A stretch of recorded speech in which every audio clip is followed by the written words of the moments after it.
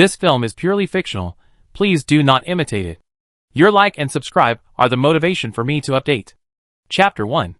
Mu-shan woke up just as dawn had broken. She fumbled for the water cup on the bedside table, barely soothing the itchy throat. A few minutes later, the sound of running water filled the empty house. Mu-shan pressed the kettle to boil, and habitually turned on the TV while brushing her teeth. The beautiful anchorwoman's face was heavy. According to statistics, approximately 5 million people disappeared nationwide last week. The emergency rescue team has found no clues to the missing people. Over the past year, a total of 410 million people have disappeared nationwide. This wasn't the same female anchorwoman on the TV station last week. Mu-shan wiped her face with a towel and instinctively glanced towards the master bedroom. The door there was open, and it remained silent. My parents had mysteriously disappeared a year ago, just like the 400 million people reported on TV, as if they had vanished without a trace. Lastly, it was other relatives, classmates, teachers. In the end, she was left alone. Mu-shan opened her phone and, as usual, sent a message to her parents and the person on WeChat. Good morning. She counted the hundreds of messages, but they were all hers, and she received no replies. The clatter of traffic began to fill the street outside the window. Mu-shan lowered her head, covering her mouth to suppress a few coughs. She had a cold. But in today's society, if you don't take good care of yourself, no one will worry about you. A year and a half ago, the world experienced its first large-scale disappearance. Nearly 20 million people disappeared in 12 hours, affecting 193 countries. Major government agencies deployed their most advanced technologies, an international alliance formed, and experts from various countries worked day and night, but they could not find a single clue. Every week since then, the world has seen tens of millions of people disappear, reaching a cumulative 1 billion. The most popular theory among experts is the alien technology theory, which suggests that the missing people were transported to other planets as labor, and might still be alive. But no one believed the experts. Disappearance became a sword hanging over the heads of ordinary people. For a period, looting, plundering, theft, and other crimes even saw a downward trend. It took just over a year for people to go from shock, fear, rebellion, madness, to gradual resignation. By now, many industries have run out of workers, and a large number of factories and businesses have been forced to close. But this has also given rise to some extreme religions and schools of thought.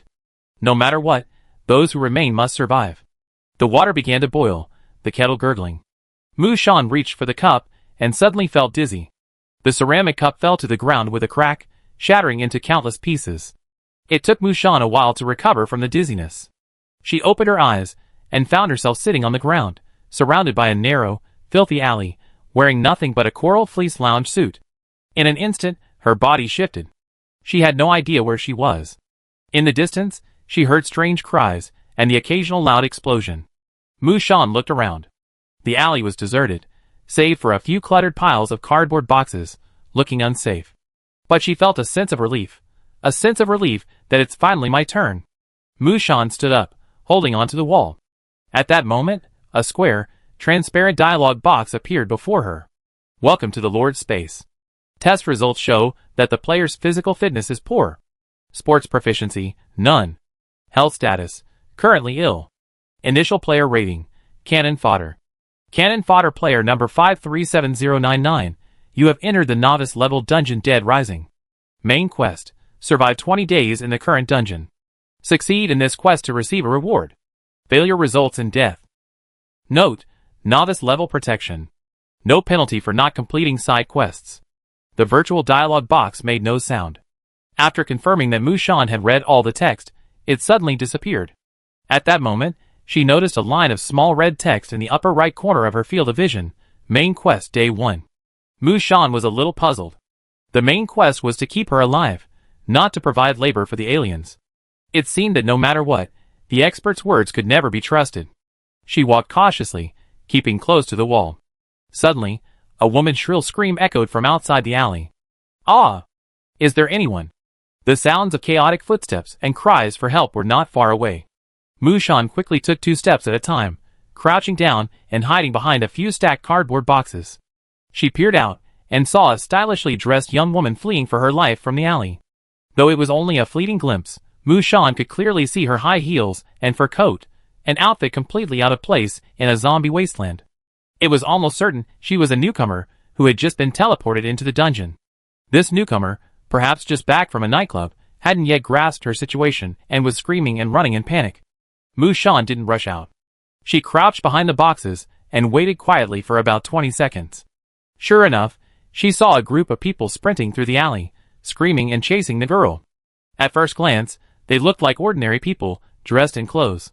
But without exception, their skin was bruised, their eyes rolled back, and their bodies were covered in bloody wounds.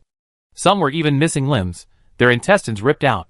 Facing these creatures head-on for the first time in her life, it was even more terrifying than in movies and TV series. She didn't dare to look closely. Amidst the zombies' strange ho-ho-ha-ha roars, Mushan covered her mouth and nose, waiting for the horde to depart, making no sound. Death notice activated. Current instant survival time remaining, 5 minutes and 10 seconds. Players please survive. Bold red letters flashed above her head, tick tick, as if counting down her life. Ho. Ha ho. Though most of the zombies at the alley entrance had been led away by the newcomers, a few with limited mobility had lagged behind, slowly advancing by instinct. Mushan watched the countdown, her hands clenched into fists, her mind racing.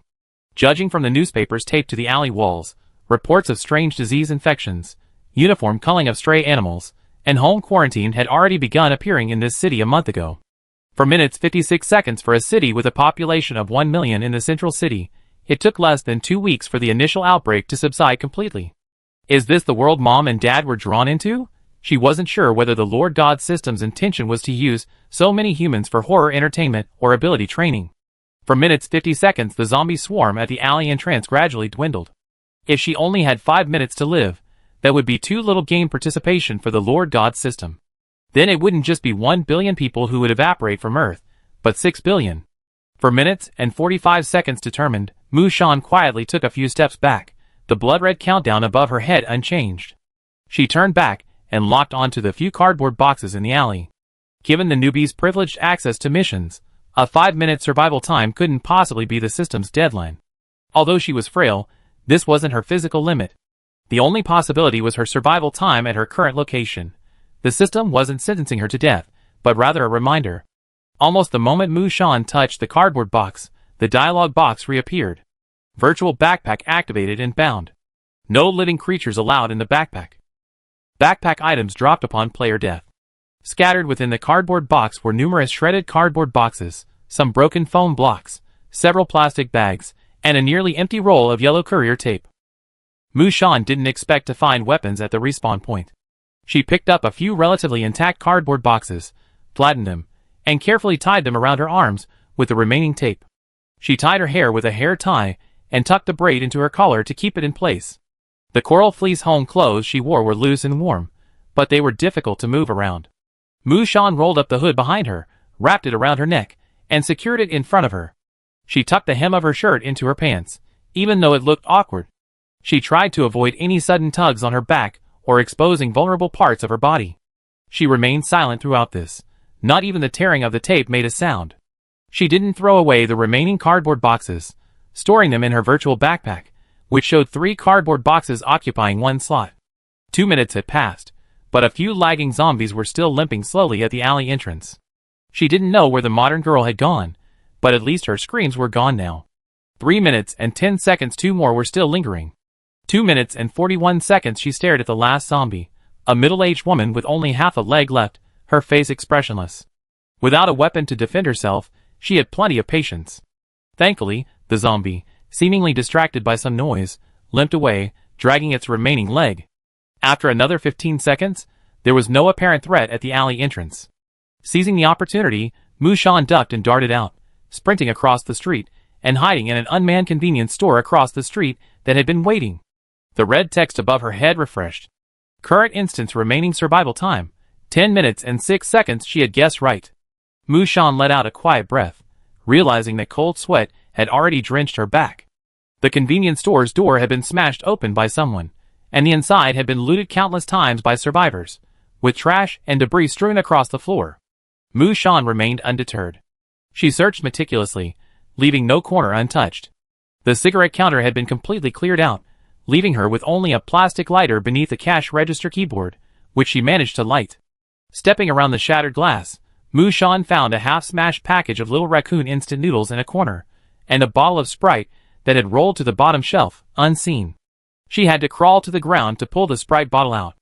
In the grocery section, there was a broom and a few unopened kitchen rags left, which Mushan promptly pocketed. The collapsed shelves were made of stainless steel. She carefully removed a metal rod, figuring it might be enough for self-defense. Convenience stores are the first choice for post-apocalyptic survivors looking for supplies. Now that the city has reached the end of the disaster, there's practically nothing left to use. But Mushan, adhering to the principle of never wasting anything useful, searched the store thoroughly, even taking the owner's small plastic stool with her before leaving. To the right of the convenience store was an empty study room. It didn't have much supplies to begin with, so the interior was relatively clean. Mushan, keeping a constant eye on her surroundings, explored cautiously.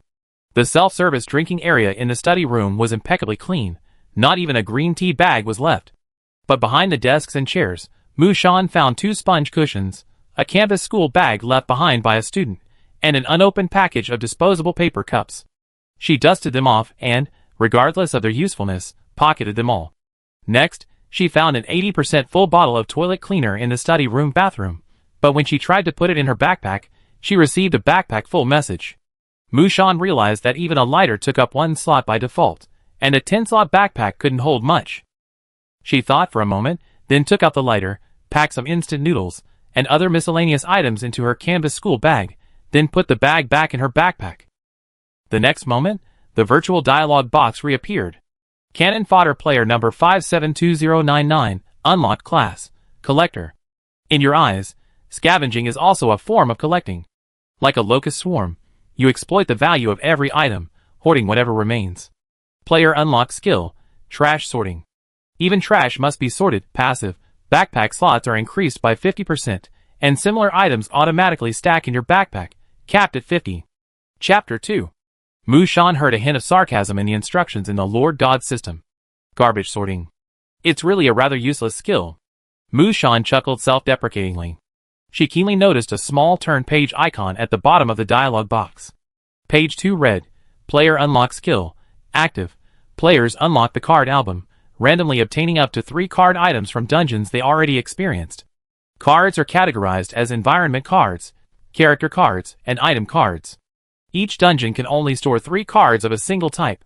Once full, the card will no longer refresh and can be traded or discarded.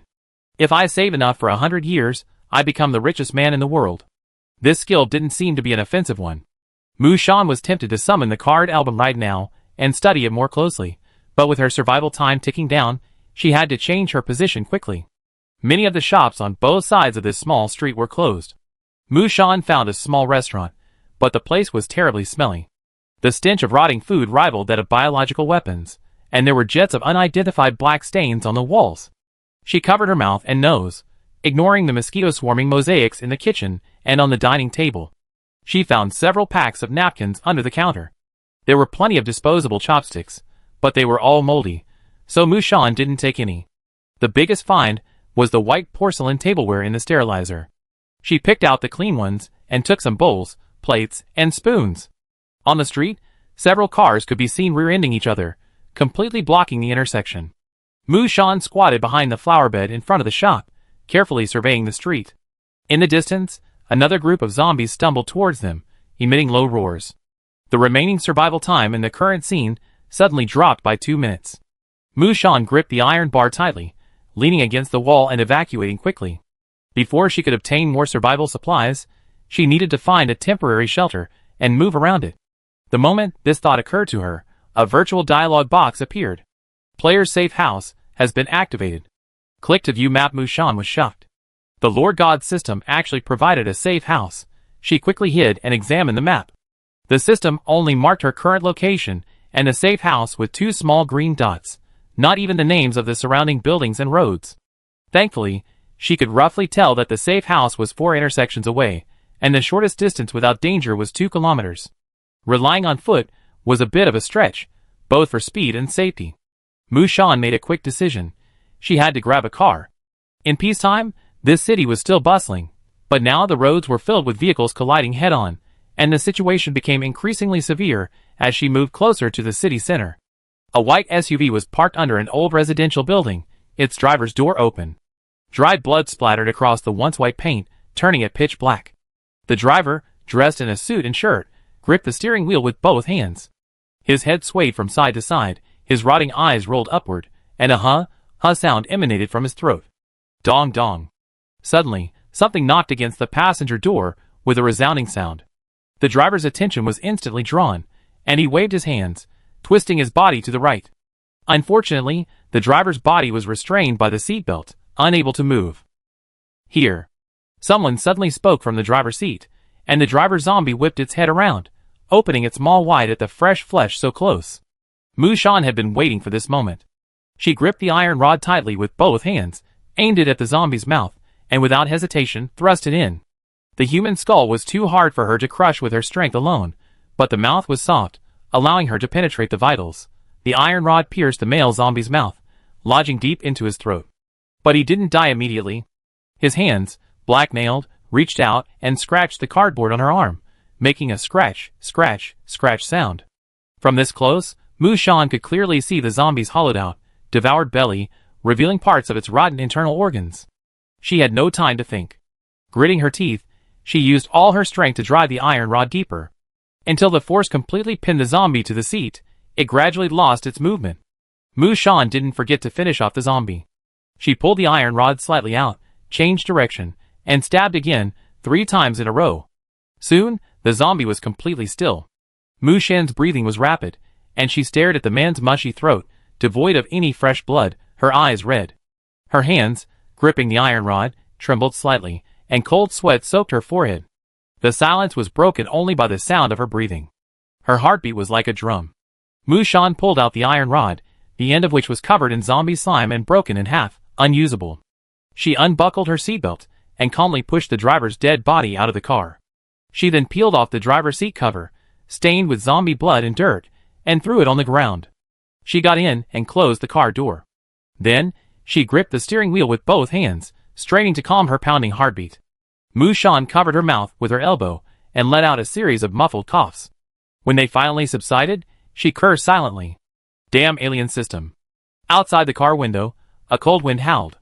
After taking a few deep breaths, Mushan looked up again. Her eyes had regained their composure. Player kills a zombie for the first time. Receive 1 gold coin. Perfect kill, 1 gold coin, 1 strength. Silent kill, 1 spirit coin. The system's message was clear. Players must actively kill monsters within the dungeon to receive rewards. Mushan briefly checked the car's condition.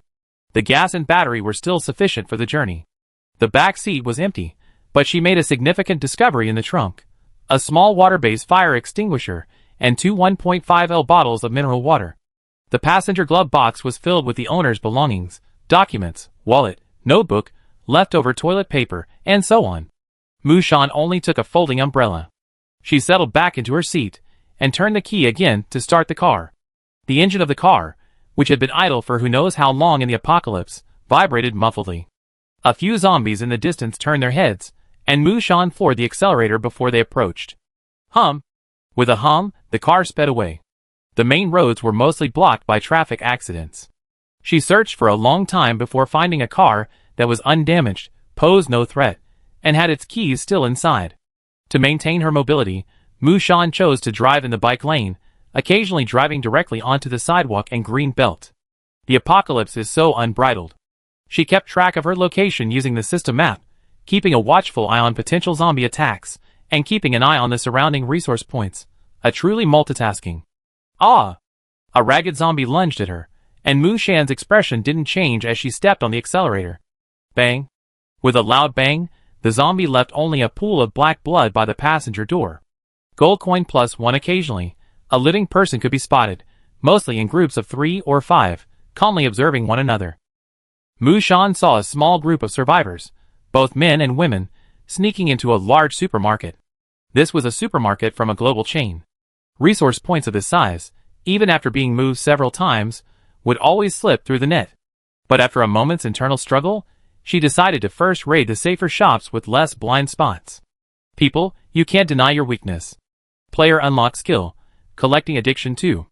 Passive, observes the locations of all collectible items in the current scene. There's always someone who, faced with a full banquet, chooses to settle for the simplest options. Mushan, Question mark. She seemed to understand the point of this alien system.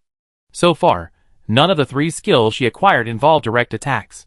The superpowers of raising a hand to unleash wind, rain, thunder, and lightning in mainstream novels seemed completely irrelevant to her. The feedback from this collecting addiction 2 skill was rapid. Mu Shan could vaguely sense scattered objects around her, yellow, blue, brown, and other colorful objects, like the messy smudges of a spilled paint box. It must be related to distance. The closer she was, the stronger the feedback. She guessed that brown probably meant food or something.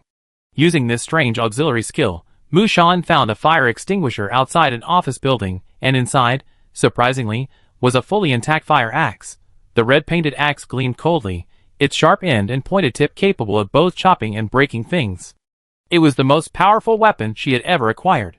It greatly alleviated the sense of danger she felt from lack of firepower. It was a bit heavy, though, and with Mu Shan's frail body, wielding it was a bit strenuous. In between, she even managed to shake off the pursuing zombies and find a quiet spot to rest. She took the opportunity to summon the card collection book for collecting Addict 1 and study it. The book was a thick brown leather book, but she could only open the first page.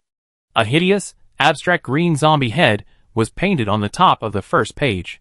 Below it were 3 rows of 9 card slots, each currently holding a card. They were Item Card, a green P, Environment Card, an empty office, Character Card. A skinny zombie. Mu Shan was speechless. The last thing a zombie dungeon lacked was zombies. What was the point of using a skill to summon an extra zombie? As a reserve force? After much grumbling, Mu Shan couldn't bear to discard any of the cards. She decided to save whatever junk she had until she had her 9 cards. The car was back on the road. Although the map showed the shortest route, in reality, there were always various obstacles. To avoid the zombie hordes and traffic accidents, Mu Shan had to take a long detour. As she turned a corner, she felt something catch her eye. At first, she didn't react, but then her head jerked sideways. In the center of a basketball court not far away, a small house stood proudly. A large row of yellow text floated in midair, making it hard to miss it as one passed by. Wang Chushin's safe house. There was no hiding at all. Mu Shan couldn't help but stop the car and gaze at the small house from afar. Is this another player's safe house? The system actually directly displays the player's name and location. Half of the small house was a sunroom, and the reflection of the glass ceiling could be seen. It seemed the owner had planted trees inside, with some green leaves spreading to the roof. The other half was made of concrete walls, making it impossible to see what was inside. Wang Chushin's safe house had a single iron door facing outward, flanked by scattered barbed wire and fences, giving it a rather secure appearance. Mu Shan didn't linger for long. She steadily approached the location of her safe house on the map. Just before the 2 green dots almost overlapped, she arrived at a vast forest park. Mu Shan chose a parking spot, parked the car, removed the key, and then walked to her destination. The same yellow lettering, Mu Shan's safe house, hovered in the air. But as she stood below the lettering and looked around, she saw only a small hill covered in green grass. There was no house anywhere. Chapter 3. After circling the hillside and confirming there were no structures above ground, Mu Shan didn't stay. She planned to explore the surrounding area first. The forest park covers a vast area, over 65% of which is vegetation, so the zombie density is very low. With an axe in hand, Mu Shan carefully searched the area within 100 meters of the safe house, but found no zombie threats. Unfortunately, the park was filled with ornamental trees, and the fruit they produced was not very tasty. Walking further, she found the west gate entrance. A small path led to a row of buildings along the street. 3 zombies, 2 large and 1 small, were lingering in the bicycle parking area at the park entrance. She glanced at them from a distance and turned in the other direction. The large number of zombies inside the park was mainly concentrated in 2 locations, one near the public basketball court, where there were about 15 of them. Judging from their clothing and appearance, they were students, likely infected by a chain reaction, and they didn't even have time to run. The second area was the senior fitness equipment area, which was quite a distance from her, separated by a small stream and posed little threat for the time being. She also discovered another player's safe house in the park, also with a ground-level sunroom, slightly smaller than the one she had seen before. Lu Shihua's safe house. Judging from the name, it belonged to a girl. Hoping it was this close wasn't a bad thing. Mu Shan had a rough idea of the situation and felt confident. Returning to the hillside, she circled around and finally, right below the center of the system's floating text, used the handle of her axe to scrape out a patch of grass that was a different color from the surrounding area. She opened it and found a square wooden door. Mushan, as expected. I shouldn't have expected that. This entrance was identical to the entrance to the vegetable cellar in her grandparents' village. So, it turns out not all players have small villas and sunrooms. Destitute as it was, the moment Mushan opened the door and stepped down into the cellar, the blood-red survival countdown above her head vanished. Player successfully reaches the safe house pitch black before her eyes.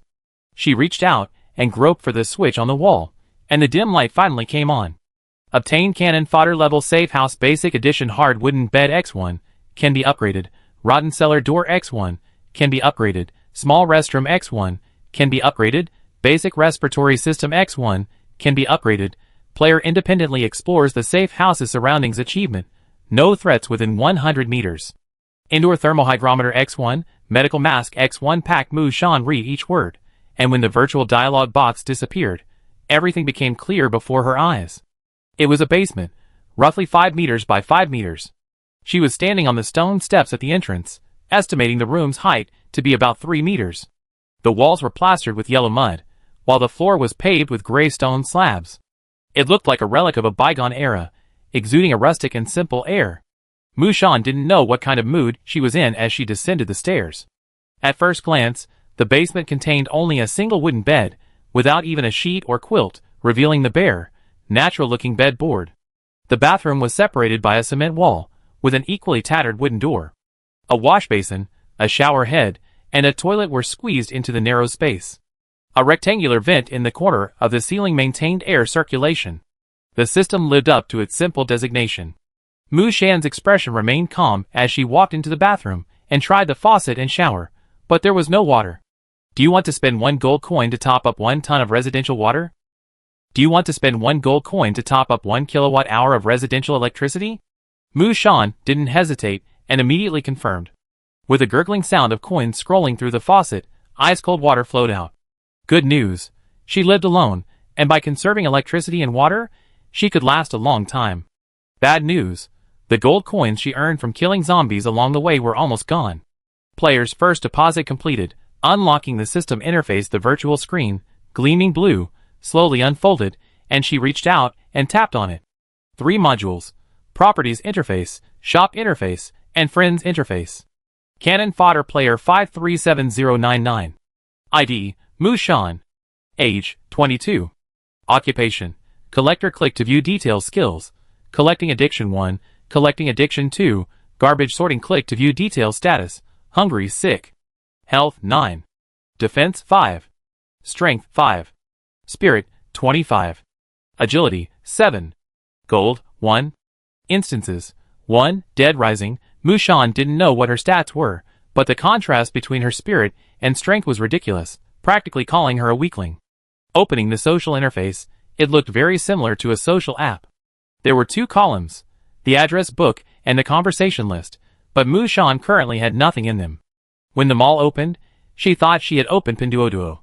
The product variety on the system far exceeded human comprehension, encompassing everything from food, clothing, housing, and transportation, to small items like sunrooms on the ground floor and large items like the Oriental Pearl Tower. As long as you have money, you can basically achieve anything. Additionally, there are goods that humans only dream of: weapons, skills, items, and attribute points. Nothing is beyond your reach. 10 acres of fertile black soil, achieving your high-yield rice self-sufficiency. Superman-like flying skills, 10,000 gold coins to fulfill your supernatural dreams. Old Beijing copper hot pot set for 80 gold coins. Buy now, and get a free plate of frozen tofu. The system even went so far as to use live images to promote some high-value products. Mushan clutched her rumbling stomach and checked her stats screen to confirm her gold coin balance was 1. Not to mention the mutton hot pot. Even homeless necessities, like compressed biscuits and instant noodles, cost at least 4 gold coins. Disappointed, she closed the mall screen. The impoverished cellar stretched as far as the eye could see. On the wooden bed lay 2 items, the rewards the system had just given: a thermometer and a pack of ordinary blue masks. Mushan picked it up and looked at it. The thermometer showed the indoor temperature was 10 degrees Celsius, which was considered cold. The humidity was normal. She put her things down and sat on the bare wooden bed, lost in thought for a minute. System notice. Players are only absolutely safe in the safe house. Safe houses can be breached. Player dies, safe house disappears. Please continue to strive for survival. Awakened by the Lord God System's notification, Mushan went to the bathroom and washed her hands and face with cold water. Then she took out everything she had collected from her backpack and spread it out on the bed, organizing it one by one. The rags and toilet cleaner were placed by the sink, and the mini fire extinguisher was placed behind the stairs. One of the cardboard boxes was folded up to serve as a makeshift table, with a small plastic stool placed nearby.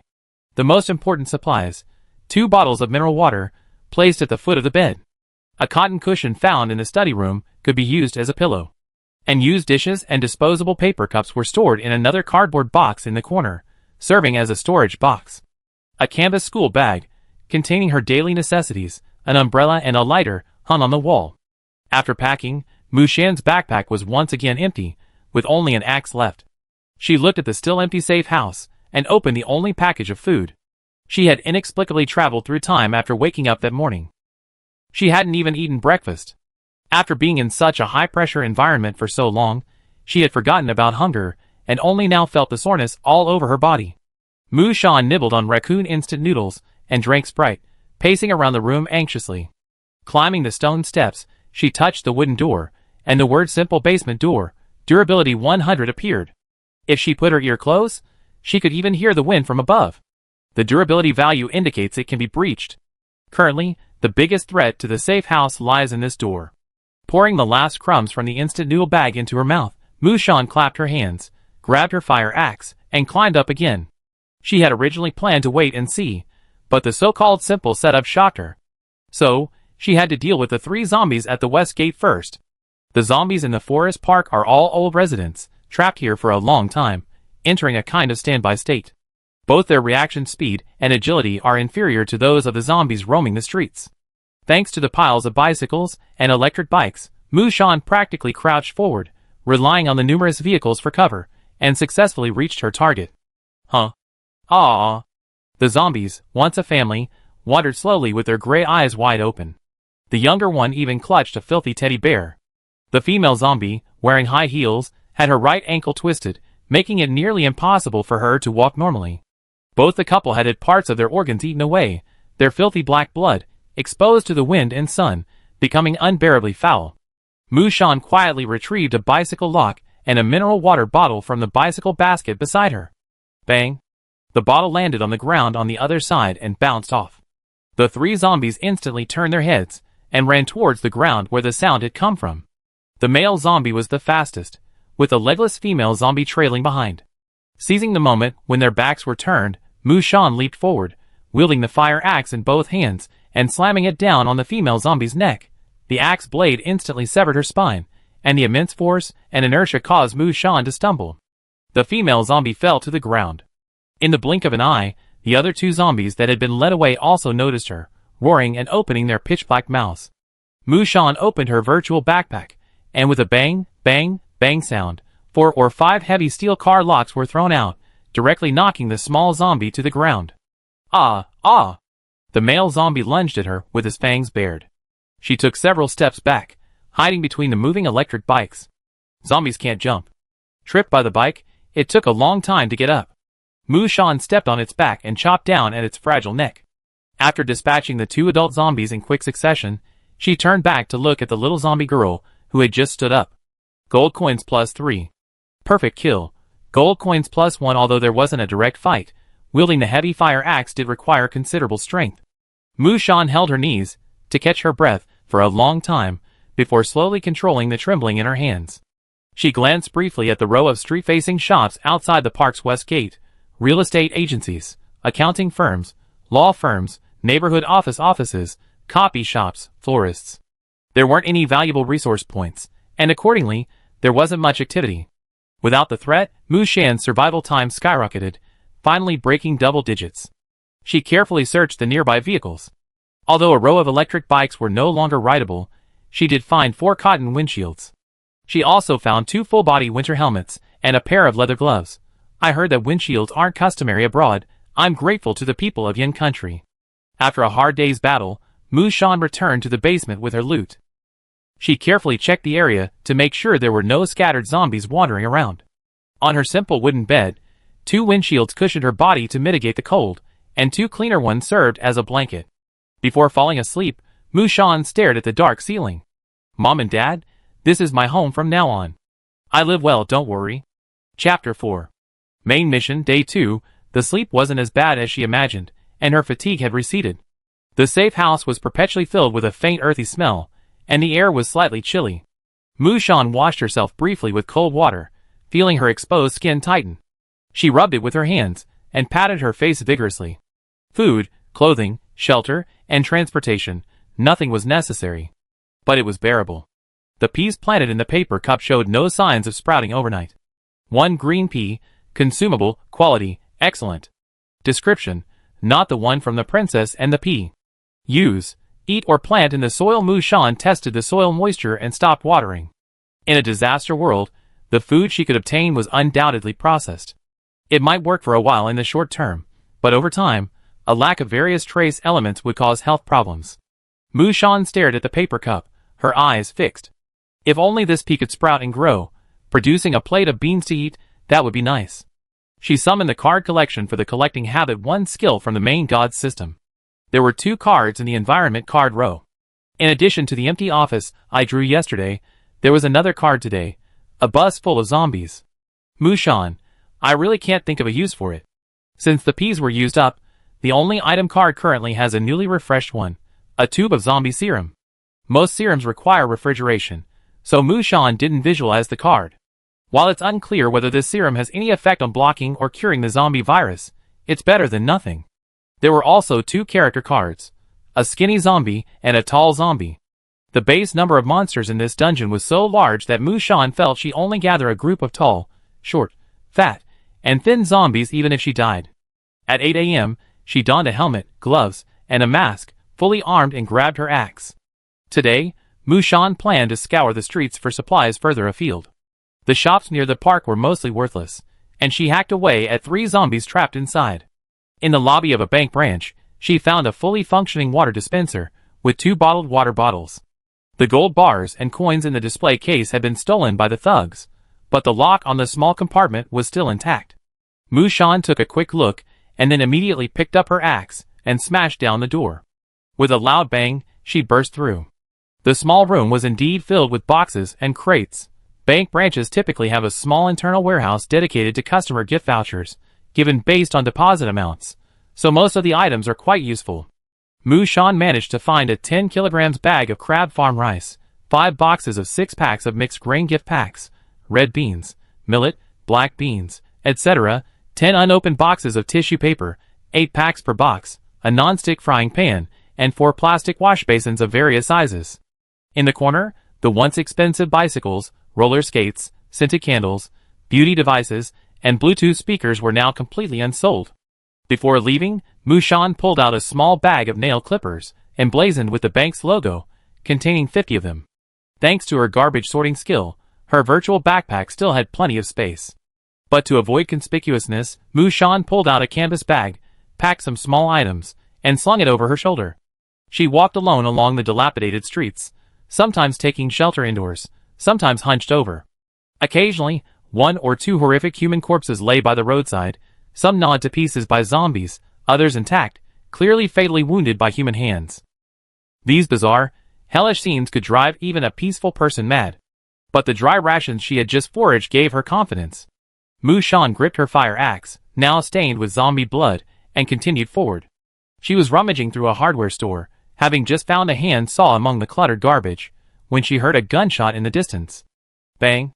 The unsilenced gunshot was deafening. The silent street grew even quieter after the gunshot. But soon, a rustling sound echoed from a distant street corner, like a mountain of crawling insects, growing larger and larger. Mushan was shocked to find that her 10-minute survival time had been instantly cut in half, and it was still decreasing at an extremely rapid rate. Remaining dungeon survival time, 5 minutes and 2 seconds. 3 minutes and 21 seconds. 0:52 in just 2 seconds, Mushan had just run from the hardware store to the sidewalk, and her survival countdown had dropped below 1 minute. This was the first time she had faced such an emergency. 50 seconds wasn't even enough time to find a bike. Mushan sprinted forward, buying a second or two, while thinking rapidly. The small shops along the street were too small to hide, and most of the doors were smashed, leaving no security. She looked far away and spotted her target.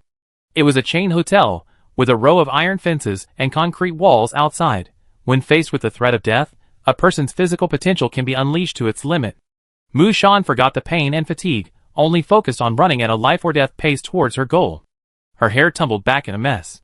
Out of the corner of her eye, she saw people running furiously in all directions, likely towards the same destination. Her breathing was as heavy as a bellows, her muscles straining to their limits, her legs barely able to lift. But every cell in her body was working to keep her alive. As the hotel entrance drew closer, Mu-shan leaped, practically tumbling and crawling behind it. Two other men entered, one in front of her and one behind her. Without a word, the three of them turned and, working together, slammed the heavy iron door shut on both sides. Mu-shan's gaze was fixed solely on the iron door before her, pushing with all her might. She had no time to investigate the rumbling sound approaching from a distance. "Hurry, 10 seconds!" one of the men roared. He had already managed to close half of the iron gate, and was reaching for the latch on the ground. "Wait! Help me! Let me in! Please!" A girl in a school uniform stumbled over, tears streaming down her face. She was only 3 or 5 steps away from the iron gate, but by then Mu-shan had caught sight of what was chasing them. The male player who had spoken had already turned and run into the hotel lobby the moment he saw it. It was a tidal wave of zombies, trampling on each other, as if they were a single, unidentified creature, merging into one, a surging tide of zombies. The things crawling on the ground could have been hands, feet, or any other part of a corpse. The rumbling, buzzing sound was the chorus of dozens of zombies' cries. The moment she saw clearly, Mu-shan's hair stood on end. The girl had already rushed to the iron gate. "Hurry!" An older male player dragged her inside. The countdown had already reached 0:08. Mu-shan was quick-witted. After the two of them entered, she kicked the iron gate with a loud bang. 0:06, she pressed the latch firmly, while the other two worked together to lift the iron bolt. In the final seconds, the three of them sprinted into the hotel lobby and closed the glass door. The male player even swished the blackout curtain shut. Almost the next moment, the sound of countless hands banging on the iron gate echoed from outside. Roar! Roar! Ho ho! Ah! The chaotic howling of zombies, and the piercing sound of nails scraping against metal sounded like a death knell, a single step away from hell. In the dimly lit hotel lobby, no one dared to speak. Mu-shan half crouched on the ground, realizing her arms were starting to weaken and tremble slightly. Looking up, the 4 players had different expressions. The female student practically collapsed to the ground, tears streaming down her face and trembling all over. When she looked over, a simple system introduction window appeared above their heads. Cannon fodder player number 627361. ID, Chin Choo-choo. Occupation, none, he was a cannon fodder rookie like her. The 2 male players were better. The older one remained calm, gripping a crowbar-like weapon. Ordinary player number 327441. ID, Feng Wei. Occupation, veteran. Although the other man was also armed, Mu-shan noticed his teeth chattering, and cold sweat covered his fat face. Ordinary player number 410021. ID, Zhang Yi. Occupation, real estate agent. You are not their friend, so you cannot view more information. Mu-shan lowered her head. It seemed that the professions among players were highly unlocked. After an unknown amount of time, the zombies at the doorway gradually quieted down, probably moving away. The blood-red survival timer above their heads began to tick upwards. Everyone breathed a sigh of relief, their tense bodies gradually relaxing. But they still didn't dare open the blackout curtains. Chin Choo-choo turned around, clasped her hands together, and whispered a series of thanks in the direction of Mu-shan and Feng Wei. Thank you for saving me." Mu-shan waved her hand without saying anything. Feng Wei lowered his voice, and said coldly, "It should be clear now. The zombie wave will completely leave the area in 20 minutes at most. Keep quiet during this time." Chin Choo-choo nodded, tears streaming down her face. The portly man cursed softly. "Fuck, who's looking for death, shooting in the city center?" No one said a word. Seeing that Mu-shan was the only girl present, Chin Choo-choo approached. She pulled a package of egg rolls from her bag and handed her 2. "Want some?" Mu-shan was a little skeptical, but she took them and put them in her pocket. Seeing her approachability, Chin Choo-choo couldn't help but whisper, "Sister, do you know where this place is? Are these zombies real? How can we get back?" Mu Shan wasn't sure if this student girl was genuinely naive or just pretending to be clueless, so she whispered that she was also new and didn't know any more than she did. The other person shut up in disappointment. At that moment, Zhang Yi, with a greasy smile on his face, approached. "Hey girl, is this your first day in the game?" After a few words, the two of them started calling each other brothers and sisters. Zhang Yi said he wanted to mentor the newbies, but Qin Chuchu didn't see anything unusual and even looked grateful. Even Mu Shan noticed something was amiss with this development. She wanted to warn the student girl, but the two of them were actually chatting and laughing, getting along quite well. Mu Shan turned around and saw Feng Wei in the corner, silent and focused on cleaning and derusting his weapon, so she also kept quiet. After about 10 minutes, Zhang Yi parted the curtains, peered outside, and turned back to say, "It's safe now. We're planning to go to the nearest supermarket to search for food. Veteran, are you coming?" Feng Wei waved his hand, his back to him. "No, I'm not going to the supermarket." Zhang Yi said nothing. The veteran players had a tacit understanding. He simply glanced at Mu Shan before leaving. "You're new here too, right? Would you like to join our team? We have several talented players leading the team, and our survival rate is very high." Mu Shan politely declined. "Thank you, but no thanks." She coughed twice, her cheeks drained of color, and the other person immediately gave her a look of disgust. She was wearing dirty house clothes, her arms tied with cardboard, and she looked sickly. Her ragged appearance made it clear she was a newbie, with few supplies. The two quickly left the hotel, and Mu Shan glanced in the direction they were going. Judging by the feedback from the collector's addiction to skill, the supermarket Zhang Yi went to didn't actually have much food. In the lobby, Feng Wei repacked his equipment and weapons. He rummaged around the hotel front desk and found a first aid kit, which he quickly stowed in his backpack. Mu Shan noticed his movements. "Brother, can I ask you a question?" Feng Wei raised his drooping eyelids, his beard thick and tired. "Newbie. What day is it?" "The second day." He nodded. Unlocking a class the next day is impressive. After that, Feng Wei seemed to lose the desire to speak. He picked up his crowbar and started to head in the direction Zhang Yi had left. Mu Shan thought for a moment and stopped him. "There aren't many supplies in that direction. What are you looking for? I can give you a rough idea of the direction." Feng Wei stopped, and he looked at the girl before him again. Those eyes, hidden beneath the curly hair, looked at her intently. "A smart deal is that simple. I'm looking for metal parts. What do you want to know?" Chapter 5. Mu Shan carefully sensed the location and pointed him in a direction. To the northeast, there's a small area densely packed with metal parts. It might be a car repair shop. It's about 500 meters away in a straight line. I'm not sure if there's a turn. Feng Wei sighed. "That's enough. Thank you." Seeing that his attitude was okay, Mu Shan asked, "Brother, what exactly is this Lord God's system? What if you survive in this dungeon? What happens if you die? How can we get back?"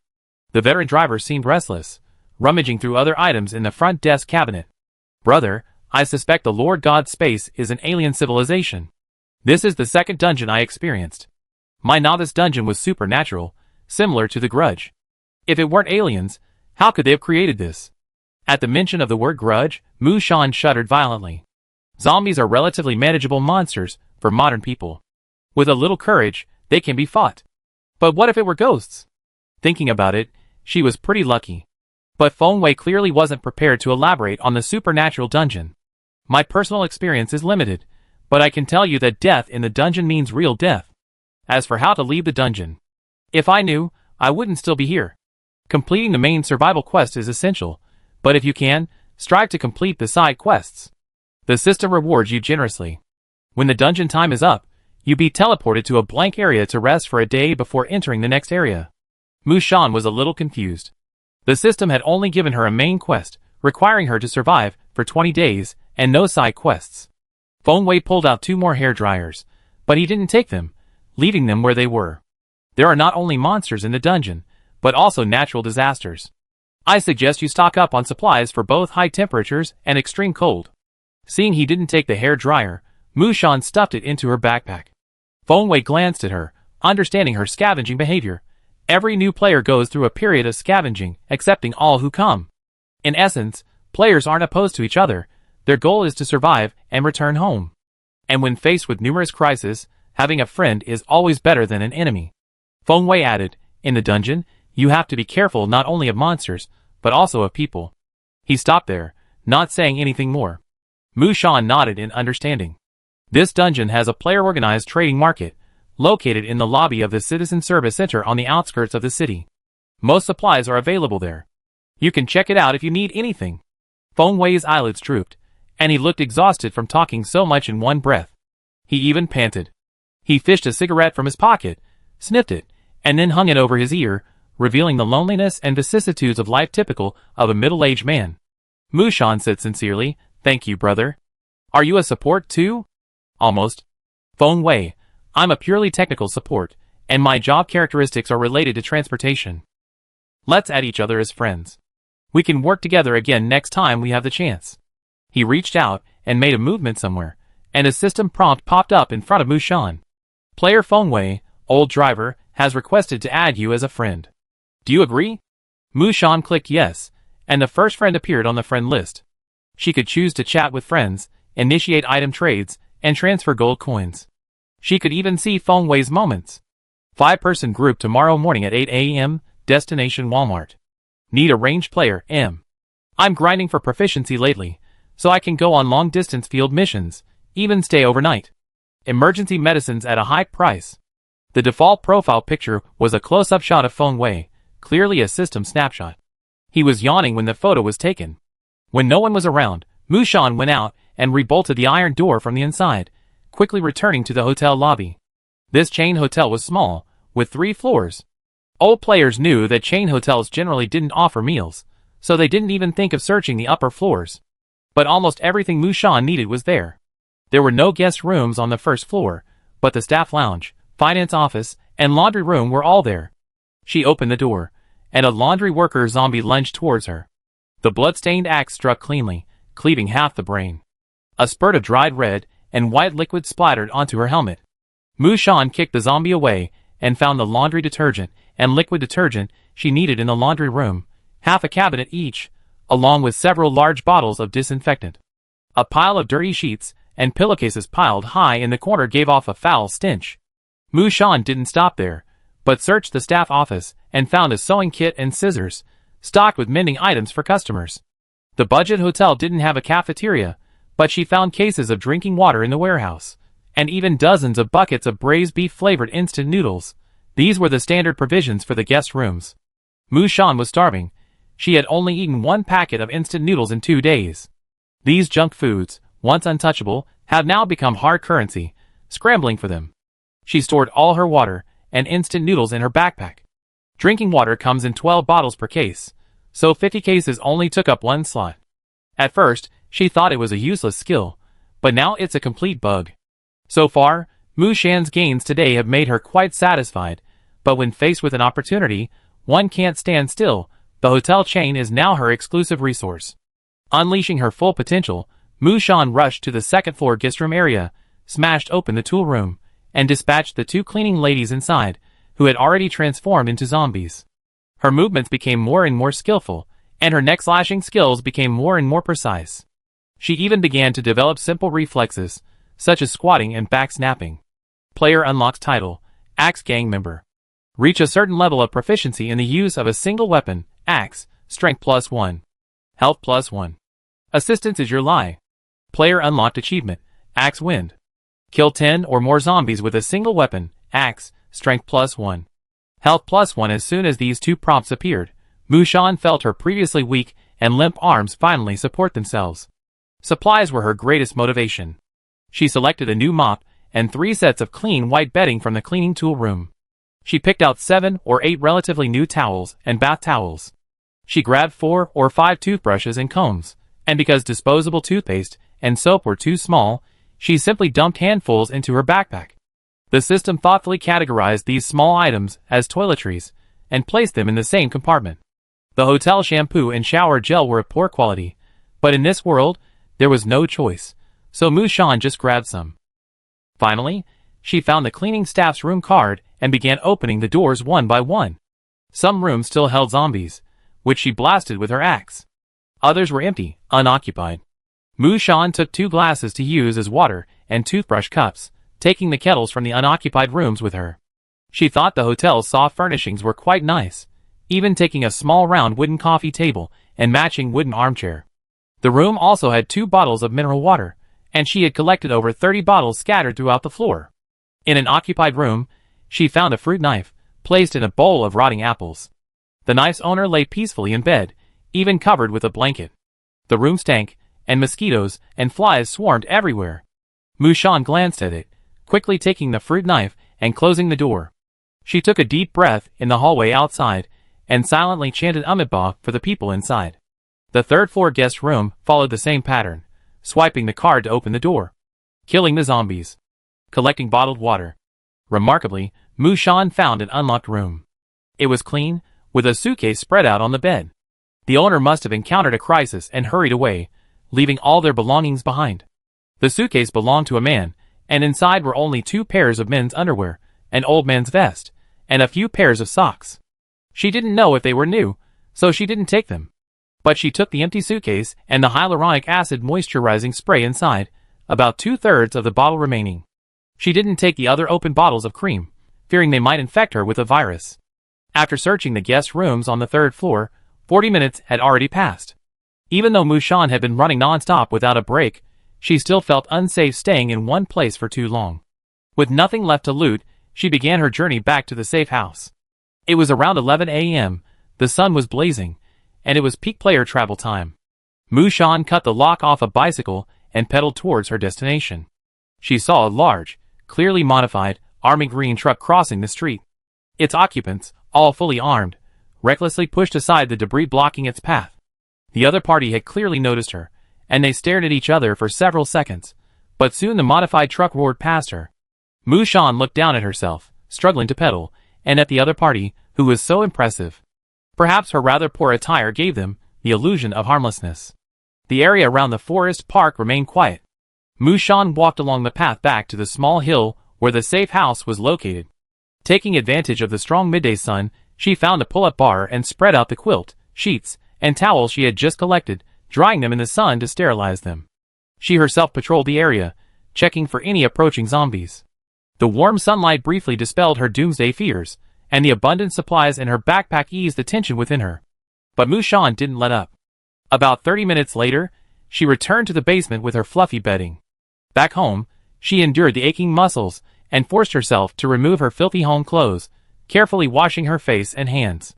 Although she felt a little cold in her tight-fitting autumn clothes, the zombie virus was highly contagious, and in a disaster zone like this, hygiene and precautions were even more important. After all this, Mushan had no time to collect her spoils, and collapsed on her bed, exhausted. She lay sprawled on the soft blanket, unable to even move a finger. The safe house was small, its dim light illuminating a corner, but it was her only place to survive in this endless, terrifying dungeon. Chapter 6. After lying limp in bed for nearly 10 minutes, Mushan was finally awakened by hunger. Fuel consumption for 100 kilometers. 1 bowl of instant noodles. She began to sort out her half-day's worth of groceries, starting with the sheets, quilt, and pillows that had just been aired. Don't throw away the old electric car windshield. It can be trimmed and used as a mattress. The small round table and small armchair were placed at the head of the bed, serving as both a nightstand and a dining table without taking up much space. She put her sewing kit and scissors in a canvas book bag and hung it on the wall. She took out a set of toiletries and temporarily placed them in the bathroom. The rest, as they were too small, were packed into an empty suitcase and stacked on top of the cardboard box. The cans of drinking water were easy to store, but she still wiped the plastic wrap around them with a rag. The full cans of drinking water filled the triangular space under the stairs. There were over 30 cans of instant noodles, all of them braised beef flavor. She piled the instant noodles, a bag of rice, and 5 gift boxes of grains against the wall at the foot of the bed. She had collected a total of 20 electric kettles. Mushan kept one for herself, and put the rest with water to be exchanged. The most remaining supplies were laundry detergent and liquid detergent. Mushan lacked a locker, so she had to temporarily stack them in the corner next to the bathroom. The water dispenser she had found from the bank had to be placed somewhere with an outlet. Mushan sat on a small stool while the dispenser heated up. With the dispenser, her water supply problem was greatly solved. She could even boil tap water for drinking. The hotel's electric kettle was in poor sanitary condition. Since there was no water heater, she planned to use it to heat water for washing. The cooking problem remained. She now had a small frying pan, but without an induction cooker or gas stove, she couldn't handle raw rice. She couldn't use the electric kettle to cook rice.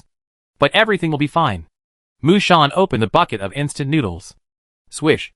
The hot water poured over the seasoning, instantly unleashing the aroma of carbohydrates and oil. She stretched. With her first batch of supplies, her water and shelter issues had been temporarily resolved. This small basement finally felt like home. While slurping her noodles, Mushan clicked on her stats. Cannon Fodder Player 537099 ID, Mushan. Age, 22. Occupation, Collector. Click to view details. Skills, Collecting Addiction 1, Collecting Addiction 2, Garbage Sorting. Click to view details. Status, Sick, Fatigued. Health, 11. Defense, 5. Strength, 7. Spirit, 25. Agility, 7. Gold, 15. Number of instances, 1. Now that she had barely escaped the starvation alert, Mushan began to consider the safety of her basement. She longed for a peephole to see outside, but hesitated over whether to upgrade the wooden door first. After careful consideration, Mushan chose to upgrade the entrance door. The rotten wooden cellar door is upgraded to a sturdy iron basement door. The sound of hammers hitting each other was heard, and the lights dimmed. When Mushan looked over again, the small wooden door at the top of the stairs had transformed into a sturdier, more airtight iron door. She touched it, and it felt cold and not very thick, but she felt a sense of security. Mushan nodded in satisfaction. The system gold coin balance once again reached 0. She sat in the small armchair, examining her home inch by inch. The simple safe house lacked so many things: a kitchen, a better ventilation system, air conditioning, a water heater, wardrobes and storage cabinets, and even a sunroom. She needed to earn coins quickly to upgrade her bunker. Besides, she had no change of clothes and no emergency supplies. The sense of crisis that had just subsided returned. After lunch, Mushan took a nap in bed. When she woke up, she felt much more energetic, the fatigue sign on her status bar gone. When she left the house, her goal was clear: to find wearable clothes and shoes. After 2 days of fighting, her once pink housecoat had turned gray, and she was reluctant to remove the cardboard tied around her arm. It was her beginner's outfit, a bit of luck. Grabbing her axe and a bottle of water, Mushan used her intuition skills to head to her destination. She found a dry cleaner at the entrance of an old residential complex. The shoe rack at the entrance had been knocked over, and the smashed glass door was visible. It was obvious the survivors had ransacked the interior. The apron-wearing zombie shopkeeper was stuck behind the counter, unable to get out. She didn't know why the looters hadn't chosen to deal with him. Mushan raised her axe and dispatched him decisively. Gold coin +1 dry cleaners typically sell mostly winter clothing, occasionally with a few expensive fur items. Mushan picked up a padded windbreaker, a down jacket, and a rabbit fur vest in her size, all in dark colors. She also picked up a men's XXL leather jacket to wear as protective gear. The leather was waterproof and stain-resistant, and it cleaned easily with a wipe. She also picked out 3 pairs of sneakers and boots in different styles. To be safe, she also picked up a pair of snow boots a size larger. Unfortunately, the store was out of pants, so she had to continue wearing her dirty pants. Before leaving, Mushan glanced back at the shabby dry cleaner and simply packed up the remaining clothes hanging on the rack, filling up a compartment in her backpack with 50 pieces of mixed men's and women's clothing. When I have time, I take it to the trading market to see if other players need it. Mushan had already exceeded her scavenging quota for the day. It was a bountiful harvest. She saw the sky darkening, the clouds in the distance darkening, and it felt like rain was coming. She got on her bike and left. The area near the residential building was once densely populated, but there weren't many zombies wandering around. They must have been cleared out. After crossing 2 streets, behind a gym, Mushan found another player's safe house. The player's ID was Sue Ariu. Like hers, the house didn't have a sunroom, but there was a large tire above the basement entrance, and several roadblocks were arranged in a triangle around it. A sign read, "Owner Bites. Keep out." Mushan felt like laughing, but she couldn't tell if the sign was more of a warning or a joke. She didn't linger for long, deciding that the cellar was probably empty and planning to leave. But after taking 2 steps, Mushan suddenly felt something. Turning around, a gust of wind brought a rustling sound. It was as if something had weathered away, turning to gravel. Mushan frowned and surveyed her surroundings. There was no sign of zombies. What was it? She glanced up, seemingly catching sight of something, and froze in her tracks. Sue Ariu's safe house, dead, The yellow text on the system gradually turned white, then vanished into thin air. The weathering sound she heard was the entrance door, along with all the supplies and furniture within the safe house, rapidly vanishing into sand after the occupant's death.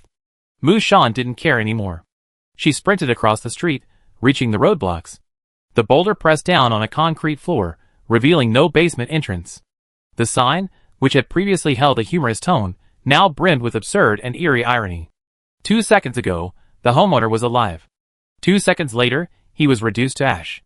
Mu Shan took 2 steps back, a chill running down her spine. Dead here, truly dead. She hadn't even seen the homeowner's body, nor heard any system notifications. Silently, she witnessed the demise of a player's safe house. Quack! A pitch-black crow flew overhead, landing on the dilapidated windowsill. A drop of cold water fell on her cheek. It was raining. The sky had grown eerily gloomy, and Mu Shan, gripped by a sinister premonition, wanted to return to the park immediately. She turned and pedaled, but after a few steps, she felt the pressure was off and nearly fell. The bicycle tire was punctured by a nail. Why now? The rain was gradually getting heavier, leaving patches of wet marks on the concrete road. A few zombies approached, following the sound. Mu Shan wiped the water off her face and sprinted towards the intersection. Before she could even get out of the block, a black car came hurtling sideways and slammed into a lamppost with a loud bang, blocking her path. Mu Shan frowned at the car in front of her, its front end almost dented, white smoke billowing from under the hood. 2 men and 1 woman climbed out of the car, the blond man in the passenger seat scrambling to get his backpack from the back seat, pointing and cursing at the chubby man in the driver's seat. Are you blind? You're always looking for poles to ram into. Don't you know how hard it is to find a drivable car these days? I don't know. I was clearly heading for the open space.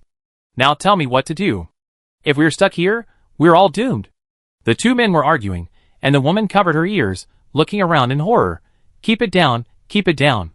Mu Shan ignored the 3 men and skirted the tangled traffic at the intersection, searching for a gap to squeeze through. Just then, a young man in a wrinkled black suit emerged from the shadows on the street, even clutching a briefcase. Hello, hello? Which movie studio is this? I just saw a lot of extras. Are you filming a zombie movie? Everyone was stunned. After a moment's silence, the blond man burst into another barrage. Are you stupid? By then, Mu Shan had already left the intersection where the accident had occurred. She couldn't find a place to pass, so she planned to crawl over the tops of the cars that had rear-ended each other. Some cars still held zombies, and Mu Shan was in a state of disarray as she made her way along, wary of their hands reaching out of the windows. She had barely crawled past 2 cars when the blood-red countdown above her suddenly froze and flashed rapidly. Remaining dungeon survival time, 003 locked. Before she could react, the woman behind her suddenly screamed, "What's going on? There's only 3 seconds left?" The blond man's face paled. He looked at the new man in a suit and Mu Shan, who had already moved some distance away, and shouted, "Hey, what's your career path?" Mu Shan glanced back at him, but said nothing. The young man next to him whispered, "Huh? My career path is English translator. I just passed the level 8 professional exam. Cannon fodder player number 651111. ID, Zhang Haiyang. Occupation, workplace rookie." Mu Shan said gravely, "I'm a support." The yellow-haired man cursed and fiercely kicked the nearby streetlight. Damn! What's the point of having so many supports now? We need active offensive skills. The rain was getting heavier, and the 4 of them were soaked. Although it was still past 3 in the afternoon, the pitch-black sky made it almost impossible to see the road. The fat man, cold and nervous, his teeth chattering. "Brother Huang, why is this place so weird? Let's run." The yellow-haired man pulled a machete from his backpack and chuckled eerily. "You think running away is that easy?" Mu Shan sensed something was wrong in his words. She didn't even look back, concentrating all her efforts to get out of the accident area.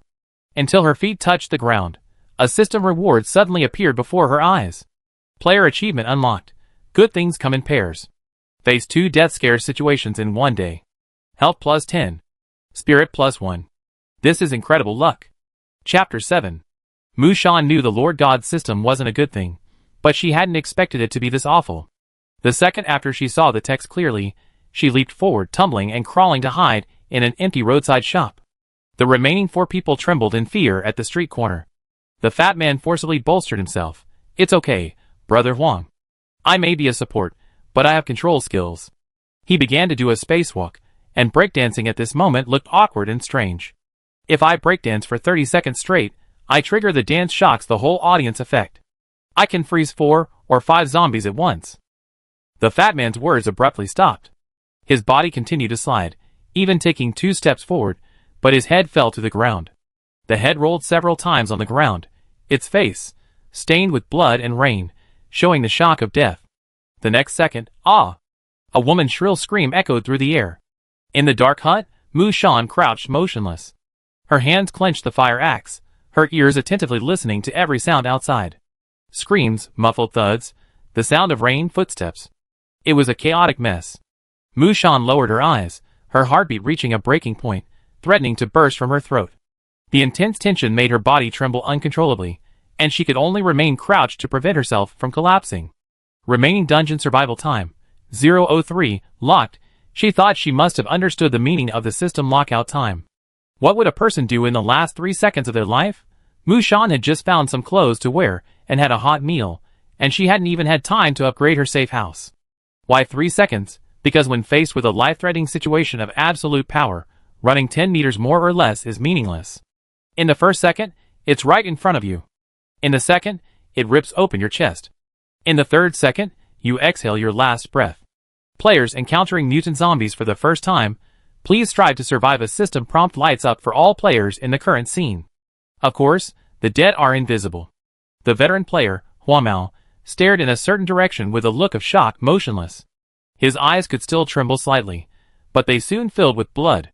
Huang Mao's entire body hung in midair, his arms, legs, and head hanging naturally. Only his waist was gripped by a huge mouth, which crunched and chewed on his ribs. A gaping hole ripped through his stomach, and his half-softened internal organs splattered onto the ground. This monster could no longer be called a zombie.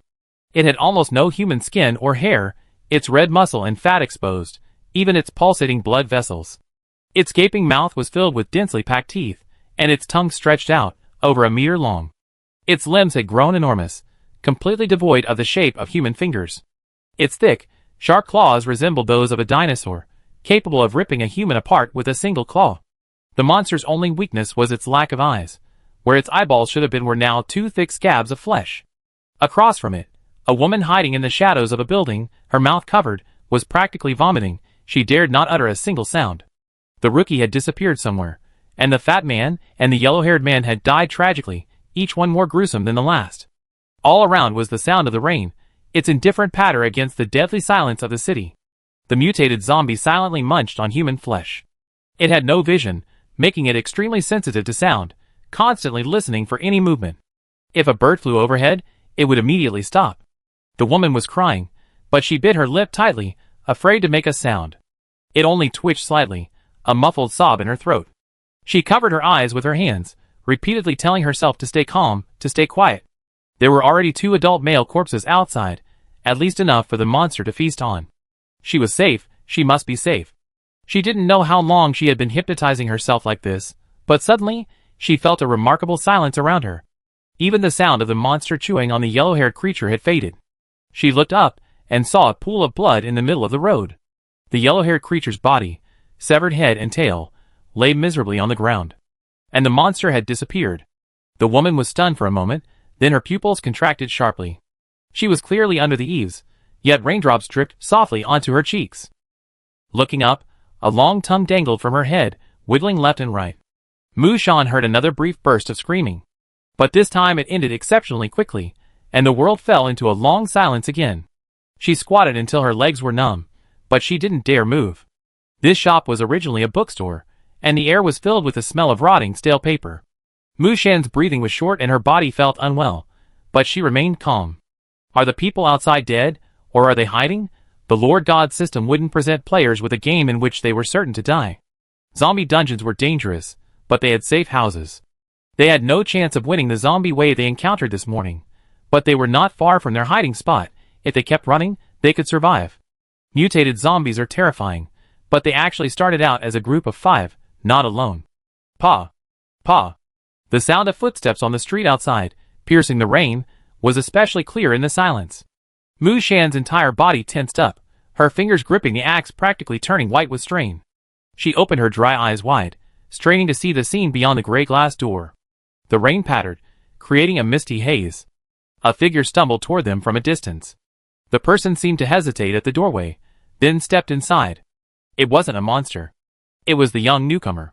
Mushan stared at him, as if she had seen a ghost. She watched the man shiver, as he found a bookshelf and squatted down, his hands clasped around his knees. He shivered, looking terribly cold. Mushan couldn't fathom how a man who looked neither strong nor brave could have escaped the monster with its keen hearing and made it here. And how had he chosen his hiding place among so many empty shops? Was it a coincidence? Zhang Haiyang was terrified. He had thought he entered a doomsday film set, but he'd been chosen by disappearance. 1 by 1, 2 by 3, humans were disemboweled before him.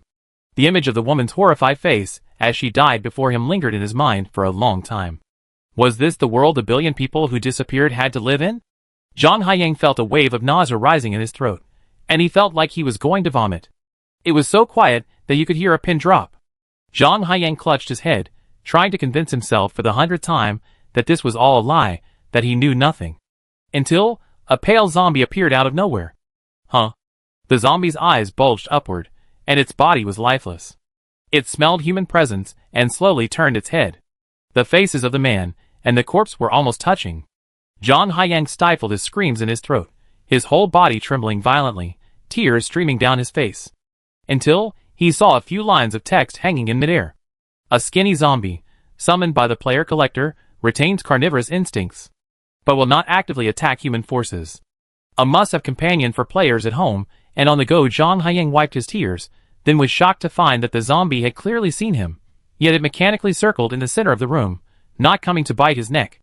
And its movements were stiff, like a machine. Summoned by the collector.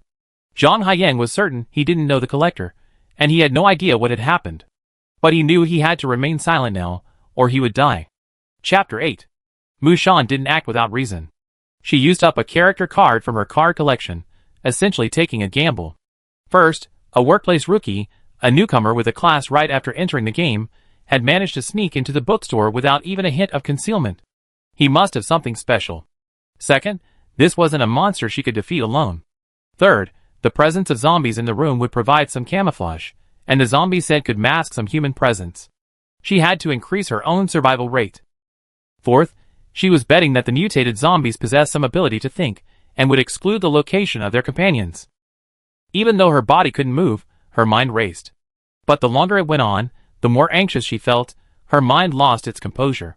It was already completely dark, the sound of rain obscuring the outside world, and the only sounds in the bookstore were the faint shuffling of the emaciated zombies. Mushan was exhausted and hungry. Were they going to stay here all night? After an unsettling amount of time, she even wondered if the newcomer had fainted. The fishy smell of rain and the pitch-black darkness completely obscured her senses. A flash of lightning flashed across the sky, and in that fleeting flash, Mushan spotted a dark figure outside the door. She jumped, her body trembling subconsciously, her pupils constricting violently, her muscles tensing instantly. A humanoid creature stood silently outside the door, its ear pressed against the glass, seemingly listening to their movements. With a creaking sound, the door was pushed open by its long, flexible tongue. To the eyeless monster, day or night made no difference. It crawled in on all fours, its long, slender tongue slithering along the counter and bookshelves like a snake's tongue. The summoned little zombie stood there stupidly, even making a ho-ho sound from its throat. The monster's tongue circled the little zombie's body, slowly identifying its scent. It remained calm, as if truly paralyzed by its own kind, oblivious to the humans hiding in the room. 3 meters away, Zhang Haiyang's heart nearly leaped. He crouched behind a bookshelf not far from the monster, close enough to see the traces of human flesh on its claws. He didn't even dare blink. But after a few seconds, the monster retracted its tongue, circling the little zombie and turning in another direction. It had been fooled. They had succeeded. Zhang Haiyang was overjoyed. Before he could breathe a sigh of relief, the monster suddenly turned around and, with a flick of its long tongue, overturned the front bookshelf. Bang! With a loud bang, all sorts of debris clattered to the ground. The heavy bookshelves collapsed like dominoes. To avoid being crushed, Zhang Haiyang hunched over, shielding his head with his hands, dodging with all his might. The sound of wind breaking seemed to reach his ears, and he tumbled away in panic.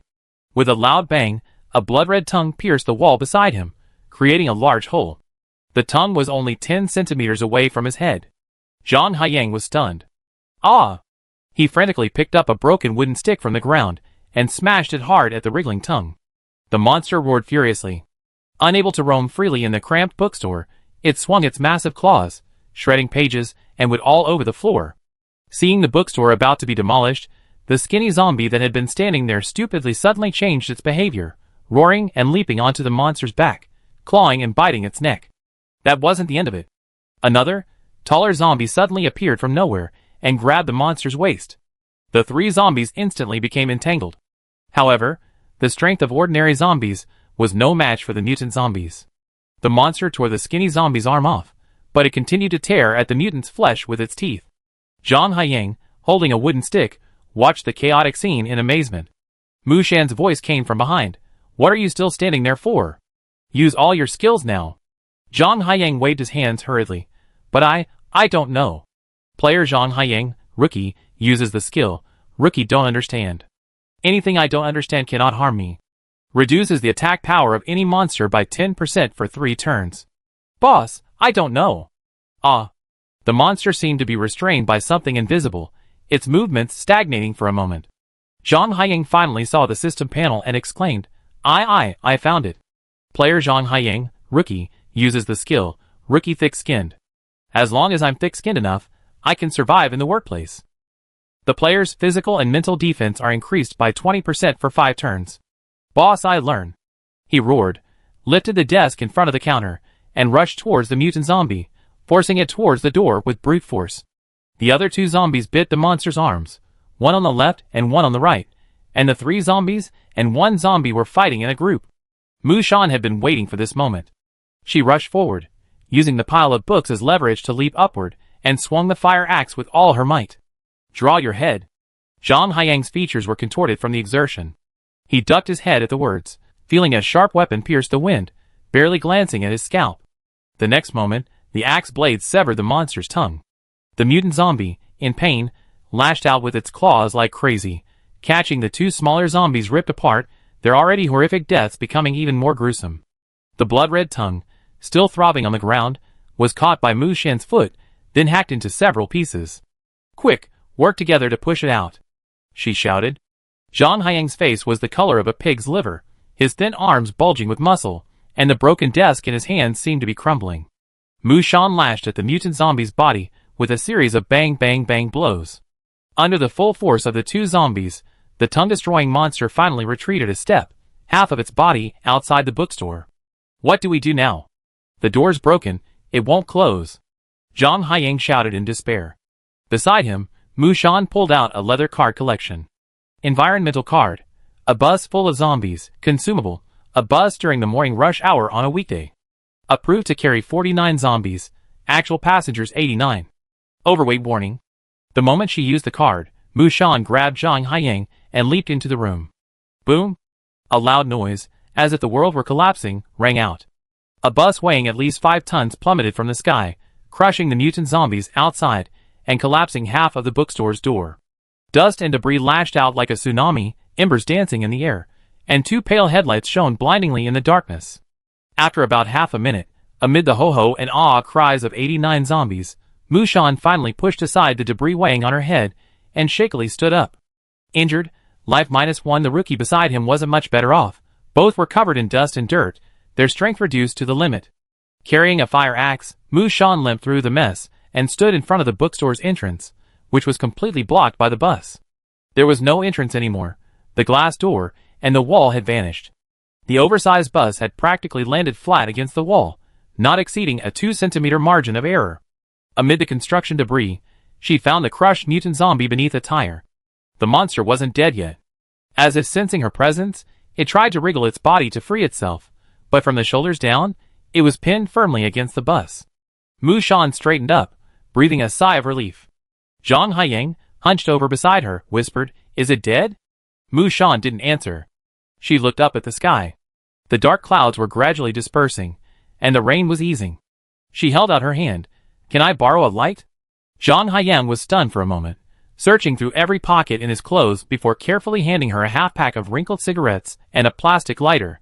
"I'm poor and can't afford good cigarettes, so I just make do with these." Mu Shan held the cigarette. She walked out, picked up the axe, and began hacking away at the right side of the bus, between the front and rear wheels. Meanwhile, the zombies, heavily overloaded and crammed together by the bus's commuting load, all clung to the windows, grinning at her, expressing their intense fondness.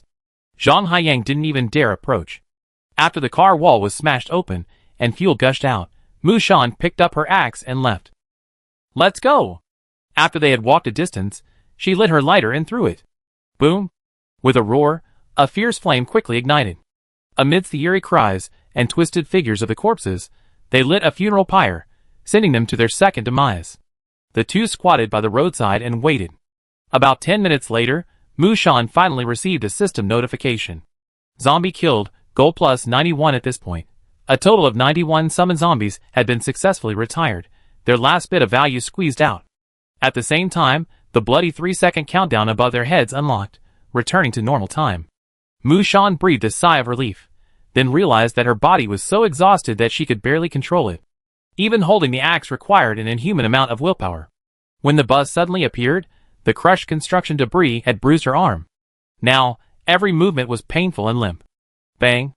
The bus exploded with a final, brief explosion, completely reduced to a pitch-black iron frame. First player co-op kill of a mutant zombie, Crawler, strength plus 10. Defense plus 10. Health plus 10. Agility plus 10. Coins plus 100. Perfect kill, coins plus 50. Safe House Gift Pack X1. Crawler, a Resident Evil co-branded monster, with a 78% player approval rating, mortality rate, hack that co-branded monster. Chapter 9. Mu Shan glanced at the system prompt, too exhausted to delve into it. Beside her, the newcomer leaned over and looked at her with admiration. "Sister, you're truly amazing. What was that bust just now? A professional skill? Oh my god, it crushed that monster to death. It's a path I never imagined." "Mu Shan, how old are you?" The newcomer chuckled. "My name is Zhang Haiyang. I'm 23 years old, and I'm an intern working for 6 months." Mu Shan also smiled. "I'm 22, just graduated." An awkward silence lingered between the two of them for a few seconds. Zhang Haiyang smirked. "It's okay. You're so smart and capable. If you hadn't been there, I would have been dead. I just call you sister. Age doesn't matter when it comes to strength." "Mu Shan, who said that?" "Age matters." The two quickly exchanged player accounts, and she gained a second friend on the list. The rain had completely stopped. The burning bus emitted a pungent, burning smell, and a thick cloud of smoke filled the air. They were worried that the flames would attract more zombies, so they had to stay away. Mu Shan walked beside the newbie. "Why did you come to the bookstore just now?" Zhang Haiyang scratched his head. "I don't know. I just hid in there subconsciously. I just thought I'd try my luck. Worst case scenario, I get eaten by a monster. Anyway, those who were chosen to disappear couldn't return to normal society." He shared his skill interface with her, and Mu Shan saw that besides Rookie Don't Understand and Rookie Thick-Skinned, he actually had another skill. Skill, Rookie Luck A passive.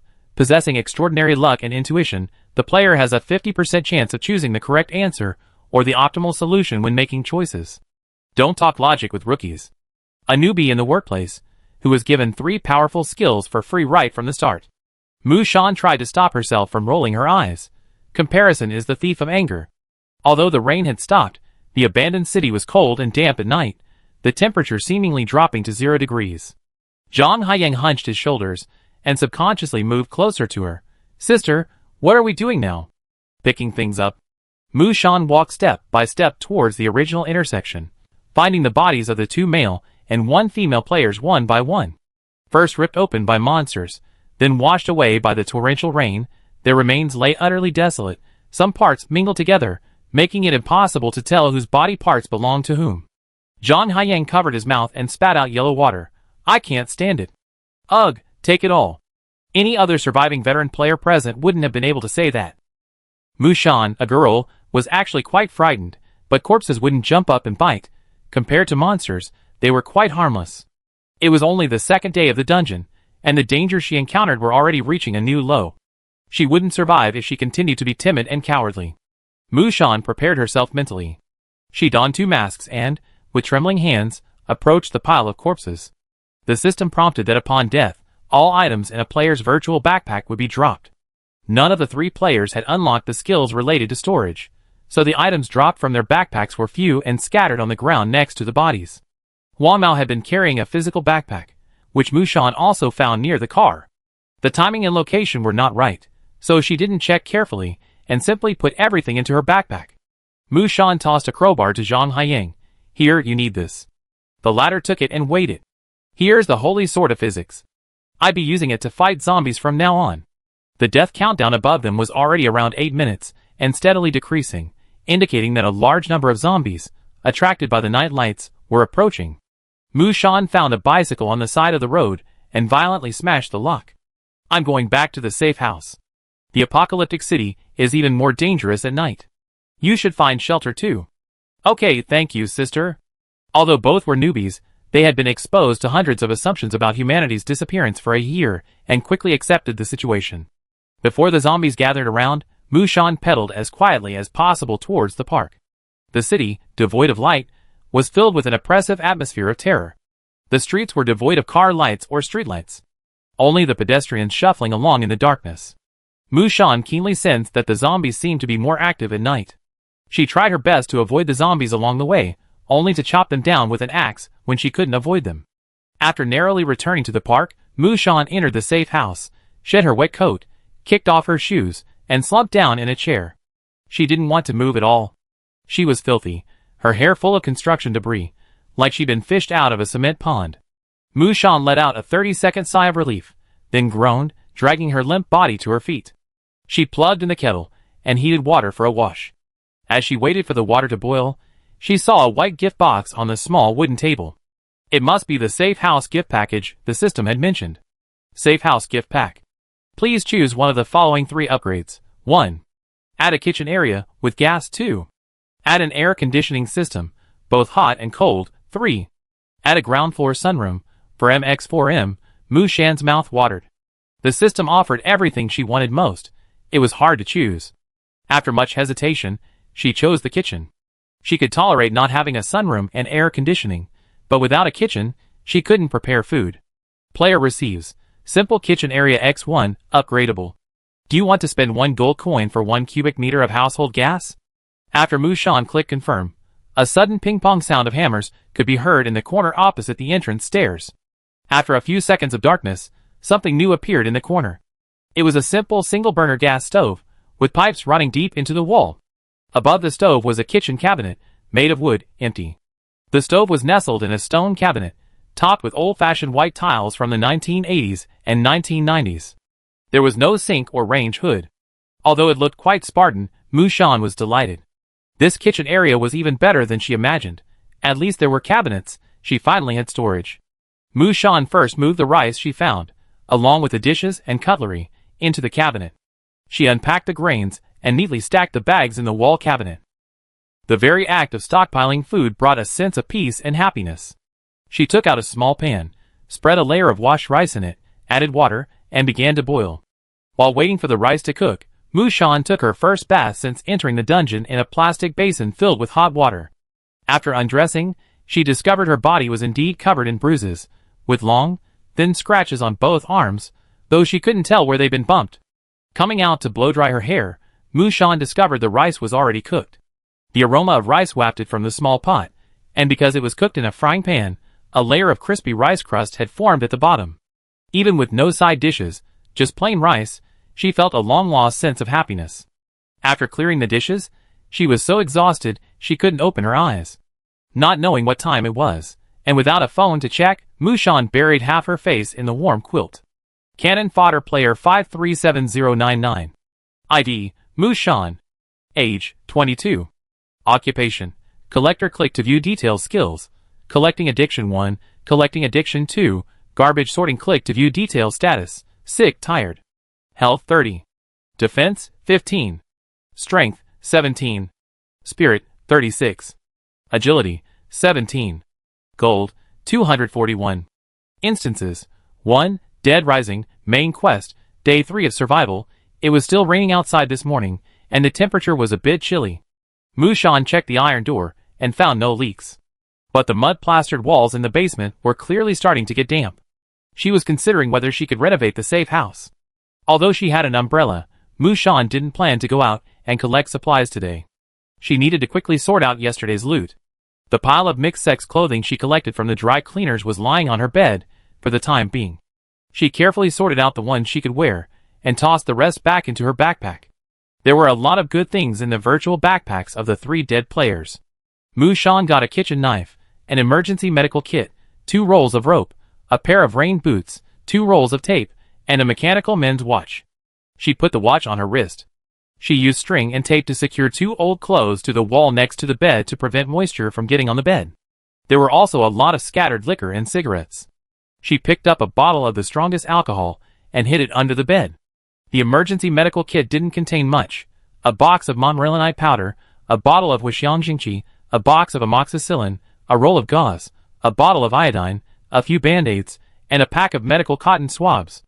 These items wouldn't be enough for a family emergency, let alone a doomsday society.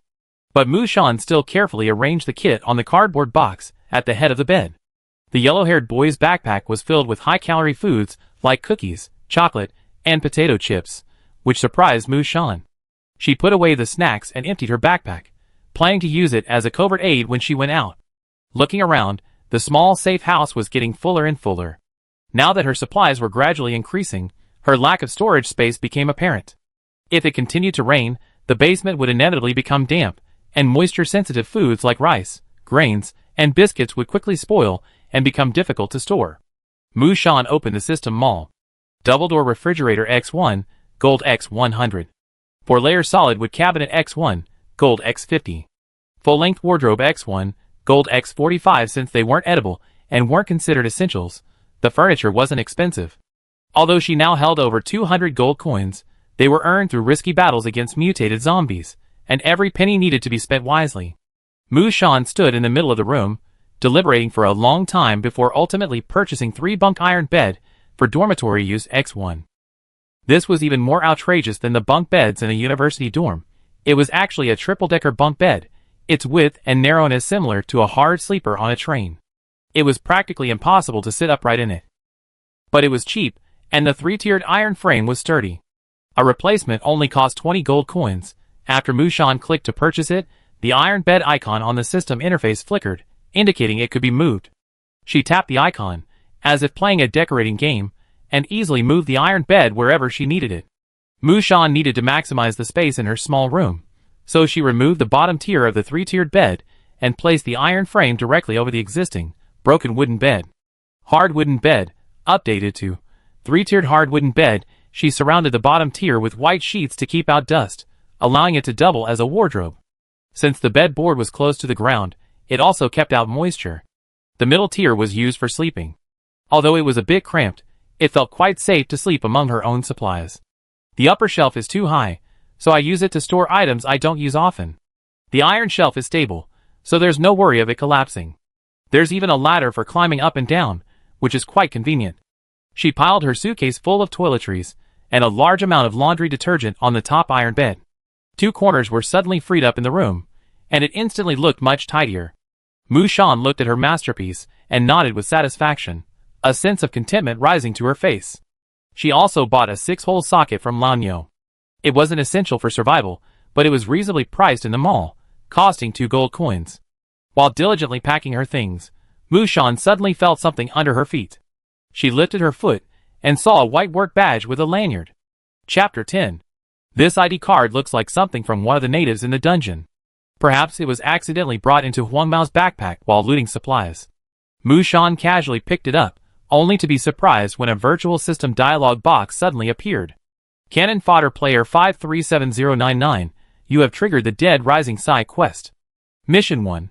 Find the cause of death of the ID card owner, 0/10. Mission 2. Find the cause of the zombie virus spreading through City C, 0 out of 10. Note: Novice level protection. There is no penalty for not completing the side quest. This is all fine. Mushan hurriedly examined the ID card in her hand. It looked exactly like some employee passes used by large companies, with a blue halter ribbon. The white card had the company logo on the front, and the words inheriting purity and integrity, keeping pace with the Times City C Digital Medical Research Institute written below.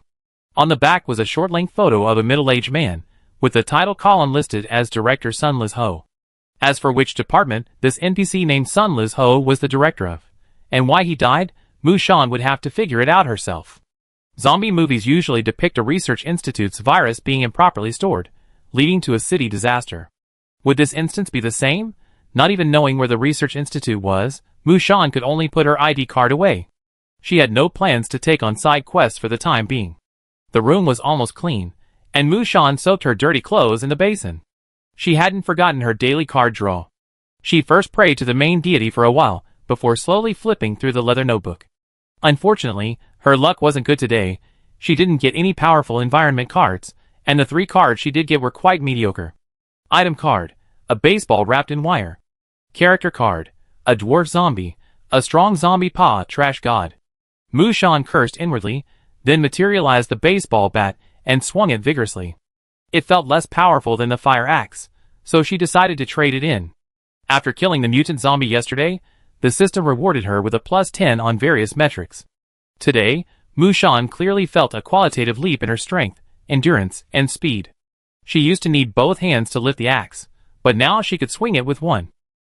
The only good news today came from the paper cup on the steps. The peas she planted in the soil had sprouted, lush green and full of vitality.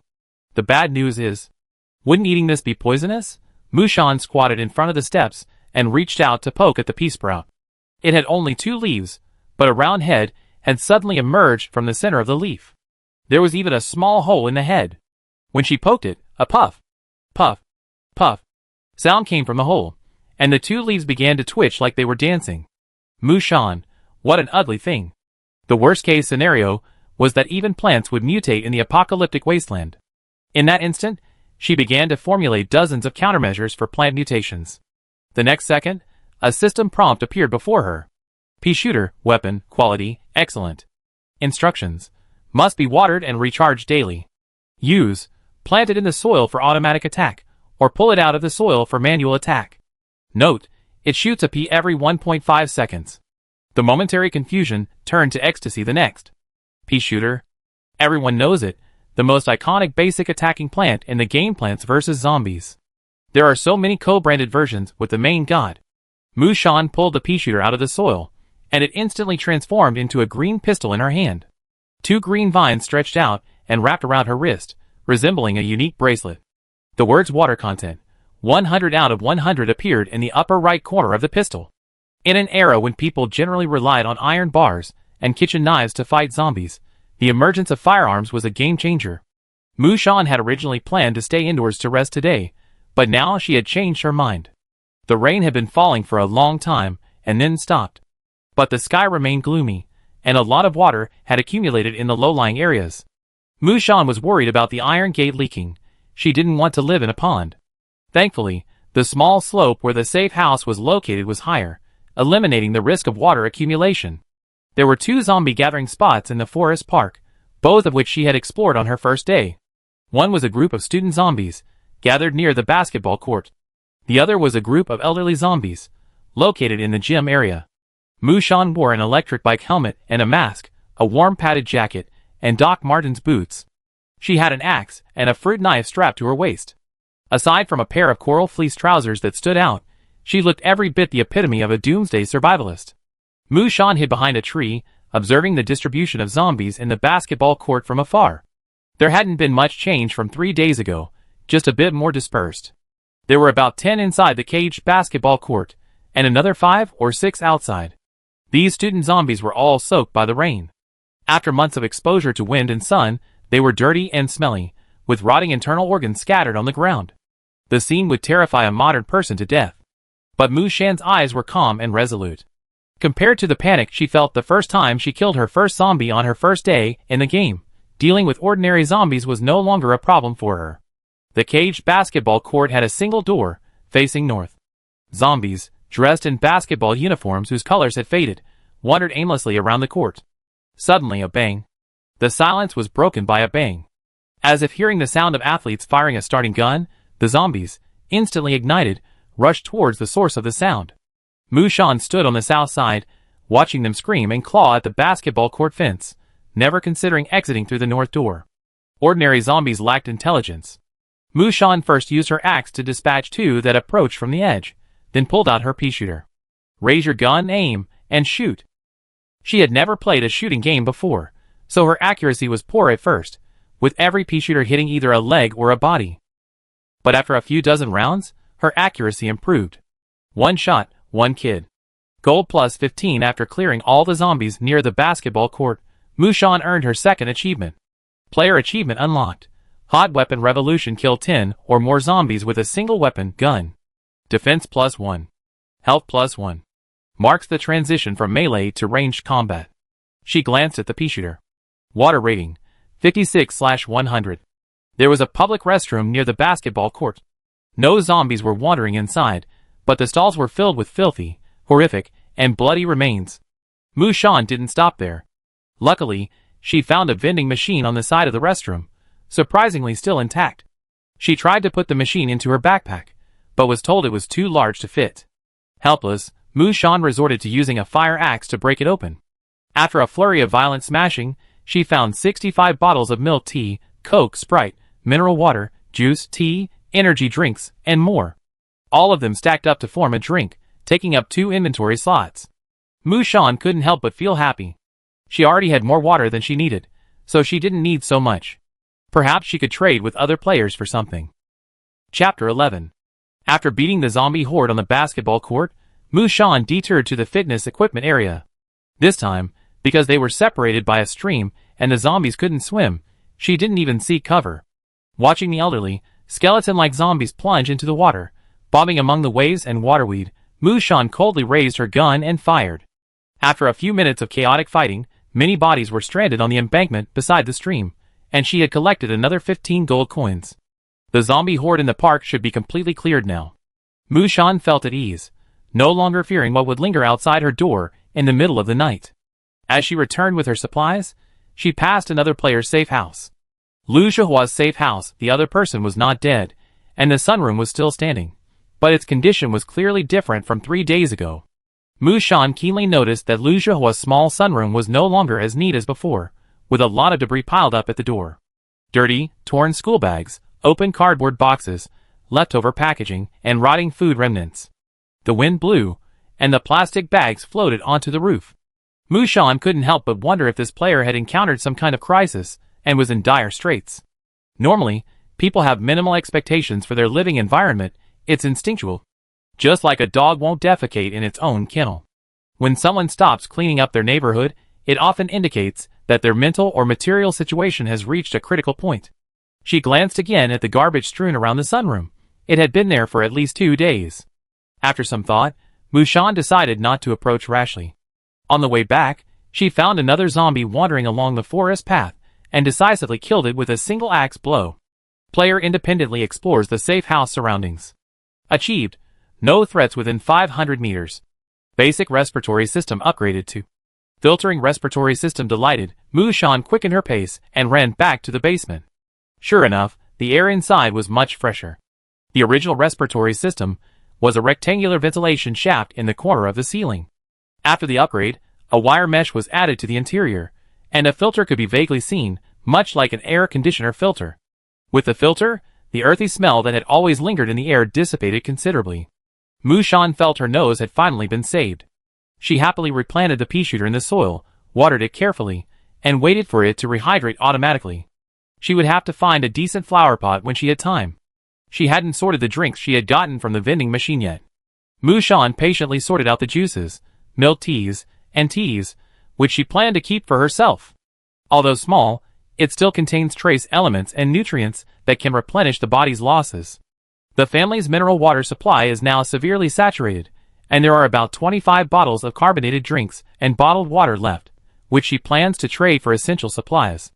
However, while clearing out the stockpiles, Mushan discovered that the area under the stairs, due to the damp and dark conditions, had actually developed mold. It was just a small dark patch. But if the dampness persisted for years, the family's food and clothing would be affected.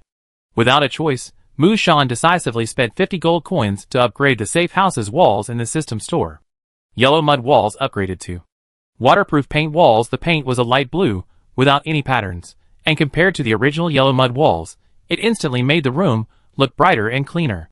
Finally, Mushan no longer had to worry about her bedding getting soaked by humidity.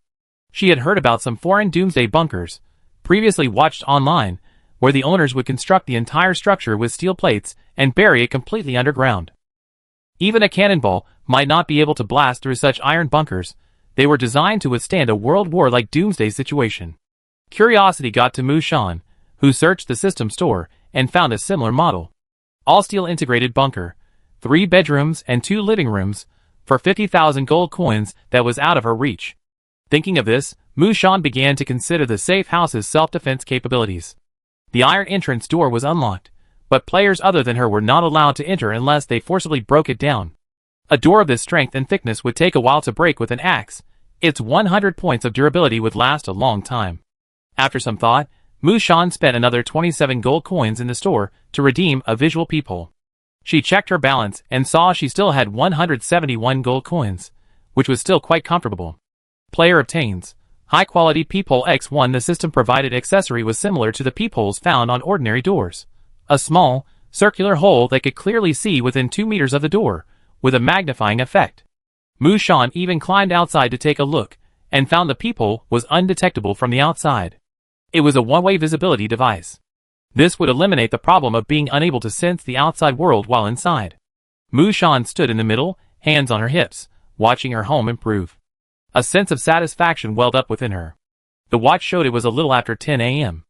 Mushan washed her coral fleece home clothes and hung them out in the bathroom, planning to wait until they were dry before taking them out to dry. She put on gloves and began to organize and pack the supplies she was going to trade. Not knowing where the trading center was, she asked the experienced operator in the system. The other party, unsure what to do, didn't respond. Mushan first placed the 19 electric kettles she found in the hotel in a pile on the floor. Then she found a mix of about 50 pieces of men's and women's clothing. These were her main items for trade. A bag of 50 nail clippers she found at the bank. A spare hair dryer from the hotel front desk. A wire baseball bat she won from a card draw. Some liquor and cigarettes from Huamao. And 25 bottles of drinks and water she just found today. All of these items could fit in her virtual backpack. But Mushan didn't want anyone else to know that her backpack was so overloaded.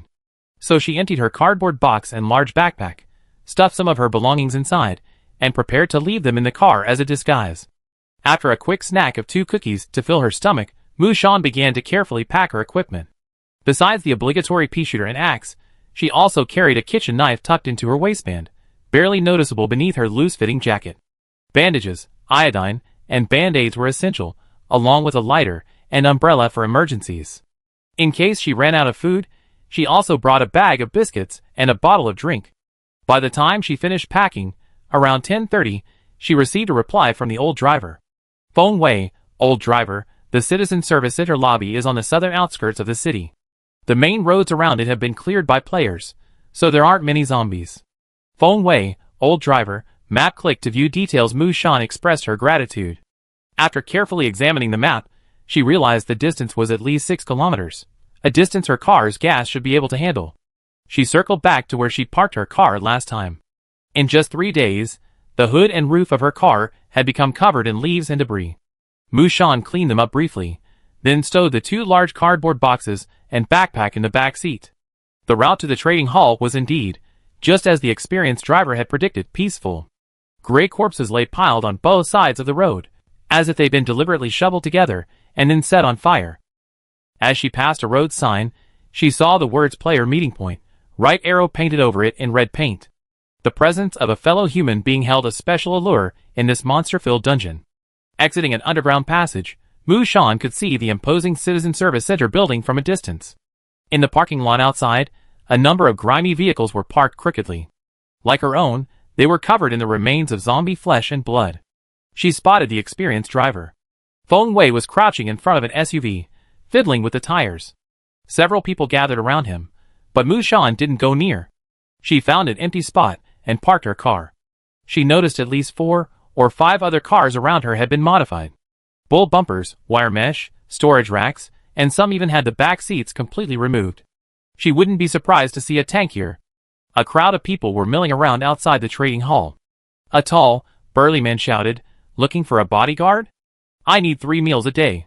A melee fighter who can crush zombie skulls with his bare hands. I guarantee you survive." Mushan glanced at him a few times. The burly man's occupation was listed as fitness trainer. That arm was thicker than her leg, its muscular structure at least 30+ strength. As expected, a frail woman immediately approached him to discuss employment terms. Entering the lobby, the once road service windows were now divided into separate sections, each occupied by a person. Mushan saw a middle-aged man standing at a window that had previously handled property certificates. He waved an A4 sheet of paper with the words Team Up written in large letters. Team Up. A fixed team for building raids. Veteran members and veteran players are incredibly reliable. 2 melee and 1 support. Need a ranged or assassin. Most of the people around were in a similar situation. As Mushan approached curiously, a middle-aged woman grabbed her and asked, "Hey, are you a healer? Our team needs one." Mushan shook her head and said firmly, "I'm a support." Yes, a squishy support with an axe and a pistol. The 4 or 5 rows of metal chairs in the center of the Citizen Service Center Hall, once reserved for resting, had been removed by players, creating a market for people to sit on. Some people spread out plastic sheets and began selling goods. Mushan walked over and for a moment wondered if she had returned to the normal society of the 21st century. Players were selling a dazzling array of goods, from food, drinks, weapons, emergency supplies, and even props. "Look, girl. Is there anything you need? The price is negotiable." An elderly man, huddled under a burgundy raincoat, smiled, revealing a mouthful of yellow teeth. This was the only stall selling props, but most people were just looking at the excitement. Besides the cards and pea shooter in her hand, this was the first time Mushan had seen any other props. Cloud cards, defense, quality, counterfeit. Description, result of the player's Doryman skill. Use, shout magical girl seal unleashed. Note, this card is the 13th in a set of 52, and the summoned item is shield. She vaguely remembered that this shield possessed the causal effect of protecting against everything, making it a very powerful piece of armor. But looking at the expressions of the people around her, Mushan felt a pang of cold water poured over her head. "How much?" The old man chuckled.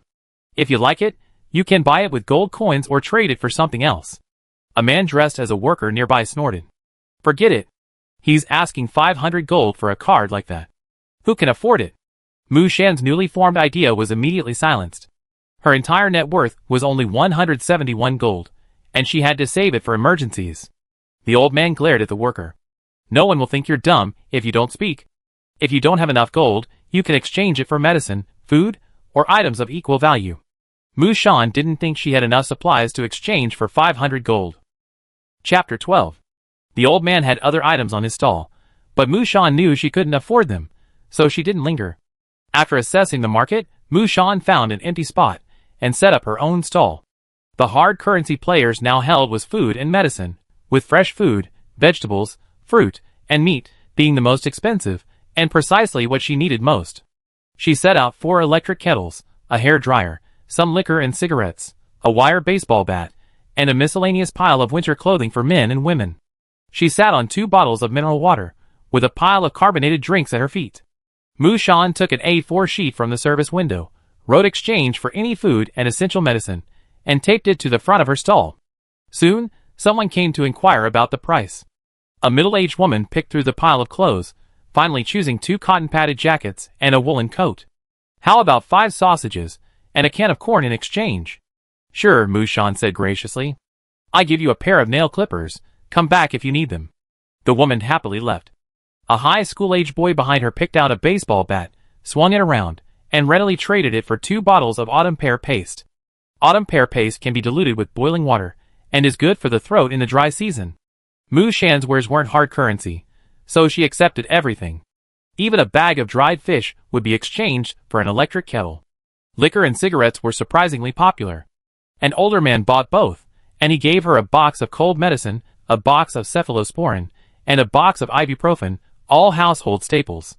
Mushan enthusiastically offered 2 nail clippers as a bonus for such a generous customer. After a while, when the clothes on her stall were almost sold out, she went out again to restock. This was called restocking, but in reality, she just found a deserted spot and secretly placed the supplies from her backpack's compartments into a large backpack and carried them in. The player trading center was bustling with people, constantly entering with tired faces, some even in a state of disgrace, bloody. Most of the players, who had the energy to trade, were in relatively good shape. A small number huddled in the corners of the trading hall, waiting for others to recruit them or give them some food, all of them pale and thin, their faces numb and exhausted. When Mu Shan went out to restock, she was stared at intently by such people. The sight of a woman working alone at the stall, earning a considerable amount of food and medicine, made them glare. But when Mu Shan even slightly revealed the blood-stained axe at her waist, the covetous glances vanished. A girl who could become a lone ranger in the apocalypse must be no ordinary girl. Mu Shan waited in the hall for over 2 more hours. It was already past 4 p.m. She counted her gains for the day: 2 electric kettles, 1 piece of clothing, and no one wanted the drinks or water. She had traded for sausages, canned meat, canned corn, canned yellow peaches, dried small fish, dried tofu, spicy enoki mushrooms, pickled mustard greens, and a whole host of other instant foods. At least for a while, she had side dishes to go with her white rice. She also traded for some household medicines, but they were very few and still not enough for a doomsday trek. As the sky darkened, the crowd in the hall gradually thinned out, and many vendors retreated to their safe houses. After all, the nights of the apocalypse were even more dangerous. At this moment, a dusty man hurried into the hall. Seeing that few people were selling goods, he looked anxious. He searched around and finally spotted the 2 bottles of mineral water Mu Shan was sitting on. The man hurried over, panting, "Stall owner, I want all these drinks and water. Do you have any more in stock?" Mu Shan saw that the man's head and face were wrapped in a thick gauze scarf, and he was wearing a dust mask. A number of small tools were hanging from his body, as if he had just returned from a desert expedition. She thought for a moment and nodded. "Yes, about 10 bottles. They're in my car." The turbaned man quickly searched his pockets and said awkwardly, "Well, I don't have any extra food or medicine. How about exchanging props?" He held out his hands. In his left palm were 2 cards, and in his right was a deflated white balloon. Gas station gas card X2, consumable, quality, common. Description: crafted by player industrial blood use. Can be used to refuel on any vehicle. Note: 1 card holds 50 L of fuel. Confession balloon, auxiliary, quality, common. Description: a token representing someone's passionate love affair. Use: inflate the balloon at the origin. After releasing it at the destination, it will return to the player's chosen origin, ignoring any weight hanging from its base. Note: return to you. This is a slightly unconventional flying item, certainly inferior to the shield cloud card from earlier. However, water is a very substantial resource for her, so trading it for items is a good deal. Mu Shan, a huge win. Deal. She happily reached out. 2 nail clippers for you. The turbaned man stared at the nail clippers thrust into his hand for a moment. The 2 of them, one in front of the other, went out to the parking lot to get some water. Mu Shan noticed his chapped lips and sunburned skin and asked, "May I ask why you need so much water?" It's common knowledge that the tap water in the safe house is drinkable after boiling. For those less particular, drinking raw water is sufficient for a few days in dire straits. The turbaned man looked at her, and seeing that she looked clean and like a new arrival, he kindly confided a little information. Under special circumstances, the safe house's water supply will be cut off. That was all he said. The 2 of them arrived at the parking lot, and many of the surrounding vehicles had cleared. Mu Shan pretended to pull cans of packaged drinking water from under the car seat and the trunk. The turbaned man counted them and looked relieved. He pulled out some kind of space device, poured all the water into it, and then hurried away. Mu Shan watched the man's back in silence as he retreated. His class is minor, and judging by his number, he's a veteran player who's been around for almost as long as the old driver. Mu Shan's smooth trading throughout the afternoon had put her guard down, but the brief transaction just now had her feeling abruptly reduced. Under what circumstances would the water supply in the safe house be cut off? 3 possibilities are hypothesized. First, the player entered a drought-themed dungeon, where water shortages are a default and take priority over safe houses, so the system defaults to a water outage. Second, the dungeon lacks a source of gold, i.e. zombies, so the player has no money to top up their water bill. Third, for some unforeseen reason, the safe house's structure was damaged, destroyed, frozen, causing the water supply to malfunction. Just thinking about all this made Mu Shan feel overwhelmed. She got in the car and carefully reviewed her family's supplies. She still had quite a bit of bottled water from the hotel scavengers. There were at least 30 cases, each containing 12 bottles. She also had 2 large barrels of purified water, but to be safe, she wasn't going to sell any of it. As she pulled out of the parking space, Mu Shan glanced around and suddenly spotted a flash of green. A woman wearing a straw hat and camouflage overalls pulled a large plastic bag from her backpack and handed it to the man in front of her. The 2 were negotiating a deal. The green smudge had leaked from the bag. In the 3 days since entering the Doomsday Dungeon, Mushan had seen plenty of rotting fruits and vegetables. This was the first time she had ever seen such juicy green onions. The man paid, packed the bag, and happily left. Jian Lulu clapped her hands, pulled a cigarette from her pocket, lit it, and lazily clung to it, her hands in her pockets, as she prepared to leave. A voice rang out behind her. "Excuse me, do you have any extra vegetables?" She turned and saw a slender female college student. Her clear eyes revealed a pure expression, evidently a newbie who had entered the dungeon no more than 5 days earlier. Jian Lulu removed her cigarette with one hand and said in a husky voice, "You want to buy some vegetables?" Mushan had already observed her carefully. The female player was number 388661, ID Jian Lulu, and her occupation was agriculturist. Judging from the fresh vegetables she had just casually picked out, it was likely that she had unlocked a profession related to farming. Mushan nodded yes. Jian Lulu waved her hand. "This harvest is sold out. The next batch will take 3 days to mature." "That's okay. Feel free to contact me when you have the harvest." Mushan observed her attitude and saw that she looked distracted, uninterested in a small customer like her. She presumably thought that the vegetables were so in high demand that there was no shortage of sales. After a moment's thought, Mushan tentatively asked, "Excuse me, do you need any zombie workers?" Chapter 13. What workers? Jian Lulu blinked, as if she didn't understand. Zombie workers. Mushan pulled out 2 character cards and held them before her eyes, as if trying to sell something.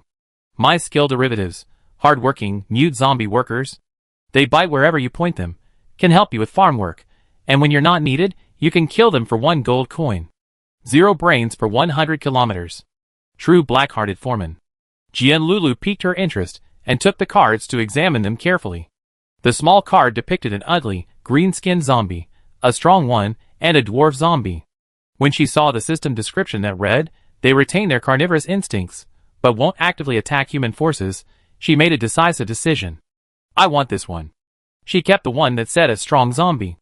Jian Lulu smiled. "In exchange, you can wait 3 days for the vegetables to ripen. I have some beans in stock. Otherwise, you can ask for gold coins." Mushan also smiled. "I want some soybeans and fresh vegetables." "Sure, add me as a friend. I contact you in 3 days. If you need any more zombie workers in the future, give me priority." Jian Lulu was straightforward, and the two quickly added each other as friends. Mushan had only casually mentioned it, but she hadn't expected such initiative. "Do you need so many workers?" Jian Lulu took a puff of her cigarette and said helplessly, "As my profession advances, my farmland expands. I can't spend all day in the fields. I need a lot of people to pick, irrigate, till, fertilize, and control pests and weeds. Farming is a very complex process." Mushan nodded, indicating understanding. She grabbed a bag of soybeans and parted ways with the agronomist. Soybeans are rich in high-quality plant protein and are easy to store. She couldn't find any milk or eggs, and no one to trade with, so she had to rely on this supplement. On the way back, it started raining again, large drops of water clattering against the car window, blurring her vision. The air grew humid again, and Mushan sighed as she drove towards the park. "I can't dry the laundry again." The temperature outside began to drop steadily. Fortunately, she had the foresight to wear a fur vest under her windbreaker, the soft fur protecting her torso from heat loss. But her feet were a little cold. She didn't have any spare socks or underwear. Drenched in the downpour, the zombies wandering the road looked particularly miserable. As Mushan's car drove by, the zombies chased with their arms outstretched, sometimes slipping on the puddles and falling headfirst onto the ground, not even bothering to use their hands to catch themselves. It was incredibly funny. Mushan didn't miss the gold coins that came her way. She didn't even get out of the car, just rolled down the window halfway. The pea shooter aimed at the zombie's head and puff puff puff, 3 peas for 3 gold coins. The battle ended in a flash. Mushan stepped on the accelerator, and the car sped away with a roar. She made it back to the safe house before complete darkness. The rain inevitably soaked her trouser legs, and her body was covered in moisture. Mushan carefully checked the front door for leaks again, then, while boiling water for a wash, she piled the exchange supplies on the dining table. The medicines she had received were in small pieces, some half a box, others just a single capsule. There was more than enough for the emergency first aid kit. The food was all packaged instant food, stored in the cupboard with the rice. She hadn't used the gas card yet, so it sat in her backpack, gathering dust, along with a confession balloon. 10 minutes later, Mushan washed her hands and face. Yesterday's rice porridge was ready in the small pan, and the aroma of rice wafted through the air. She opened a bag of preserved vegetables and bamboo shoots, then tore open a sausage to go with the porridge. Although the wind howled cold and the rain poured down, at least she had her own little room and a reasonably delicious dinner. The soybeans the agronomist had given her were a precious commodity, stored in empty bottles away from water and light. Mushan grabbed a handful, found a plastic dish, and filled it with water to cover the beans, soaking them. When fresh vegetables are scarce, bean sprouts are always a quick and easy way to get more. After dinner, Mushan was doing yoga in bed as usual when she received a private message from the old driver. Feng Wei, expert driver, it's going to rain again tomorrow. Are you free to go searching for supplies together the morning after tomorrow? We have a regular team. Mushan, collector, how do you know it's going to rain again tomorrow? Feng Wei, expert driver, I have a friend who can predict the weather. Mushan, collector, sure, I contact you later tomorrow. Feng Wei, expert driver, okay. She go out early the morning after tomorrow to search for supplies. She still has 2 chances to draw cards. She only has 1 environment card, 1 item card, and 1 character card. Frankly, she's feeling pretty uncertain. After a while, the agronomist also sent a private message. Jian Lulu, agronomist, zombie workers are very useful. They don't need to eat, drink, rest, or talk. They're innate working saints who work 24 hours a day. Jian Lulu, agriculturist, contractor, I'm looking forward to your next batch of workers. Mushan laughed. She changed her yoga pose and continued her yoga practice when she suddenly heard a soft sound outside the iron gate, like a stone hitting the door panel. She thought it was just the wind and rain carrying stones across the grass, so she paid no attention. But after a while, the sound returned. Dong dong. It started slowly, then became faster and faster, even the pauses becoming more consistent. Dong dong dong. Mushan had already gotten out of bed. She gripped the handle of the fire axe with both hands, her face solemn as she quietly walked up the stairs. Dong dong. After a few knocks, the iron gate trembled slightly. It wasn't a stone, it was a knock. Someone was knocking on her door on the cold, rainy night. Mushan didn't dare speak. She tiptoed to make no sound. The system indicated the iron door's durability was still 100, with no sign of it falling, indicating that knocking wouldn't damage the safe house. And just as she reached the last step, the persistent knocking suddenly stopped. The eerie silence only heightened the fear of the unknown. Mushan's heart was pounding, and she felt as if all the blood in her body was rushing to her head. At that moment, she didn't even dare peek through the peephole, fearing some terrifying mutated zombie might be outside. Time ticked by, and she crouched on the steps, carefully listening for any sounds outside. The crisp sound of raindrops hitting the iron door. The soft sound of raindrops hitting the grass. The whistling of the wind. Mushan frowned. Besides this, she heard a strange sound. It sounded like raindrops hitting a smooth surface. Pa. Pa. Like a raincoat. At that moment, her hair stood on end. It was hard to imagine that outside wasn't a mutated zombie, but a human being. In the middle of the night in a doomsday dungeon, for some unknown reason, they crouched outside another player's safe house. Neither side spoke, a stalemate separated by a thin door. Mushan waited for a long time, but saw no further movement. The rain gradually subsided, and the unusual noises faded. She mustered her courage, straightened up, and leaned over to the cat's eye. Outside, it was pitch black, only the sky was visible, and no one was around. The mysterious figure had left. Mushan felt no sense of relief. She observed for a moment, making sure no one was lingering, and then returned to bed. She wrapped herself in the quilt to warm her stiff body. The axe and the paper cup containing the pea-shooter sat by the bed. She didn't dare let her weapon stray too far from her. What exactly was this person's purpose? If he wanted to make friends, why would he come in the middle of the night? If not, why knock on the door? Mushan stared at the supplies filling her room, like a young dragon guarding a treasure trove, hesitant to fall asleep. She remained alert until the early hours of the morning, gradually falling asleep. When she woke up, she glanced at her watch. It was only 6:10. Main quest, day 4. Mushan brushed her teeth while flipping through her card collection. She was incredibly lucky today, and she pulled out some great stuff. Environment card. A car with a zombie trapped inside. Character card. An elderly zombie. Item card. Zombie's iron bucket. Consumable, quality, rough. Description: can block 3 external physical attacks. Use: wear on head. Note: zombies finally have equipment. Mushan happily visualized the iron bucket. The dirty bucket was secondhand, scuffed and scratched, and perfectly sized for a hat. Although a bit ugly, it made up for her lack of defense. Today, she planned to go out to find a change of underwear and medicine. Before leaving, Mushan cautiously peeked through the peephole again and again, fearing someone might be ambushing her. She even carried all her weapons and props on her back. Until she safely exited the iron gate, the quiet hillside was deserted. Mushan didn't know if she was being too nervous, but she wiped the raindrops from her face and slowly walked into the drizzle. She wore a motorcycle poncho over her jacket and rain boots, but it wasn't very convenient to move around. Mushan didn't plan to go far today. The street near the park had few shops worth looting, so she searched for a long time and found a bottle of hand cream and a bag of tea in a real estate agency. In the lounge of an optical shop, she found a box of fruit candy.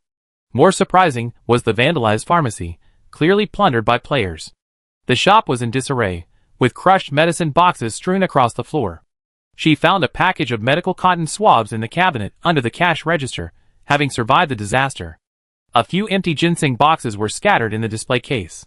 Undeterred, Mushan rummaged through the trash until she finally found 2 tubes of vitamin C tablets, straying from the display case because they were too small to be noticed. This was a treasure in the apocalypse. Mushan's lips curled up. It had only been 2 hours since she left. The sky was bright, and the rain was gradually intensifying. Mushan's gains today were minimal. If it had been yesterday, she would have continued searching for supplies. But for some reason, she felt a surge of anxiety today, so she decided to return home. She jogged back to the park and hid in the bushes to observe her surroundings. No one else was approaching. Mushan was about to return to the safe house, but after some thought, she decided to be cautious. 5 minutes later, she took off her soaking wet raincoat and rain boots and hung them in the bathroom, then began to boil water. 9 a.m. The tea leaves she had just scavenged floated in the boiling water, gradually expanding. The light green tea in the transparent glass looked particularly beautiful. Before Mushan could even take a sip, there was another knock on the door. Chapter 14. Knock. Knock. It was 9 o'clock, the time when most players were still out scavenging. He chose to knock during the day today, and compared to last night, he was even more impatient and hasty. Does this mean he's in a more difficult situation? Mushan, axe in hand, inched closer to the iron gate. There was no panic like last night. She even felt a sense of finality. The knocking suddenly stopped. In the stagnant atmosphere, Mushan straightened up and leaned in front of the cat's eye. What came into view was a distorted, magnified face. Mushan took a half step back, breathing rapidly and silently, the hair on her back standing on end. It was a man. Like her, he was crouching outside the iron gate, looking in. The man was indeed wearing a raincoat, and the raindrops hitting the smooth surface made a crisp sound. But his head and face were still wet from the rain, his messy, greasy hair plastered to his sunken face. His stubble was black and blue, and his bloodshot eyes bulged as if they were about to pop out of their sockets. This man didn't look normal anymore. Mushan was frightened. She gripped the axe handle tightly with both hands, not daring to make a sound. What was he trying to do? Was he begging for food, or for help? Just as she was debating whether to answer the door, the iron door above her suddenly banged loudly. Bang! The previously static survival timer began counting down again, and a red exclamation mark filled her vision. Your safe house is being breached from outside. Sturdy basement iron door durability, 99/100. Lord God system reminder. Once the safe house is breached, the player will lose their ability to continue playing and will be physically eliminated. The man outside paused for a moment, then resumed his assault 2 seconds later. This time, he had clearly changed his weapon, and the iron door emitted a loud, mournful bang bang. Durability 2 points, then 3 points. The entire ceiling began to shed powder, cracking and creased visibly on the thick iron plate. It took only 2 or 3 seconds for Mushan to react, her anger overpowering her initial fear. She roughly determined the height and position of the person outside and decisively gave the order to attack. The next moment, she heard the man cry out in pain, "Ah! Who attacked me?" Before returning to the house today, she had been particularly cautious. She placed the pea shooter in a paper cup and placed it on a tree not far from the safe house, shielding it with branches. The pea shooter's target was small, invisible to the average person. It also had two modes, automatic and manual. As long as she was within 10 meters of her, she could control its attacks with her mind. Shit! The man was furious. But he wasn't dead. The pea shot missed his vitals, only injuring his back. Mu Shan's vision was obstructed, so she could only instruct the pea shooter to continue firing blindly. She didn't know what defensive gadget the man was using, as there was no further feedback. But this disruptive sneak attack wasn't completely ineffective. His speed in breaking down the iron door slowed noticeably. Iron door durability, 87 out of 100, the cracks grew larger, and rainwater began to seep down through the door and onto the stairs. Mu Shan was terrified. What should she do? How could she protect the safe house? The man outside began to curse in a hoarse, unpleasant voice, spewing profanities. So there's someone in there? Has he been hiding in the house waiting for me? You bitch, you don't even answer the door? Get out now. Damn it. Listening to the other party's breaths, laced with insults, Mu Shan calmed down. Due to the terrain, she couldn't open the iron door and confront the enemy head-on, as that would easily have allowed them to be wiped out. As the iron door's durability dwindled, a sudden thought struck her, and she quickly opened the system store to search for items. Do you want to spend 150 gold coins to exchange for Safe House Escape Route X1? A typical Doomsday bunker has two entrances and exits, one for the main entrance and one for the backup escape route. The two are kept as far apart as possible to prevent simultaneous destruction or burial. Mu Shan clicked confirm without hesitation. 2 seconds later, the sound of hammers hammered, and a row of iron ladders appeared on the wall opposite the iron door, leading all the way to the ceiling. Mu Shan donned her helmet, tucked her axe and kitchen knife behind her waist, and began to climb the ladders with all her might. The backup exit was on the other side of the safe house, also with an iron door. Because it had never been opened, it was covered with camouflage grass. The enemy hadn't noticed the extra entrance. Iron door durability, 60 out of 100, Mu Shan clung to the last rung of the ladder and took a deep breath. Fight him. She pushed open the door to the escape passage and leaned out, commanding her pea shooters to attack with her mind, while quickly unleashing environmental car with zombies inside. The man in the raincoat was bashing at the door with a large axe, and he was a beat too slow to realize she had emerged from the basement. Before he could run, he was knocked away by the car Mu Shan had summoned. Ah! He rolled several times on the ground before finally slamming into a tree with a thud. Mu Shan was delighted.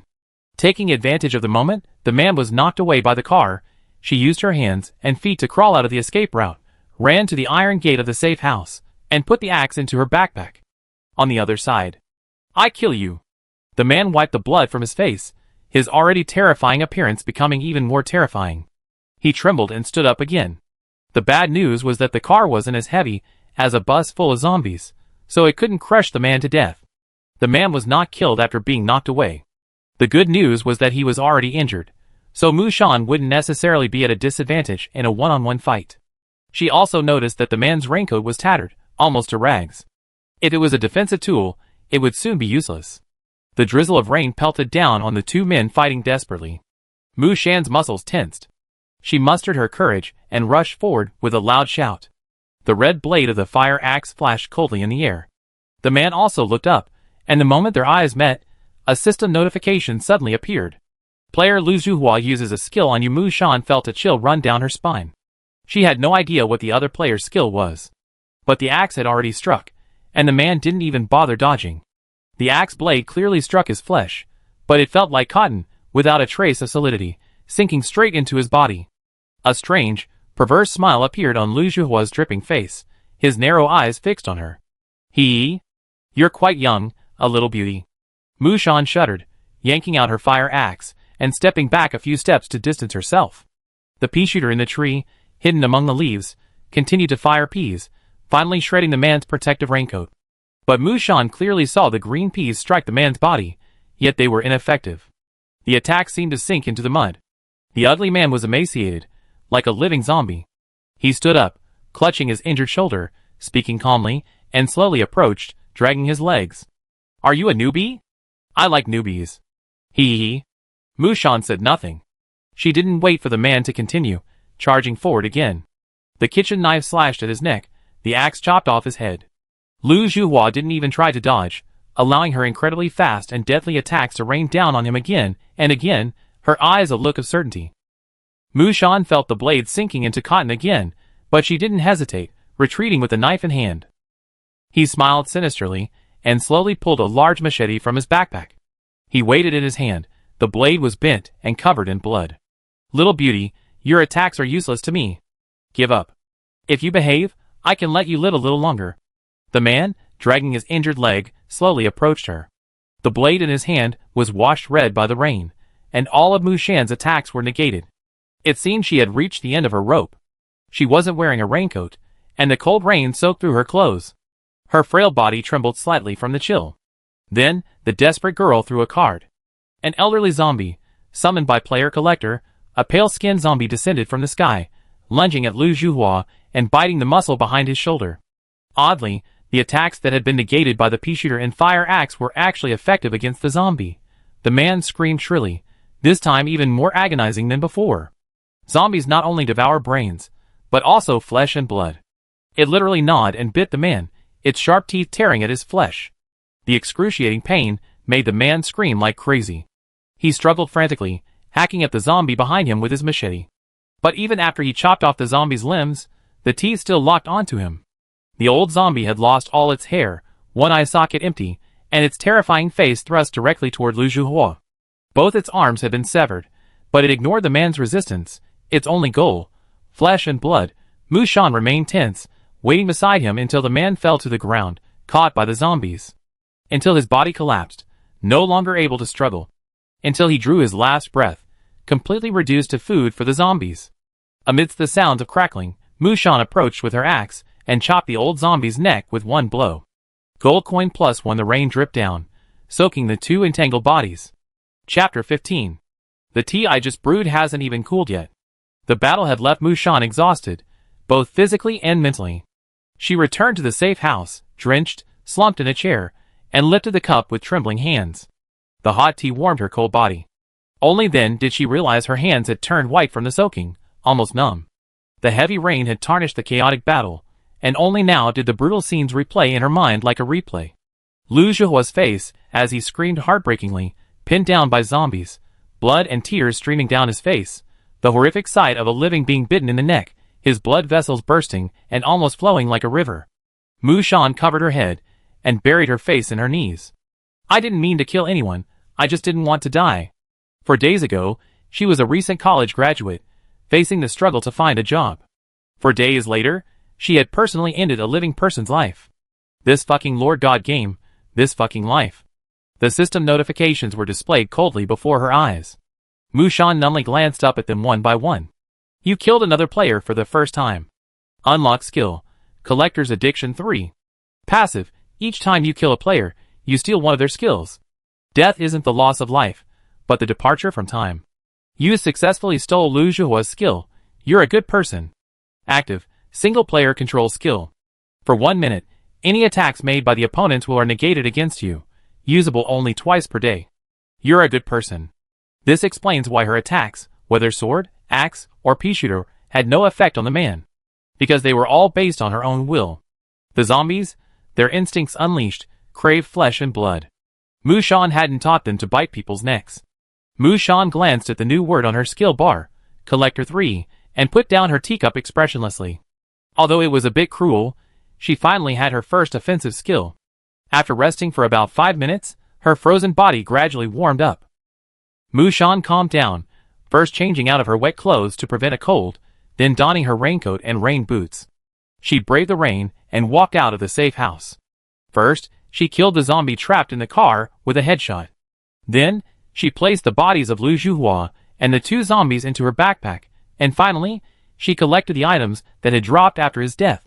Luckily, her safe house's refresh address was in a secluded park. The commotion hadn't attracted any malicious intent. Mu Shan closed both entrance and exit gates, trotted to the park stream, found a pit, and dumped Lu Zhuhua and the zombie's body in. The group of elderly zombies she shot in the head were still there, jumbled together, making it impossible to tell who was who. It wouldn't be long before they decayed into nothingness, completely blending into nature. After doing this, Mu Shan ran back to the safe house. The escape gate was intact, but the main entrance gate's durability had dropped to 50%. Long cracks crisscrossed the panel, letting the cold wind and rain rush in. She had no money to repair it, so she wrapped it in 2 layers of plastic sheeting, then tied it with tape and rope to at least keep the rain out. Mu Shan looked at her remaining 26 gold and the dilapidated door of her house. She felt like crying, her nose aching, but she held it back. After cleaning the safe house floor, she used an electric kettle to boil water. The bruises from the previous 2 days' battle hadn't yet healed, and her pale skin, soaked by the cold rain, looked even more pale. Mu Shan filled a plastic basin with warm water and rubbed her hands repeatedly. The man had been mauled to death by a zombie. She hadn't touched him, but for some reason, her hands felt covered in blood and flesh. Hot steam filled the small bathroom. Mu Shan immersed her face in the basin, the hot water rolling down her thin shoulders. She locked herself in the small room for nearly half an hour. When she emerged, she recovered from her exhaustion in the hot shower. Mu Shan pulled out all the items that had been dropped after Lu Zhuhua's death from her backpack. There was even half a piece of dirty, slightly moldy bread inside. It seemed he was truly out of food, which was why he braved the rain to storm Mu Shan's safe house. Furthermore, she was clearly a new player, which only intensified his resolve. There were 2 items, however. 9 linked rings, assistive, quality, ordinary. Description: if your spirit points are below 35, you will be forced to play the 9 linked rings for 1 minute. Note: children's educational toy. Mu Shan was somewhat thankful that her spirit points were 36. Mysterious fishing rod, tool, quality, excellent. Description: a hooked item isn't necessarily a fish. Use: find an area of running water and reel in the rod every 10 minutes. Note: after equipping this item, the player automatically gains the titles of Master Swimmer and Master Diver. This would be a great tool for going out. Mu Shan decided to experiment with the Park's Creek when she had some free time to see if she could catch some fish. Without medicine or food, and only a few dirty clothes, Lu Zhuhua was truly broke. Besides that, she also found quite a few tools. An axe he used to smash down iron doors, larger and heavier than the fire axe she was currently using. A large machete with a bent blade, of little use, could be used for chopping wood. A dagger-shaped multi-purpose tool, an engineer's shovel, a telescope, and a magnesium rod fire starter, all tools suitable for camping. Mu Shan packed them all into a backpack. A player with a similar weapon, axe, has been detected. Do you want to upgrade? Mu Shan clicked OK. The fire axe is upgraded to Viking Battle Axe. Strength +3. Continue the Viking legend. The Viking axe's blade was longer than the original fire axe, extending upwards and downwards into a hook-like shape, and it also had the ability to disarm weapons when chopping. The axe blade was larger and wider than before, but not much heavier. Mu Shan picked up her new battle axe and tested it, suddenly feeling a sense of daze, like a weakling becoming a melee fighter. Lu Zhuhua's safe house must have contained more valuable supplies, but he was already completely dead, and the safe house was deteriorating, making it unreachable. Mu Shan lay in bed, reviewing today's battle, only then remembering the fear that had lingered. As a veteran player, Lu Zhuhua might have more than just this one skill. If she had reacted a little slower, hadn't exploited the information gap to launch a series of sneak attacks, the outcome of this battle might have been different. Although she had harvested a batch of tools and weapon upgrades, the safe house entrance was damaged, and she had wasted gold on an escape route. Mu Shan felt like she had lost a fortune. Finding supplies and making money became more urgent. The player has been detected to be in urgent need of gold coins. Would you like to attempt a trade with the Lord God system? Trading principle: 1-to-1 equal exchange. The sudden system prompt put Mu Shan on guard. What kind of trade is this? Players can exchange for gold coins, supplies, safe houses, items, etc. Trading items: anything the player possesses. Cannon fodder player 537099, you can exchange for sanity, 100,000 gold, courage, 100,000 gold, perseverance, 80,000 gold, lifespan, 150,000 gold, love, 500,000 gold. Mu Shan pondered for half a minute. Can I sell my thyroid nodule? Does not meet the trading criteria. Mu Shan, it seems you're not stupid. Anyone else here would probably choose to sell their love. The system's so-called exchange principle was completely incomprehensible to her. Why is love worth several times more than lifespan? What's so special about her love? Solo, a virgin, expressed complete confusion. Mu Shan only knew that capitalists would never trade at a loss. The system is even worse than the capitalists. If she loses her courage, her reason, or her perseverance, will she become a monster like Lu Zhuhua? Mu Shan sneered. This 1-to-1 equal exchange is a complete joke. She now understands the meaning of this alien god. The players are the grass planted by the god system. The grass is crushed and trampled by monsters, growing tenaciously in the bitter wind and rain. With occasional nourishment from light and rain, it can continue to grow. When the grass grows up, it becomes leeks. Mushan gave a weak smile. Thank you, Lord God. I don't need it for now. I try to survive on my own. The Lord God system didn't utter another word. After the rain stopped that afternoon, Mushan made a detour to the other side of the park to take a look. Where the Lu Zhuhua safe house had once been written, only a pile of garbage remained. The sunroom and bunker had vanished without a trace. She glanced at it for a few moments before turning and leaving. There was a small lake in the park, connected to a stream, which barely constituted a source of water. But the stream was now filled with zombie corpses, and Mushan wasn't sure if the fish could still survive. She found a tree to sit under, took out her fishing rod, and cast it into the lake. Blue sky, white clouds, clear water, and green trees. Mushan sat by the lake, feeling the breeze, and her mood gradually calmed. If there weren't zombies nearby, this would be a nice place to relax. The system said 10 minutes to cast, and it really did. When the time was up, she felt something bite, and gave the rod a sharp pull. Obtained, used denture X1. Fishing skill proficiency +1. Mushan frowned as she pried the dirty, weed-stained denture off the hook and tossed it into the trash can. What the hell? Unconvinced, she cast her second line. While waiting, the experienced driver messaged, asking where they meet tomorrow. Their team was coming to pick her up at 7:30 a.m. Mushan specified a street intersection across the street from the park. The experienced driver explained that the duration of their outing was uncertain and told her to prepare her own food and other necessities.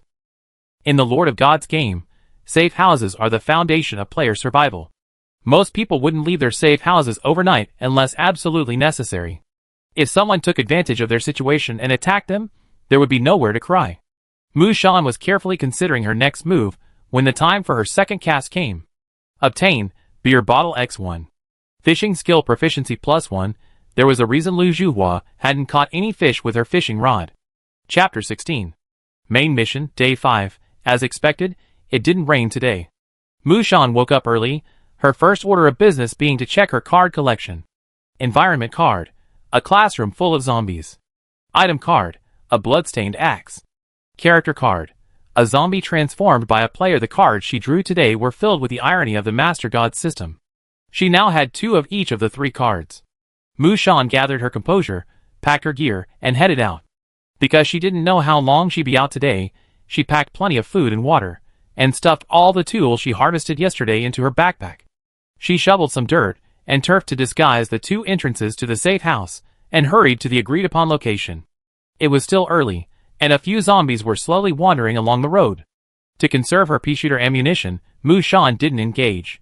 In the damp, chilly air, she waited by the roadside, her hands in her pockets, wearing a fur vest and a windbreaker, much like someone waiting for a taxi. A Viking battle axe gleamed brightly in the side pocket of her backpack. Underneath her loose jacket, Mushan carried a multi-tool knife and a magnesium lighter on her belt, and a small fruit knife tucked into her boot. At around 7:29, the sound of a car engine shattered the silence. 2 headlights blazed directly in her direction, dispersing the gray mist. In the distance, Mushan spotted a brown minibus approaching and stopping steadily in front of her. The experienced driver, cigarette in hand, nodded at her from the driver's seat. "Get in, let's go." There were already 3 people in the car. Mushan glanced at it. A masked man sat in the passenger seat, and 2 others sat in the back. Ordinary player number 421091. ID, Chao Chung.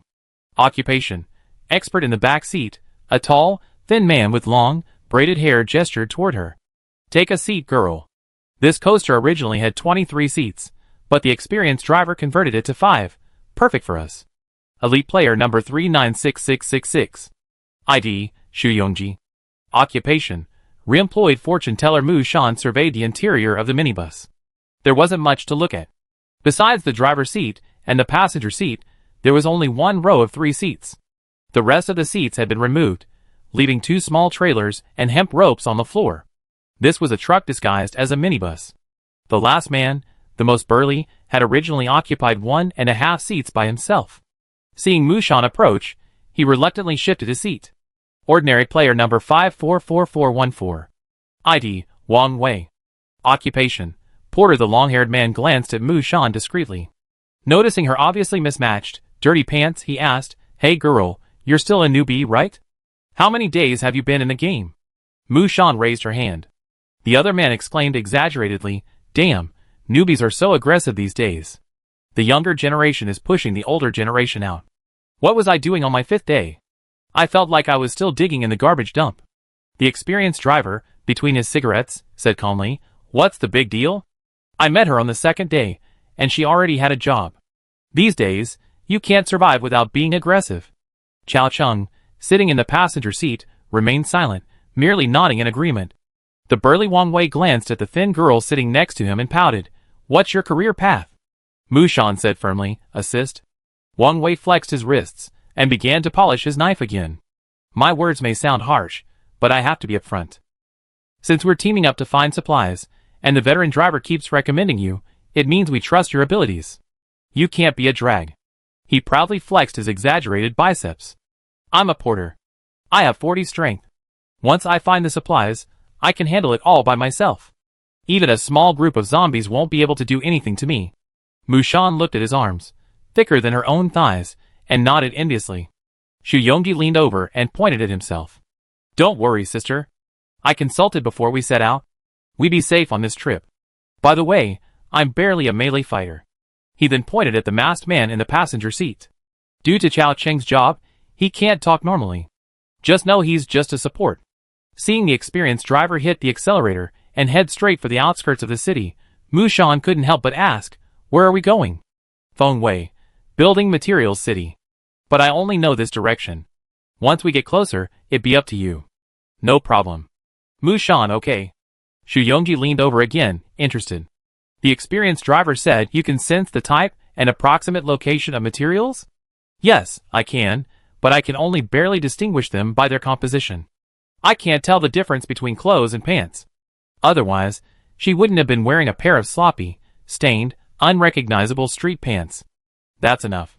Xu Yongji nodded, smiling. "As a welcome gift, I give you a basic knowledge for free. It will rain continuously in the dungeon for the next 10 days, and it may turn into a flood. We're also going to the building materials market to collect waterproofing materials." Xu Yongji spread his left hand. "For example, if I have 10 bricks and want to upgrade my sunroom, it costs 200 gold. But if I have 100 bricks, after system integration, it only costs 20 gold. Mu Shan's eyes widened. "So finding more building materials can save money, to a certain extent." "Bingo! This is similar to how the system automatically upgrades one of her axes when she holds 2. The porter sitting next to him scratched his ear impatiently. "Enough, why are you talking about usefulness? Newbies learn to be smart after a few battles."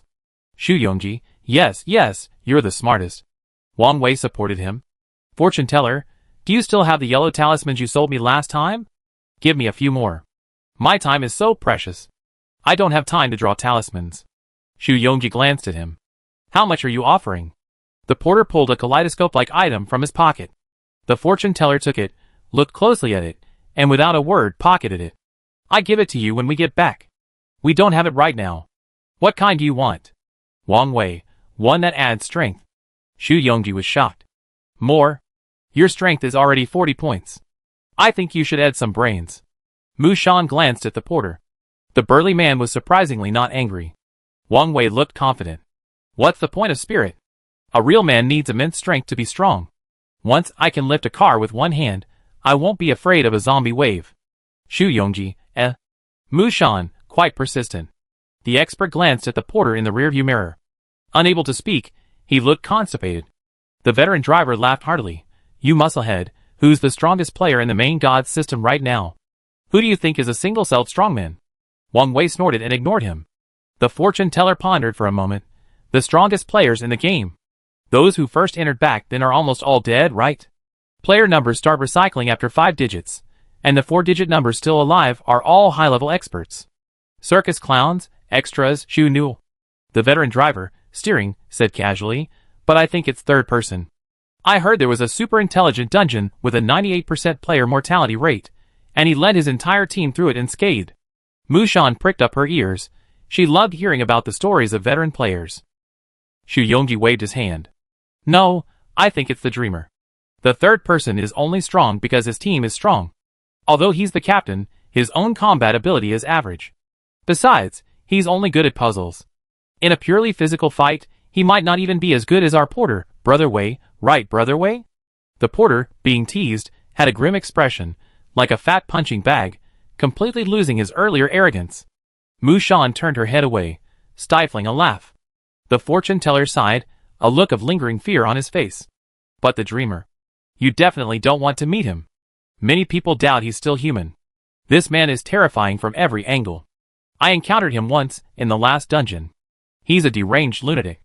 Wang Wei interrupted. I heard of him. He seems to be searching the dungeon for people, even avoiding monsters. The experienced driver stepped on the accelerator, knocking aside a charging zombie, and said calmly, anyone who can survive in this game isn't normal. The atmosphere in the minibus was tense.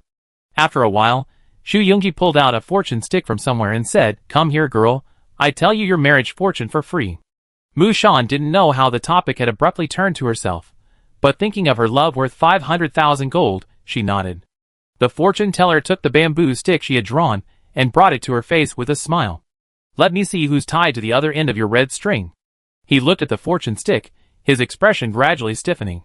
He reached out. Draw another one. Draw another one. I don't believe it. Draw another one.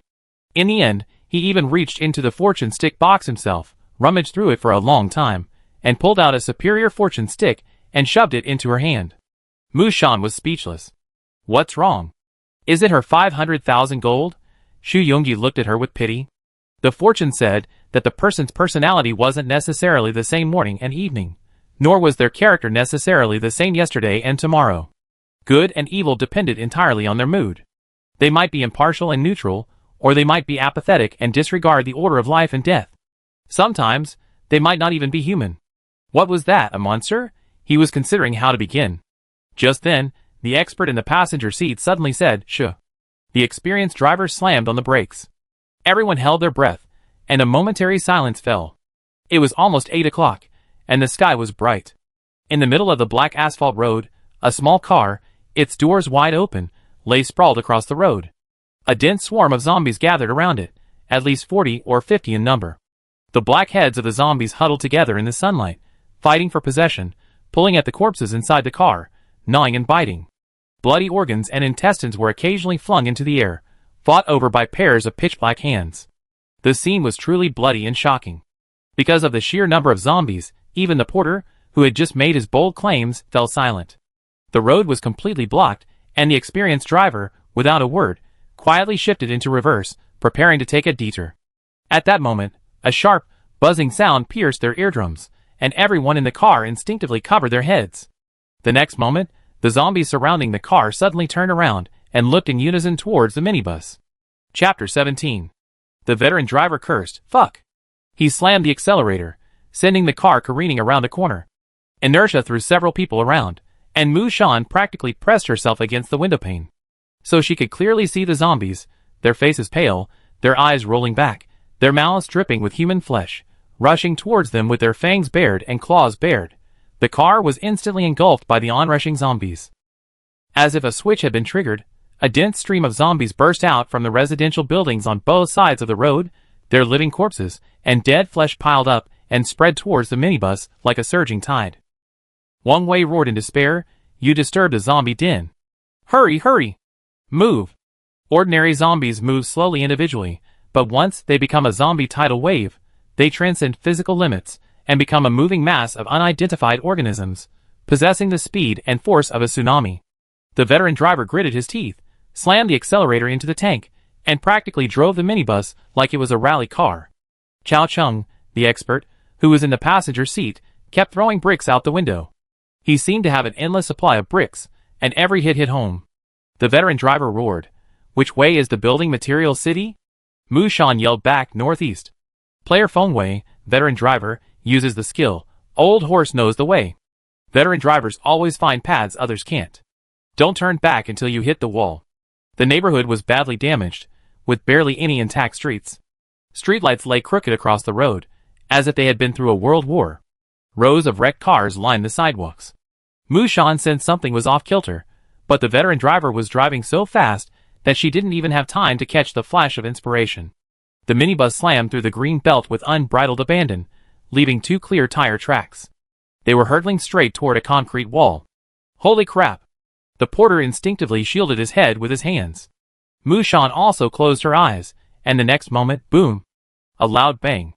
With a deafening tremor, the minibus forcefully slammed through the concrete wall, shrouded in rubble, and rushed into the narrow path behind it. Unbelievably, there was a road behind this. The veteran driver, cigarette between his teeth, floored the accelerator. Hold on.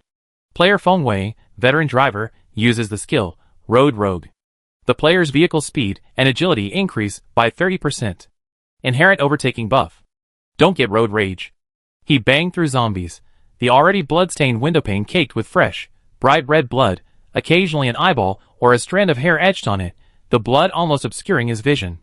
Chao Chung reached over to help apply windshield washer fluid. The car had clearly been fortified by the veteran driver. It was surprisingly unaffected by the impact. The people inside, on the other hand, were dazed and shaken. Just as they were about to shake off the zombie tide, the fortune teller clinging to the seat suddenly shouted, "Be careful!" In the middle of the road ahead stood a young girl in a red dress, her hair loose, motionless. Faced with the sudden, eerie presence, the experienced driver didn't dare to ram it. He instinctively swerved the steering wheel, the car's tires screeching as it made a sharp turn and careened into the grassy area beside the road. With a loud bang, the front of the car slammed into the concrete barrier, sending plumes of smoke billowing from under the hood. They turned sharply, and the little girl, who had been standing there, was gone again. Xu Yongji's hair stood on end, and he pounded the seat anxiously. That's strange. Hurry up. Can't you find the way? The experienced driver slammed the steering wheel and cursed. Then I can't rush into the zombie tide. In a matter of seconds, the zombies chasing them from behind had caught up, rolling in more and more, until they were as high as the ocean waves, almost blocking out the sunlight. Any small building was swept under in its path, and cars and sheds were flattened into mud. A closer look revealed countless hands and twisted faces writhing on the dark wave. Corpses that had been dead for who knows how long ago opened their mouths, roaring, thirsting for flesh and blood. Mu Shan's skin was covered with goosebumps. Watch out behind. A few fast-running zombies had already rushed up, slamming their hands against the car wall. She leaned out the window and hacked at it with an axe. The porter, on the other side, smashed a zombie's skull with a steel rod and roared, "Can you please hurry up?" At this moment, the walls of the car were filled with the creaking sounds of zombies scratching fingers, as if the car were about to be engulfed by a tide of zombies. The experienced driver repeatedly tried to restart the car, cold sweat streaming down his face. Bang! The fortune teller opened a window, kicked away the zombies outside that were trying to climb in, and climbed directly onto the roof. Mu Shan heard the sound of metal being trampled above her head. He pulled a long sword from his backpack and said, "Hack you. I will kill you." As soon as he finished speaking, the sharp sword light shot straight into the sky, splitting the dark tide of zombies, and forcibly opening a gap. With these 2 seconds of buffer, the car finally started successfully. The experienced driver slammed on the accelerator, and the minibus roared out. A few zombies still clinging to the windows were also thrown off by the increasing speed. The people in the car breathed a sigh of relief. In his panic, he didn't care about the direction of the building material city. The experienced driver fled for his life, but no matter which direction he turned, zombies continued to attack him. There was no way of knowing where they were coming from. Sometimes it was a seemingly deserted residential building, sometimes it was a dark vegetable market. The fortune teller was still on the roof of the car. The porter peeked out the window and yelled, "Damn! They're chasing us!" Mu Shan wiped the blood from her face, and saw more waves of zombies pouring out of the buildings on both sides of the road. It was almost overwhelming, almost everywhere. She had only been in the game for 5 days, and she had never seen so many zombies before.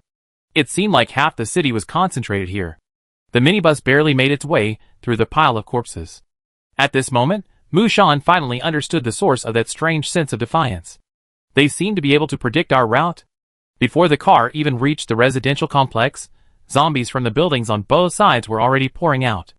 Vehicles that had clearly been involved in a traffic accident were parked in rows on the roadside, as if they had been deliberately cleared. Even though the experienced driver desperately sought a new route, countless zombies were always lurking on the roadside. The front of the minibus was covered in blood, and one of the rearview mirrors was smashed off. The wave of zombies behind them was so dense that she had no chance of defeating them with her pea-shooter or axe. And if the car was caught up, they would be wiped out. "How much gas do you have left?" Xu Yongji roared from the rooftop, his sword flashing around him. A silence fell inside the car as he spoke. This search for supplies was 100 times more dangerous than expected. It started with a stunt, a dead end. The veteran driver puffed out his cigarette and gritted his teeth. What are you standing there for? Find a solution. Chow Chung, in the passenger seat, removed his mask, revealing pale lips. He spoke tremblingly. All zombies are dead, and dead people don't move. So I conclude, all zombies don't move. Mu Shan was stunned. The system's response was cold. Logic fails, reasoning fails. Chow Chung, with a frustrated expression, pounded his forehead. The minibus zigzagged along a narrow alley. From the tall buildings on either side, zombies would occasionally crash through the glass windows and leap from them, then crash to the ground, shattered to pieces. Listening to the roars so close, despair gradually enveloped everyone. Crunch! With a sharp scraping sound, the car suddenly slowed. The veteran driver turned and shouted. Something stuck on the rear wheel. The porter rushed to the rear window and saw the rear wheel spinning on the ground amidst a splatter of flesh and blood. The bloody zombies in the black smoke clung to the car like chains. He roared and leaned forward, striking with steel rod after steel rod, his eyes bloodshot. I fight you! In the chaos, blood and flesh flew everywhere. The fortune teller's sword hand went numb as he dispatched the endless stream of zombies, his body covered in blood. He collapsed and said, too many. The minibus struggled to drag the pile of zombies forward. The veteran driver had already floored the accelerator, black smoke billowing from the tires, the engine roaring with exhaustion. The nearby mountain of zombies piled higher and higher, like a close-up of an oil painting. Mu Shan looked up, and at that moment, time seemed to stand still. Amid the zombies filling the street, she spotted a small one. It didn't charge, but stood still on the side of the street. As the car turned a corner, Mu Shan subconsciously felt that the zombie was important. She squinted, peering far into the distance, and finally saw a line of small words above the zombie's head. A dwarf zombie, summoned by player collector. Then, she froze in her tracks. Chapter 18. A sharp, piercing buzzing sound suddenly erupted. The zombies that had been tearing into the corpses suddenly raised their heads and swarmed towards them. Damn! The experienced driver yanked the steering wheel, sending the car careening to the side, the tires scraping dark marks on the ground. Then, countless zombies suddenly emerged from the residential buildings on either side, roaring and charging towards them, their target remarkably unified. Wang Wei roared in despair, you disturbed the zombie den. The minibus sped along the road, its lonesome, a surging tide of zombies behind it, like a small boat caught in a sea of the living dead. Mu Shan glanced at the fork in the road ahead and, before the experienced driver could speak, said, go northwest. Without a word, the driver floored the accelerator, sending the minibus roaring through the zombies, shattering the window panes with a bloody mess. They were heading in a direction with fewer buildings. Without residential buildings, there would be no source of zombies, which bought them some time. Be careful. The fortune teller, clinging to the car seat, suddenly yelled. At the traffic light ahead, a young girl in red, her hair loose, stood stiffly in the middle of the road. The experienced driver instinctively tried to swerve, but Mu Shan yelled from behind the wheel, hit her. You're crazy. Listen to me. The experienced driver gritted his teeth, stomped the accelerator, and sped towards the clearly unsettled girl in red. Bang. With a loud bang, the minibus didn't hit the girl. Instead, several zombies suddenly leaped out from both sides of the road, blocking their way in a suicide attack. The zombies were crushed to a pulp by the front of the car, but their flesh and blood also covered the window glass. The veteran driver, blinded by a sight, cursed and sprayed the windshield with washer fluid. As the two passed each other, Mu Shan turned to glare at the little girl in red, who did the same. The moment their eyes met, she saw the other person's face clearly. A pale, zombie-like face, its round eyes pale and pupilless. Their expression was calm, a stark contrast to the roaring zombies chasing the living around them. Mu Shan felt the hairs on her arm stand on end, her back shivering, as if being watched by some high-ranking predator. She turned around, her trembling hands tightly gripping the axe handle, trying to give herself a little courage. Ho ho. Ah! The zombies lagging behind gathered in a group and quickly caught up. Drive faster. Can't you find the way? Then I can't just charge into the zombie pile. The minibus resumed its escape, and Mu Shan sat quietly in her seat, flipping through her card collection. Environment card, an empty office, a classroom filled with zombies. Item card, a tube of zombie serum, a blood-stained hatchet. Character card, a player transformed zombie. She wasn't dazzled, nor was she dreaming. She had truly seen the dwarf zombies she had summoned. But even the team was new here, so how could the zombie workers be there? And when had she used them? The minibus, ditching the zombies, stumbled forward. And the buildings on either side, still predicting the future, burst forth countless undead. Mu Shan's body was cold. Or to put it another way, how many times had they repeated this? Damn, it's endless. The veteran driver cursed, practically pressing the accelerator into the tank. The coaster slammed into the zombies, charging from either side, its tires nearly off the ground as it lifted off a downhill slope, seemingly ready to fly. Bang! With a loud bang, 2 more zombies blocking the road were smashed, their brains splattered. The veteran driver was constantly searching for new routes, even diving into a residential complex's underground parking garage, and speeding frantically through the underground passages. The pitch-black underground was devoid of zombies, so they raced towards the brightly lit exit, smashing through anything that blocked their path. The garage was littered with abandoned, wrecked cars, the occasional zombie banging on the doors. The porter and fortune teller, each manning the windows, occasionally shot down the zombies charging from either side, but the speed and inertia made it impossible for them to maintain their balance. The engine hummed, and with a roar, the car slammed through the liftgate and burst out of the underground garage. Everyone regained sight, and the coaster sped along the smooth road again, but Mu Shan's heart grew heavier. They had clearly chosen a different route than last time, so why couldn't they escape the zombie tide? Shortly after the car burst through the garage exit, about 5 seconds later, a torrent of zombies erupted from the exit, their limbs, unidentified, crawling along the ground like a continuous mudslide. The minibus, on its own, moved ahead of the mudslide, its distance shrinking, and it seemed certain it would sooner or later be engulfed. All they saw was the living dead, and an atmosphere of despair began to permeate. The porter guarding the back door had his upper body covered in zombie blood, his head and face caked in mud. He couldn't even hold the slippery steel pipe, so he resorted to punching and brute force. With so many zombies, anyone who comes will die. Fuck this zombie tidal wave. Damn it! The veteran driver's eyes were bloodshot, his breath ragged from prolonged intense concentration. I'm almost out of gas. Even more devastating was the countless zombies behind him, forming a towering tsunami. Even if temporarily defeated by the fortune teller's sword, they quickly coalesced. As if driven by a mysterious force, they gathered the scattered zombies into a single, colossal monster. The distance between the minibus and the zombie tidal wave grew closer and closer. The dust kicked up by the zombies' movement obscured the sky, dimming even the sunlight. Mu Shan had been forced to join the zombie-slaying horde. The more corpses clung to the car's walls, the heavier the vehicle's weight, and the shorter the gas would last. She didn't know where to find a way out. Out of gas. The veteran driver yelled. Mu Shan pulled a card from her pocket and tossed it over. Use mine. Gas plus 50L, but this was just a drop in the bucket. Zombies blocking the road ahead were constantly being knocked away and crushed. The car windows were so caked with rotten flesh that it was almost impossible to see the road ahead. Windshield washer fluid wouldn't clear it away, and the wipers were stuck on bones. The experienced driver was driving recklessly, almost relying on his subconscious. Behind him, the fortune teller's sword could only pierce a smaller and smaller number of zombies. His skills must have consumed mana. The zombie swarm surged forward like a tidal wave, gradually closing in on them. Ahead of the minibus was a dead-end road, a pile of construction debris stagnant in front of it, covered in green mesh. The experienced driver's hair was soaking wet. Desperately, he stepped on the accelerator, and the car roared up the hill and took flight. The tired roar of the engine sounded like an old man's heart-wrenching cough.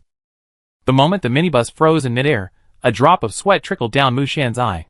She blinked, catching sight of the surrounding horde of zombies behind her, and the impassive face of the little girl in red standing at the crest of the horde. Before the car even touched the ground, countless zombies, reaching out, were already within reach. Like a total solar eclipse, it obscured all light, completely burying their figures. Night had arrived. A sharp buzzing sound rang out. Zombies that had been surrounding the car, gnawing at its flesh, suddenly turned around and lunged at them, claws and fangs bared. Hurry, hurry, hurry! Feng Wei spun the steering wheel hard, stepped on the accelerator, and turned. His expression froze. Something seems wrong. My car's condition isn't right, the oil level isn't right, and where's all the blood on the windshield? Everything's wrong.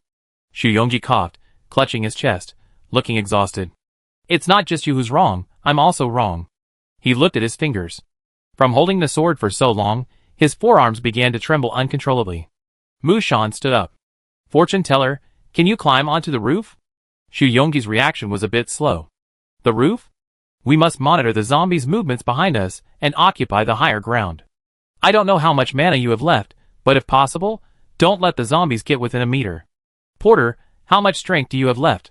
Make sure the rear wheels don't get caught on any zombie limbs, otherwise we won't be able to move. Wang Wei cursed subconsciously. What nonsense! He suddenly looked at his hands. The scars of battle spread all over his upper body. Even his head and face were covered in the black blood of zombies.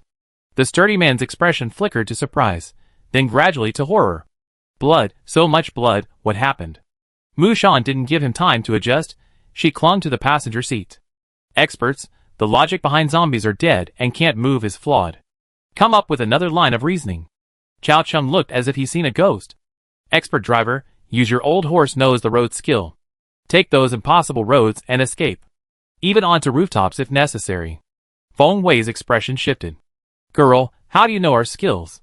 Mu Shan wiped the blood off the axe blade and lowered her voice. Because you used it last time. I don't know how many times. The battered minibus honked and sped along the road, its body so grimy it was barely discernible, leaving 2 long tire tracks. Chao Chung trembled and stuttered, we're driving a 4-wheeled vehicle, while zombies rely on 2 legs.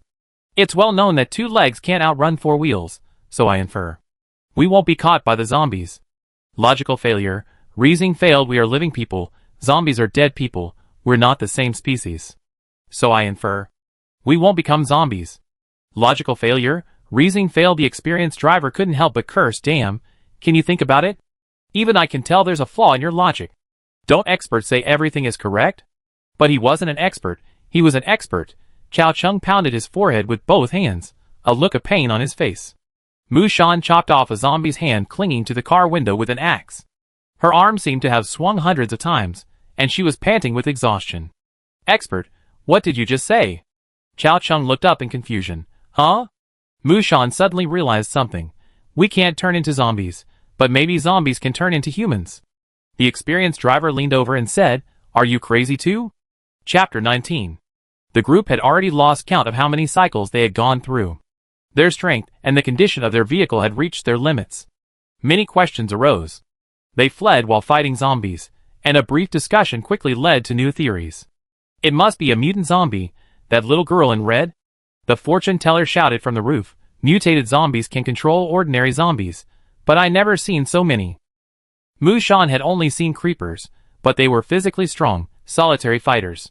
And this little girl in red was controlling practically an entire zombie army. Anyone who saw her had to run.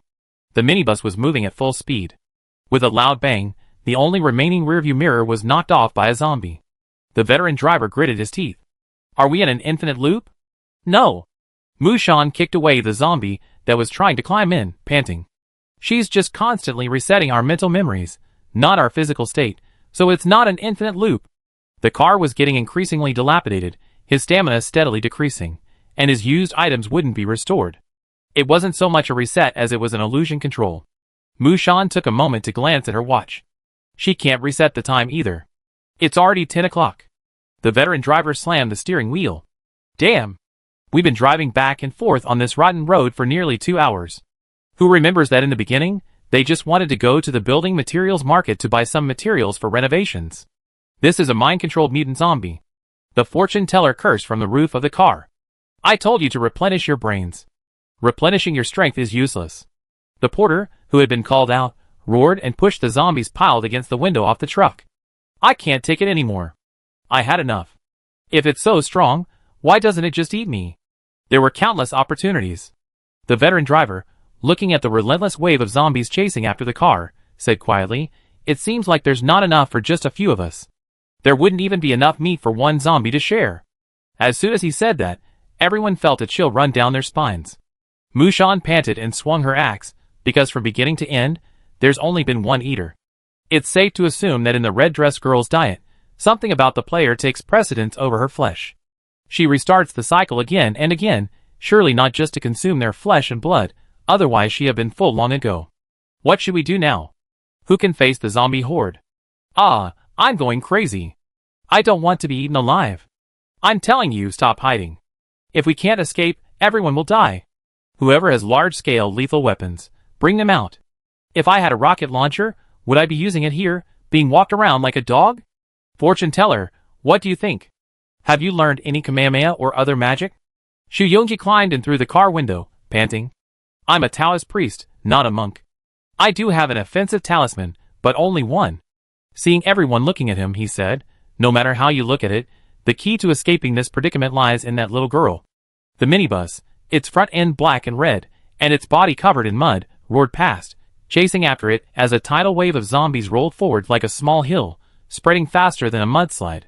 The scene was extremely spectacular. Mu Shan, clinging to the driver's seat with her eyes closed, suddenly shouted, I sense it. The nearest one is about 2 kilometers to the north. Okay, watch me. The veteran driver shifted gears with his right hand, his brow stern, his teeth gnashing. You're ruining my meticulously modified car. Do you monsters know how much parts and effort it took to modify it? Go to hell. Player Fengwei, veteran driver, uses the skill, 4S store lifetime member. Temporarily changes the attribute point bonus of the vehicle you own. Reinforcement reduced by 20%.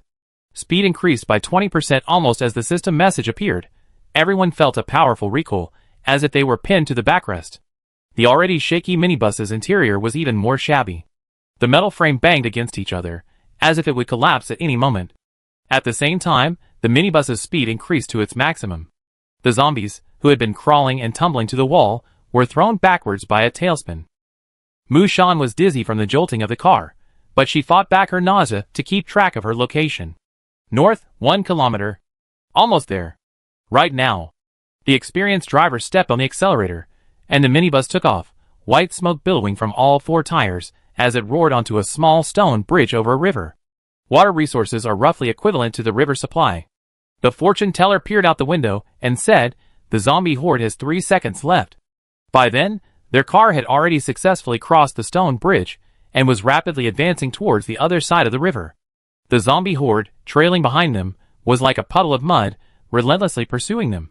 But the zombie horde consisted of countless individuals, incapable of reasoning. As they crossed the narrow stone bridge, many of them fell into the river, tumbling down the bridge. Zombies can't swim. They either frantically kick their limbs stiffly, thrashing about like landlubbers, or sink straight to the bottom. Success? The veteran driver cried, tears welling up in his eyes. In mere seconds, the riverbank was filled with a black mass of zombies. The stone bridge had interrupted the once broadcast zombie tide, and by half, only a third remained to pursue them across the river. The human player's situation had never been more favorable. Mu Shan stared intently at the little girl in red standing at the top of the zombie tide. She seemed a little startled, but her face was not at all panicked. She raised her hand, and the ordinary zombies beneath her feet lifted the girl firmly and chased after the player's minibus.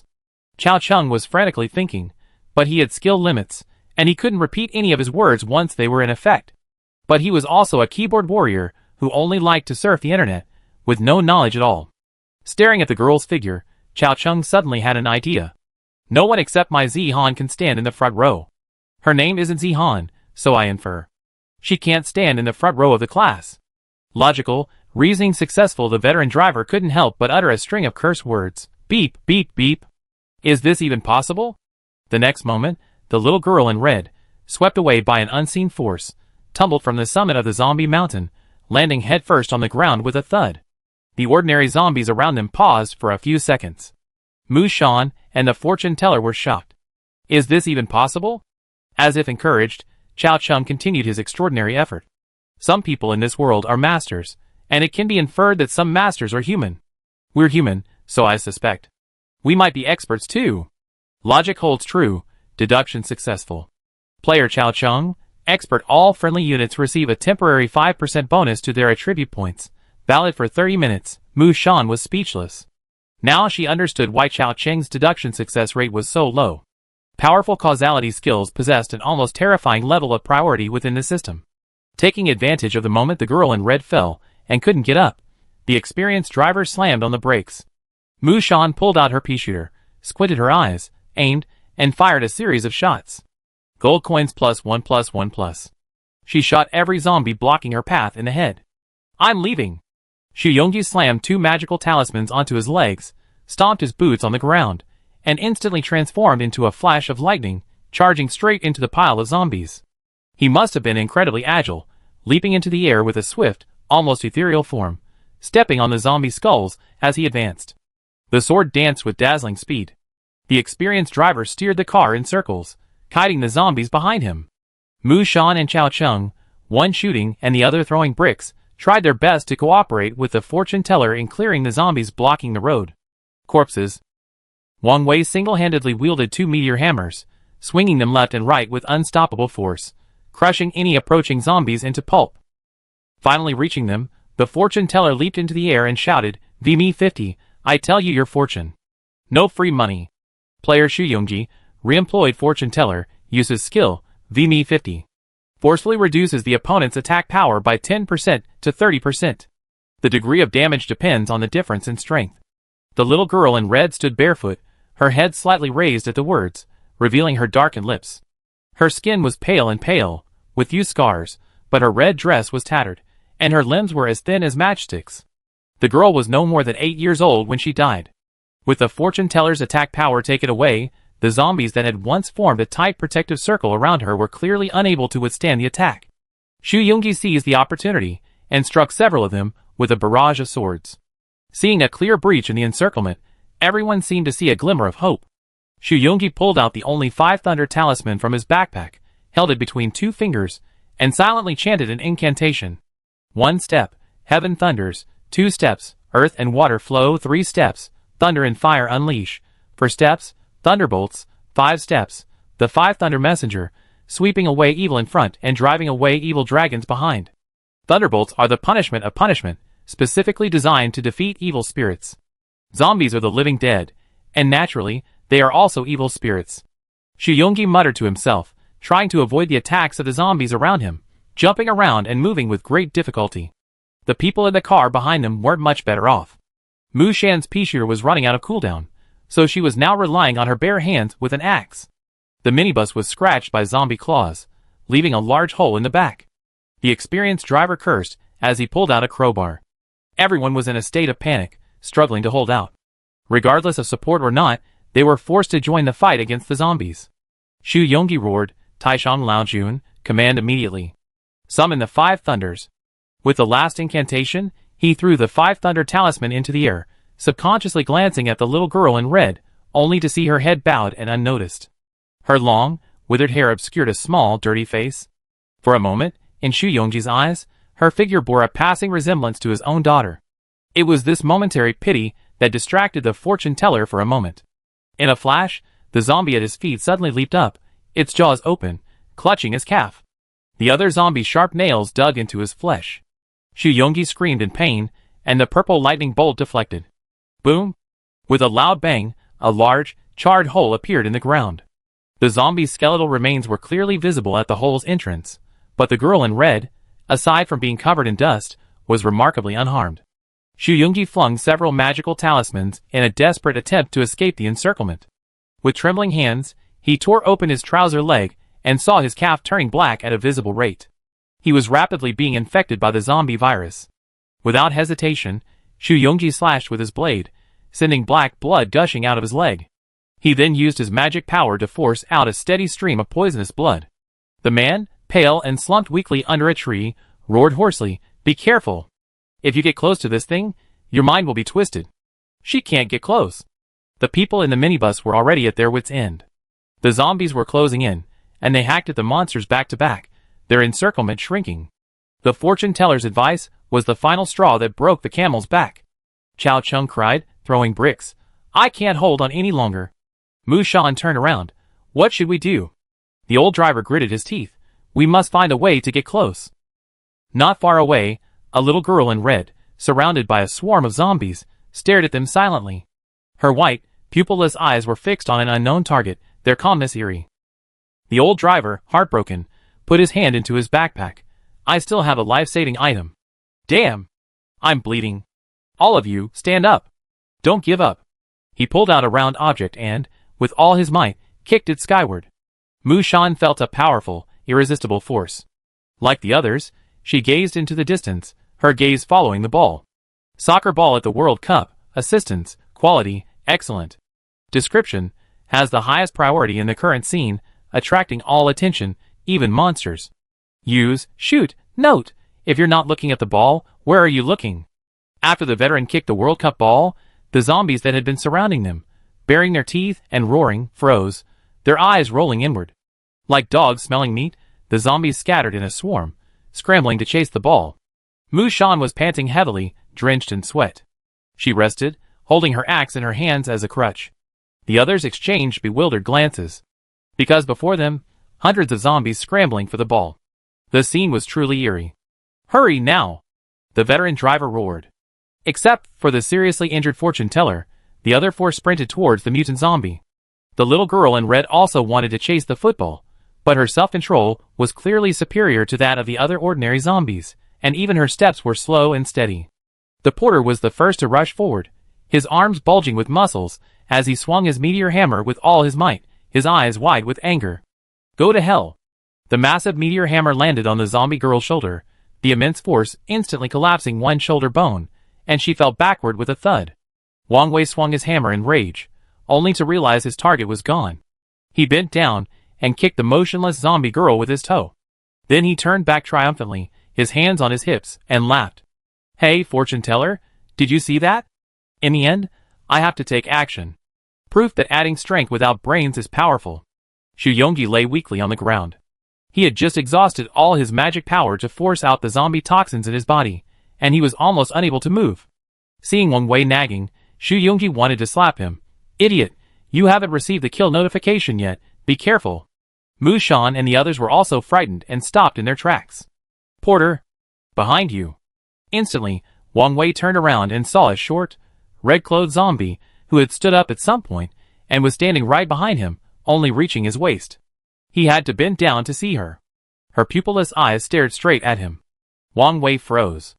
The three of them were only a few steps away from him. The veteran driver saw the dent in the mutant zombie's body miraculously heal, and couldn't help but curse. Damn, it actually has the ability to heal itself. How can we fight it? Chao Chung raised his finger tremblingly. Wait, there seems to be something wrong with the porter. Mu Shan held her breath. She was a little puzzled why Wang Wei didn't move. The scene before her, a large and a small person facing each other, might be heartwarming in normal society, but this was a zombie siege. The little girl in red opened her mouth, her dark little mouth showing no teeth. Dad? Dad? She uttered a similar breathy sound. The next moment, the porter's meteor hammer fell to the ground with a thud. Chapter 20. Dad, Dad. The little girl in red's voice was strangely hoarse, and everyone present sensed something was amiss. The veteran driver swallowed. No way. The sturdy porter suddenly bent down again, picked up the sledgehammer from the ground, and slowly turned to face the four of them. His eyes rolled up strangely, his gaze unfocused, his mouth slightly open, a look of dementia. If it weren't for his normal skin color, his demeanor would have been exactly like a zombie. Mu Shan and the other three quietly retreated, putting some distance between them. Can you beat him? Mu Shan asked in a low voice. You overestimate me. The veteran driver gripped the crowbar tightly in both hands. The three of us assistants combined are no match for that muscle monster. At this moment, the fortune teller, the only one with any fighting ability, was still half crippled and slumped on the ground. What a cruel reality. The zombies were drawn away by the football. The little girl in red, hiding behind Wang Wei, peeked out and watched them quietly, like a child who had found her parents. Though her eyes lacked pupils, Mu Shan felt she was looking at her with a scrutinizing gaze. She had a father, so the next one. Ouch! The porter suddenly went berserk, swinging a massive meteor hammer and charging at him like a mad elephant. The three men dodged left and right, unable to retaliate. Wang Wei's 40 points of strength meant that every blow he struck created a massive crater. Chao Cheng's thrown bricks were easily crushed, like toys. Mu Shan, relying on her small stature, slipped under his arms, dodging the hammer's swings. Idiot, wake up! The old driver tried to fight back with a crowbar, but was knocked back by a hammer, falling to the ground and spitting blood. Chao Cheng, clutching two red bricks, stepped back, his legs trembling with weakness. I guess, help! Seeing the porter raise his massive hammer high, about to smash the bricklayer's skull into pieces, everyone closed their eyes. 1 second, 2 seconds. The expected screams didn't come. The old driver held his breath and slowly opened his eyes. Chao Cheng stood there stupidly, his legs trembling, a look of shock on his face. Before him, the porter sat cross-legged on the ground, his head bowed, unsure what to do. A 9-link toy suddenly appeared in Wang Wei's hands, and he was fiddling with it clumsily. The rings clashed, making a clanking sound. Player Mushan, collector, uses the item. 9 links on Wang Wei, porter. The opposing player's spirit points are less than 35. The item takes effect, forcing a 1-minute 9 links attack. Mushan stood up under the shocked gazes of the others, her hands brimming with zombie blood, her Viking axe, and slowly turned back. The next second, she lunged at the zombie girl with all her might. You used the skill against a mutant zombie. You're surprisingly kind. For 1 minute, any attacks directed at you by the opponent are negated. Usable daily, 1/2. Mushan had never imagined she would one day find herself in close combat against a mutant zombie. She met the red-clad girl's pale eyes with her axe, the sharp blade slicing through the zombie's tiny body, leaving only a sliver of flesh clinging to the girl's slender arm. Black blood sprayed half of Mushan's body. She exerted force with both arms, yanking the axe from its bone, and stepped back a few steps. The next second, something terrifying happened again. Even though the arm to the shoulder was nearly severed, the mutant zombie didn't die. Her arm, only clinging to a layer of skin, regenerated against biological common sense. The dark red muscle tissue grew rapidly, as if with consciousness, and in a matter of seconds, it was intact. The little girl in red flashed her a dark smile, her mouth shaped like the words "Mom, Mom." Mushan gritted her teeth and tightened her grip on the axe handle. The old driver, clutching his injured stomach, trembled and stood up, shouting hoarsely, "Expert, find a solution." Chao Chung was completely stunned. He was at a loss, pounding his head with both hands, racking his brains. I think. And all the while, Mushan rushed forward again, chopping with axe after axe, without stopping. Even as the mutant zombie sustained new wounds, she remained motionless, seemingly oblivious to the attacks. Skill countdown: 50, 49, 48. Mushan's strength had reached its limit. She gasped and sweat streamed down her face.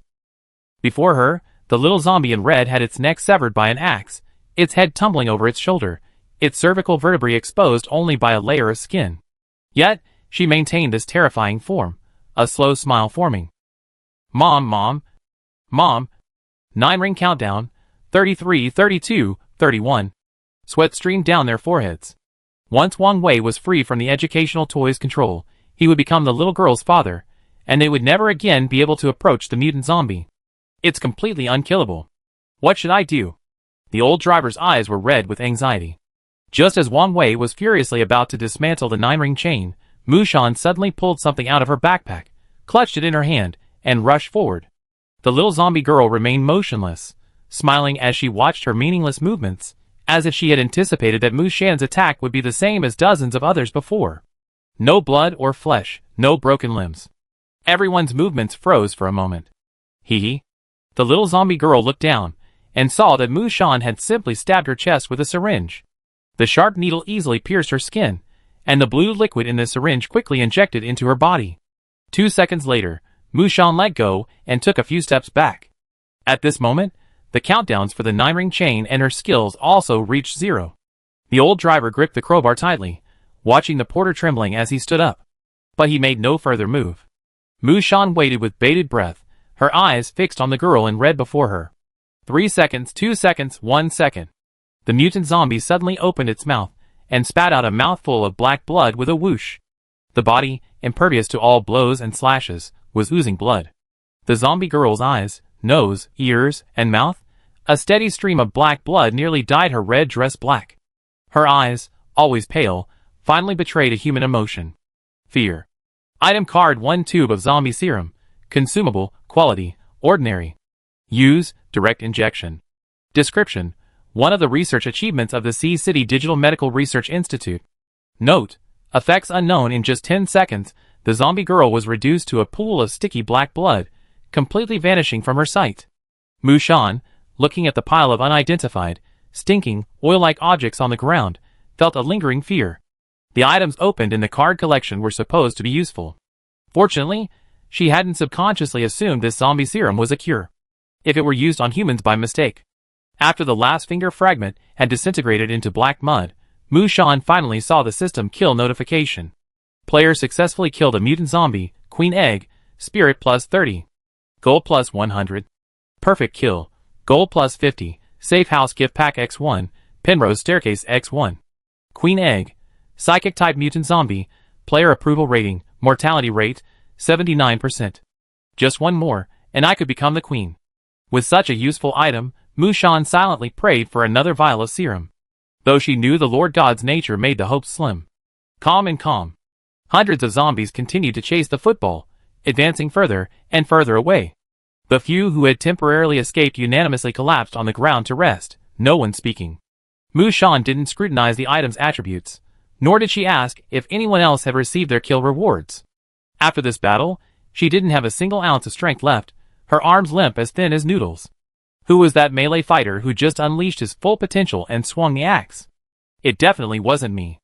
About 2 minutes later. Is there anyone kind enough to help me? Porter Wang Wei sat up, clutching his forehead. I feel like I'm vomiting. I feel like I just finished 80 math tests. The fortune teller, lying on the ground, said calmly, you might as well just die. Wang Wei, The old driver wailed as he stood up and shuffled toward the wrecked minibus. He inspected it from front to back and sighed deeply. It's scrapped. Let's see how many parts we can salvage. While it's still light, let's find another car and head to the building materials market. The others then began to move, gathering at a snail's pace. Speaking of which, should we deal with these zombies? While the old driver was tending to the wreckage of the minibus, Mushan pointed at the zombies on the riverbank, trampling and biting each other, just playing football. They didn't even notice the flesh and blood so close to them. It seems a waste to leave the gold coins lying around, she added. The fortune teller waved his hand, looking serenely awaiting death. You guys go. The remaining poison has just dissipated, so I can't move for now. Wang Wei was still clutching his head in agony, probably suffering from the combined effects of his mind control and the 9 rings. The veteran driver was busy disassembling parts. The expert smiled shyly and shook his head at her, suggesting he wasn't planning any action. Mushan had no choice but to walk alone on the bridge, gazing at the ferocious football stars in thought. The pea shooter was still in its cooldown period, having just been rehydrated to 33 out of 100. Besides, these bullets wouldn't be enough to kill all the zombies. After some thought, Mushan pulled out her magnesium rod lighter. This is a basic camping tool. She first used a utility knife to gently scrape off the oxidized outer layer of the magnesium rod. Then, with a few firm scrapes, sparks appeared. But the sparks landed on the grass and didn't catch fire. It had been raining constantly for the past 2 days, and the grass and trees were all wet. Mushan moved to a different location. This time, the sparks landed on the corpse oil of the mutated zombies, instantly igniting and emitting a blazing flame. That black, sticky grease made the perfect kindling. Mushan picked up a relatively dry branch, dipped it in the corpse oil, and used it as a torch. She walked over to the zombies. They howled, ho ho, aha, as they chased the ball, completely unconcerned about igniting the flames themselves. In a sense, they were die-hard football fans. The flames burned one after another, then another after another. Soon, the small hill of hundreds of zombies turned into an active volcano, with thick smoke obscuring the sky and the crackling sounds of burning zombie limbs. Mushan watched the spectacular scene from afar. It was a pity that the veteran driver's ball, such a valuable item, could not be recovered. Gold coins +1+1. The system prompt kept flashing, but Mushan blocked it. Player achievement unlocked. Crematorium. Kill at least 200 zombies by burning them. Strength +1. Rebirth mantra X1. I can tell by the look in her eyes that it's the woman her ex-boyfriend couldn't catch up with. The veteran driver, with a look of sorrow on his face, collected all the parts from the car. The group found the largest SUV on the roadside and continued driving towards the building materials market. It was already 11 a.m. Exhausted and hungry, the group slumped in their seats, each one more miserable than the next. Thankfully, all the zombies along the way had been gathered and controlled by the queen's eggs, and then burned by Mushan. The road was now as clear as could be. The veteran driver, cigarette in hand, said quietly, Master, your calculations are quite accurate. It was a truly thrilling journey. Everyone was silent, and Xu Yongji laughed dryly. Feng Wei said sincerely, thanks to Sister Mushan. Without your last item, we'd probably have died right there. Chao Chung nodded. Xu Yongji straightened up. You even used the item to save the porter. Luckily, that big, stupid guy's sanity was low, otherwise he'd have been a cheap zombie. Wang Wei blushed and scratched his head awkwardly. Guess I need to use my brain again. Mushan smiled. You're welcome. We all contributed a lot. Helping each other is the most important thing. Having just escaped, the atmosphere was relaxed. Mu Shan took the opportunity to ask the fortune teller, "Brother Shu, can you trade your talismans?" Xu Yongji was surprised.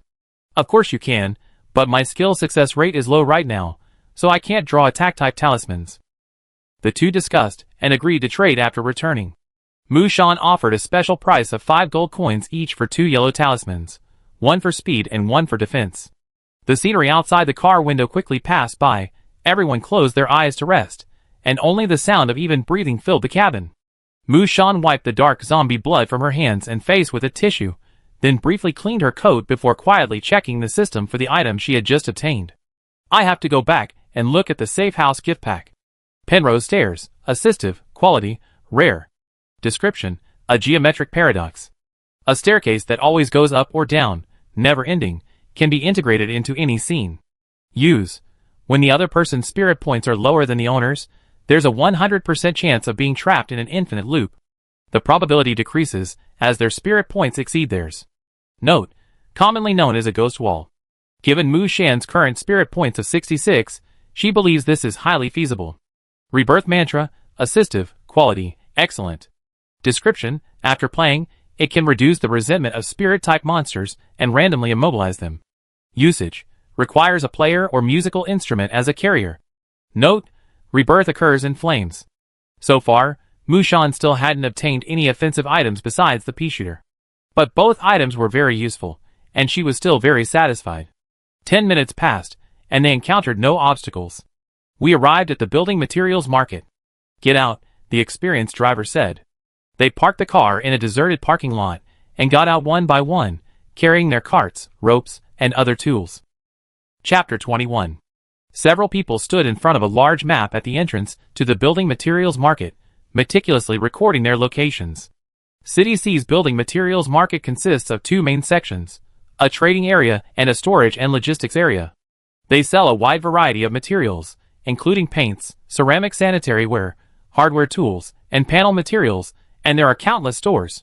The leather sofas, double beds, and solid wood security doors that were once expensive during their house renovations now seem like junk to them, but they still have plenty of other valuable items.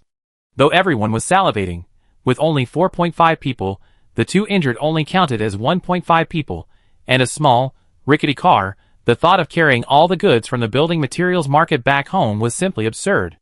The old driver removed the cigarette from his mouth and tucked it between his ears. "Go deal with the zombies around here first. Wait 10 minutes.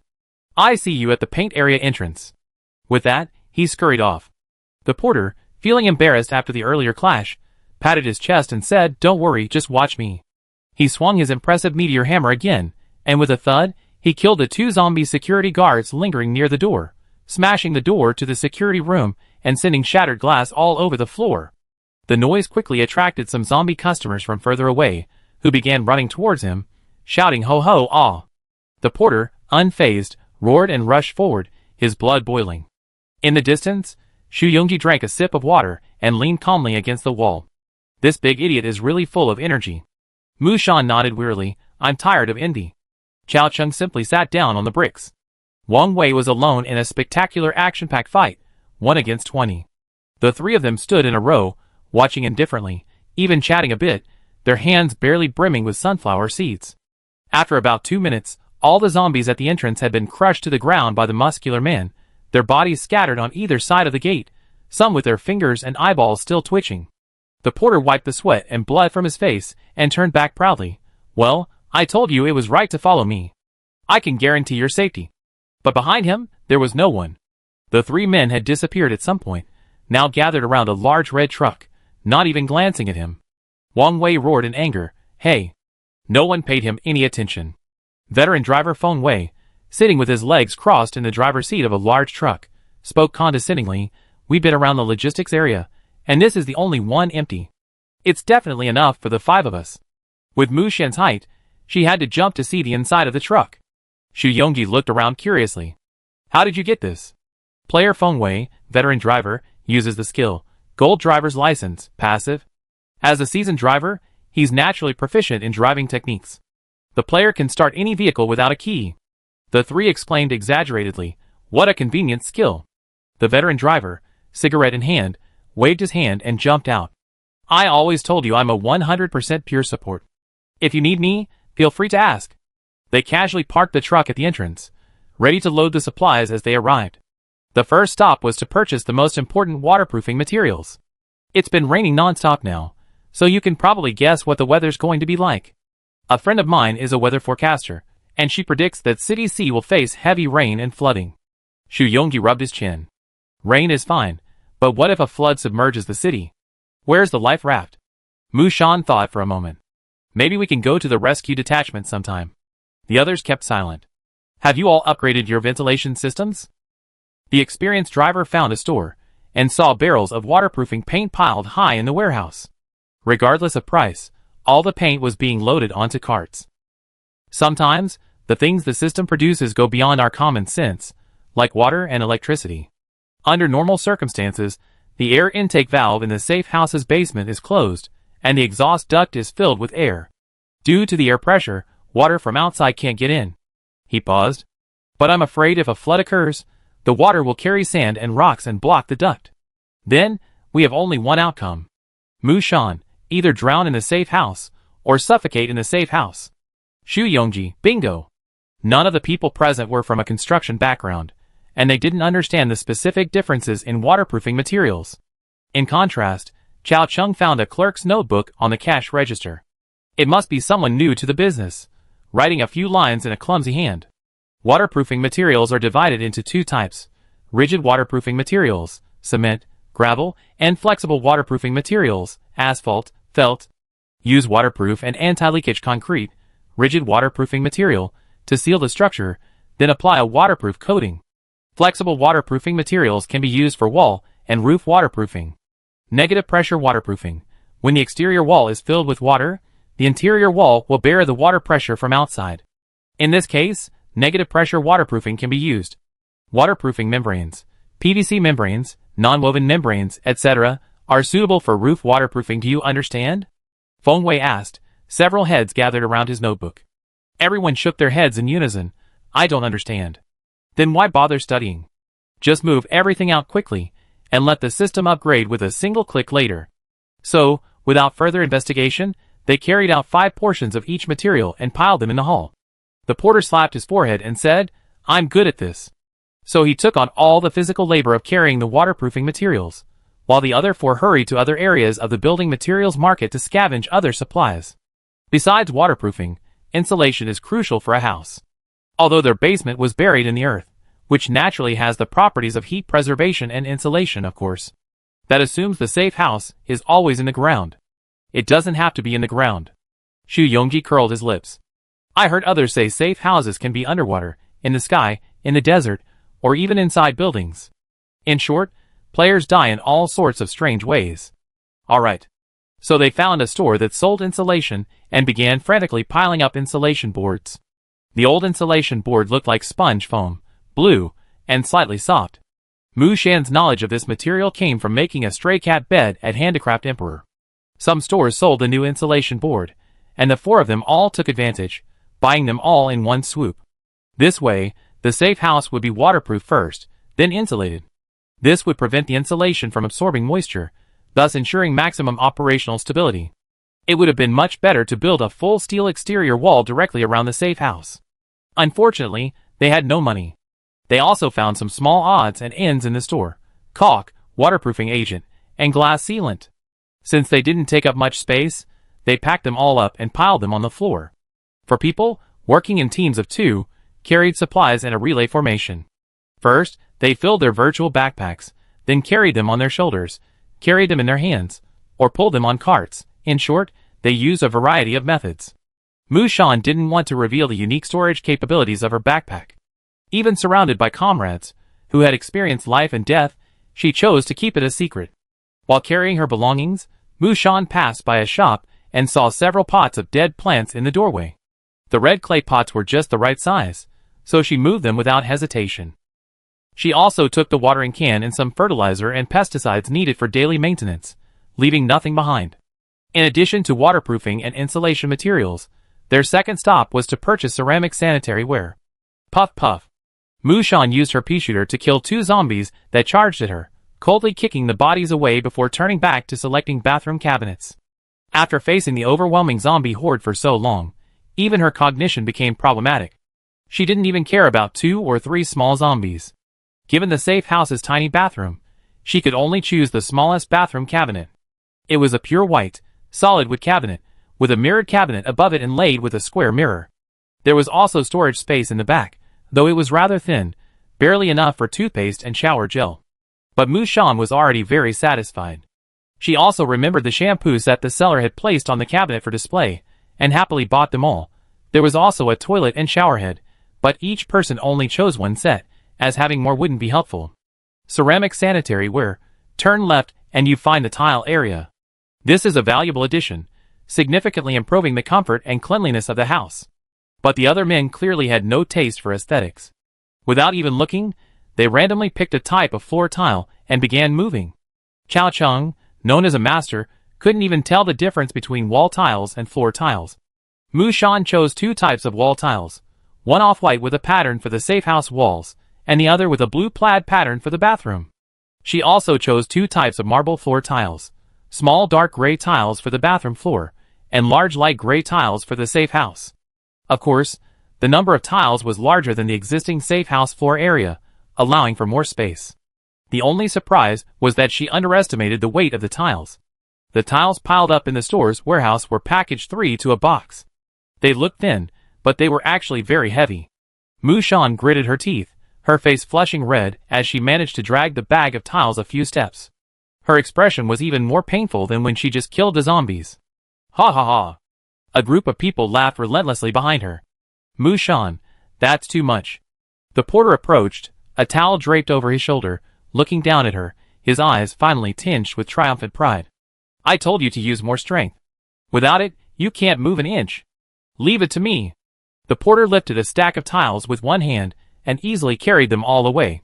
The other 3 applauded from behind.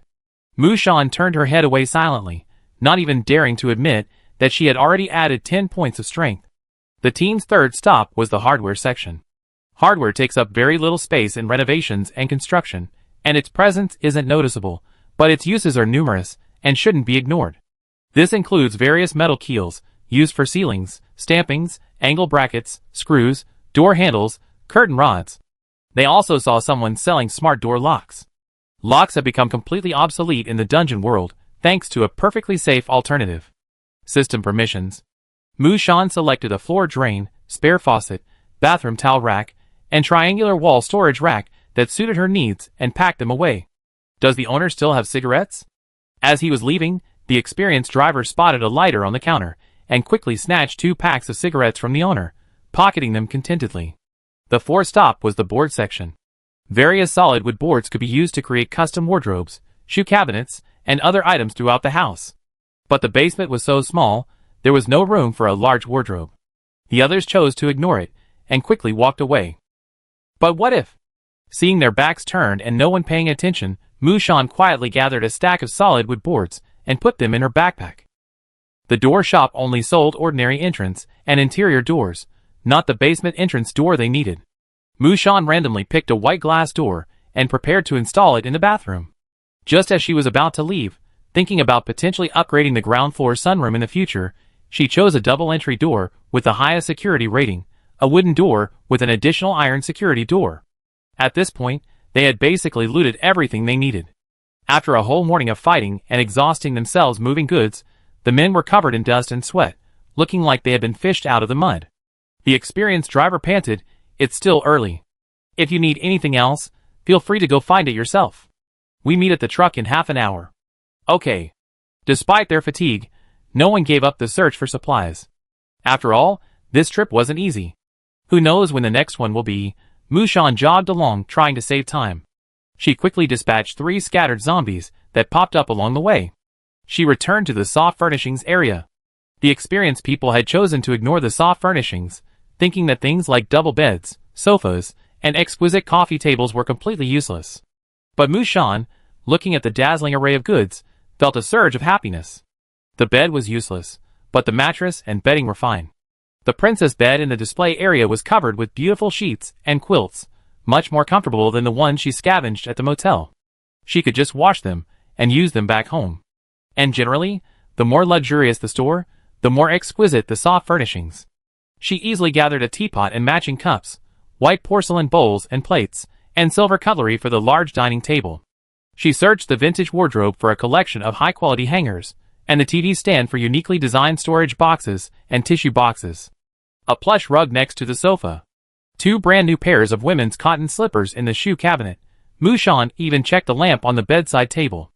After glancing around to make sure nothing was left behind, she suddenly spotted a vintage gramophone in the shop across the street. It was also a player, and could be used to play the mantra for the afterlife. She rushed over to take a look and received bad news. The gramophone was fake. The store had made a plastic mold. Mushan, TSK. With only a few minutes left before the half-hour meeting, she sprinted towards the main entrance. Passing a ground-floor shop, she saw a pile of flood control sandbags behind a fire door, and several bags of cement piled at the door of another shop. Mushan turned and rushed over, storing everything in her virtual backpack. By this point, all her backpack compartments were full. The truck bed still held her share of building materials. The truck only had 2 seats, and Mushan, the only woman, got the front passenger seat. The others, carrying large bags or sacks, sat in the open bed. But judging by their expressions, they seemed satisfied with their haul. The veteran driver held a cigarette in his mouth, unlit, but began to hum a tuneless tune. The truck started up with a lurch, then re-entered the road with a roar. With the window half rolled down, Mushan felt the breeze and stretched herself. Only then did she feel the hunger growling. She took out some water and snacks and ate a quick bite to fill her empty stomach. By the way, Brother Feng, Mushan suddenly said. The veteran driver snorted, motioning for her to continue. Will you be free to join me on the side quests later? Mushan had considered it. She had a pretty good grasp of Feng Wei's professional characteristics, and since they'd been through thick and thin together twice, he was more convincing than the unreliable porters and experts. She was also interested in the fortune teller, but he was seriously injured and would likely recuperate for a while, so he might not accept the offer. The veteran driver remained calm. Where is your mission location? CDC Research Institute. Oh, so we're not in the same place. My mission location is City First People's Hospital. Mushan was shocked. So everyone's side quests are different. Besides the main survival mission, all the quests players will trigger are different. I heard others mention that it seems the main god system scans players' personal qualities, and it varies from person to person. He continued, that's okay. If I'm free, I can accompany you. But it'd be best if you find a few more people to team up with, since I'm purely a support. Mushan nodded, okay. It was almost 3 in the afternoon, and the closer we got to the city, the more survivors and zombies we saw wandering the streets. It was quite lively. But the sight of such a massive red truck roaring by drew the attention of both the people and the corpses. Mushan had already rolled up the car window and donned a mask and helmet. The experienced driver parked the car at the spot where he picked her up that morning, across the street from the park. After Wang Wei and the others repeatedly asked if she really needed any help with the moving, they waved goodbye. The park was as quiet as it had been that morning. Mushan quickly ran back to the safe house and dumped all the supplies from her virtual backpack. Then, she quickly ran back to the intersection and put all the building materials piled on the ground into her backpack. After 2 round trips, she was exhausted and panting. Finally, she collapsed on a pile of messy tiles, feeling like she couldn't even move a finger. Cannon Fodder Player number 537099 Mushan. Would you like to check your rewards? Chapter 22. A small white gift box lay on the table, dropped after killing a mutant zombie. Mushan struggled to open it. Safe House Gift Pack. Please choose one of the following 3 upgrades. 1. Add a ground level sunroom. For M×4 M×2.5 M. 2. Add a ground level fortification, basic 3. Expand the underground safe house. Plus 1 M. Mushan covered her face and wailed, why do I have to make such a difficult decision again? Why can't I have all 3? Of course, the Lord God system ignored her. Based on her current needs, Mushan struggled for a minute before finally making her choice. Player receives Basic Sunroom X1, upgradable. Player detected to have double entry door X1. Should it be installed outside the sunroom? Note: the system will charge an installation fee of 3 gold coins. Mushan complained about the stinginess of the crappy system and chose yes. Soon, the building material she was sitting on swayed slightly, as if something was missing. A rumbling sound echoed from the earth above her head, and she thought it was an earthquake. Thankfully, the noise soon died down, and the safe house fell silent again. Mushan climbed the stairs, pushed open the damaged iron door of the basement, and poked her head out. The wind didn't stir her hair, because the 4x4-meter lawn outside the front door was enclosed by a small sunroom. Could this be a converted public toilet? The sunroom had 4 concrete walls and no windows. On one side stood a double entry door she had found, already installed. The main entrance to the basement was framed within the sunroom, roughly against the west wall. The backup entrance was outside the sunroom, camouflaged with grass. With the sunroom as a buffer, her security level increased by another one, equivalent to an attacker having to break through 2 doors to truly enter the basement. The original grass on the ground was completely covered. Mushan looked up. The 2.5-meter-high roof was made of pure glass, allowing light to filter in easily. But at this height, she couldn't climb up without a ladder. The strength of the glass roof was unclear. It was likely not bulletproof. She found a switch on the wall. When on, the sunroom's glass roof folded down, retracting about halfway. When off, the glass roof remained flat. It was an additional ventilation feature. Mushan nodded in satisfaction. The basic sunroom far exceeded her expectations. But if there were any future problems such as leaks, damage, or dirt, that would be a later issue. She went back to the basement and brought out the iron racks she looted, setting them up in a triangle in the corner. It was getting late today, so when the sun came out, she could hang clothes and blankets on them to dry and sterilize them. She walked out the front door and looked over. A clear yellow line had been drawn by the system, extending about 20 centimeters from the corner of the sunroom wall, presumably to distinguish player territory from public land. Because of this line, Mushan's original plan to build a wire fence around the area was thwarted. You're screwed. According to the system's nature, items marked as public land could not be taken with them when switching instances. It would likely be a waste of effort. After inspecting the sunroom and closing the door, Mushan returned to the basement of the safe house. She felt a tingling sensation as she looked at the chaotic piles of building materials, supplies, and garbage. There was no end to the work, no end to it at all. During the daytime battle, the kill notification kept flashing, but she had selectively blocked it. Now, upon reopening it, the system thoughtfully gave a consolidated message. Player's gold settlement for today completed. Solo zombie kill reward, 1598. Cooperative zombie kill reward, 211. Current account balance, 1806. A few hours ago, she was a pauper with only 26 yuan in her pocket. Thanks to that final fire, the impressive zombie wave had converted a significant amount of gold into a bounty. Seeing her wallet fill up, Mushan felt the day's fatigue vanish, and all the hard work and effort had been worth it. Keep working, keep working. Now that she had the money to repair the damaged door, Mushan browsed through the system store several times and chose the most cost-effective, airtight double security door. This type of door was also commonly found at bunker entrances in the past. Broken iron door upgraded to airtight double security door X1.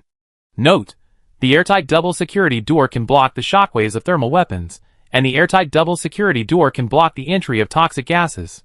The people I bought earlier automatically merged with the new door after the upgrade.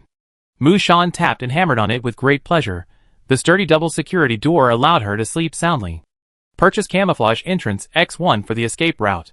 Note: this can only be used as an escape route, not as a regular safe house entrance. The camouflage entrance blends in with the surroundings. After buying the 2 doors, 300 gold coins were instantly depleted. Upgrading the iron door only cost 15 gold. The system's inflation is truly impressive. Mushan deliberately climbed out of the escape route to take a look. Once the camouflage entrance closed, all she saw was a tightly sealed patch of grass, with no sign of opening or closing. As the homeowner, she could see the system's notification, a circle of green dotted lines. The safety index has been greatly improved, the money was well spent, it was already getting dark, and Mushan didn't have the energy to cook, so she boiled a pot of water for instant noodles. The braised beef noodles had neither beef nor meat in them. Now that she had the means, she was craving vegetables so much that she splurged on a can of sweet corn to go with the instant noodles.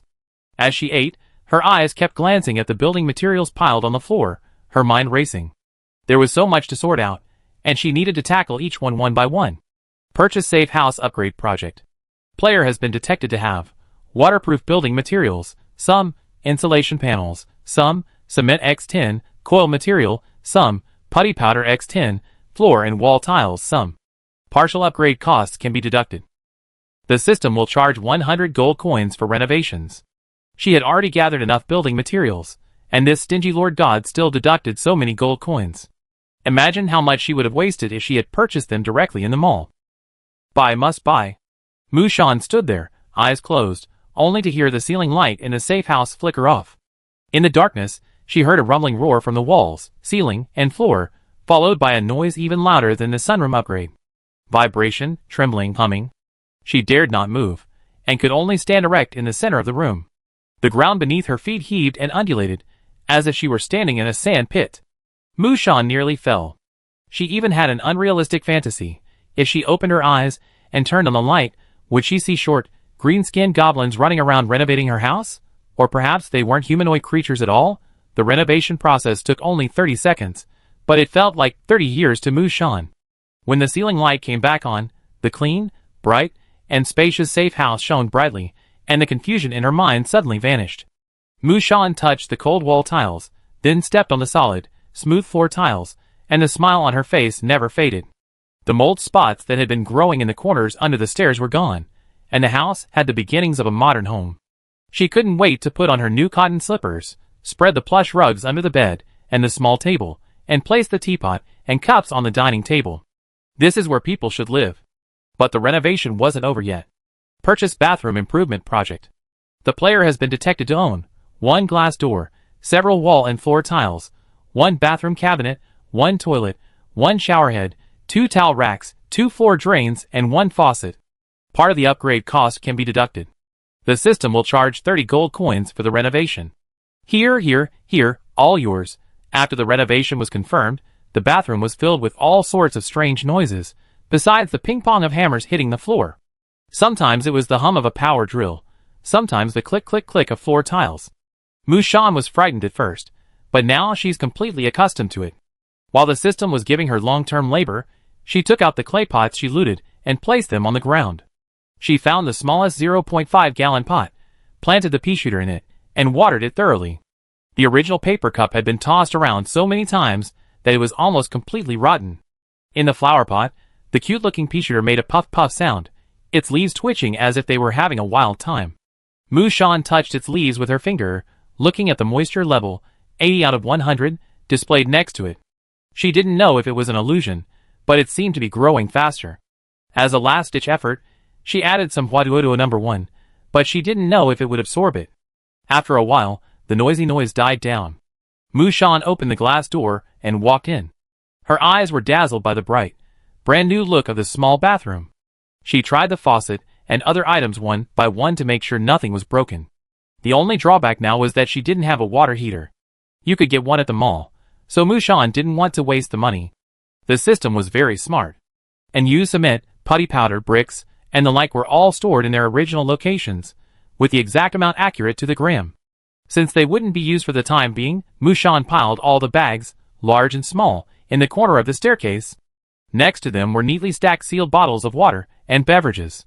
There was still a large pile of planks and sandbags in the open space in the center of the house. Mushan thought for a moment, put all the sandbags into her virtual backpack, and moved them to the sunroom. When the flood came, these sandbags would be the mainstay of flood control. Purchase multifunctional combination cabinet, hanging, standing. The player has been detected to have 50 solid wood planks, several angle brackets, and several screws. These can be used to offset some of the upgrade cost. The system will charge a labor fee of 20 gold coins. The gold balance was 1,356 points, still plenty. Mushan planned the available space for the safe house and entered the dimensions and requirements into the system. She suddenly looked up. Can you make it look a little better? Additional design fee of 10 gold coins, never mind. I'd be the one to judge if it's ugly anyway. Lord God, I don't mind your poor craftsmanship. Ding ding bang bang sounded, and a row of pristine white wall cabinets appeared on the previously bare wall. The style was simple, without any decorations or patterns. The cabinets were brand new, and Mushan had piled all the snacks and canned goods she had no place to put inside them. In addition, she had installed a row of double-door cabinets in the corner at the foot of the bed, suitable for storing more scattered items, as well as out-of-season clothing and spare bedding. The space above the cabinets could be used again. Mushan planned to build a multi-layered iron shelving system, similar to those found in apartment basements. However, Since she already had ample storage space, this plan was put on hold for the time being. After clearing away the remaining building materials and sweeping the floor, it was already 9 p.m. She'd been busy since 7:30 a.m., and after becoming a gamer, her work hours were even longer than those of office workers. From 7 a.m. to 9 p.m., 7 days a week, with no salary, no weekends off, no insurance, no benefits, and even the constant threat of survival. This crappy survival game was open to anyone who wanted to play. Mu Shan's back and knees ached from exhaustion, but she persevered. With her tenacious willpower, she boiled some hot water, carried it to the bathroom, and rubbed her dirty clothes in the basin. Although she cleaned them with paper towels that day, the zombie's blood and sweat had dried, leaving her hair matted into wisps. Mu Shan sat on a small stool, wetting her hair bit by bit with hot water and carefully scrubbing and loosening it. Under the hot shower, winding streams of brown-red sewage flowed from her feet, rushing into the vortex of the floor drain. The bathroom was filled with steam, but it wasn't a shower after all, so it would get cold after a while. Mu Shan quickly rinsed herself, drying her hair as she put on the bathrobe she brought from the hotel. She stared at herself in the mirror for a moment. In just 5 days, she felt she had transformed. The facial features were exactly the same, no difference from before, but those eyes somehow felt like someone else's. I couldn't lose weight even with daily running before, but now it's so easy. I'm like a chosen one. Mu Shan wiped the water off the mirror with her hand, curled her lips, and left the bathroom. She made the bed, snuggled in, and sighed comfortably. Her eyes were so heavy she couldn't lift them. Finally, Mu Shan spent 2 gold coins on a formaldehyde removal service. It wasn't essential, it was ridiculously cheap in the system store. Silent formaldehyde removal in progress. Countdown to 2 p.m. 1:59 and 59 seconds p.m., the basement was pitch black with the lights off. Before falling into a deep sleep, Mu Shan wondered how long the torrential rain the weather forecaster had predicted would last. It couldn't possibly last 10 days. How severe would the flood be? Where would she find a boat? Cannon fodder player number 537099 ID, Mu Shan. Age, 22. Occupation, collector. Skills, collecting addiction 1, collecting addiction 2, collecting addiction 3, trash sorting. You're such a nice person, aren't you? Gold, 1354. Main quest, day 5. Mu Shan still had no change of pants. Chapter 23. It was 7 a.m., and despite being physically and mentally exhausted, her biological clock dutifully woke her up. Mu Shan stretched her heavy eyelids open and reached out to flick on the light. 2 days of life-or-death struggles, the excessive exercise had nearly broken her apart. Now, she ached from head to toe. Back then, she could still unleash her potential on adrenaline, but now, all she could do was lie there like a corpse. Mu Shan lay on the second bunk of the metal bed. The upper bunk was filled with supplies, while the lower bunk, closed with a curtain and hung with 2 wires, formed a makeshift wardrobe. The mattress she gotten from the home goods store yesterday was too big, so she cut it in half. Although it looked tattered, it was incredibly comfortable to sleep on. Mu Shan didn't know if it was because of the added insulation and waterproofing, but she felt less damp and cold in the house today. The off-white tiles made the cramped basement feel quite cozy. Generally speaking, it's the conditions for human survival. She muttered, turned over in her bed, and reached out with her right hand to summon the card collection. This action was a bit like the internet addicts, who used to lie in bed with their phones. The card collection yielded 3 cards today. Character card, an obese zombie, a child zombie. Item card, a sunflower seed. The child zombie card still carried the Lord God system's full irony, but Mu Shan simply ignored it. She materialized the single item card, her hands trembling with excitement. Is it the sunflower seed she was thinking of? Sunflower seed, consumable, quality, excellent. Description, neither spiced nor creamy. Use, eat, or plant in the soil. The system description is similar to green pea. Mu Shan's eyes lit up, and she sat up with a sudden somersault. She didn't have time to get dressed, so she hurriedly threw on her coat, hurriedly found an empty flower pot, planted the melon seeds in it, and carefully watered it thoroughly. In the famous game Plants vs. Zombies, besides the signature weapon, the pea shooter, there's also a basic plant, the sunshine sunflower, which is virtually universally known. Although the sunflower can't attack, it bursts out sunshine every few seconds, making it crucial for growing other plants. Mu Shan rested her chin on her hand, staring at the empty flower pot, imagining what the melon seeds would grow into. Sunshine doesn't seem to be very useful in a doomsday dungeon? Whatever, it's better than nothing. Since she was already up, her planned lazy nap was ruined. Mushan boiled some water, while squeezing toothpaste as she washed up. The upgraded bathroom was still cramped, even more so with the addition of a bathroom cabinet. It was easy to bump into corners. The showerhead wasn't working for the moment, so she stacked the 4 wash basins she found in the shower area, a small plastic stool beside them. She boiled water and poured it into a teacup. When it was halfway warm, she dropped a vitamin C pill into the mix. Breakfast consisted of plain water and bread. She saved some high-calorie foods like candy and chocolate. They were small and easy to carry, allowing her to quickly replenish her sugar intake and prevent fatigue when she went out. After breakfast, she tidied up a bit. Mushan peeked out through the peephole in the door. For once, it wasn't raining, but the sky was overcast, the sun blocked by clouds, only a dim light. She was afraid of raindrops, so she didn't move her bedding outside to dry. Out of the basement, the temperature in the sunroom was noticeably lower. Mushan shuddered, donned gloves, and began tilling the soil with a shovel. This was a massive undertaking. Although the sunroom was only 4 meters by 4 meters wide, she needed to first shovel away the top layer of turf, shave off the roots, loosen the soil, and uncover any loose rocks. This park had existed for who knows how many years, and the soil beneath the green space was compacted. With each shovelful, Mushan could only dig a shallow sliver into the earth. Understand the porters, envy them, become one. Power, power. I used to see videos of agricultural bloggers meticulously tending their gardens and vegetable plots, with blossoms and fruits blooming in spring and autumn in autumn. When I really started, I had to learn by trial and error. There are no shortcuts to farm work. Mushan was inexperienced at first, and she didn't do much tilling, but ended up exhausting herself. As she got used to the movements and learned how to save effort, her clearing speed grew faster and faster.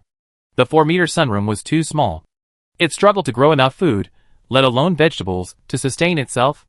It was barely larger than a family balcony. The reclaimed turf, roots, and rocks were piled together, and Mushan gathered them and threw them outside. On her way back, a strong wind suddenly began to blow. The sunroom's glass ceiling crackled with the wind, and raindrops mixed with small grains of sand fell, hitting the glass. Mushan feared that the system's shoddy construction would be destroyed by the inclement weather, and all her gold coins would be wasted. So she brought a stool up and carefully inspected all 4 walls. Any cracks or gaps she found were sealed with caulk or glass glue. This was a more delicate task. By the time all the potential leaks were filled, a heavy rain had begun outside. Crack! Lightning flashed across the sky, illuminating the pitch-black night for a moment. It was still daytime, yet it felt as dark as midnight. Raindrops pattered against the glass roof, then curved down to the eaves, trickling down into a small stream. Such weather, coupled with a zombie apocalypse, brought a strong sense of oppression. Mushan looked up at the dark cloud-shrouded sky, then returned to the basement. After closing the double door and checking the escape entrance for leaks, Mushan finally rested. She had been exhausted all morning, huddled in bed for a long time without regaining her strength. Her hands and feet felt weak, as if she had a cold. After lying drowsy for a while, Mushan forced herself to get up and cook. She pulled a bag of grains from the cupboard, scooped a little into the pot with a small cup, and began to make porridge. She couldn't put too much water in, as the pot was shallow, so she had to add it occasionally. A small packet of dried fish was placed on the pot lid, while being heated to replenish the salt. Mushan, her face pale, sat in front of the stove, pouring cold medicine into a cup. The body is the capital of revolution, and now there are no relatives around. She's dead, truly dead. The roar of the storm outside was audible even through the 2 doors. Occasionally, there was the murmur of garbage, billboards, and pebbles being blown across the grass. Mushan slowly ate her bowl of porridge, occasionally checking the outside world, her heart still hanging in the balance. Just then, a notification popped up on the system interface, indicating a message from a friend. Jian Lulu, agriculturist, the vegetables are harvested. Come pick them up when the rain stops? Ginger, garlic, onions, carrots, and potatoes are easy to store, and there's also a small bag of spinach. Mushan, collector, okay, I check the weather later. Jian Lulu, agriculturist, location, click on the map for details. Mushan clicked on it and looked. The park was quite far away, so she had to drive. She thought for a moment and asked, do you have any fruit tree seedlings? The other person's message came a while later. Wow, you upgraded your sunroom so quickly. Jian Lulu, agriculturist, I only have 3 kinds of fruit trees here, apple, navel orange, and pear. Mu Shan thought for a moment and replied, I want a navel orange tree. Jian Lulu, agriculturist, sure.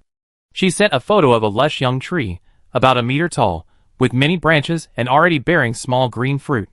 Jian Lulu, agriculturist, this is a system-modified variety, it bear fruit soon. There's also a matching fruit-enriching fertilizer and pesticide. If you want, I give it to you at a package. It's a friendly price for a zombie worker. Mu Shan, collector deal. Jian Lulu, agriculturist, handshake.jpg. Mu Shan was so happy after closing a deal at lightning speed that she even ate half an extra bowl of her multi-grain porridge.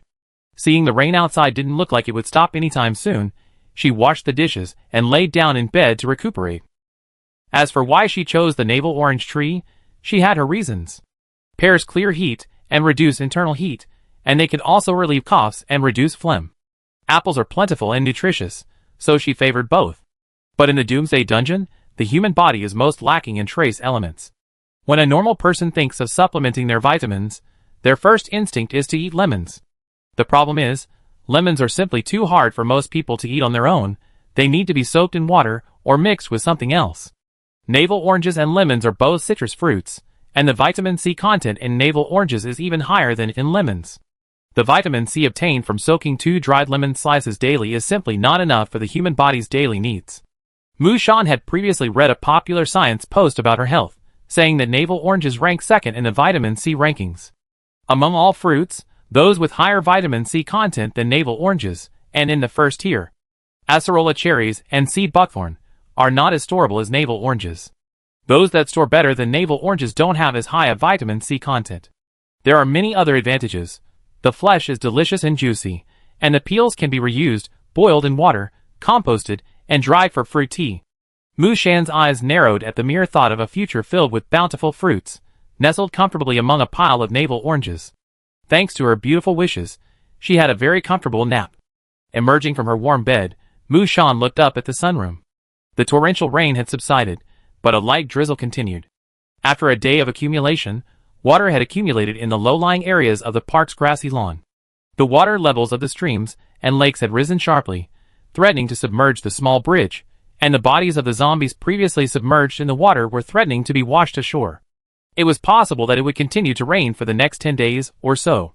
She couldn't stay home and rely on her parents for support, while the rain wasn't severe enough to prevent her from going out. Mu Shan checked the system's mall and saw that items like rain gear, kayaks, life rafts, and rafts were already selling for exorbitant prices. Even the price of a rubber duck swim ring was prohibitive. The stingy system was really good at raising prices.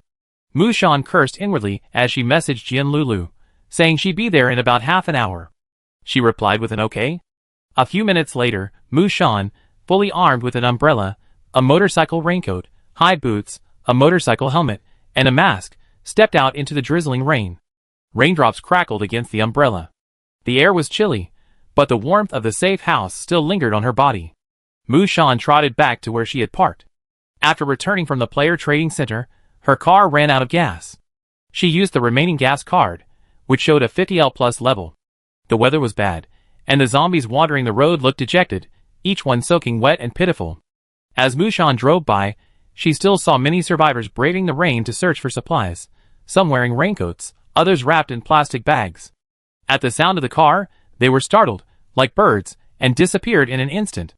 The agronomist had located the address at the Sea City Art Museum, located in an upscale residential area with few people around. Mu Shan parked at the corner of the intersection, and approached on foot, umbrella in hand. From a distance, she spotted a woman in black leather and black pants lazily leaning against the gate, smoking a cigarette. There seemed to be other people in the shadows behind her. Jian Lulu saw her and looked shocked. Fuck, you're going to rob someone. Mu Shan took 2 steps forward. It's me. I know it's you. I saw the ID above your head. Jian Lulu gestured exaggeratedly with her arms outstretched. I mean, someone standing silently in the pouring rain, wrapped up except for their eyes, and carrying an axe. Fuck, who are you trying to scare to death?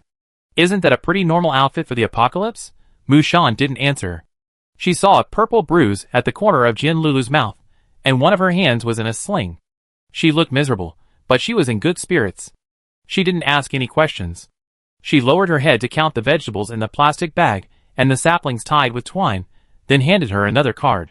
Jian Lulu glanced down and smiled with satisfaction. A fat zombie? Boss, you have quite a wide variety of zombie workers under your command. Maybe even some 18th tier idle zombies? Skill products random. Mu Shan pointed at the muscular man standing silently behind her. Who is he? Jian Lulu didn't even turn around, but raised her eyelids, cigarette tucked between her slender fingers. Him, my hired bodyguard. Mu Shan paused. Bodyguard? The beautiful lady snorted with disdain. Some foolish guy wanted to buy for free and set his sights on me. Pa, did he think I was a pushover? She pointed at herself. I didn't give him an easy time either. One hand in exchange for his life. Was it worth it? Mu Shan smiled. Worth it. The two exchanged glances. Jian Lulu stamped her foot in frustration and stomped out her cigarette. It's raining every day and never sunny. I'm almost growing mushrooms. Who knows what the weather's going to be like next? I don't plan on going out. I have to keep an eye on the fields to prevent anyone from stealing my vegetables. I gave you some extra storable vegetables, which should be enough to last until the end of this dungeon. Little foreman, see you again. Mu Shan stood there, watching the agronomist and the taciturn man behind him leave one after another. She suddenly felt a strange sense of melancholy. Be it the agronomist or the experienced driver. They were just random strangers who met in Dead Rising. With luck, they could meet again in another dungeon. With bad luck, one of them would die in some unknown corner. One dungeon, two dungeons. When would it truly end? The rain intensified again. Mu Shan took a deep breath, picked up her things, and turned to leave quickly. After driving home, she quickly changed out of her raincoat and rubbed her frozen hands. Without time to go back and boil water, Mu Shan planted the navel orange tree in a pre-dug hole. She took the remaining vegetables to the kitchen to process. Thankfully, the temperature was low, and the safe house was dry and cool, perfect for storing vegetables. Mu Shan dug out a shallow straw tray and filled it with a layer of water. Leave fresh carrots about 2 or 3 centimeters of orange red, then cut off their heads. Carrots grown hydroponically will start growing leaves again. The leaves are edible, and the texture is similar to chrysanthemum. With luck, Mu Shan could harvest a small, self-sufficient crop of leafy greens. The agronomist also gave her a good supply of potatoes. She cut 2 into pieces and planted them separately in the soil. It was a scene reminiscent of The Martian, but unfortunately, she wasn't a crop scientist. She had to try her best. The rain pelted the sunroom roof, leaving a trail of mottled stains. Mu Shan squatted on the freshly tilled soil, gazing at the lush, spreading branches of the small tree before her, counting the oranges hanging from it over and over again. On the 6th day of the apocalypse, she felt her mind was starting to unravel.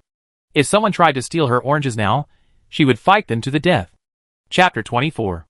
Not all items opened in the card collection are useful. She is well aware of the system's ruthless nature. It may seem like the Lord God is selecting high-quality humans through the dungeon game, but in reality, it's filled with the perverse taste of a superior civilization looking down on the lower ants. Mu Shan rolled her eyes at the card she drew today. Item card. Piece of rotting meat, whether it was human flesh or some other animal's rotting flesh. Mu Shan didn't even want to look at it. I'd bear it. The other 2 cards were slightly better. Item card. A badminton racket and environment card. A small lake filled with zombies. Although she had no idea what they were for, it was fine. On the 7th day of survival, the drizzle continued outside, and the sky darkened. Because the safe house was located on higher ground, no water had yet reached the sunroom.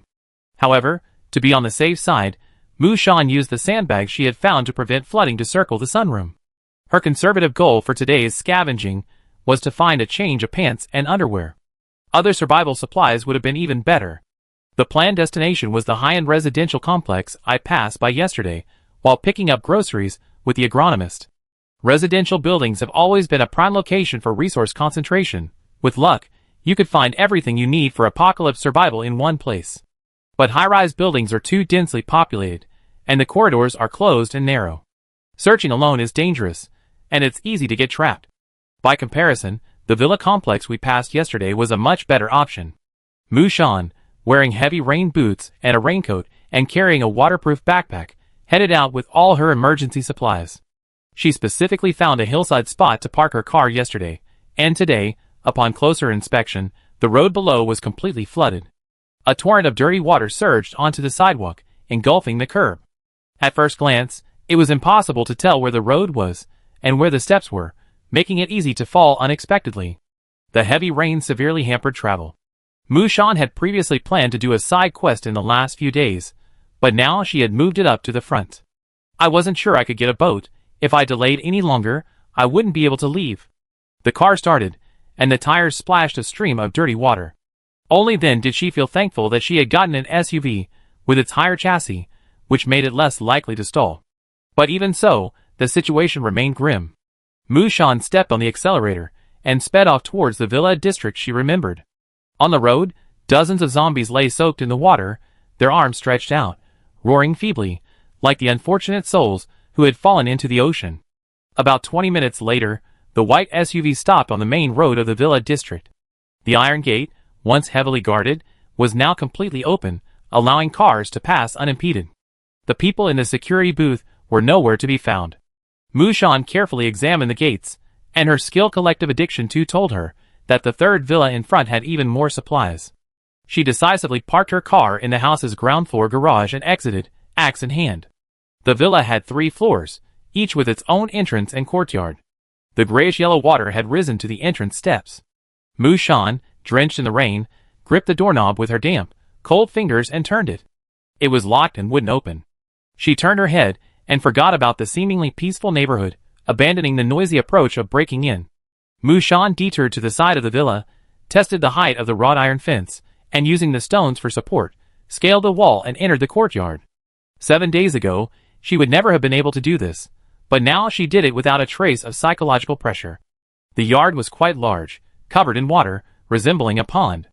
The owner's once meticulously tended lawn was long gone.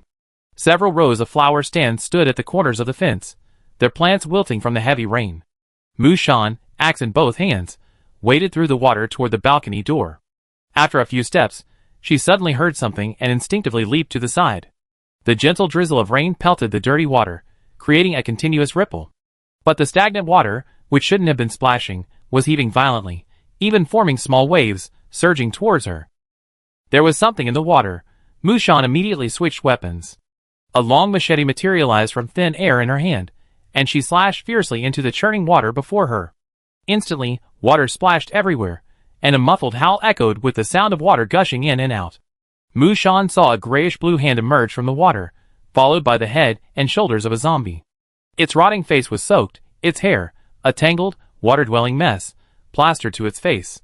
The body, soaked in the filthy water for who knows how long, had already assumed the appearance of a giant. The zombie's head had barely emerged, but before Mushan could strike, it quickly sank back under the water.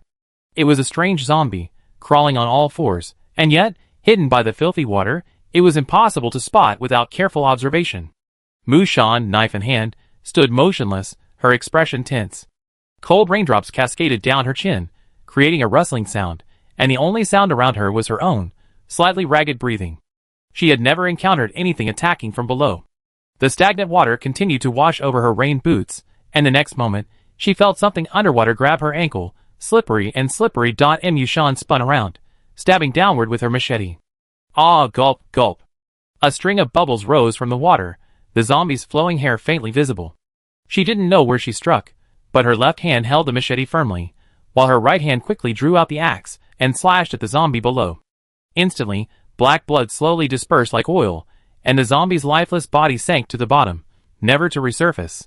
Gold coin +1. Mushan dispatched the zombie suspected to be the mistress of the house, and waded up the balcony steps. As expected, the interior door was unlocked, and she easily entered the villa without making any extra noise. The first floor contained a spacious living room and kitchen, a guest bathroom, and a guest room.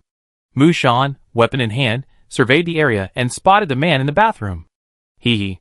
Pushing open the half-closed wooden door, the male owner, whose body had been gnawed to pieces, squirmed, raising his head with all his might, baring his teeth at her. The bathroom floor was strewn with dried blood. Compared to the male owner's missing limbs, his spirit seemed remarkably strong. Mushan struck him with an axe, then quietly closed the bathroom door. After confirming the villa's ground floor was almost secure, Mushan sprinted towards the kitchen. The kitchen was open-plan, with a massive double-door refrigerator, a matching steamer, oven, and microwave. The ingredients in the refrigerator had long since rotted, especially the eggs, which had given off the stench of bioweapons. Mushan's eyes lit up. She opened the cupboard and found a clean set of kitchenware. An enamel soup pot, a rice cooker, a wok, and a spatula and spoon. Loot everything. She practically buried herself in the cupboard, and her efforts paid off. Deep in a rarely used area, Mushan finally found a single-burner gas stove and 2 butane gas cans. Once, these were essential camping supplies for the working class. Now, they're life-saving supplies for players without water, electricity, or gas. Since dungeons were known to exist without water, Mushan was certain the garbage god would resort to even more despicable tactics. As she rummaged through her belongings, she pondered, if this house has a gas stove, perhaps other camping equipment could be found in other rooms on the 2nd floor. The villa's kitchen was large, and Mushan scavenged every seasoning around the stove, leaving behind only the half-used cooking oil in the oil bottle. The color wasn't right, and there was a layer of cotton-like substance on the surface. She wondered if it had gone bad. Luckily, the owner still had some unopened corn oil in the cupboard, along with a small bottle of olive oil. Ordinary families were accustomed to storing food at home, and this family was no exception. Mushan found an ample supply of rice, flour, grain, and oil, all of which were easy to store. Dried noodles, for example, can last a long time if stored in a dry, dark place. When she was in school, when money was tight, she often cooked noodles with soy sauce for a quick meal, and by tightening her belt, she could get by for a month. In addition, Mushan received a bag of 24 adult high-calcium milk powder. In these circumstances, fresh milk and eggs are practically out of the question. Milk powder is a crucial source of protein. As she prepared to leave, she glanced back at a foam box that the owner had haphazardly placed in a corner. It looked like the apocalypse had just happened, and there was no time to deal with it. Opening it casually, Mushan was dazzled by the contents, and she felt a surge of ecstasy. The owner, presumably aware of the need for food reserves in the event of an apocalypse, had purchased a large quantity of vacuum-packed bacon, marinated duck, lotus leaf chicken, and a treasure duck, all of which could be stored at room temperature. Mushan pulled out a bag of the lean and fat mixed bacon and examined it. It had a shelf life of a full 8 months. Additionally, at the bottom of the box were dried shrimp, dried fish fillets, dried abalone, squid tentacles, dried seaweed, and other dried goods. All packaged in plastic bags, they exuded the distinct fishy smell of seafood. Mushan didn't even count them, simply dumping them all into her virtual backpack. Using the garbage sorting skill, all the different food items were automatically categorized as Food X50 in her backpack, occupying 1 slot. She had essentially turned the first-floor kitchen upside down. The first-floor guest room closet contained a few spare summer quilts and wool blankets, all of which Mushan stowed away. She walked briskly up to the 2nd floor, where the master bedroom, study, playroom, and master bathroom were located. The master bedroom bed was unmade. Mushan opened the nightstand drawer, and was blinded by the overflowing condoms inside. She turned away, and took the nearby flashlight. The flowers on the dressing table had rotted and withered. In front of the mirror lay various brands of cosmetics, and 3 large jewelry boxes. Mushan ignored the diamonds and gold, only taking the unopened face cream from the drawer. The master bedroom had a huge, floor-to-ceiling wardrobe. She didn't find a tent or sleeping bag, but she did find a lot of the master's clothes. She picked out a relatively new coat, trousers, autumn underwear, and other items and took a bunch. The woman of this house probably rarely exercised, as she found several barely worn yoga and workout clothes. In addition, there were 2 sets of boxer underwear and sports bras. Now there was no need to worry about whether the size was right, just having clothes to wear was enough. Mushan's shopping was swift and calm, without a single scramble. She closed the master bedroom door, and was about to go to the utility room to see if she could find any camping gear. Just as she passed the window, she caught a glimpse of something out of the corner of her eye. Turning her head, she was shocked to see a man standing on the terrace of the 2 villas across the street, watching her silently. Mushan was startled. The 2 of them stared at each other silently from a distance of several dozen meters. The man, holding a large black umbrella, had a short, white buzz cut, a black leather jacket, and a silver chain around his neck. He looked more like a seasoned clubber than a doomsday survivor, his whole demeanor radiating a dashing demeanor. Mushan saw the word system appear above his head. Elite player number 82221. ID, Chung Kaiwan. Occupation, prodigal son 5-digit player. Mushan feigned composure, nodding politely to the man in black from a distance. Then, she turned and quickly closed the window. As she strode away, she heard a rising voice behind her ask, "Little sister, can you distinguish between different types of resources?" Mushan's heart nearly stopped. She turned sharply, and saw the man who had just been standing in the villa opposite her suddenly appear before her. He leaned against the stair railing, gazing at her with a malicious smile. Chapter 25. Mu Shan's heart skipped a beat, and she instinctively stepped back. Teleport? Flight? Why so fast? The white-haired man with the class name Wanderer straightened up, his eyes etched with impatience. Speak up. You can observe the locations of all collectible items in the current scene. A collector, huh? Mu Shan's face sternly replied, I don't know what you're talking about. If you want to search this villa, I can give it to you. Chung Kevin chuckled, his tall, muscular figure imbued with an aggressive air. He took 2 steps toward her, forcing Mu Shan to raise her axe and hold it across her body. The man's narrow eyes narrowed, and a hand gently tapped the tip of her axe. Little sister, asking questions when you already know the answer is pointless. I like talking to smart people. Perhaps because she looked too terrified, Chung Kevin forced a smile. Don't be so nervous. I just want to ask you a small favor. I won't hurt you. Finding resources, isn't that your specialty? Mu Shan said nothing. This man must have the ability to see through other people's skills. If that were the case, her only combat skill, you're so nice, would definitely be guarded against. Perhaps she could use the pea shooter to catch them off guard. She considered her chances of winning in a head-on confrontation. The white-haired man's smile faded, his pale eyes cold-blooded. Don't think I don't know what you're thinking just because you're silent. He slowly circled around her, gently grasping Mu Shan's axe handle with his left hand, and pressed down forcefully. Don't even think about challenging me, newbie.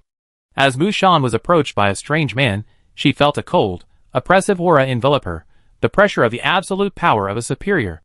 The axe was clearly still in her hand, but she seemed to have lost control. The light from outside cast their shadows on the floor, and she suddenly saw a long, thin tail emanating from Chung Kevin's back, swinging nimbly. The sharp tip of the tail, like a thorn, pressed against the back of her head. It was easy to imagine that as she moved at all, the thorn would instantly pierce her skull.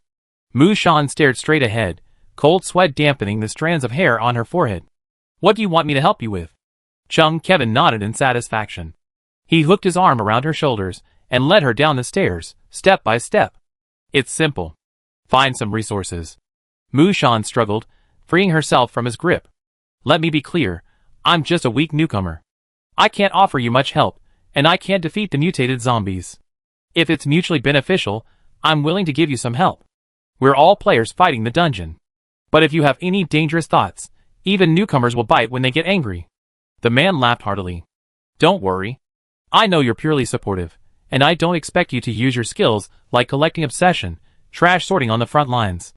Mu Shan's heart sank at this, and she gritted her teeth. The other party had indeed figured out her entire background. If she had acted rashly, she would have suffered the consequences. The two of them reached the first floor, and Chung Kevin opened the villa door with ease, carrying her out. Mu Shan's face darkened. What kind of resources are you looking for? Chung Kevin grinned and lowered his voice. Gunpowder. There was actually a church in the villa complex. Mu Shan couldn't believe it as she stood at the door. The typical Gothic roof, towering spires, lifelike reliefs of figures, and the rotten iron gate opened with a push. Chung Kevin tapped his right hand lightly in the air, as if searching a system interface, though she couldn't see the content. Mu Shan peered into the church. There's gunpowder in here? Are you sure you're not looking for firecrackers? Chung Kevin's eyes were cold. That's for you. Mu Shan silently rolled her eyes at him, then walked under the eaves, took off her raincoat, and shook off the water droplets. At the same time, she silently discerned the distribution of resources within the church. Under the influence of collecting mania too, different resources appeared to her as a dazzling array of colors. For example, water was blue, clothing was khaki, food was brown, and weapons were silver. If these colors weren't arranged on a large scale, they would be difficult to distinguish, as densely packed as a puzzle. Mu Shan searched carefully and finally spotted a bright golden blob underground, as indicated by the system's feedback. She had never seen a resource point this color before. Like the glow of an explosion. Seeing her expression grow increasingly serious, Chung Kevin leaned over and asked, Really? Mu Shan honestly said, I can only sense its approximate location. It's underground.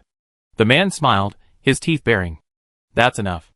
Chung Kevin hadn't intended for Mu Shan to lead the charge, but he was worried she might escape, so he planned to grab one of her arms and force her inside. Mu Shan broke free. Don't worry, I can't outrun you. Wanderer, it's dangerous in there. You better not try anything rash. The two of them entered the church. The chapel was utterly silent. Not even a single converted zombie was present. It was too clean. Mushan walked past the rows of mahogany benches and noticed numerous oil paintings, all depicting people, hanging on the walls on either side. Lifelike figures, expressions with distinct emotions. The figures' bloodless faces, arms raised high, had been pierced and trampled, leaving only their features in black and white. The stained glass in the windows reflected dim light, and deposited dust danced in the air. Under the high dome, a crystal chandelier suspended by a single steel cable creaked in the wind. The temple held a powerful sense of religious oppression, especially in this dungeon setting. Mushan tensed, glancing around, fearing some monster might suddenly burst out. "There's a door here." Chung Kevin turned through a wooden door, leading to a long corridor flanked by office-like rooms. Mushan noticed a table filled with long candles, books, and other miscellaneous items, and without a second thought, she swept them all away. Chung Kevin folded his arms over his chest, watching her rummage through the drawers with a cold gaze. "Are you very poor?" Mushan ignored him, concentrating on collecting the trash. If it weren't for this man's threats and intimidation, she'd still be happily collecting supplies in the villa. At the end of the corridor, a discreet stone door sat on the wall. Chung Kevin pushed it open with force, peered inside, and said nonchalantly, "It leads to the basement." "Let's go!" The space inside the stone door was cramped, devoid of any light. He flicked on his flashlight, illuminating a small set of stone stairs before him. Under the pale light, the stairs looped back and forth, winding their way deeper into the depths. Mushan's scalp tingled at the mere sight of it. This place didn't seem like the kind anyone would visit. Her entire body was filled with repulsion, her subconscious clamoring to get out. The two of them walked for an unknown amount of time. Mushan felt like 10 minutes, and the stone steps still hadn't reached the bottom. How deep could this church's underground possibly be? At some point, her eyes flashed red as the long-lost system timer appeared again. Dungeon survival time remaining, 10 o'clock. 9:59. Mushan's face paled. "I only have 10 minutes left. I can't go down." She had just turned her back, taken a half step forward, when a sturdy arm suddenly thrust forward. Mushan slapped him away, no longer caring about the 5-digit high-level player.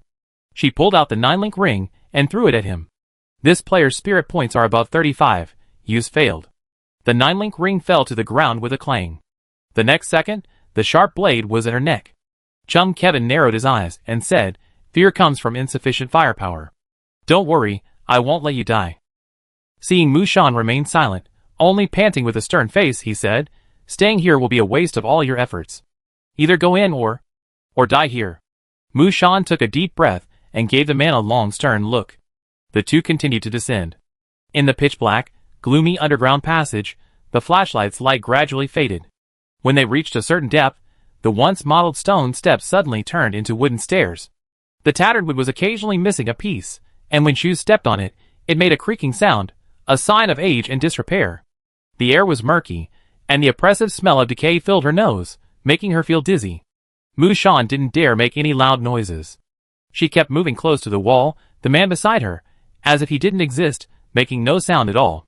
Her eyes were fixed on the area illuminated by the flashlight, the rest of her field of vision in complete darkness. After staring for so long, even her brain seemed to assume something would suddenly occur. However, when a giant mouth actually appeared within her field of vision, Mushan was still startled. Ah! A crimson monster suddenly lunged at her. Without even a glimpse of it, she instinctively jerked back to avoid it. The flashlight flickered, and in the darkness, only a dull bang could be heard, the muffled sound of flesh hitting the stone wall. The flashlight's beam shone quickly, illuminating the crawling zombie sprawled on the ground, its body only half remaining. Ah! It had been skinned, its crimson flesh exposed. Its arms were deformed, and from being in darkness for so long, its eyes were pitch black, making them invisible. It had been severed below the waist by a sharp weapon, leaving only a bloody spine trailing behind it. Mushan's hair stood on end, goosebumps covering her arms. Chung Kevin lazily leaned against the wall, folding his arms as he looked at her. "A gold coin that just came to my door. I give it to you." He even took 2 steps back. Mushan's eyes were bloodshot. What an idiot. The next moment, she grabbed her Viking axe and charged forward. The half-dead corpse had no legs, so it could only attack from a prone position, but the mental damage it inflicted far outweighed the physical damage. Just looking at the skinless creature, unidentified as male or female, crawling on the ground, made Mushan's hair stand on end. A few fierce blows from the axe severed the half-dead corpse's neck. Not a drop of blood flowed from the dark, broken section. Mushan looked away, feeling a little nauseous. Chum Kevin leaned over and said, "You're quite the kitty. Turns out cats can bite when they're angry." Mushan wanted to punch him in the face. She gritted her teeth and said, "Is your profession really called a prodigal?" "What do you mean?" "Nothing. You should call me a lunatic." She descended the wooden stairs, hacking away at 3 half-crawling zombies along the way. All of them were skinless, their lower bodies severed. She wondered if they were a special feature of this eerie church. She was so used to the stairs that she didn't react when the doorway suddenly appeared before her. "What are you standing there for?" "We're at the end." Chum Kevin lifted her collar and walked forward. The two of them stepped into an empty space. Even so deep underground, the ceilings of this space were surprisingly nearly 2 meters high, with doorways connecting one to the other, like a crypt where mysterious religious rituals were held. As far as the eye could see, it was pitch black, stretching as far as the eye could see. Mushan gripped the axe tightly, her whole body etched with refusal. "Which way?" Chum Kevin asked with a carefree expression. Mushan pointed to the pitch blackness. "Over there." The man, flashlight in hand, strode ahead. Mushan followed closely behind him, cautious and wary. The countdown to her death, hanging over her head, continued to tick away steadily. Suddenly, the pale flashlight caught a glimpse of something, and Mushan shuddered. The man in front of her turned and said, "What are you afraid of?" "It's just a pile of clothes." Under the doorway not far away, a pile of tangled clothing lay, looking out of place. The clothes, both men's and women's, were torn, and the fabric was covered in blood, turning black. Mushan covered her nose. Judging by the amount of blood loss, the owner of these clothes and pants couldn't possibly still be alive. The two of them turned left and right, passing one doorway after another of varying heights, occasionally glimpsing a square stone chamber. There was only a stone bed inside, no lights, and it didn't look like it was meant for permanent residence. Mushan had sporadically collected a few iron tools from the chamber, including pliers, a crowbar, a wrench, and so on. Longzi didn't object to her taking these things for herself. Tick-tock. Tick-tock, tick-tock. In the absolute silence, besides the sound of their footsteps, the inexplicable sound of dripping water was amplified by the vast underground palace, becoming exceptionally sharp. Mushan felt as if the sound was dripping on her heartbeat, ready to explode. Gradually, even Chum Kevin's playful smile faded. The two of them continued towards the gunpowder resource point. As they passed a doorway, the path ahead was blocked by a thick red curtain. Mushan instinctively reached out to pull, but just as she was halfway there, the flashlight shone forward, illuminating a decayed corpse's face. It stood clinging to the curtain. Mushan's breath hitched, and she instinctively stepped back, but her heel missed the step, throwing her off balance. The zombie standing silently before her already charged, its bloody mouth gaping, its horrifying, rotting face drawing ever closer. In a split second, Mushan only had time to raise her axe. The flashlight veered off course, and everything went black. "Huh?" A bloody claw brushed past her ear, sending a whiff of fishy wind, but something quickly blocked it. Then came a series of heavy blows, accompanied by the zombie's piercing roar. Mushan steadied herself and quickly pulled out her pea shooter, but she couldn't aim. The flashlight flickered back and forth, sometimes revealing the bloody maw of a zombie, sometimes the silhouette of a man. Cold sweat streamed down her forehead and into her eyes. Player Chum Kevin, Wanderer, uses the skill, Pass through a field of flowers, active, a teleportation skill that moves at the speed of sound for no more than 10 seconds. Pass through a field of flowers without getting a single leaf on you. At some point, Mushan suddenly found her aim. The pale light steadily illuminated a small area of the underground palace. She saw Chum Kevin standing with a flashlight in one hand and a pitch-black dagger in the other. Before him, the zombie that had attacked her had both its arms severed, and a thin object had looped around its neck, piercing its jaw. Its mouth gaped in death, struggling. The thin, stringy object began to move. Mushan took a closer look and realized it was actually extending from Chum Kevin's waist. It was his tail. The battle ended quickly. As she had suspected, this zombie was no match for a 5-digit player. She was about to put down her pea shooter when she noticed the zombie had an unnaturally large belly, like twins 8 months pregnant. She examined it, and the belly became increasingly strange. And it seemed she wasn't just imagining it. The bulging belly thinned, then began to wriggle like waves. Mushan raised her gun without hesitation and fired. The belly-bellied zombie was killed by the pea shooter, and suddenly, with a pop, 2 bloody hands emerged from its belly. They forcefully cut open the belly, and the contents fell to the ground with a splash of dark amniotic fluid. From the zombie's belly, a baby's corpse crawled. Chung Kevin seemed quite surprised and puzzled, standing there motionless. Mu Shan's scalp tingled. The mini-zombie hadn't even fully developed its eyes. Its gaping mouth was filled with rows of shark-like fangs, and its umbilical cord was wrapped several times around its neck, making it incredibly thin. After falling to the ground, it wasn't even dead yet. Instead, it let out sharp cries as it crawled towards its mother. This creature was a walking form of mental pollution. Mu Shan didn't dare approach, opting instead to fire her pea shooter. 2 peas successfully pierced the infant's fragile skull, and the system kill notification appeared. Kill advanced zombie. Gold coins plus 11. Perfect kill. Gold coins plus 10. Mu Shan took 2 breaths. Perhaps, according to the system settings, this infant would grow up to become another mutant zombie, possessing immense combat power, just like the little girl. She glanced at the wanderer beside her. The man looked relaxed, not as if he had just been through a battle, not even his clothes were ruffled. She still remembered the powerful skills he had displayed earlier. If she killed him, could she inherit his living among 1,000 flowers? He noticed her gaze and asked sideways, "What are you thinking about?" Mu Shan turned her head away, expressionless. Nothing. She was still too weak to compete with a 5-digit player. Chapter 26. The residents of the villa complex might be completely unaware of the vast underground palace beneath the church. If they knew, the real estate market would likely experience an avalanche. Mu Shan and Chung Kevin continued to advance in the direction indicated by their skill, gunpowder. But because the path inside the underground palace wasn't straight, it sometimes inevitably turned. As they turned, Mu Shan realized something was amiss. How had they come in earlier? The underground palace's terrain was too complex, and there were no obvious landmarks. If they encountered a powerful enemy, they wouldn't be able to escape. She asked the man beside her, his hands in his pockets, "Do you remember the route we took?" Chung Kevin turned to look at her. Of course not. Mu Shan was speechless. Then how do we? I was kidding. Chung Kevin held the flashlight steady. How's your death countdown? Mu Shan glanced overhead, puzzled. Just now it was only 1 minute left, and now it's 3. It's been hovering around the death line, up and down. That's good. Living longer and longer. Chung Kevin kicked open a half-closed wooden door and walked in. I've seen enough of this filthy underground palace. How long will it take us to reach the resource point? Actually, we should have been there a long time ago.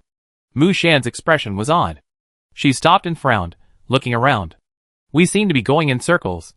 The skill indicated that the bright golden resource point was within reach, but no matter how they moved, they couldn't seem to get any closer. It was like there was a bubble between them. 3 minutes ago, the two of them walked into a narrow corridor. It had an arched roof above and square tiles below. The sides were carved with various figures, all depicting torture. At regular intervals, the corridor connected to another arched roof, seemingly indistinguishable from the others. After a while, Mu Shan couldn't tell which way they were going.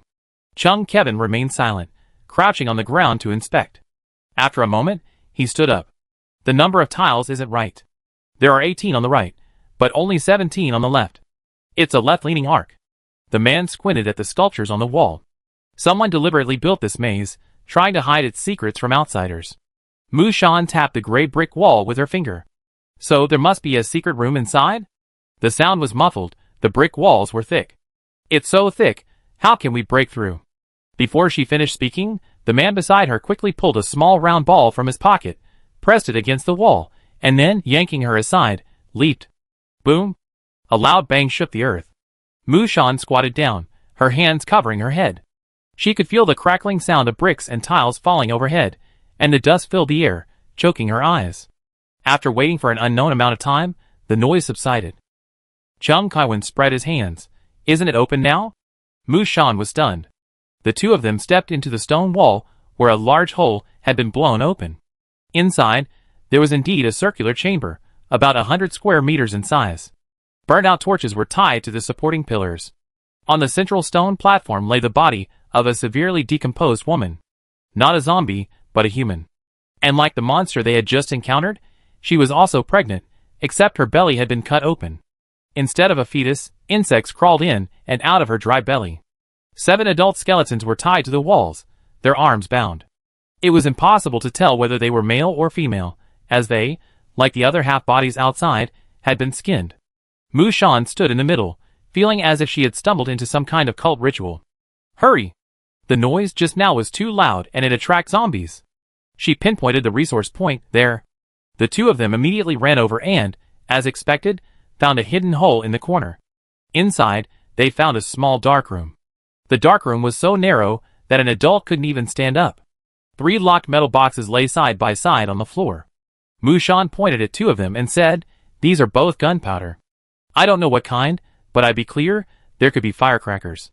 The boxes were ordinary, their contents impossible to tell from the outside.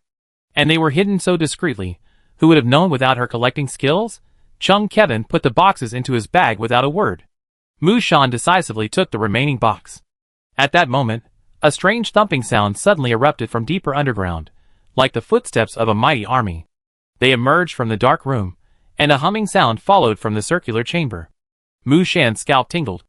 "What's that noise?" "Chung Kevin, it's the wind. We're so deep underground. Where does the wind come from?" But the humming sound grew louder, accompanied by increasingly frequent footsteps. The faces of the surrounding human sacrifices distorted, like souls struggling in purgatory. Dungeon survival time remaining, 0:30. 0:29. The countdown to the deadline was rapidly shrinking. The two rushed out of the secret room, but the sound persisted in the hallway, growing louder. Mushan's heart pounded like a drum. She couldn't pinpoint the source of the sound. It felt as if they were surrounded by monsters on all sides. Chung Kevin's expression was stern. He suddenly grabbed her arm and said, "There are monsters. Let's go!" Mushan didn't have time to speak. Her vision blurred, and she felt herself lifted into the air, her feet dangling in the air. A fierce wind whipped her hair around, making it impossible to open her eyes. She raced along at lightning speed, the surrounding scene shifting rapidly. When she came to her senses, she was standing at the door of the chapel again. Mushan glanced back in shock. The chandelier, the rows of chairs, the cross, everything was the same as when she left. The overwhelming sound of footsteps had vanished. The buildings above were quiet, clean and peaceful beyond belief. Chung Kevin, standing beside him, had a blank expression on his face. He kicked the church door shut and locked it, blocking any chance of escape. Turning around, his cheeky smile returned. "Thank you, newbie. You've been so helpful." Oh, newbies these days are truly amazing. The new generation is constantly pushing the old generation forward. The support profession is incredibly important. Mushan curled her lips. This guy had a plan in mind, the confidence to escape unscathed, yet he kept it to himself, leaving her terrified all the way, fearing he died underground. A light drizzle fell, mist lingering over the villa complex. The occasional bird's song made the previous underground experience seem like a dream. The man with the white crew cut leaned over, smiled, and approached her, a silver chain gleaming around his neck. "Meeting by chance is fate. Beautiful girl, please accept my name." Mushan turned her back and said, "I'm too new to be a big shot like you." Chung Kevin approached with a smile. "Don't be so heartless, newbie. I think we have a good chemistry, and you're a support class, so you're a good match. Why don't we go out and look for resources together?" Mushan was furious. How could a 5-digit player like you be short of resources? Besides, I can't go where you're going. I helped you, and I have things to do myself. Can we say goodbye? She raised her axe and said indifferently. The tone of her words betrayed a determination to fight to the death if she didn't let him go. Chung Kevin straightened up, his eyes darkening. How heartless. The next second, the man stood in the rain again, umbrella in hand.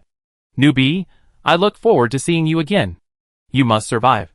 Chung Kevin winked at her and vanished instantly. Mushan breathed a sigh of relief. High-level players are so unpredictable. But thankfully, he kept his word and didn't abandon her in the underground palace. He even helped fend off the advanced zombies at a crucial moment. Hopefully, I won't encounter them again. Mushan cursed inwardly. She glanced back at the silent church, then ran back in the direction she'd come from, her plastic rain boots splashing water. She continued to ponder. Longzi was the strongest player she encountered so far. Who knew if his demon tail was a professional or something else? This player with a 5-digit ID had been through countless dungeons, and his true identity was completely unpredictable. The word he used at the end was monster, not zombie. So, what terrifying monster lay beneath the church, causing even Longzi to retreat? Mushan returned to Villa number 3. Since the two had opened the main door when they left, she entered leisurely this time through the front door. She headed straight for the second-floor storage room, where, amidst the jumble of miscellaneous items, she successfully found the owner's camping gear.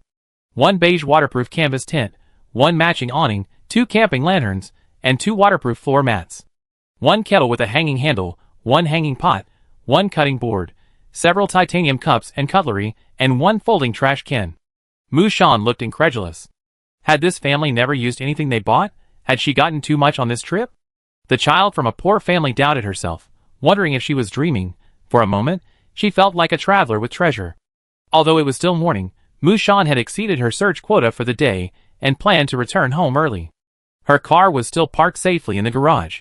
As I got into the car, I suddenly saw a bird startled and take flight. A cacophony of birds flew in from deep within the villa complex, then scattered in a blanket of dark clouds. The scene was truly shocking, and it also gave rise to ominous speculation. Without looking back, Mushan stepped on the accelerator and left this troubled place. While driving, the fortune teller sent a message saying he had finished drawing the talisman and would find a place to trade tomorrow. Mushan casually invited him to join her on a side quest at the research institute, but, as expected, he declined. Xu Yongji, re-employed fortune teller. That day, I expelled a zombie toxin, and my mana was severely depleted. I'm afraid it takes several days to recover. I'm willing, but I'm not strong enough. Mushan said it was okay. Closing the friend list, she suddenly remembered something. In the underground palace, Chung Kevin used the skill wandering through flowers, and she saw the system notification. And in the villa, he must have also used teleport, but she didn't know about it. Mushan had a guess. When the main god system determined that they were teammate, the skills used by the other party could be observed. Conversely, if they were hostile/neutral, no matter what he used, she wouldn't be able to know the details. Oh, I was careless. I should have added him as a friend. Back in the park, Mushan left her damp raincoat and rain boots in the sunroom and changed into her own shoes before heading into the safe house. The carrot head she soaked yesterday had grown roots, their white tendrils brimming with vitality. But the plates weren't a long-term solution. The carrot heads would stink if left in water for too long. Mushan thought for a moment and concretized item card, a badminton racket. She placed the racket horizontally on the plate, letting the carrot roots hang down through the mesh, allowing them to absorb moisture. Genius. She sorted out her haul one by one, finally pulling out the biggest prize. A tin box. The box's exterior was rusty and mottled, and a copper lock symbolically hung at the opening. Mushan easily chiseled it open with a hammer, and inside, a yellowed parchment scroll lay. Summoning a raised scroll, consumable, quality, rare. Use, write a name in blood, then burn the scroll with fire. Description, forces the sacrifice of a designated target to the mother of blood. Note, when the sacrificed flesh and blood are insufficient to satiate her hunger, the mother will seek her own sacrifices. Be careful. Mushan rubbed her arms, her mind drifting back to the pregnant zombie woman who gave birth to a corpse in the underground palace. This summoning scroll carries a certain degree of danger, and should not be used unless absolutely necessary. She now suspected that the 2 boxes in Longzi's possession weren't just ordinary firecrackers. After another day of adventure, that evening, Mushan finally found the seasoning. She cooked sausage and multigrain rice in the rice cooker. The sliced sausage softened as the rice cooked, releasing fat that was absorbed by the rice, making each grain translucent and fragrant. She stir-fried leafy greens in a non-stick pan, adding a pinch of salt. In another pot, she cooked a large pot of potato and onion soup, adding chopped sausage cubes. After a hearty meal, she felt all her fatigue melt away in the aroma of fireworks. Food can bring the greatest comfort. She took a hot bath and sank into the warm bed. She wondered if the shock of her time in the underground palace was too great, but she had a dream she hadn't had in a long time. In her dream, her mother was in the kitchen, cooking her favorite dish. The aroma of sweet and sour pork ribs could be smelled from afar. Her father was sitting on the sofa, reading the newspaper, when he suddenly glanced toward the door with a disapproving expression. "You're coming to Uncle's house for dinner, and what are you bringing?" "Xiaohe, you're so awkward." "Shanshan, why are you sitting there like an idiot? Why don't you come and get your food?" Mushan slowly turned around and saw a tall man standing at her door, holding what appeared to be a fruit basket.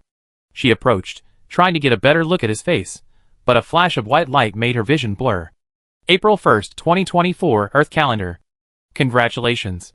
All nations on Earth have officially entered the Master God game. First batch players released, successful release, 20 million. May 1st, 2024 Earth Calendar. First batch player survival rate, 6%. First batch player growth rate, 0.001%. Rating, poor. Second batch players released, successful. First batch players under observation, He Yun-chung, Charles Mueller, Shijia, Du Mingqi. Chapter 27. The rain picked up again in the middle of the night. Through the thick emergency door, Mu Shan could still hear the howling wind and the pounding rain. Because the emergency exit led directly outside, without a sunroom to buffer it, the noise was particularly loud. In the latter part of the night, besides the sound of wind and rain, there seemed to be the sound of some animal scurrying overhead, which she couldn't distinguish. At 6:30 a.m., Mu Shan rose promptly. The soybeans she had soaked in water a few days ago had successfully sprouted, crisp and delightful. She still had a relatively sufficient supply of fresh vegetables, so to improve storage efficiency, she gritted her teeth and bought a small refrigerator from the system store for 200 gold. Most household refrigerators and commercial freezers were too large to fit in her virtual backpack. Mu Shan didn't know where to find a car refrigerator, so she had to choose a system-made one. The small refrigerator was about 1.5 meters tall, with a refrigerated storage area on the top, which could maintain a temperature of 2 to 8 degrees Celsius. The freezer area on the lower level is relatively small, maintaining a temperature of -15 degrees Celsius. Mu Shan placed all the bean sprouts and leafy greens in the refrigerator. To avoid wasting energy and leaving the refrigerator empty, she also added some bottled water. It was still drizzling outside today, but the sun peeked through the clouds, making the sky less gloomy. Mu Shan made 2 trips back and forth, moving the quilt, pillow, and several thick coats out to dry. She patted the quilt vigorously with a clothes hanger, hoping to fill the cotton with sunshine and warmth. 7 a.m., breakfast time. Mu Shan's makeshift kitchen was now overflowing. The small cupboards were no longer able to accommodate the supplies, so she moved a small table to the side to serve as a sink. She placed a frying pan on the stove, lightly oiled it, and spread the dough on top. A crisp sound, the collision of hot and cold, a crisp sound. The flour was scavenged from the villa kitchen yesterday, a large 10 kilograms bag. Living alone, if you eat sparingly, it lasts a long time. The Chinese people's ingenuity has led to a wide variety of pasta dishes. She can roll noodles, make pies, dumplings, and even make dumplings. Except for the lack of yeast, which prevents her from making buns or steamed buns. She flipped the pancake twice, letting it expand under the heat. The originally translucent white dough gradually turned golden, streaked with oil, and exuded a unique wheat aroma, as if some kind of qualitative transformation had occurred. Mu Shan picked up the first pancake, casually rolled some pickles inside, blew on it twice, and then eagerly took a big bite. It was fragrant and soft, and her cheeks puffed up as she nodded. Carbs are power. With plenty of ingredients and kitchenware, Mu Shan's quality of life has significantly improved. Buckets of instant noodles have become a last-minute emergency item, rarely touched. She made 30 pancakes today, adding only a little salt and 5 spice powder to the batter. Whether dipped in soybean paste or rolled into shredded potatoes or sausage, they're a perfect staple or snack. When she's pressed for time, she can just grab a bite anytime to satisfy her hunger. They're also easier to carry and store than biscuits. 30 pancakes stacked thickly together look magnificent. Mu Shan put most of them in a clean bag and tucked them into the freezer for extended storage. A few remain in the refrigerator for the next few days. The only regret is that she doesn't have fresh eggs. Otherwise, making an omelette would be truly nutritionally balanced. Mu Shan searched the system mall and found that they actually sell eggs. A box of 12 chicken eggs, selling for 25 gold. Worse than a shady vendor. Never mind. While eating, she opened her card collection. Since she had no more environmental cards, 2 item cards had been refreshed today. Item card, a box of blood-stained gold jewelry, a chainsaw. Character card, an ordinary zombie. She materialized the gold jewelry card, and a small lambskin jewelry box instantly appeared on the table. The box was a brilliant red, blood-stained. Opening it, she saw gold rings, bracelets, necklaces, and more, items that would have been worth hundreds of thousands in the past. Mu Shan closed the box again, hoping it would come in handy later. After eating and drinking, and tucking into her blanket, she drove to her appointment. The location the fortune teller had sent her was about 3 blocks from the park. She drove over the stagnant water, the dirty water splashing onto the zombies on either side, knocking them flat on their backs. Although it had only been a day, she could sense the water level on the road had risen a bit. To prevent water from entering her exhaust pipe, Mu Shan chose to drive illegally on the sidewalk. Passing by supermarkets, convenience stores, and other resource points, she noticed an increase in the number of people scavenging today. Fearing the extreme weather, the players were busy searching for food. They carried large backpacks, and some even dragged bathtubs behind them to keep their belongings afloat. Her car was particularly conspicuous as it sped past, drawing many stares. Some even glared warily at her, as if fearing a carjacking. Mushan kept her eyes fixed, already exhibiting the domineering demeanor of a seasoned player. The location Xu Yongji had sent her was in the middle of an old residential area. Upon arrival, she discovered he had chosen to trade directly in front of his own safe house. Between the old residential buildings on either side stood a small fitness plaza, with a cement-colored sunroom standing right in the middle. Water washed over the stone steps, creating ripples. Mushan parked her car on a higher level and walked over in her wellies.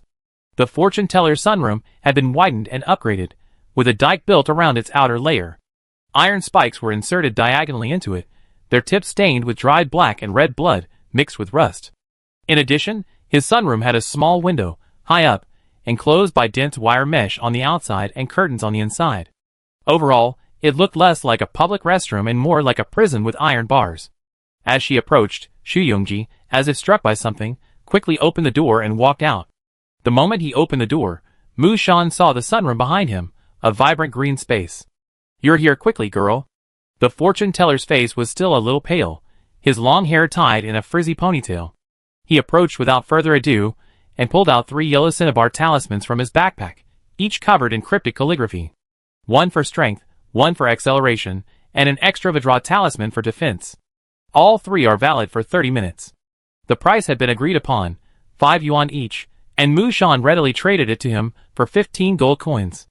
The fortune teller waved his hand and sighed, "If I can write a talisman that grants permanent bonuses, I'd be able to sell it for much more than this." Mushan gave him a thumbs up, "Wishing you great fortune."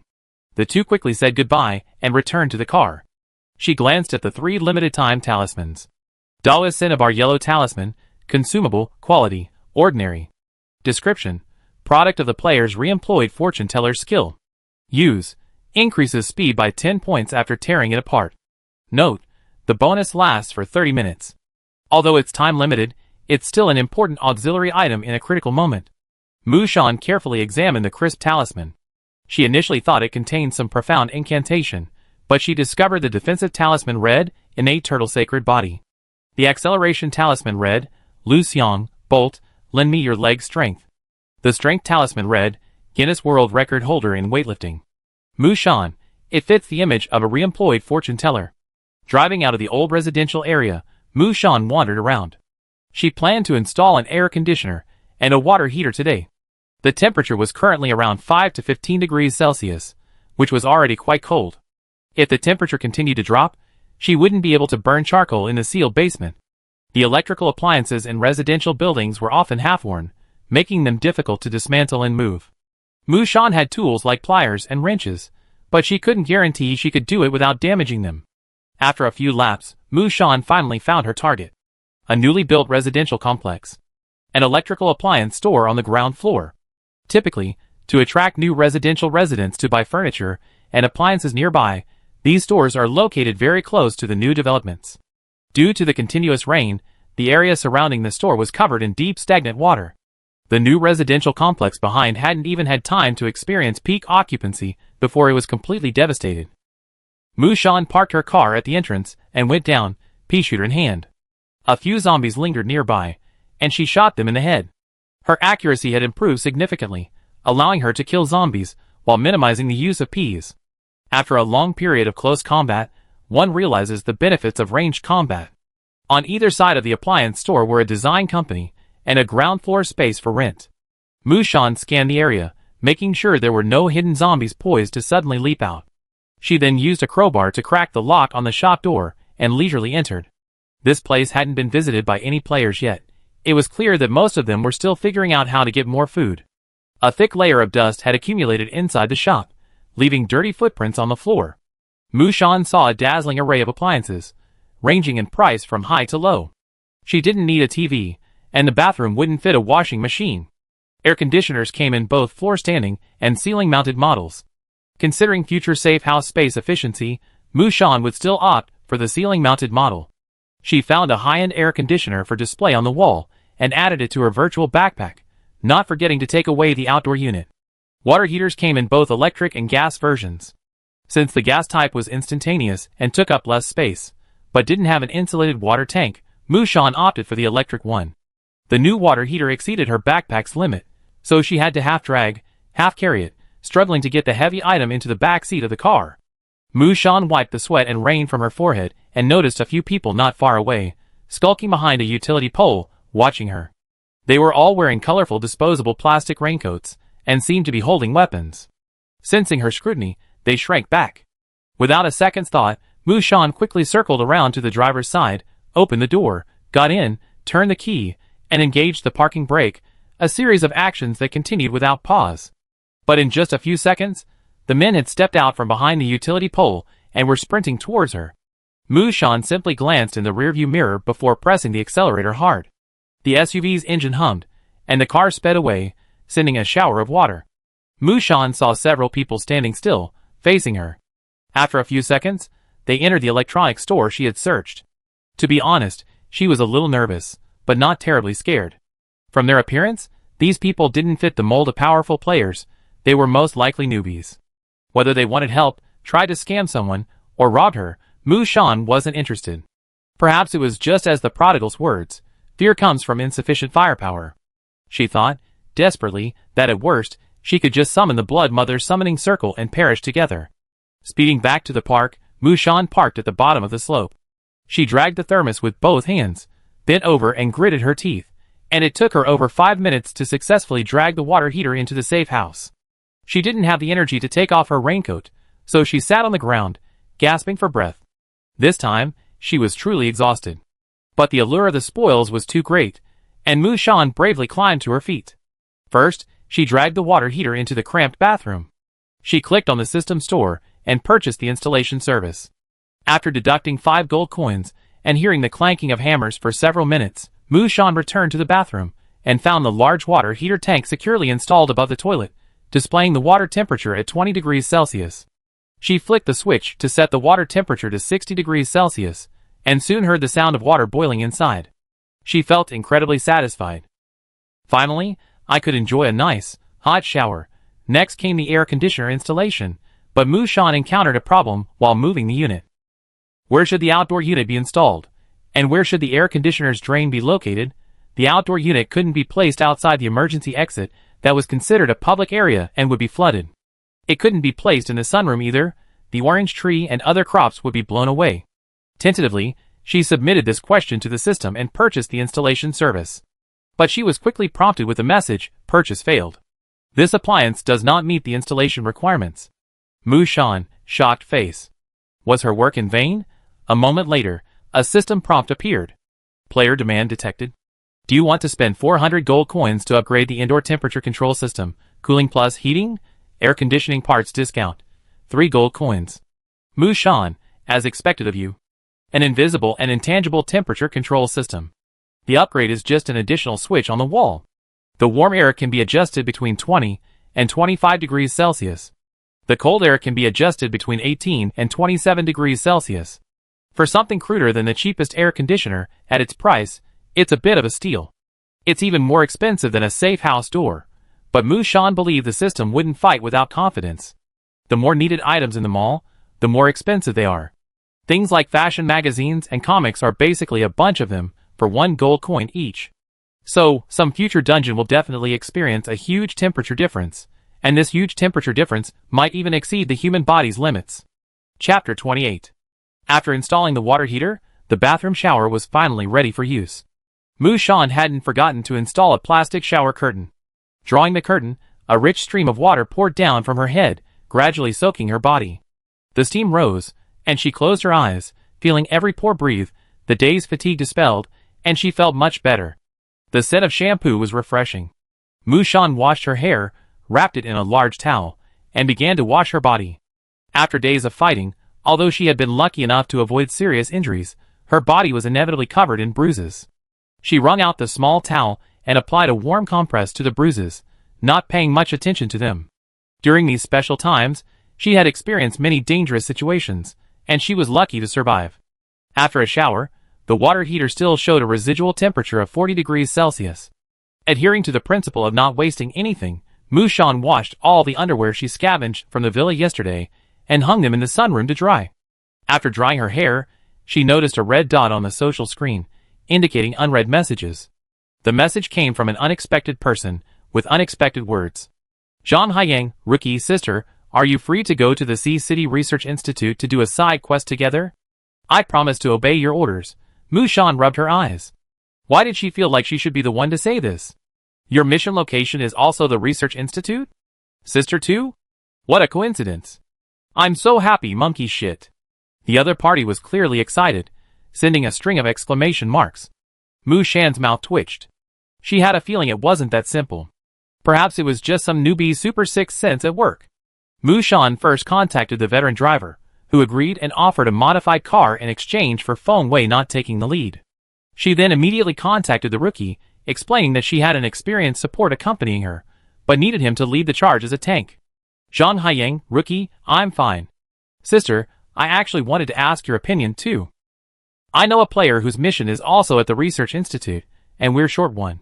Why don't we all go together? Zhang Haiyang, rookie, oh she's a support too. And she has a group immobilization skill. Mushan was initially hesitant to go on a mission with someone she didn't know well. It was hard to trust her with anything. But the rookie's next words changed her mind. Her current skills are all for single players, but if she were to encounter a zombie swarm again, a group immobilization skill would be very useful. After some discussion, Zhang Haiyang agreed to contact the other player, and the four of them agreed to meet up the next morning. Tonight, Mushan packed her bags and went to bed early. Before falling asleep, she prayed, hopefully, tomorrow will be another safe day. Main mission, Day 9, it was still drizzling today, accompanied by strong winds. The temperature was too low to go out. The indoor thermometer read 5 degrees Celsius. Mushan had already donned a thick cotton jacket, and to keep it waterproof and warm, she also threw a men's leather jacket over it, wrapping herself up like a brown bear. Before leaving, she glanced at the flower pots. The sunflower seeds she planted had already sprouted, and they should be bearing fruit tonight. The Research Institute was far away, and everyone lived in different places. Mushan had to wait for the bus at the park entrance at 6:30. But the moment she stepped out of the sunroom, she was still startled. Overnight, the water level in the park rose by nearly 20 centimeters, completely submerging the tires. This also meant she could no longer drive her car. The small hillside where the safe house stood was now only a small, open space at the very top. She had to pile up another circle of flood control sandbags outside the sunroom entrance. But now it seemed like a drop in the bucket. Her rain boots only reached her calves, no longer enough to handle the deepening water. Feet can easily become cold, and Mushan didn't want to risk her health, so she found large plastic bags like those used to package home textiles, stepped on each one, and tied the bags tightly around her waist with a rope. She then slipped her legs, wrapped in the plastic bags, into her rain boots, which at least kept the dirty water from soaking her skin. There's no such thing as the ugliest equipment, only uglier equipment. The item card. One golf club she opened in her card collection today came in handy. Mushan used the club as a crutch and carefully felt her way forward. City C's drainage system was completely paralyzed. Walking down the street, she was practically half submerged in water. The murky water was bottomless, making it extremely dangerous. It was easy to miss a step or get swept into the undercurrent. The plastic bag she was wrapped in didn't keep her skin warm. Even with thick socks, her feet immersed in the icy water made her feel rapidly losing heat. If only she could find those high-waisted waterproof fishing pants. It took Mushan 10 minutes just to walk up the hill to the park entrance. The parking area at the west gate, where bicycles and electric bikes used to be, was now a mess. Bicycles and electric bikes had been scattered everywhere, some even drifting into the middle of the road. She couldn't tell the road from the sidewalk anymore. She couldn't help but message the experienced driver, asking if he could still drive normally in this situation. He quickly replied, saying it was no problem. Okay, if it's okay, then it's okay. Mushan found a bus stop to shelter from the rain, standing on a bench to avoid the water. Because she didn't know what the side quest would be like, she was well prepared for this trip. In addition to food, medicine, and weapons, she also brought 2 extra sets of clothes just in case. She filled the thermos halfway with boiling water and added ginger slices and sugar to keep warm. Leaving it in her virtual backpack would keep it warm for a long time. After waiting for about 10 minutes, A small gray van appeared on the vast water, like a lone boat in the river. This was a real boat. This Willing Hongwang had undergone a fundamental transformation. 2 rows of rubber dinghies suddenly emerged from under the chassis, buoying the car. The exhaust pipe at the rear of the car connected to an extended pipe that extended directly to the roof. The trunk opened, revealing a strangely shaped wheel mounted on the back of the car, a patchwork of odds and ends that exemplified the illegal modification claim. This is the type of car that would definitely be towed by traffic police whether swimming in a river or driving on the road. Mu Shan climbed into the car and gave the experienced driver a thumbs up. It's tall, really tall. Where did you get this thing? There's a lake to the north, and there's a 2-person rubber duck boat floating on the shore. I stripped it down and made an amphibious Willing Hongwang. The experienced driver yawned and waved his hand. It's just okay. Limited resources mean this is all I can do. If there's a flood later, this thing won't be any use. We have to rely on boats. Mu Shan nodded and found a seat. She watched as the wheels at the rear of the car slowly started, stirring up murky water and foam. The speed was indeed comparable to the 50 yuan an hour Little Yellow Duck Lake tour. The veteran driver, clearly terrified by the recurring illusions, had installed a digital clock in the rearview mirror to display the time in real time, no longer fearing anyone's manipulation of his mind. It was still early, and the sky was gray. Raindrops, carried by the wind, lashed the car windows, tirelessly swept away by the wipers. Occasionally zombies, having heard the noises, would be drawn over and waded through the water, struggling like toddlers. Mu Shan mercilessly shot them in the head. The veteran driver leisurely controlled the steering wheel, one-handedly pulling out a sandwich wrapped in oil paper and chewing on it. His sandwich was clearly from the system store. It contained a meat patty, a poached egg, a tomato slice, lettuce, and cheese, a colorful sight. Seeing this, Mu Shan also took out some stir-fried bean sprout wraps and hot water. With the scenic view of the flooded city and the blistered zombies around them, the 2 of them acted as if they were taking the bus to work. At this point, there was no need to worry about decorum. Mu Shan had already taken off her rain boots when she boarded the bus. She wore thick socks and long johns underneath. After wiping off the water droplets on the outer layer of the plastic bag, she rested her feet on the warm water cup, quickly warming them up. The Willing Hongwang boat stopped at the school gate, and the 2 people standing at the gate boarded the boat one after the other.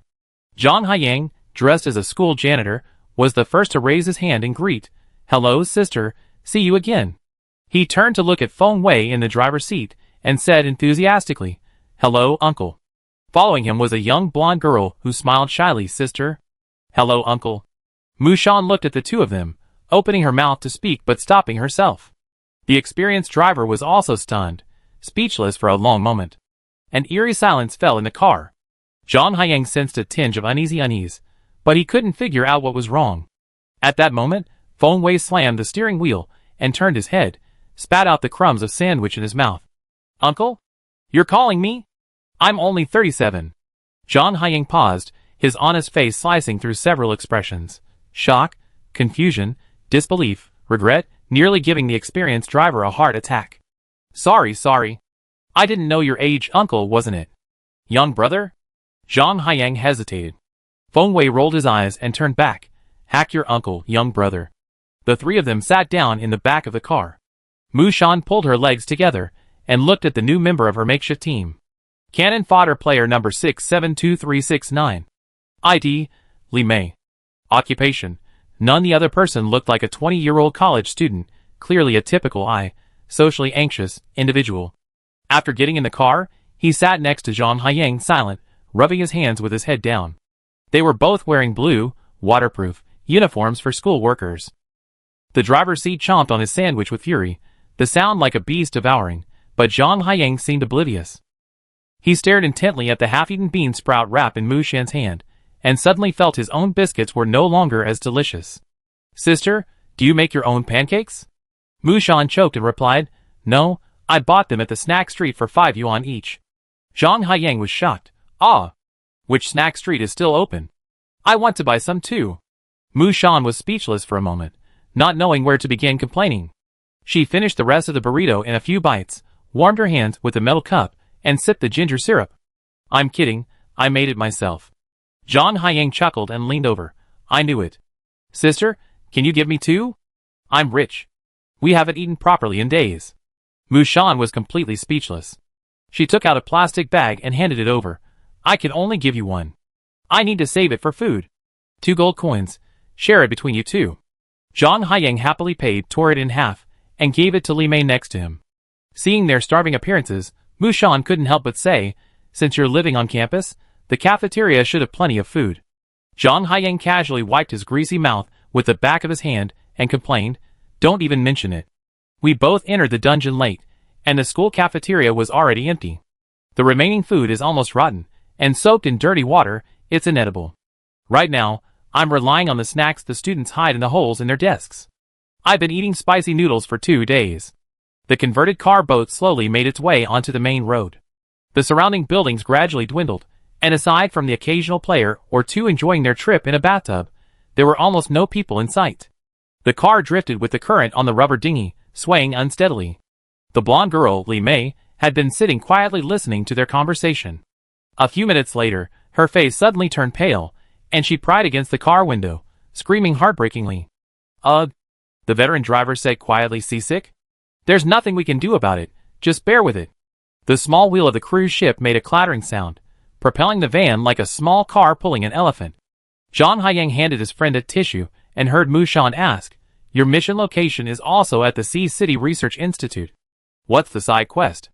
Oh, mine is to find the cause of a researcher's death, Lu Haiyang answered readily. Mu Shan was startled. Sunless Ho? No, it's Lu Dawei. She wondering if the players' separate side quests actually intersected. Elsewhere, Li Mei covered her mouth and spoke with difficulty.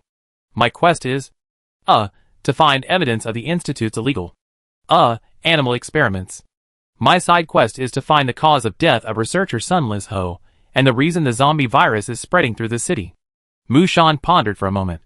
Okay, so now we know that the CDC Digital Medical Research Institute may have obtained some data through illegal animal experiments.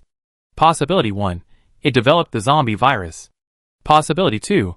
It discovered the virus, and was at least partially involved in the research. Because at least 2 researchers died, one of them a director-level official, for internal protection purposes, the Institute's leak of the virus was likely unintentional, and they were caught off guard. Zhang Haiyang raised his hand. I agree. Li Mei, seasick, also raised her hand with difficulty. The veteran driver, who had been silent, suddenly spoke up, Hey girl, this side quest looks pretty difficult. Today's the 9th day. It's a good thing we came early, otherwise it would have been even harder. Mu Shan caught a glimpse of something else, wondering if it was the deep water making travel difficult or the quest becoming even more difficult, but before she could ask, Zhang Haiyang slid behind the driver's seat. Uncle, your ID starts with 3, so you must be a veteran. You're mentoring new players. If my life is in danger, please save me. I'm rich. Get away. You look like you're already 30. Chapter 29. The car drifted towards the suburbs. The city center was the lowest point, and the further you went, the more flooded the area became. In the later stages, the Wuling Hongguang was essentially the only car surviving on its 4 wheels. At 8:20 a.m., they finally arrived at their workplace. The Research Institute was a 3-story, standalone white building surrounded by a concrete wall. The iron retractable door had been broken open from the inside, and the stainless steel crossbars were covered in blood, a display of brutality. The stone engraved with the Institute's name at the entrance was splattered with a black substance, making it difficult to read. The surrounding streets looked as if they had been through a war, littered with debris and garbage. Oddly, there wasn't a single zombie at the Institute's entrance. Inheriting purity and integrity, keeping with the times. CDC Digital Medical Research Institute Zhang Haiyang, carrying a machete, pointed inside. In the past, this would have been a public institution, right? Mu Shan ignored him. The 4 of them removed their obstructive raincoats and boots and entered the courtyard, fully armed. When the last person stepped into the first-floor lobby, a system prompt suddenly appeared. Player enters designated location to begin the Dead Rising side quest. Current progress, 0. Side quest only available once. Leaving will result in quest failure. Novice level protection. No penalty for failing the side quest. Mu Shan glanced at the glass door that quietly closed behind her, and had a slightly ominous feeling. In the center of the first-floor lobby was a flower bed. The flowers had all withered, and small pots that had been kicked over were scattered on the floor. At the back was a service desk with floor directions on the wall, and dried blood splattered on the countertop. This hall had been the scene of a chaotic fight, leaving the floor strewn with bloody footprints. While Mushan was recording the floor information, the old driver pulled something out of his backpack and dropped it on the ground with a thud. Zhang Haiyang looked over. Wow. The old driver calmly unfolded the folded wheelchair, expertly sat in it, and fastened the seatbelt. It's a job requirement. Amazing. Who says electric wheelchairs can't be a means of transportation? The old driver gripped the control handle with his left hand and a long spear in his right, steering the wheelchair in a circle. He looked like a doomsday version of the Iron Cavalry. We agreed beforehand. I'm purely support. Don't look for me for main attacks. My ribs still hurt. Zhang Haiyang patted his chest. It's okay. I protect you, big brother and sister. Li Mei, standing behind them, holding a gardening hoe, nodded. Mu Shan returned after recording the information. The third floor of the institute has a cafeteria, medical room, and storage room. We search them when we have time. There might be something left. The second floor is the office area and project development department, which should be where the mission is located. Let's search each floor. Zhang Haiyang took the lead. Let's go! To the right of the entrance hall are the elevator and public restrooms. To the left are the research product display area and the science hall. Glass cases, now deserted, with specimens standing on display stands. Beneath them were the names and biographies of the researchers, evoking a sense of loneliness and eeriness. The hall was silent, the only sound besides the rustling of footsteps and the scraping of the old driver's wheelchair. Compared to the dirt and bloodstains outside, the science hall was remarkably clean and tidy. The floor tiles and walls were a pure white, practically spotless. This is my first time in such a grand place. It's truly extraordinary. Even on apocalyptic days, it still smells delicious. Zhang Haiyang took a deep breath. The veteran driver sneered. It smells so good here, it makes you smell even worse. You haven't changed a single piece of clothing since entering the dungeon, have you? Consider your teammates' noses once in a while. Brother, this is clearly manly. After walking a few steps, Zhang Haiyang spotted a stuffed animal and burst into laughter. Look, they actually developed a four-winged chicken.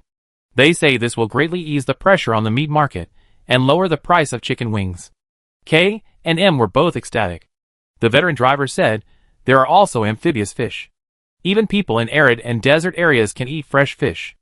At this moment, Li Mei, 2 steps behind, noticed something and pointed at the results display board. Wait! Sister, I saw the name of your quest protagonist. Several people quickly gathered around. Mu Shan read the words. Successfully achieved human immune cell storage, applied cell regenerative therapy, and treatment of terminal illnesses through CKI cell transfusion. Researcher, Sun Lizho. There was no physical display, the achievement column only featured a photo. A gray-haired elderly man lying in a hospital bed, surrounded by people laughing and applauding, all with excitement. Zhang Haiyang, what happened? Did this old man come back to life? I don't know. Mu Shan shook her head. There's more here. Feng Wei pointed to another booth. Successfully achieved a sex reassignment surgery without side effects. The patient's biological sex and gender identity were both restored within 2 days, just 1 weekend. Researcher, Sun Lizho. The accompanying image was a photo of a happy family of 3. Feng Wei muttered silently. We don't know which of these 3 is transgender. Your mission target has quite a wide range of research, right? Mu Shan nodded. He's a director, probably a key member. The team searched the first floor briefly, but found no supplies except a few packets of coffee in the visitors' lounge. Not only were there no supplies, but there were no zombies either. The 4 of them took the left staircase up to the second floor. The second floor was about as messy as the first floor lobby, with dirty, messy footprints all over the floor.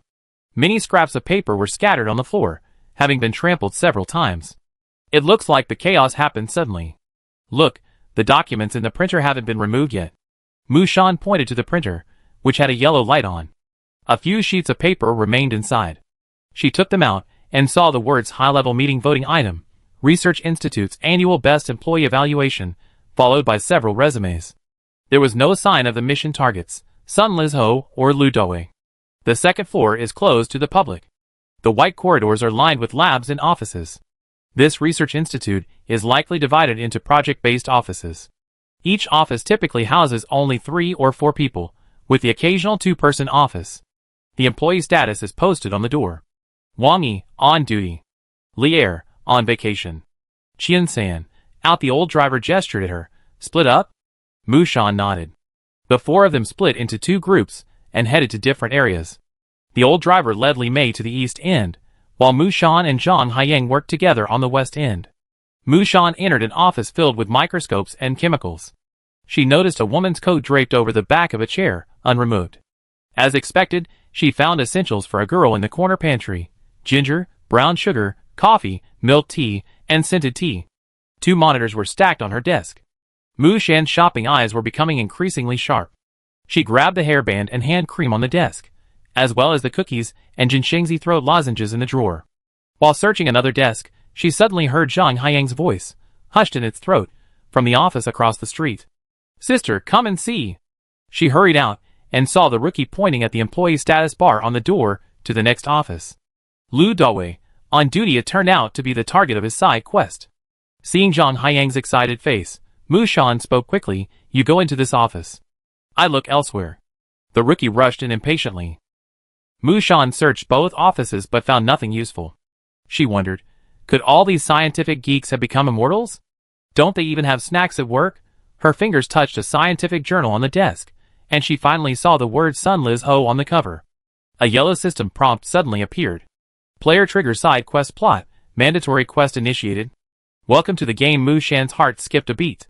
Before she could even register what a mandatory quest meant, her vision suddenly spun, and then she lost consciousness. When the dizziness faded and her eyes regained sight, Mu Shan sat up abruptly, realizing she had been lying sideways on a sofa in an office. She gripped her axe tightly, as the system prompts unfolded line by line. Cannon Fodder Player 537099, you have successfully triggered the side quest/story game. Game mode, escape room. Time limit, 15 minutes. Note, during the game, you cannot contact or communicate with other players. Note, during the game, this room meets the definition of a secret room. Countdown, 14 minutes and 59 seconds. Mu Shan took off. She didn't try to contact the old driver and the others, but first scanned her surroundings. This was a single-person office, with the only visible exit being the front door. Mu Shan checked it, and found a smart lock. She tentatively speculated that it offered access via card, password, and fingerprint. There was a ventilation vent overhead, enclosed in wire mesh, and so small that an adult couldn't fit through it. The desk was much larger than an average researcher's. It held some office equipment, with numerous notebooks, documents, and brown paper bags scattered about. Also, there was a landline phone and a desk alarm clock in the corner. Behind the desk was a comfortable black leather chair with a reclining back. Hanging on the wall was a painting depicting the Great Peng spreads its wings, inscribed in brush. When the Great Peng rises with the wind, it soars straight up to 90,000 miles. Judging from the style of the painting, the owner was at least 40 years old. The sofa where she had been lying unconscious faced the desk. In front of it was a small coffee table, covered in dusty tea sets. The traces left on the tea sets indicated that it had barely been used. In the corner stood a vintage grandfather clock, exquisitely crafted. The owner must have cherished it, having covered it with a white silk curtain to protect it from dust. A window opened on the south wall, its blinds drawn, revealing darkness outside.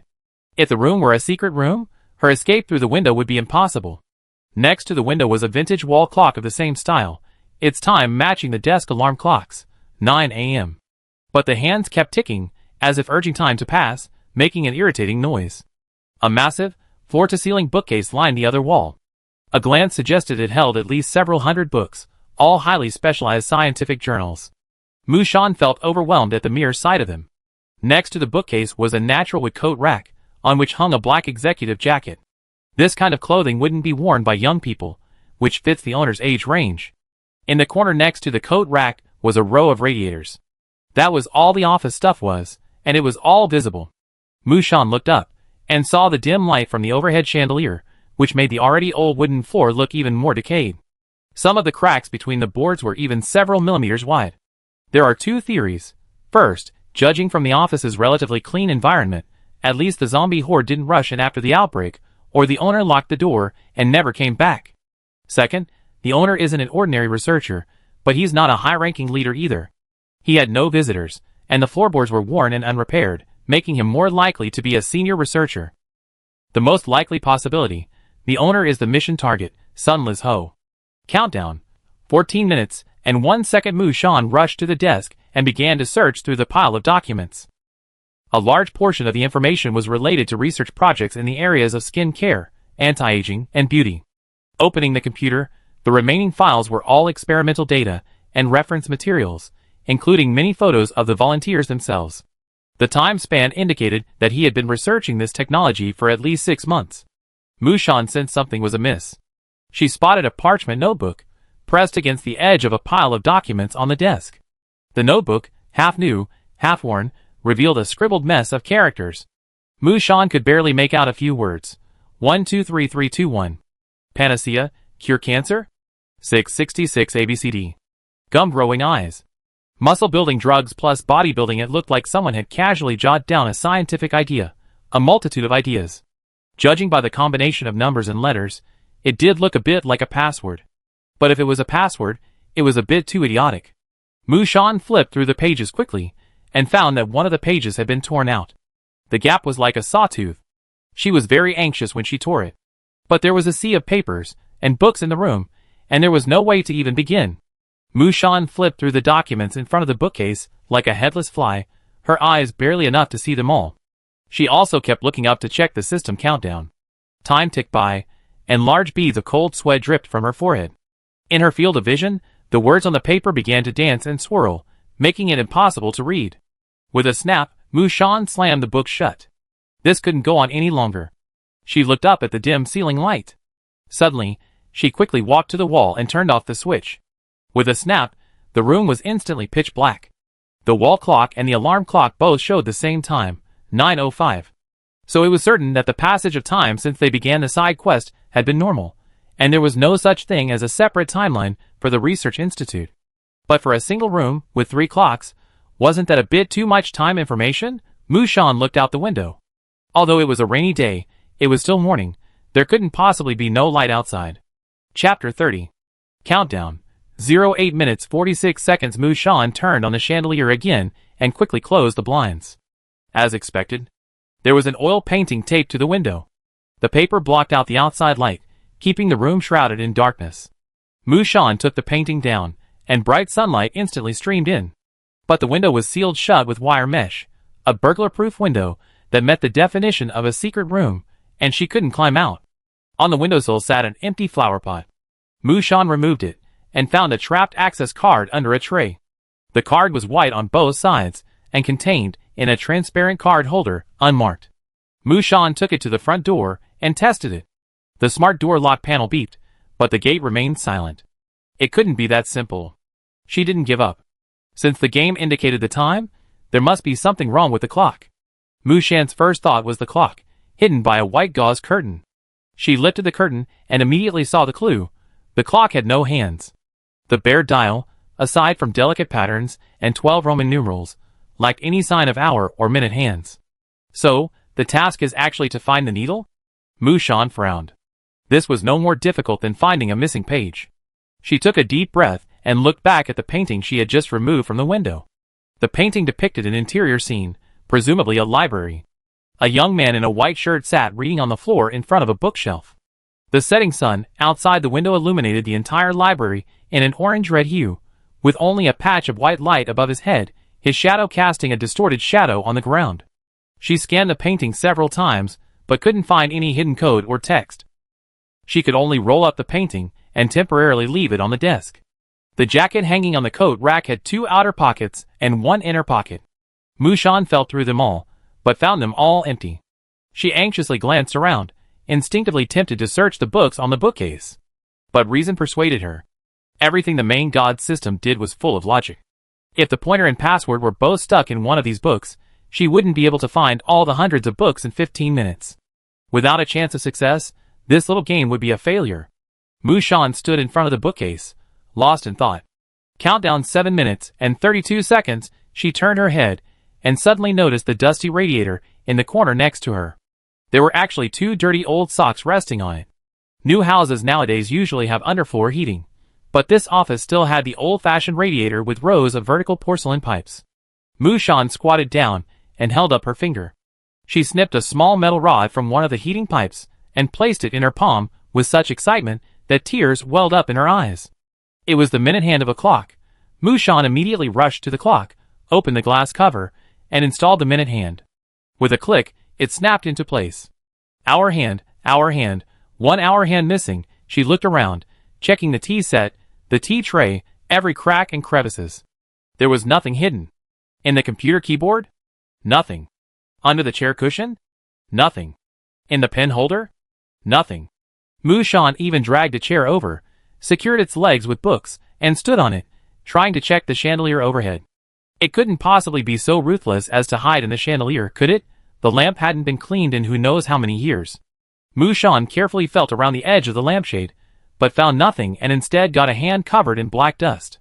She clapped her hands nonchalantly and hopped off the stool.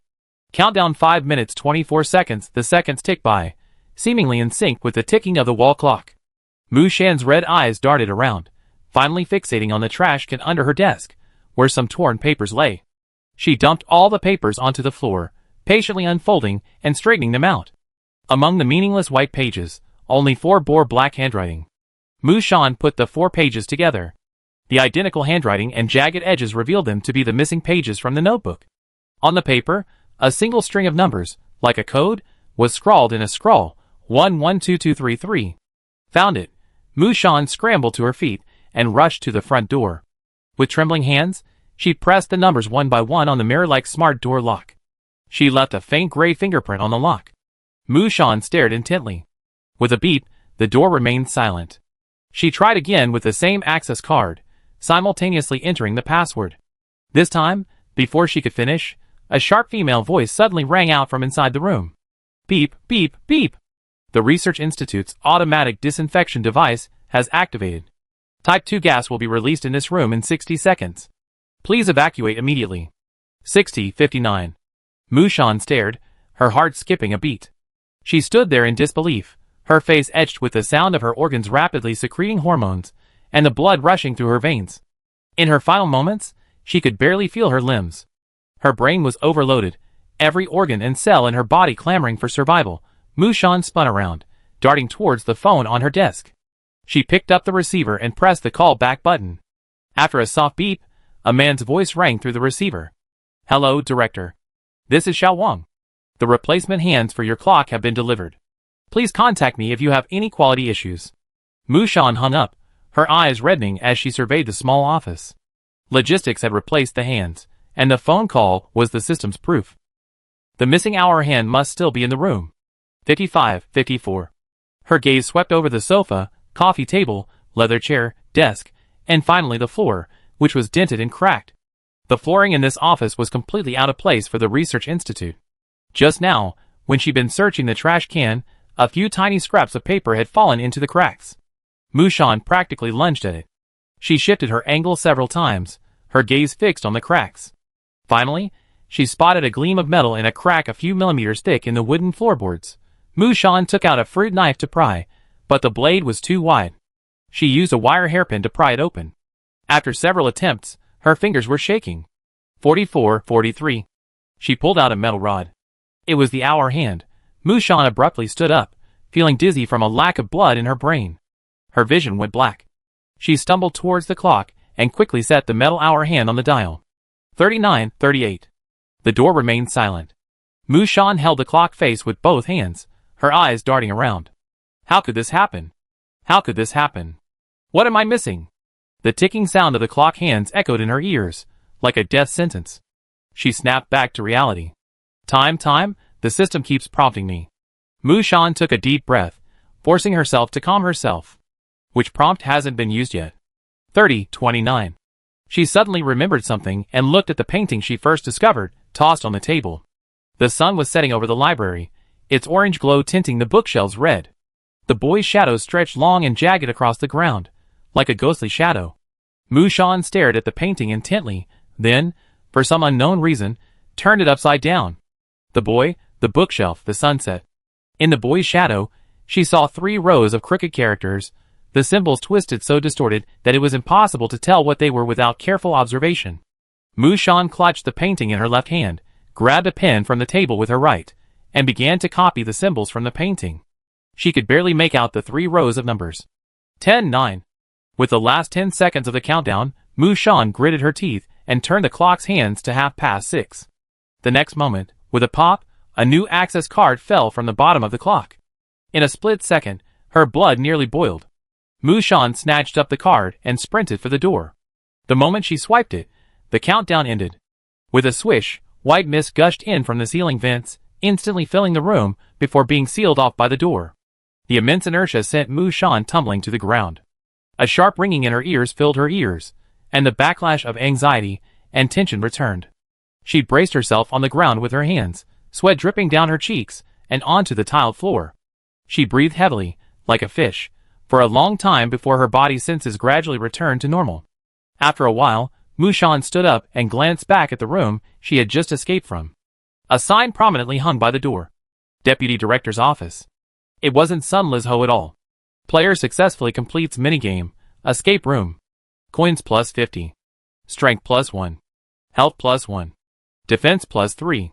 Player unlocks achievement, Unwavering. Maintaining rapid thinking in the face of dire circumstances. Spirit plus 3. Enemy forces surround me, yet I remain unmoved. Finding the hands is only the first step. Solving the puzzle on the painting is the second. The importance of time is evident everywhere in the office, and the painting is no exception. 330 translates to 3:30, with the clock hands at a 90-degree angle. 600 means 6 o'clock, with the clock hands at a 180-degree angle. 015 means adjusting the clock hands to a 15-degree angle. Based on the patterns of the other two groups, it must be an integer, but the possibilities are not unique. The only breakthrough lies in the painting. The setting sun also served as a reminder of time. It could be 5:30, or maybe 6:30. Mu Shan bet on 6:30, and luckily she won. The hallway was dimly lit. She held onto the wall with one hand, and slowly moved forward. She had been puzzled at first, wondering why the access card under the flower pot and the password on the notebook wouldn't unlock the door. If it was something completely unrelated, the system was incredibly cheap. After coming out, Mu Shan finally understood. The owner of the notebook and the card wasn't the owner of the house at all. The owner wasn't Director Sun Lizho either, he was a deputy director. In the workplace, the deputy director is usually addressed as director, the deputy director as director, and the subordinates as director. It's a sign of respect, but it's unacceptable to address someone directly as Deputy Director 1. Mu Shan hadn't expected that even the dungeon world adhered to this unspoken workplace rule. The fact that the logistics department addressed her as director on the phone was simply a system intervention. Not long after she left, she saw an anxious Zhang Haiyang. He was craning his neck to peer, and upon seeing her, he let out a sharp cry. "Sister, how did you suddenly disappear? I was so scared." Zhang Haiyang rushed over, distraught. Seeing that she was all right, he breathed a sigh of relief. "The system just suddenly notified me. Your teammates have entered a single-player minigame and can't be contacted. I thought you were trapped in a dungeon within a dungeon. Luckily, you came out soon, otherwise I would have gone to Brother Feng for help. It's a standalone game within a dungeon, or something like that." Mu Shan nodded wearily. "I need to go back to that office." She retraced her steps, and found the office she searched. The journal she touched, forcing the minigame into place, was still there. Mu Shan picked it up. Science World in 25.91. The cover featured a profile shot of a man in his 50s.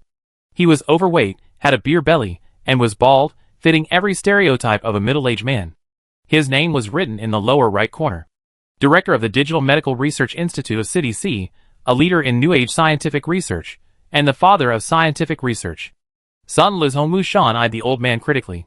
To her surprise, he didn't look particularly scientific. He wore a diamond gold watch on his wrist, a gold pen tucked into his white lab coat pocket, and a Mercedes-Benz key dangled from his belt, which he intentionally or unintentionally revealed. The journal published his latest research findings, ageless skin code, allowing 50-year-old women to regain the beauty of 15, rejuvenation, and eternal youth. The reporter was following him, saying it was about to go into production, and many major manufacturers had expressed their willingness to invest in the patented technology. To be honest, as a woman, Mu Shan was quite interested. But as the veteran driver said, this guy's scope was a bit too broad. From cell regeneration to cure terminal illnesses, to male-female sex change, to medical cosmetic surgery. Mu Shan thought that if she looked further, she might find something like genetic programming, species cloning, and adult sterilization. She wouldn't be surprised if Sun Lizho was researching hybrid rice. Mu Shan glanced at the blank access card and code paper she had just brought out from a deputy director's office and put them in her pocket. The purpose of the card was currently unknown. "Hey girl, have you finished searching over there?" The old driver and Li Mei came down the hallway, cursing, "These researchers are so poor. There's not even a little food in the desk hole. I only found a bottle of quick-acting hard pills that were helpful." The old driver steered his wheelchair around and pointed over there. "But I found an important clue. Do you want to go check it out?" Mu Shan nodded. The four of them reunited and headed for the spot Feng Wei had mentioned. It was a vacant corner area on the second floor, with two vases placed on it. A large KT board hung on the large white wall in the middle. It was a list of all the institute's employees, each with a 1-inch headshot. Mu Shan quickly found Sun Lizhou's name. He was the only director in the institute, and there was a special note behind him. Director Sun had 15 scientific and technological achievements, was honored as the institute's annual outstanding employee, and consistently maintained the title of hygiene model. Below him were 3 deputy directors. One, Wang Xiqiang, looked quite old in photos, wearing glasses and a serious demeanor. One, Xing Wei, was female, so she could almost certainly be ruled out. The last deputy director, Qian Bo, was middle-aged, with a smile reminiscent of Maitreya Buddha and a kind expression. All 3 had 1 or 2 scientific achievements and were recognized as role models for hygiene. Mu Shan wondered whose office she had just entered belonged to. Chapter 31. Mu Shan briefly explained to the veteran, Li Mei, how she had just been forced to teleport into the minigame. Feng Wei nodded. It triggered a major plot item. I heard others talk about similar situations. Besides, you should have gained a lot of clues from it. Before I came in, I wanted to remind you that for side quests like this, first-time players have the highest chance of completing them. If we enter after them, the scene might be destroyed by previous players, or the level boss might be awakened, making the difficulty exponentially higher. The veteran, cigarette in hand, nudged Zhang Haiyang's hip with his spear. Speaking of which, kid, did you find the photo of your quest target? Zhang Haiyang bent down and pointed to the last row of employee names. I found it. Lu Dawei, a new researcher hired this year. The 1-inch photo showed an ordinary science and engineering man, probably in his 20s, with no identifying features, 0 scientific research achievements, and no honorary titles. The veteran driver glanced at him and said, TSK. This guy looks completely ordinary. He's a perfect match for you, kid. By the way, we haven't encountered a single zombie in this institute. We have to at least find Lu Dawei's body to find out the cause of his death, right? Zhang Haiyang scratched his head. Mu Shan asked, what did you find when you searched his desk just now? Nothing, not even a single rat dropping. She thought for a moment, then took out her pea shooter and held it in her hand. Let's go check out Sun Lizhou's office. As the director, his office must be private. The group walked along the KT board, crossed a long glass bridge, and arrived at Area B on the second floor of the institute. Along the way, Mu Shan couldn't help but notice the ceiling. In the office just now, Type 2 gas finally sprayed from the exhaust vents, and she escaped just in time, unsure of its toxicity. And now, surprisingly, similar ventilation ducts and sprinkler heads were found throughout the entire research institute. Arriving at Area B on the second floor, the doors of the first few rooms were labeled Finance Office, Human Resources Office, Conference Room, and Security Monitoring Room. They found the director's office in the 5th room. A sign read on business trip hung on the door.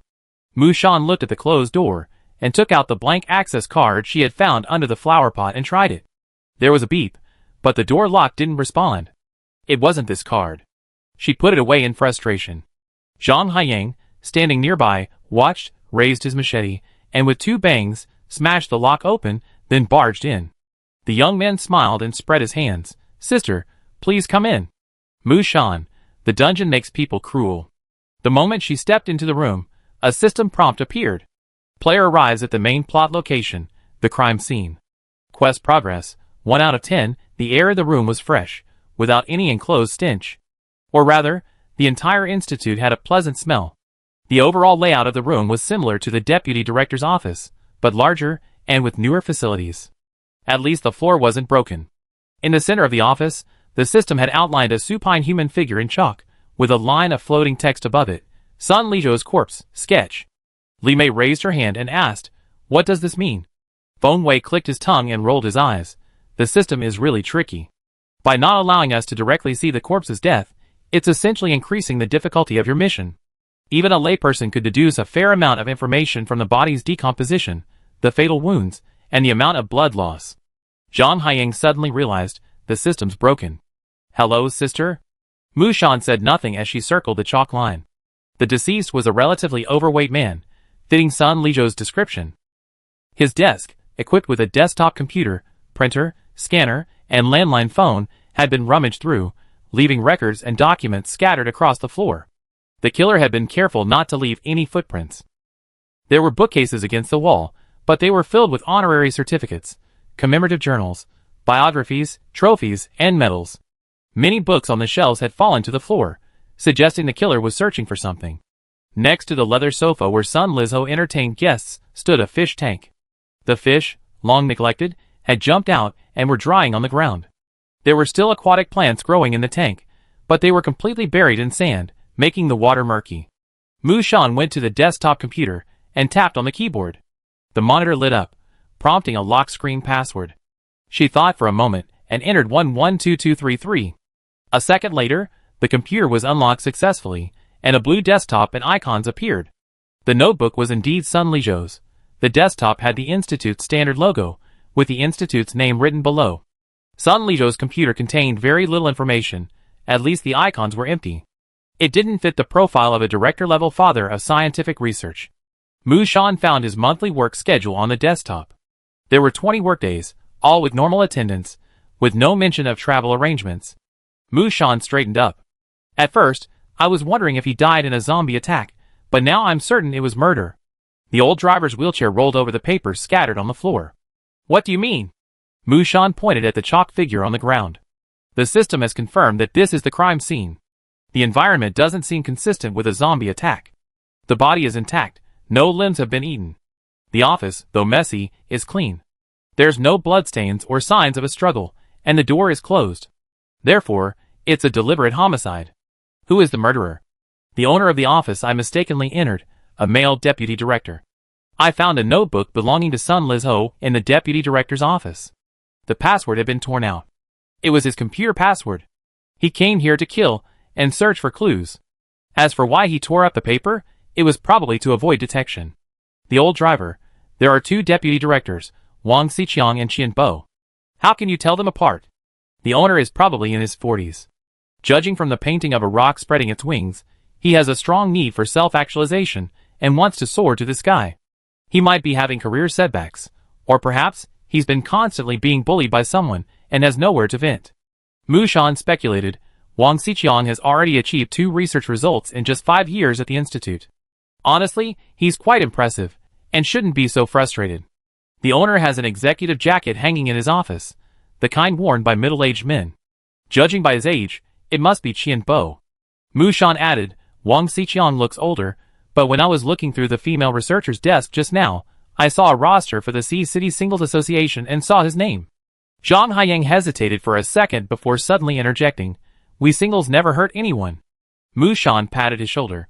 The most important point is that the research topic Sun Lizhou published in the magazine, Anti-Aging Beauty Projects, happens to be what Qian Bo has been researching for months. I saw detailed data on his computer. This is irrefutable evidence. And Sun Lizhou is just one person. Even a genius wouldn't have the energy to research so many interdisciplinary topics simultaneously. Even a god wouldn't be able to handle them all. So, I assume Qian Bo, resentful of Sun Lizhou's long-standing academic plagiarism, deliberately killed him. The next second, the system prompt changed the text. Cannon Fodder Player 537099, your Dead Rising side quest progress. Task 1. Find the cause of death of the badge owner, May 10th. Task 2. Find the reason why the zombie virus spread throughout the city, 0/10. Mu Shan bit her lip. The progress update showed that her judgment was correct, but she was missing more detailed information. For example, how exactly did the murderer kill Sun Lizhou? One is the method, and the other is the murder weapon. This is difficult to determine. The veteran driver was surprised. Wow, your logic is much more self-consistent than the experts. We're only at 5 points, so there are still details we haven't found? Mu Shan began to rummage again. It's hard to say. Everyone, please help me see if there are any murder weapons, clues, or unusual places left in the house. The 3 of them split up and searched through the drawers. Zhang Haiyang picked up the glass teapot on the coffee table. Sister, is it possible that the murderer hit someone with the teapot and killed them? Mu Shan tilted her head. I don't know. The veteran driver waved his hand and went back to searching for the fine pu'er tea under the coffee table. No way. This teapot is made of glass, so thin. The human skull is stronger than glass. The teapot shattered before the person died. Zhang Haiyang's face suddenly dawned with enlightenment, and Mu Shan nodded, indicating she had learned something. Li Mei opened the office door and peered into the hallway. If the murderer brought the weapon in from outside, wouldn't it be easy to spot with all the people coming and going in the hallway? So that rules out weapons like long knives and clubs. Mu Shan pondered. It should be something that doesn't take up much space, or is easily foldable, and can be carried in a backpack. That would be a fruit knife. Zhang Haiyang was stirring the sand in the fish tank with a machete. Report: no weapons found in the tank. About 10 minutes passed, and no trace of anything was found. The blood splatter on the ground was very small, so it didn't look like a cut from a sharp weapon. Mu Shan put down the scattered books and materials and stood up. I go to the security room to check the surveillance. Expert: it's been so long, the chances of the surveillance still being alive are slim. We have to try. Then let's search for supplies nearby and greet each other when we meet. Okay. Mu Shan leaned into the adjacent security room.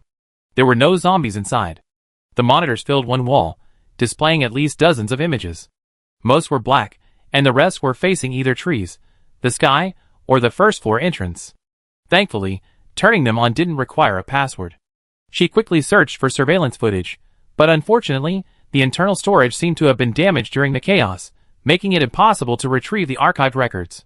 Many cameras had also been damaged in the chaos, so she could only see a few of their current status. The system really won't let anyone take shortcuts, Mu Shan sighed. How despicable. Next door, Zhang Haiyang and the other two searched the finance office, finding only a few cartons of mineral water and disposable cups. Li Mei's sharp eyes caught sight of an unusual door at the corner of the corridor opposite the window. Look, that door over there seems to require an employee ID card to enter. Card? I have one. Zhang Haiyang produced his Quest-issued employee card, which read Researcher Lu Dawei. Looking back, the experienced driver saw Mu Shan had moved to a different location and gone to the conference room to rummage through drawers. He said, let her search for clues there first. Let's go in here and take a look. The three agreed, and Zhang Haiyang swiped his card to enter. The deceased researcher's ID card successfully unlocked the door. Behind a glass door lay a testing area, its once white walls glaring with bloodstains. Is this where the four-winged chicken is being developed? Zhang Haiyang and the other two advanced cautiously, their saws crunching against the shattered glass. The veteran driver spotted a working cooler. What's in there? Bright red tubes, they look like they're all blood. Never mind, they're inedible. In the lab, Zhang Haiyang hunched his neck, looking around. He carefully avoided the fragile-looking lab equipment and said casually, this place is really strange. It's the location of the side quest, but there's not a single zombie. Brother, do you think they all ran out the front door? The veteran driver scoffed, what's going on? You missed me after just one day? The lab on the second floor was small, and they quickly reached the end.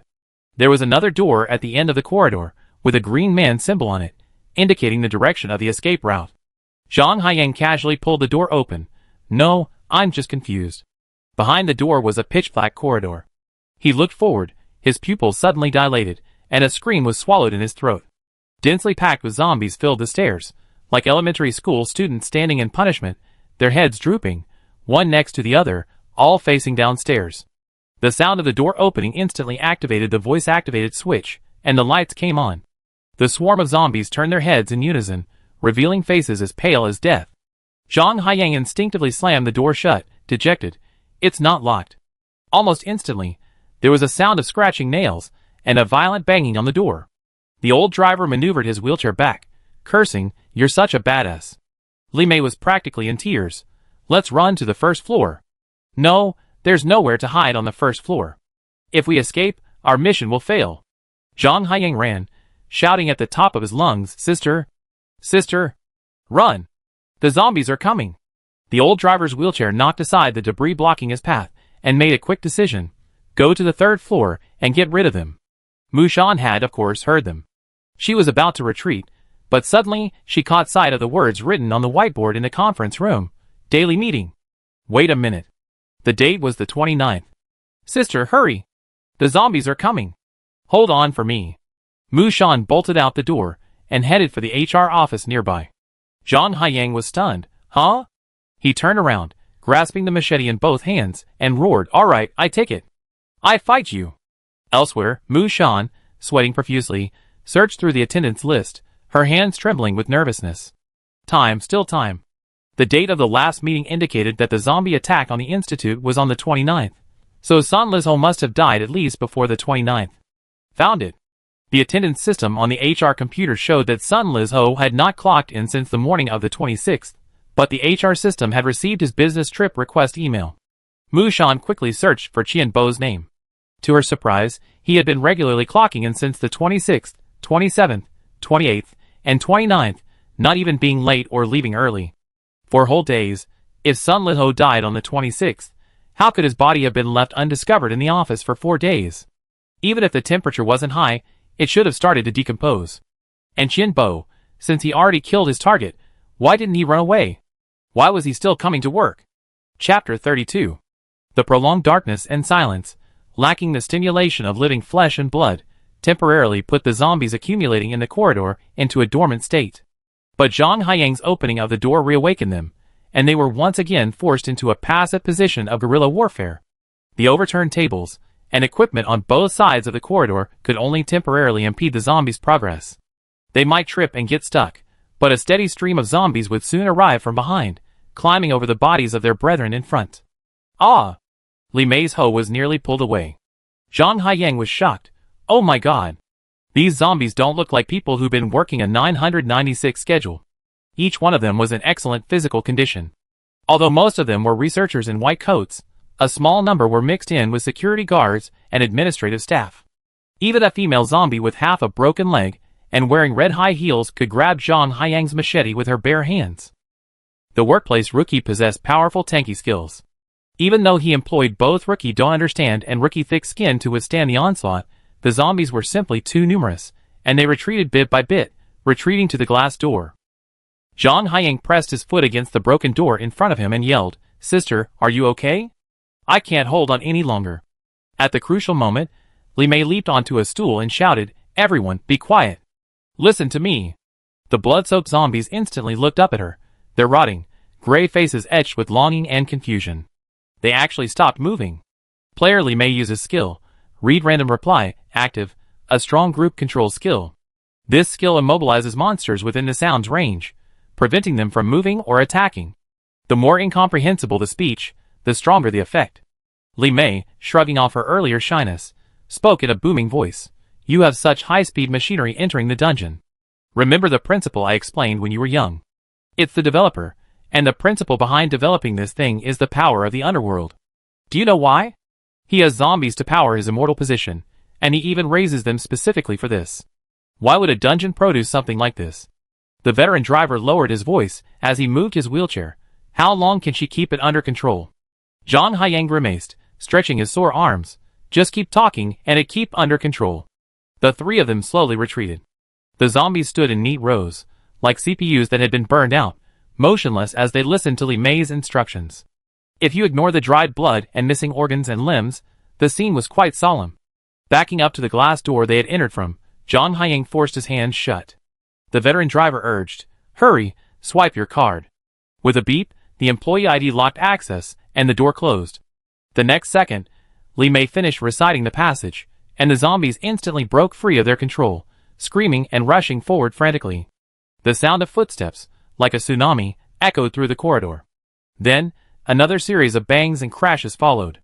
Zhang Haiyang peered through his fingers and saw, just beyond the door, a group of ferocious zombies, like women rushing to buy discounted groceries at a supermarket, clinging to the glass door with unbridled enthusiasm. The 3 of them breathed a sigh of relief. Just then, Mu Shan rushed out of the HR office. "We found a clue. Let's go!" The team regrouped and headed upstairs to the research institute. Mu Shan was the last to run into the stairwell. She turned and looked at the group of zombies trapped behind the glass door.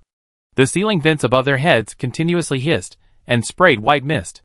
The mist gradually obscured the zombies' bloody faces. As they ascended the stairs, Zhang Haiyang asked, "Sister, what did you find?" Mu Shan, "Qian Bo killed Sun Lizho. Regardless of the zombie outbreak, he can't continue working at the institute. I found his resignation letter, submitted on the 15th, in the personnel drawer, confirming my suspicion. He premeditated the murder. But there's something he hasn't found, so he's still checking in. Maybe he's looking for evidence of Sun Lizhou's crime, or perhaps it's his new research findings. It doesn't matter. Mu Shan held up the pea shooter. The four of them huddled behind the fire exit at the third-floor entrance, staring at each other. She lowered her voice. What's important is that in most premeditated murders, the murderer carries the weapon themselves. Since the system told me to find it, the weapon must still be inside the institute. Or even at the crime scene. Expert driver, He opened the fire exit a crack and peered into the corridor behind. No zombies, safe for now. The third floor is the source. The zombies must have descended from the stairs on the third floor and were blocked by the fire door in the second floor escape passage. Be careful, there are definitely more big guys on this floor. As the sole tank, Zhang Haiyang had to lead the charge. Player Zhang Haiyang, rookie, uses the skill, Rookie Time Off. Gives immunity to attacks for a limited time, which rookies call invincibility. Can only be used once a day. Boss, I'm off. After using this skill, Zhang Haiyang's body was coated with a faint holy light, like a golden Buddha statue, with a touch of majesty. Mu Shan was shocked. You acquired another skill in just a few days? The young man scratched his head sheepishly. It suddenly unlocked when I was being attacked by zombies. Maybe the system didn't want to see me die so easily. The veteran driver rolled his eyes enviously. Innate melee combat physique, no comparison. As they spoke, the four-person team began exploring the perilous third floor of the Research Institute. Mu Shan had previously reviewed the floor plan and knew that the third floor contained the most important supply areas, the cafeteria and medical room, and the most dangerous plot point, the large laboratory. She silently pointed to the open cafeteria door not far away, and several people acknowledged their knowledge. Zhang Haiyang and Li Mei, as melee fighters, took the initiative to stand guard at the cafeteria entrance. Mu Shan and the veteran driver rushed in and began to stock up. The Research Institute employed approximately 100 people, and the cafeteria provided 3 meals a day, so they stored a large amount of food, rice, millet, flour, beans, and dried noodles, all packed in 20 kilograms bags. There were 2 massive freezers in the corner. Because the power to the institute hadn't been turned off, the items inside were surprisingly intact. Mu Shan's eyes welled up as she looked at the chicken legs, ribs, pork belly, frozen shrimp, and small yellow croaker. The vegetables in the refrigerator had all gone rotten from being stored there for so long. Mu Shan also saw a large number of eggs, but they also gave off a foul odor. Across from her, an experienced person pulled out a small, space-based device and frantically searched for supplies, unblinking as he stuffed boxes of packaged milk, small loaves of bread, salt, sugar, and seasonings into the device. About 10 minutes later, there was a knock at the door. Mu Shan knew it was Zhang Haiyang reminding her of the time. She quickly snatched the last tube of toothpicks from the table, and, along with Feng Wei, carried the bags out. Zhang Haiyang's teeth chattered as he whispered, "Sister, there are so many zombies."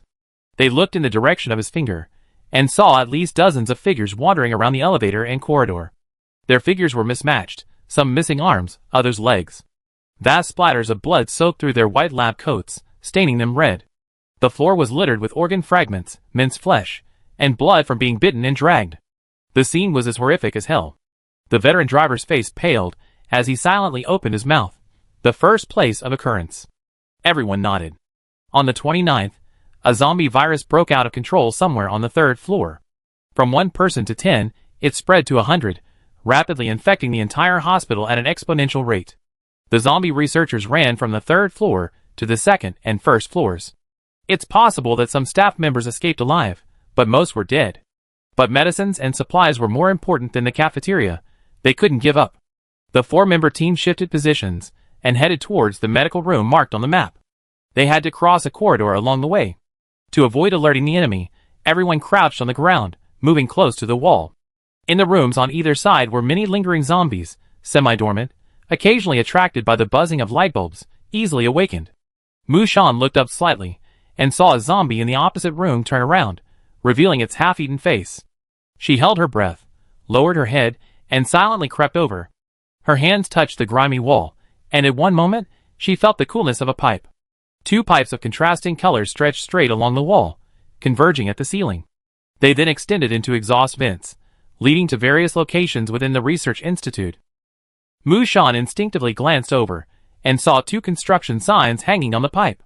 Type 1 gas pipe, Type 2 gas pipe. A flash of inspiration flashed through her mind. Type 2 gas will be released in this room in 60 seconds. Please vacate immediately.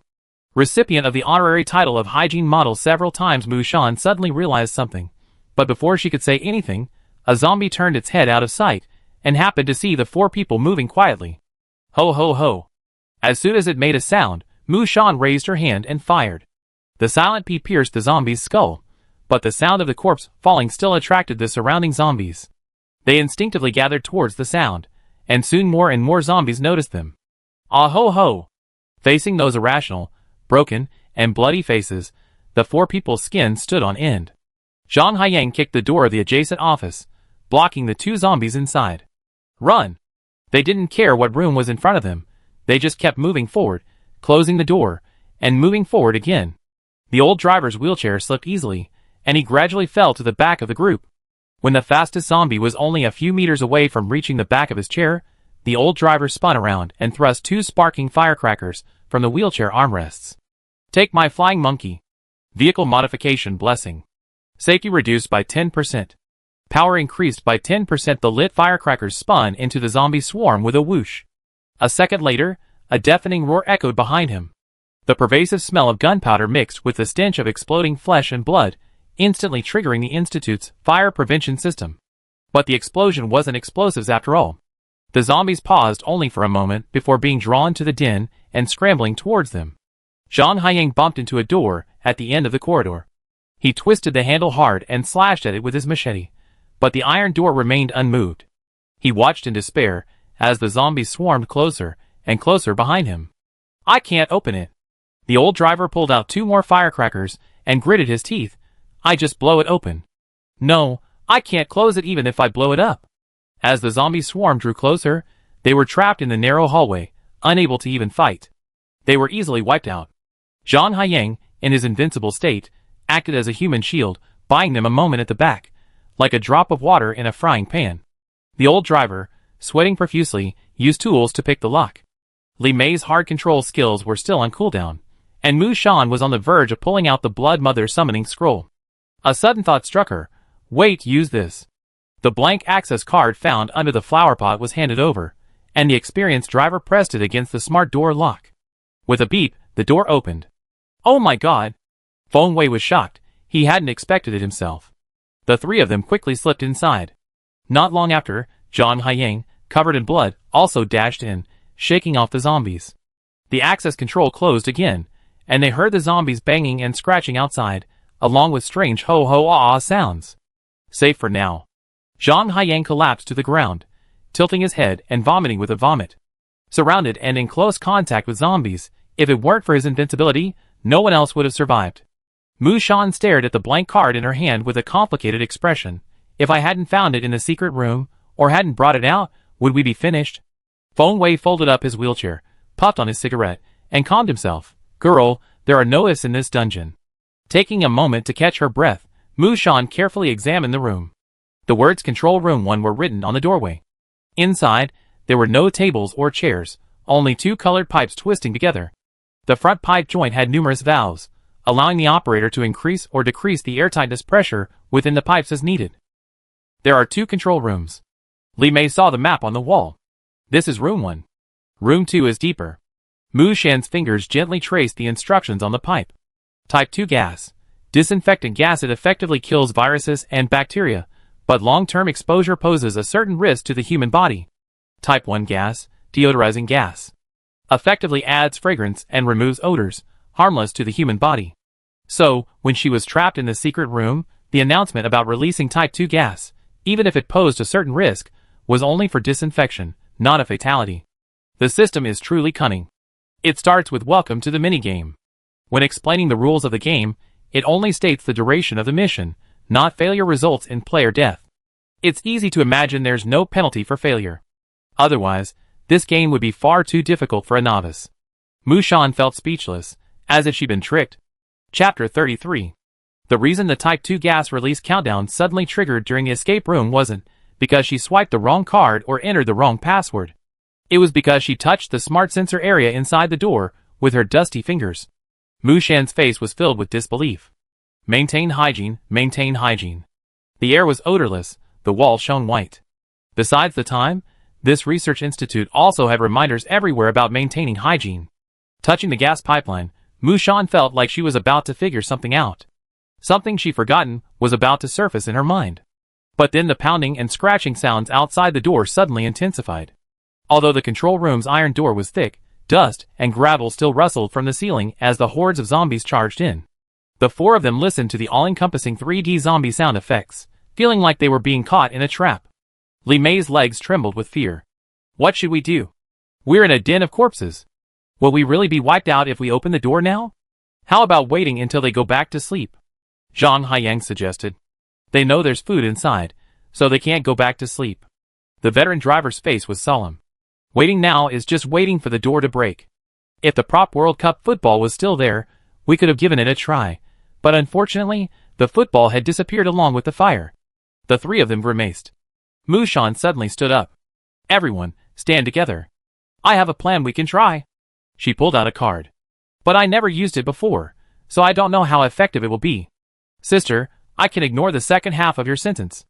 Zhang Haiyang swallowed, but his feet obediently walked over. No, there's no danger, right? I'm just scared. The veteran driver tucked his cigarette behind his ear. How could it be more dangerous than this? Li Mei encouraged herself. Keep going. The four of them leaned back against each other, forming a circle to minimize the space they occupied. Mushan held the card and took a deep breath. Environment card, an empty office. Use, materialize the card. Instructions. Select an empty office near the player's location, based on proximity. The player and their entire team will move to it. Note, the location of the move is random. The moment the card materialized, Mushan felt a wave of dizziness.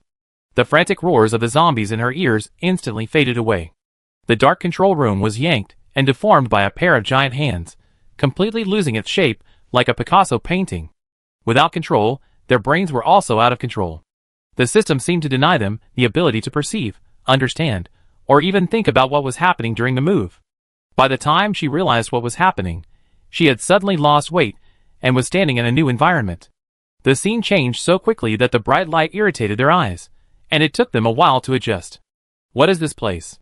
Their first reaction was to draw their weapons and take full precautions. A few seconds later, Li Mei pointed to the sign at the door. Black letters on a white background read, Large Experimental Room. She had accidentally teleported directly into the innermost monster den, a step to the stomach. But in reality, the horror of the large experimental room was far less than that of the outer corridors. It felt like a pre-apocalyptic scientific research facility, kept clean and silent, without even a trace of blood. Search around and see if you find anything. The four of them split up. Mushan looked at the small, glass-enclosed labs before her. Inside, the experimental items were all sorts of strange and varied, each with a unique label. A nearby display screen recorded the experiment time and data. There were unknown ferns that had grown wildly, spilling out of their pots, their tentacles stubbornly extending toward the ceiling light. There were fungi that had died in their petri dishes, reduced to a pile of ash. There were also ugly fish that lingered on, surviving on a diet of plankton. These creatures looked nothing like ordinary creatures, and were eerie and terrifying. No one knew what pathogens they carried, but thankfully, they were sealed in the glass chambers and couldn't escape. You scared me. Zhang Haiyang, not far away, suddenly exclaimed. What's wrong? He had caught the attention of the others. The rookie patted his chest. It's okay, it's just a bunch of dead mice. Their deaths are truly horrifying. Mushan tiptoed to a distance and took a closer look. Inside the glass compartment, a pile of mice had been gnawed beyond recognition, their bodies utterly shattered. Blood and leftover fur were everywhere. The veteran driver also made an important discovery. Look!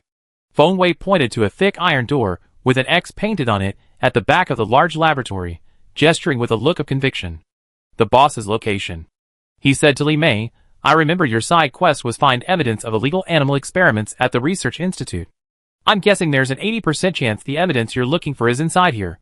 Li Mei, seeing everyone looking at her, trembled and waved her hands. No, my side quest is already at 50%. I'm satisfied. It's too scary in here. I don't dare go. Mushan, forget it then. Everyone breathed a sigh of relief. Actually, they didn't want to confront the contents directly. No sane human would actively run into a den of monsters. Except for lunatics like Wanderer, of course. After searching the large laboratory, they found nothing else. They cautiously walked out and found a dressing room outside the lab, where researchers used to change clothes. The dressing room was quiet, divided into two sections, one for men and one for women.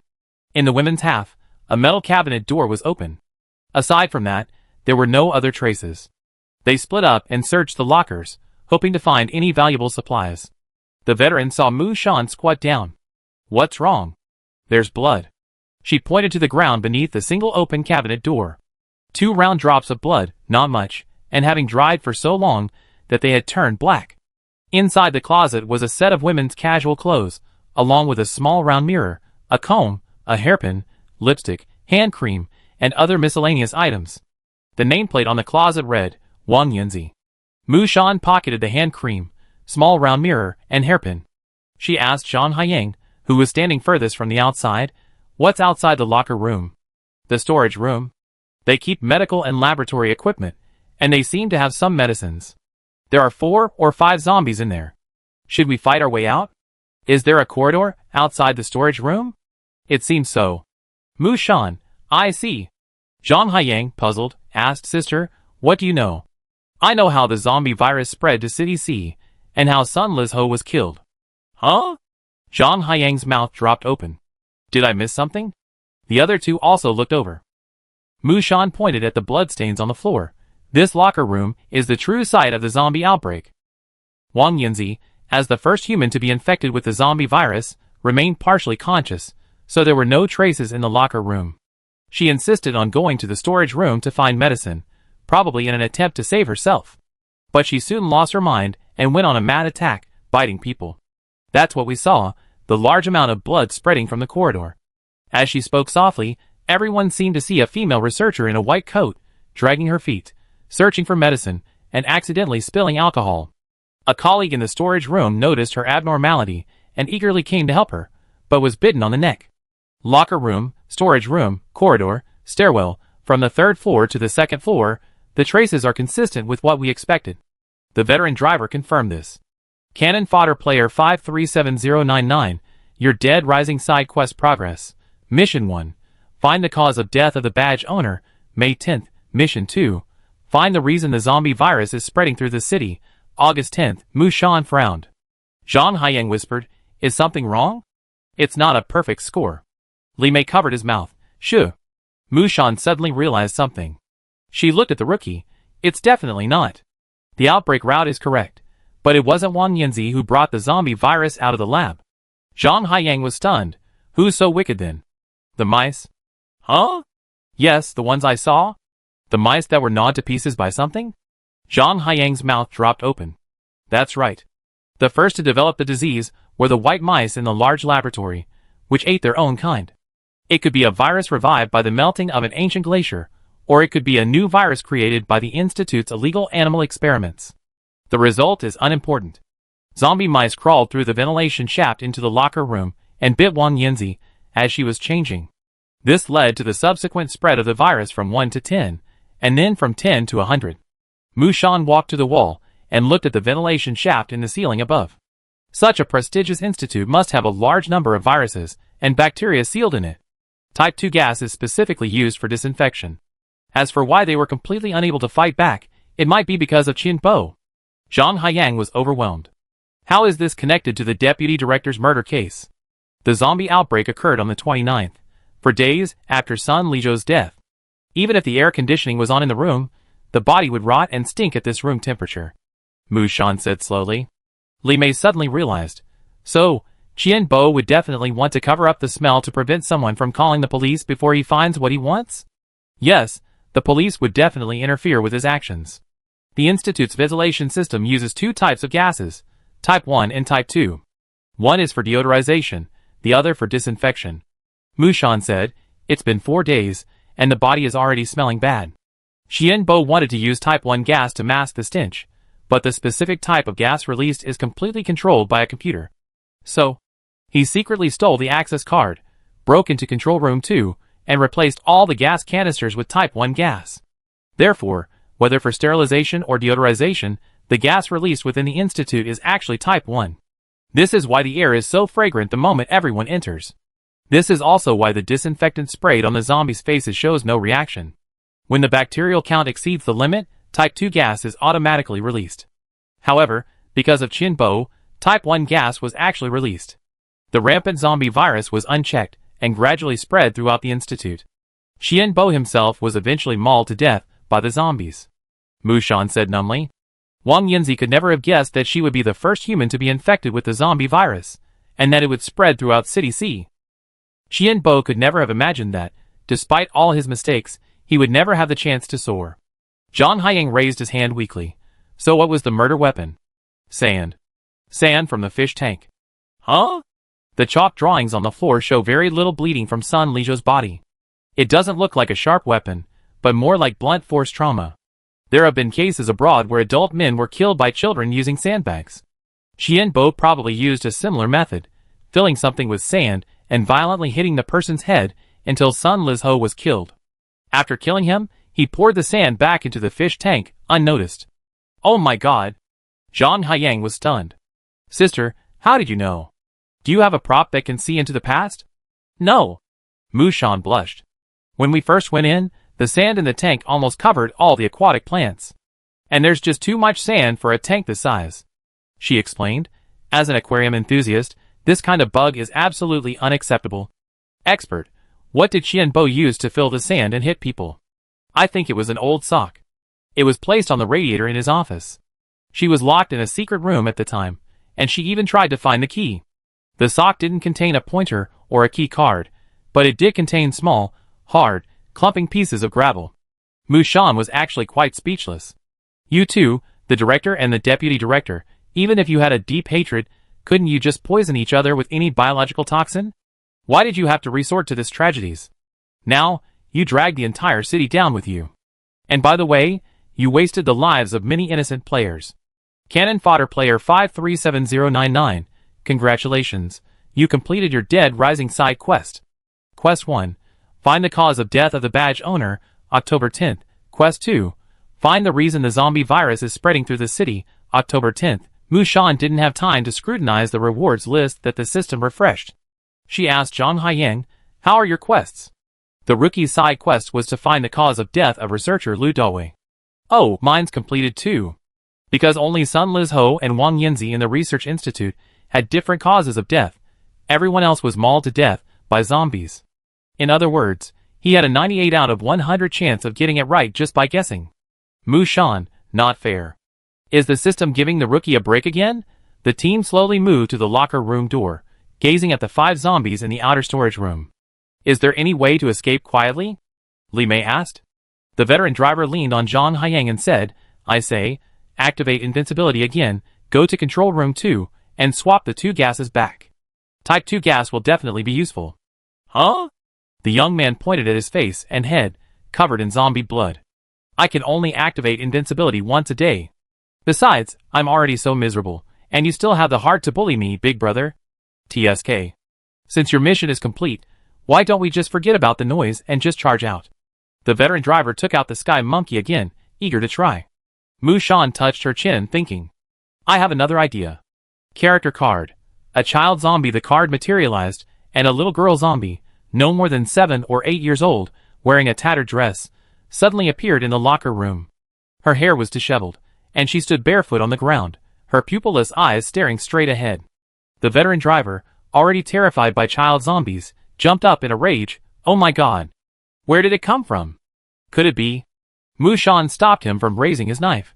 No, it just looks like one. It's my zombie worker, obedient and adorable. Worker? Cute? The veteran driver questioned his life. Mu Shan patted the little girl's shoulder. Take this access card. Find control room 2 on the 3rd floor. Swipe in and replace the Type 1 and Type 2 gas tanks. Li Mei was puzzled. Can it understand such complex instructions? Even if it hasn't mutated, a child its age might not be obedient. The other zombies don't know, but it will definitely reach its destination. Mu Shan repeated, replace the gas tanks. Change all the ones marked 1 to 2. Got it? The little zombie girl nodded slowly, swallowing hard as she looked at her face. Mu Shan was speechless. After a moment's thought, she pulled out the item card, a piece of rotten meat. This time, the little zombie's eyes went from eagerness to greed. She didn't visualize the meat, but instead waved it before it, like a donkey with a carrot dangling from its side. See? Only corpses that work diligently get to eat the meat. Chapter 34. Opening the locker room door a crack, everyone watched anxiously as the little zombie stumbled away. Its steps were slow and sluggish. The 5 adult zombies in the storage room quickly gathered around it, sniffing closely. Everyone's nerves tightened. But it was clear that the zombie workers summoned by the player were still zombies at heart. The little girl successfully passed the 5 zombie check and trembled as she entered the hallway, disappearing from their sight. Zhang Haiying clasped his hands together and prayed silently, "You must come back safely, girl." The old driver next to him looked at him with a constipated expression. "What's wrong, big brother?" "Feng Wei, fool, you should pray it doesn't come back." "Why?" Mu Shan explained. "If the Type 2 gas is indeed effective against zombies, the little zombie would be killed the moment it's released. If she returns unharmed, it means the gas isn't effective, and we really have to fight our way out." She patted Zhang Haiying's shoulder. "You have to rely on your ultimate power then." The young man took a sharp breath. Hiss. Then he began to mutter, "Don't come back, don't come back." Li Mei pointed to the laboratory. "I just saw a lot of disinfectant alcohol in the corner of the large laboratory. Maybe it can be of some use to us?" Alcohol can be used as medical supplies and as fuel. There are also quite a few disposable masks in the locker room. Mu Shan. "Okay, then everyone hurry up and search for anything useful. I'll let you know once I sense the little zombie's success." The 3 of them split up again, this time determined to plunder every available resource in the area. The experienced driver took a sack and stuffed stacks of packaged disposable masks into it. He saw that the men's leather shoes, sneakers, plastic slippers, and other items under the lockers had all been taken. Li Mei got a small cart and loaded the bottles of industrial alcohol into the bed. To prevent it from tipping over during pushing and pulling, she had to tie them with rope. The incandescent light overhead cast a bright glow, making the shadows of people very small. A faint buzzing sound of electricity spread, and after staying here for a long time, one's ears would feel a constant sense of noise. Zhang Haiying rinsed his dirty face with lab water and grabbed an unknown researcher's white coat and put it on. He compared it to his reflection in the glass and found it fit him quite well. They hadn't noticed that something terrifying was awakening deep within the lab. Knock, knock, knock. Until then, a clear knock on the door echoed in everyone's ears. Zhang Haiying's legs went weak with fear, and he almost fell to his knees. Li Mei and the old driver both stopped moving, their eyes wide, as they looked back and forth. Knock, knock, knock. The knock wasn't loud, but it was abrupt in the absolute silence, a foreboding sound. Zhang Haiying opened his mouth silently, pointing to the innermost large iron door marked with an X, his expression horrified. Li Mei shook her head frantically. The old driver gritted his teeth, gestured outward, and the other 2 nodded. The 3 of them quietly moved towards the locker room, making no sound. The cart was so noisy, the old driver stuffed all the alcohol into the space prop. As the 3 carefully moved, the creature's hand continued to slide against the iron door. Its nails seemed very long, and you could hear the sharp, rasping sound of nails scraping against the metal, making your eardrums numb and your whole body ache. Zhang Haiying was the last to enter the locker room. Before he could close the door, a violent knock erupted from the far back of the lab. Knock, knock, knock. The metal sheet trembled, the force more than doubled. And the thing inside kept fiddling with the doorknob, making a clanging sound, as if ready to burst out at any moment. Zhang Haiying covered his mouth, on the verge of tears. The veteran driver slammed the locker room door shut, quickly fastened it, and then blocked it with 2 shoe cabinets. He turned around and spoke urgently. Did the little zombie succeed? Mu Shan, concentrating on sensing the zombie worker's movements, her hair damp with sweat, said, almost. It had already reached the door of control room 2. Oh no! The door was blocked by 2 researcher zombies, and the little zombie had no way of getting past them. In just a few seconds, the thing deep within the large experimental room began pounding against the iron door, making a relentless rumbling sound. The oppressive feeling of an unknown terror made Zhang Haiying's teeth chatter. Sister, hurry! A drop of cold sweat trickled down Mu Shan's forehead. After about 10 seconds, the door finally opened, and the little zombie entered the control room. As she had suspected, Qian Bo had replaced all the gas cylinders at the pipe connections with a single type of gas. The cylinders were the size of safes, and the little zombie struggled to replace them. Mu Shan didn't dare relax for a moment, constantly using her mind to instruct it on what to do. Suddenly, the banging on the door stopped, and the large experimental room fell silent again. Everyone shuddered. Zhang Haiyang swallowed hard and slowly squinted his eyes to peer through the crack in the door. Then, the bright incandescent light flickered out, plunging the empty laboratory into darkness. Zhang Haiyang could see nothing. This darkness, however, didn't bring a sense of security. Through 2 doors, they began to hear a strange howling sound, like someone crying. Woo! Woo! Zhang Haiyang stared. There's no one in there, is there? The old driver smacked him on the head. You idiot! If you were locked up in there for more than half a month, would you survive? Zhang Haiyang. But, zombies can make that kind of noise? The crying continued, and a shudder rose from the soles of their feet, sweeping through their bodies. How much longer? How about we rush out? I really don't want to stay in this place anymore. Mu Shan frowned, her expression grim. It's almost there. Just wait. After about 5 or 6 seconds, she suddenly felt relieved. It worked. The others were ecstatic. But after a moment, they stared at each other in amazement. In the outer storage room, 5 zombies were still roaming around, and the sprinkler head remained silent. Isn't this thing supposed to be automatic? Zhang Haiyang was horrified. The veteran driver slapped his forehead. The zombies outside are all in semi-dormant state. They're not moving, so the disinfection system can't detect them. Li Mei belatedly realized. What should we do? Do we need to go outside and fan them? The creature imprisoned deep within the large experimental room had lost its patience. Its cries, at first weak and womanlike, became hoarse and shrill, frantic and manic. The dull thud of the metal door slamming continued. There was no time to wait. Mu Shan searched for something useful when she suddenly noticed her hands were covered in dust and blood. She dashed to the door and pressed her dirty hand against the smart door lock sensor. The next moment, a sharp buzzing sound echoed through the corridor's electronic announcements. Detection of extremely poor hygiene conditions within the research institute. Viruses and bacteria exceeding permitted levels. Type 2 gas will be fully released in 10 seconds. All personnel present, please stay away.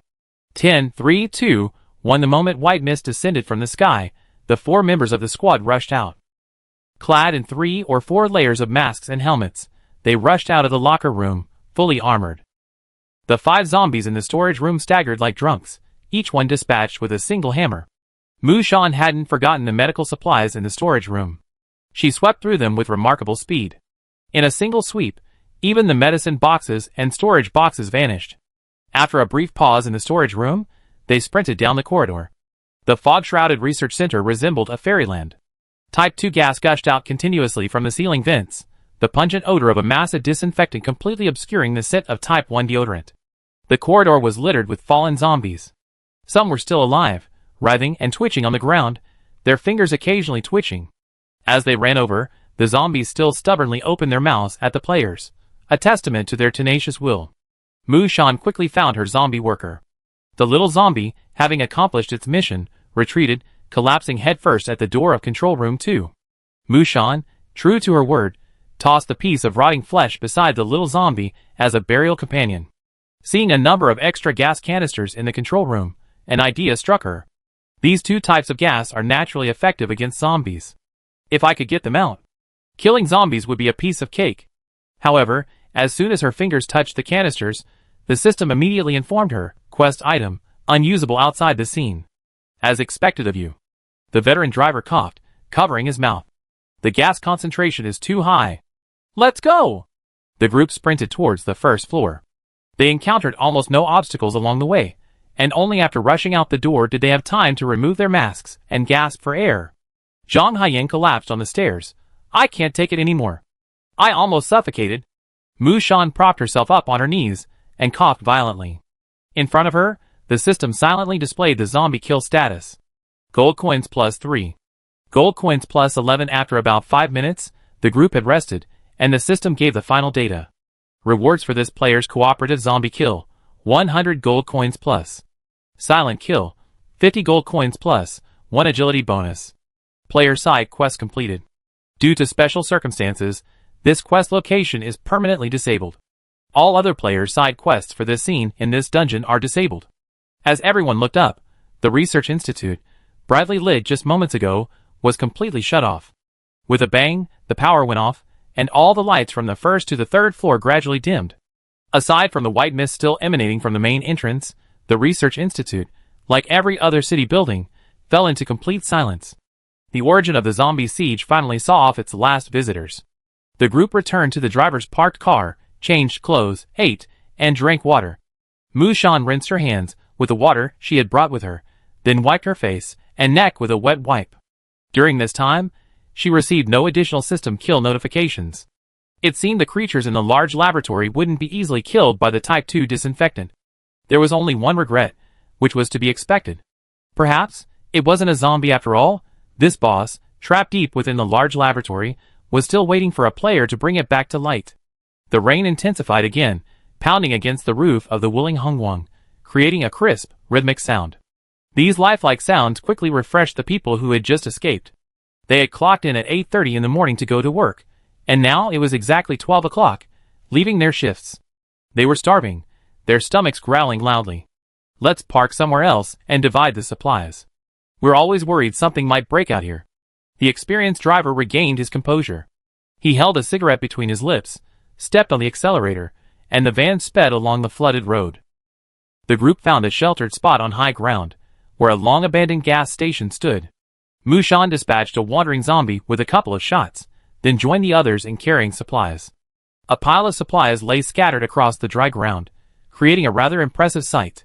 The veteran driver crouched down and separated the bottles of disinfectant alcohol. The items you found in the office initially won't count. The rest will be divided evenly for now. If you have any ideas, please feel free to discuss them. There are a total of 50 bottles of disinfectant alcohol, over 200 packs of 10-pack masks, and about 30 boxes of sterile gloves. The cotton swabs, gauze, and various other medicines aren't numerous, so we divide them evenly. There are 2 boxes of salt and sugar in the cafeteria, and dozens of bottles of miscellaneous condiments. The frozen meat is indistinguishable, so don't be picky at this point. There's about 150 pounds in total. I counted 23 boxes of milk. It's 6 or 7 days past its expiration date, so it should still be drinkable. All the rice, flour, and beans are here, about 50 bags, and 12 barrels of soybean oil. I also found some dried goods, dried black fungus and dried seaweed. The ground was littered with supplies, and the easy acquisition of a large amount of gold coins was quite delightful. The only thing that surprised Mushan was that the space item the veteran had was no smaller than her virtual backpack, capable of holding so much supplies at once. It seems that as a veteran player starting with 3, he still has some good stuff. Zhang Haiyang squatted down, took a look, and raised his hand. I don't have a refrigerator, so I only need 2 pounds of frozen meat. Can you give me more of the other food? I can do without the medicine. Medicine is more precious than meat, but since the rookie wanted to trade for food, Mushan and Li Mei agreed. The veteran driver, busy dividing the goods, said, Then I give you more rice and flour from our 3 shares.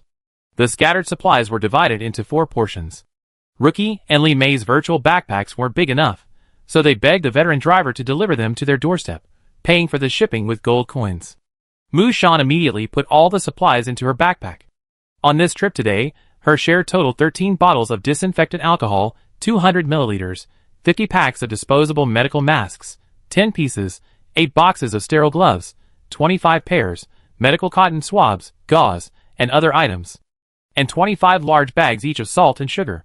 Sugar is a strategic material, both because chemists can use it to make explosives, and because it has a high energy density, is durable, and easy to store. Sugar can also be used for emergency wound treatment. Other condiments included 4 or 5 packets of chicken essence, MSG soy sauce, pepper powder, and other condiments. 6 cartons of expired milk from a certain Iraqi company, each containing 12 bags. 3 5L barrels of soybean oil, 8 bags of rice, flour, red beans, and yellow soybeans, dried seaweed, and some dried wood ear mushrooms. The rest was a variety of frozen meats, including frozen chicken legs, frozen spare ribs, frozen shrimp, frozen yellow croaker, and hairtail, totaling 50 kilograms. In addition, Mushan had also found some ginger and brown sugar drinks, instant coffee, milled tea, and Jinshengzi throat lozenges while searching the second-floor office. The Wuling Hongwon was heading toward the city. She sat in the back seat, relaxed, feeling the strain of even moving a finger. She slowly nibbled on a leftover pancake wrapped in bean sprouts from the morning, feeling content. Mushan lazily scrolled through the system notification she hadn't read carefully. Cannon Fodder Player 537099, your Dead Rising side quest is complete. Completion, 100%. Rating, excellent. Reference, All zombies cleared, minigames cleared, plot details explained. Rewards for this side quest: 500 gold coins plus. Blind item box X1. Safe house gift pack X1. Food gift pack X1. Self-service Q&A opportunity X1. Chapter 35. People always forget what they just experienced after receiving their reward. The group returned with a bountiful harvest. The water on the road was even deeper than it had been that morning, and many zombies were carried away by the undercurrent. The willing boat drifted along the city route. Aside from Mushan, the others needed the help of an experienced driver to deliver the goods. Without further ado, they unloaded the luggage and said goodbye. "Sister, I hope to see you again." After getting out of the car, she heard Zhang Haiyang waving through the window. Behind her, Li Mei and Feng Wei turned to look at her. Mushan waved, shouldered her bag, and waded through the water, leaning on her golf club. She knew that after leaving this dungeon, the chances of seeing these people again were slim. On a tree diagram, driven by the system, they entered one fork after another. It wasn't a long distance, but she waded through the water for half an hour. The park was awash, with a lot of garbage floating on the surface. The creek, littered with zombie corpses, had burst its banks. Only a peak remained of the hillside where the safe house had stood. Mushan knew the flood control sandbags were no longer effective. She entered the sunroom, took off her wet wellies, and threw them on the ground, then walked barefoot into the basement. She removed her coat and trousers for washing. She placed her backpack on the table, rolled up her sleeves, and carefully washed her face, neck, and arms, ensuring there was no trace of blood or dirt. Then she slumped down in a chair to rest. In the center of the safe house was an open area, now filled with the spoils she had collected on this trip. Mushan sorted the frozen meat into plastic bags by type and stuffed them into the freezer. To prevent confusion, she tore off a few scraps of paper and wrote words like chicken drumsticks, small yellow croaker, chicken wings, hairtail. There was also a package of pork ribs that couldn't fit in the freezer, so she put it in the refrigerator for now, planning to eat it in the next few days. Medicines were placed in the emergency medical kit. Masks, medical gloves, and disinfectant alcohol were considered key supplies, and were all sorted and stored in a wall cabinet. Mushan tore off a piece of paper and taped it to the outside of the cabinet door, clearly recording what medicines she currently had and how many boxes there were. Thankfully, she had also picked up the storage boxes when she was shopping. The others didn't want them, so Mushan used them to keep her supplies neatly organized. She opened a carton of milk, cut open a bag, and poured it into a small pot. She smelled it. It didn't smell bad, so it should be drinkable. The boiling milk bubbled, and as it cooled a little, a layer of milky cream formed on the surface. Mushan added a little sugar to the hot milk, took a sip, and sighed with comfort at the warmth. She opened the 4 blind box gift packages on the table. From the prop blind box, a yellow banana peel with black spots appeared, looking like someone's leftovers. Mushan picked it up with 2 fingers in disdain. The sticky texture was just like a fresh banana peel. Banana peel, auxiliary, quality, excellent. Description: has a certain chance of causing slippery feet after use. Use: throw on the ground along a path you must pass. Note: someone always doesn't see the banana peel under their feet. Surprisingly, it was a pretty useful item, but it still only worked against a single opponent. It was useless against groups of enemies. The box also contained an ugly, crudely crafted metal badge in a red and green combination, engraved with luck +1. Good luck favors me. Assistance: quality, ordinary. Use: wear on clothing. Description: brings a little comfort to your unfortunate life. Random effects. Note: some people, even with +1 luck, still can't win 5 million. Mushan, She cursed as she pinned the ugly badge on her clothes, planning on not taking it off even when she slept. There were 3 white gift boxes left, stacked on top of each other. Mushan wasn't in a hurry. After finishing her milk, she opened them one by one. Safe house gift pack. Please choose one of the following 3 upgrades. 1. Expand the underground safe house, +1 meter. 2. Add above ground fortifications, basic. 3. Completely waterproof the above ground sunroom. The system never fights unprepared battles. Mushan really wanted the fortifications, but this morning alone, the water level had almost submerged the hillside, and it was only a matter of time before the sunroom reached it. And today was only day 9 of the main survival story, not even halfway through. Judging by the intensity of the rain and the flooding, by the end of the 20th day, there's no telling how deep the water in City C will be. Mushan chose the absolute waterproofing sunroom project, while resignedly thinking, There's no way the city can be flooded 10 meters deep. Ha ha. Player obtains absolute waterproofing of ground-level sunroom. Construction period 10 minutes. Sunroom not allowed during this time countdown. 9:59 minutes. A loud rumbling sound came from overhead, like someone repeatedly hammering at the wall. Mushan pretended not to hear it, sat down on the bed, crossed her legs, and opened the third box. Food gift pack. Bonus reward for 100% mission completion. For 3 consecutive days, players will receive a premium meal service once a day.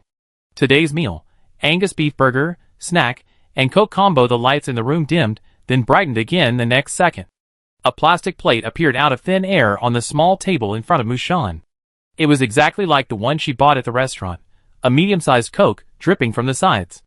A large beef burger, generously prepared, sat in a white paper box. A snack set consisted of fries and chicken nuggets, and 2 pristine white napkins lay beneath. The napkins were emblazoned with a subtle pattern, system-produced, guaranteed to be top-notch. Mushan took the burger while it was still hot, and took a big bite, savoring the complex flavors of the pickles, beef patty, and cheese that burst in her mouth. Her taste buds cheered. Refreshing. After finishing this large burger and snacks, along with a glass of milk she just had, she felt like she didn't need dinner tonight. Mushan sipped her Coke and casually opened the last box. Self-service Q&A opportunity. Bonus for completing a 100% mission. Players can ask the system a question. The system will answer if the required permissions are met. Mushan paused and put down her Coke cup. There were so many questions she wanted to ask. How could she leave the dungeon? What was controlling life and death? Where did the Lord God's system come from? For a moment, she felt the urge to ask, but Mushan quickly regained her composure. Even the Type 2 gas in the Research Institute was restricted to quest item, unusable. The system was so cunning that if she asked questions beyond her authority, she would only waste an opportunity. The only consolation was that the self-service Q&A was a bonus for completing the quest 100%, meaning she would have a chance to get it in the future. Even more optimistically, other players had already gotten the answer she wanted. Mushan took a deep breath and said, I want to know if Mu Rong, Jia Qiufang, and Yi Yuncheng are still alive in the dungeon? The people she mentioned were her parents and her childhood sweetheart. 3 virtual dots hovered before her eyes. After she finished speaking, they rippled like water, like the speaker on a phone. Then she heard the system's voice for the first time. It was an emotionless, electronically synthesized male voice. Answer player 537099. One of these 3 people is still alive in the dungeon, the other 2 are dead. Mushan clearly felt her heart skip a beat. For a moment, she felt as if she couldn't breathe, but she quickly recovered. Who's still alive? Where is he? This self-help question has been used. The 3 floating dots slowly vanished, leaving only the sound of Mushan's rapid breathing in the safe room. She pounded her fist on the bed, a dull thud. Her knuckles were clenched white, and tears fell from her wide-open eyes, splashing onto the sheets, creating small gray patches. Although she anticipated the ending, hearing it from the system itself still pierced her heart, as if it were being chopped apart. Did Mom and Dad die in such a horrific dungeon? What had they gone through? What monsters had they encountered? Did they suffer? Mushan couldn't bear to think. She buried her head in the quilt, shielding the system from her tears. 10 minutes later, when the renovation of the sunroom overhead was complete and the clanging noises faded, she emerged from the quilt. Sniffing, Mushan rose and washed her face with cold water. Rubbing her red, swollen eyes, she dumped the hamburger wrapper and empty cup into the trash can. Calming down and thinking, she realized the system's answer was actually pretty easy to guess. Of the 3 of them, Yi Yuncheng was the first to vanish. At the time, governments around the world conducted investigations, and these individuals were almost all leaders and elites in their respective fields. Yi Yuncheng was a year older than her, and was studying abroad at the time of his disappearance, researching some scientific topic. Mushan had known this neighbor's brother since 3rd grade. His parents had died early, leaving only his grandparents living away. Yi Yuncheng had always been gentle and considerate, the perfect other people's child, gifted not only in academics but also in sports. The disappearance of the first group of humans, including him, caused widespread panic. But soon, a month later, another group vanished. No one could stop this process, and 6 months later, his parents were also selected by the system. Mushan felt that despite the 6-month gap, Yi Yuncheng's chances of survival were higher than his parents, both in age and physical strength. She couldn't sit still any longer, so she opened the system interface and began to scroll through it. The currently known friend interface requires contacting other players face-to-face to add friends. The system doesn't support online search. Mushan searched them all again. There were indeed communication items, but they all had corresponding restrictions.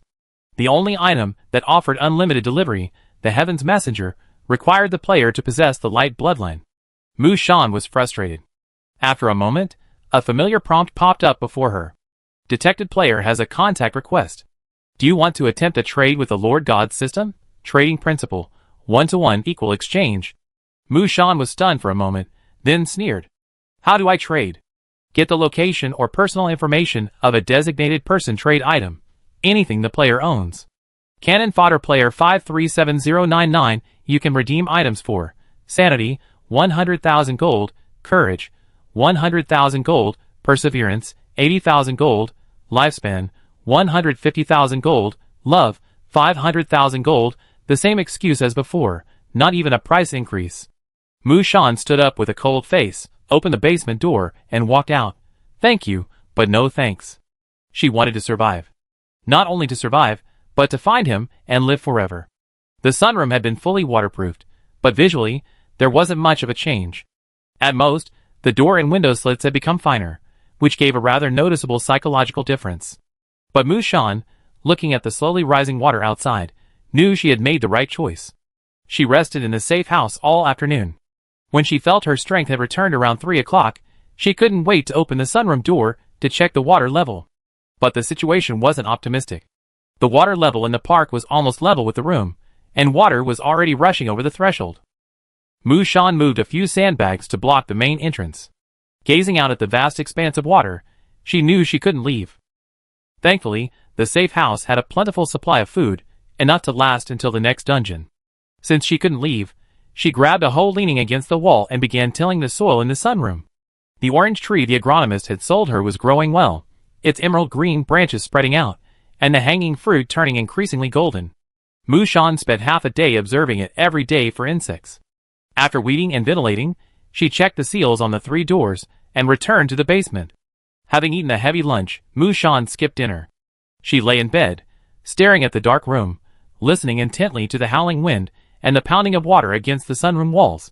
She felt a sense of absurdity, as if she were about to be swept away by a flood. Main Quest Day 9.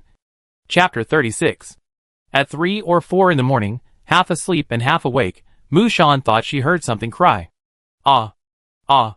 The sound was faint, yet close at hand. Mushan jumped up with a start, grabbing the knife beside her pillow. The safe house was pitch black, and the blurry shadows didn't reveal any new creatures. She cautiously turned on the ceiling light, and after her eyes adjusted to the light, Mushan quickly found the source of the noise. Ah! The melon seeds that had been buried in the flower pot had grown into a lush, low-stemmed sunflower. It had the standard 2 leaves and a flower head, with tender yellow petals dotting the black flower head. If it weren't for the extra mouth on the flower head, it would actually be quite adorable. Ah! The sunflower made the sound of a cartoon pet. Mushan squatted down and watered it with a cup. Magic sunflower, assistance, quality, excellent. Description: receives a random reward of +1+1+1. Usage: must be planted in soil, with 2 hours of sunlight and ample water daily. Note: Kue dreams of becoming a star. Because it was still dark, Mushan hadn't noticed any rewards. She placed the singing sunflower and the swaying, dancing pea shooter on the same step. A singing and dancing combo. Although not an offensive item, any reward was a good thing. Mushan contentedly climbed into bed and continued to sleep. Amid the howling wind and rain, she wrapped herself in the quilt, curling up like a cocoon. Today was another day of heavy rain, with almost no sun, and the sky was as gloomy as night. The card collection revealed 3 cards. The item card was a bloodstained, broken stick and knife, of little value, and was discarded in a corner after materializing. Environment card. A flooded basement. Mushan held the card. Given the system's abominable nature, it was easy to imagine that this must be a safe house that a player had eliminated. After washing up, she mopped the entire room, even the stone steps, leaving them spotless. She wringed out the rag again, and wiped the iron bed and Xion's locker clean. She had skipped breakfast and waited until around 10 a.m. for brunch, saving a meal. Today's system meal plan: shrimp, bacon, and tomato pasta, served with garlic toast, mushroom soup, and a small piece of black forest cake. Mushan hadn't had dessert in ages. The rich, sweet taste of chocolate and cream brought a sense of complete happiness. Since she couldn't leave anyway, she sat in the sunroom with her plate, listening to the patter of rain, and eating bite by bite with a small fork. There was no view from the ceiling, only blown debris and leaves that landed on the glass, where the rain lashed them, creating circles of water stains. She couldn't open the door to check the water level. If the door was swept open by the water, it might be impossible to close it again. Luckily, the sunroom entrance door also had a peephole installed. From the view from inside, the accumulated water had already partially covered the door panel. Her sunroom was on a hillside, and a conservative estimate was that the lowest water level below the slope was at least 1.8 meters. Mushan didn't know the situation of the other new players.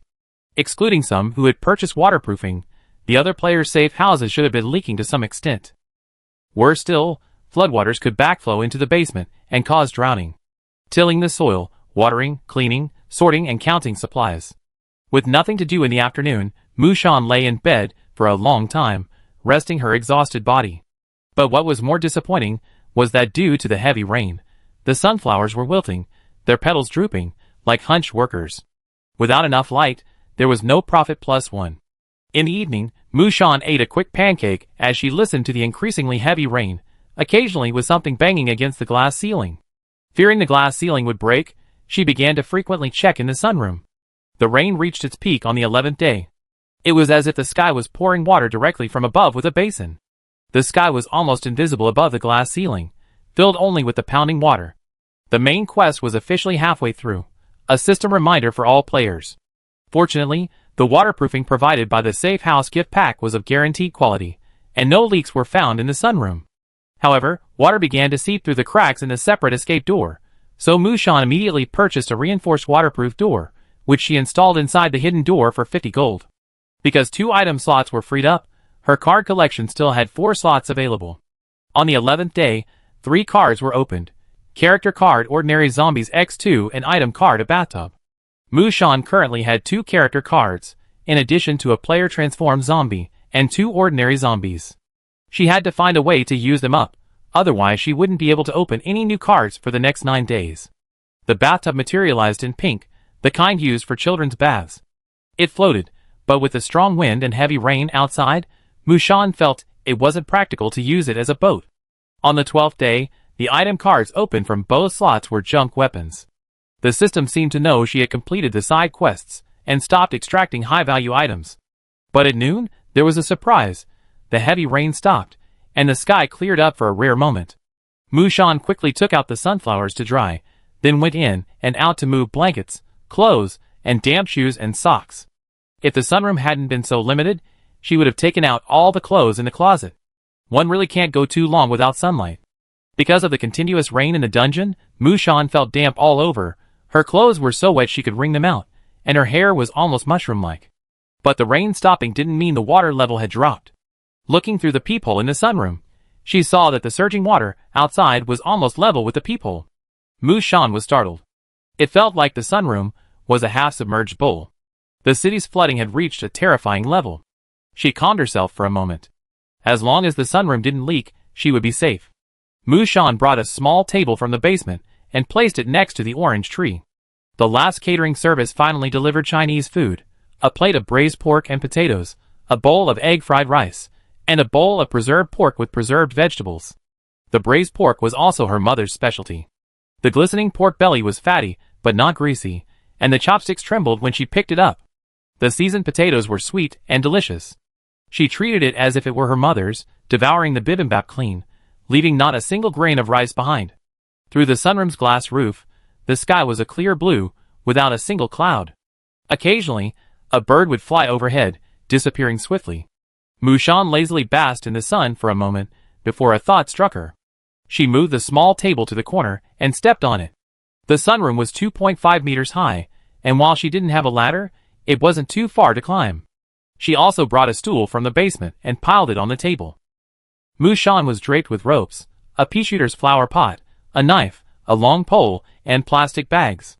She wore a windbreaker for warmth, and a motorcycle helmet. She first flipped on the switch, waited for the sunroom's glass roof to fold up, and then began to climb. With her increased strength and agility, Mu Shan's skills were noticeably different from the frail female college student from the previous dungeon.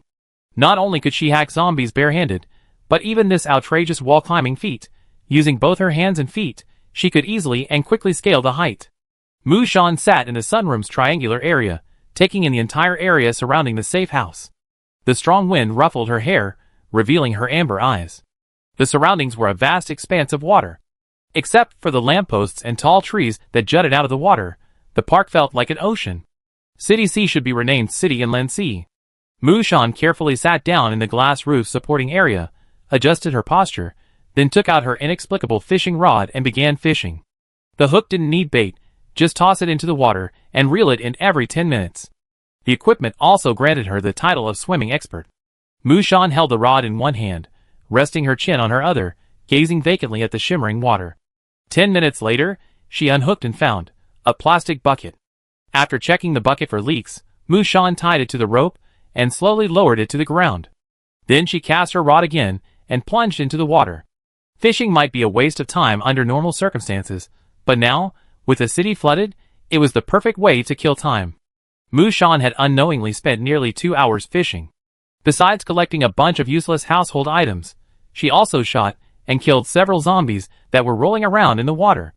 Thanks to them, Mu Shan had found a way to deal with ordinary character cards.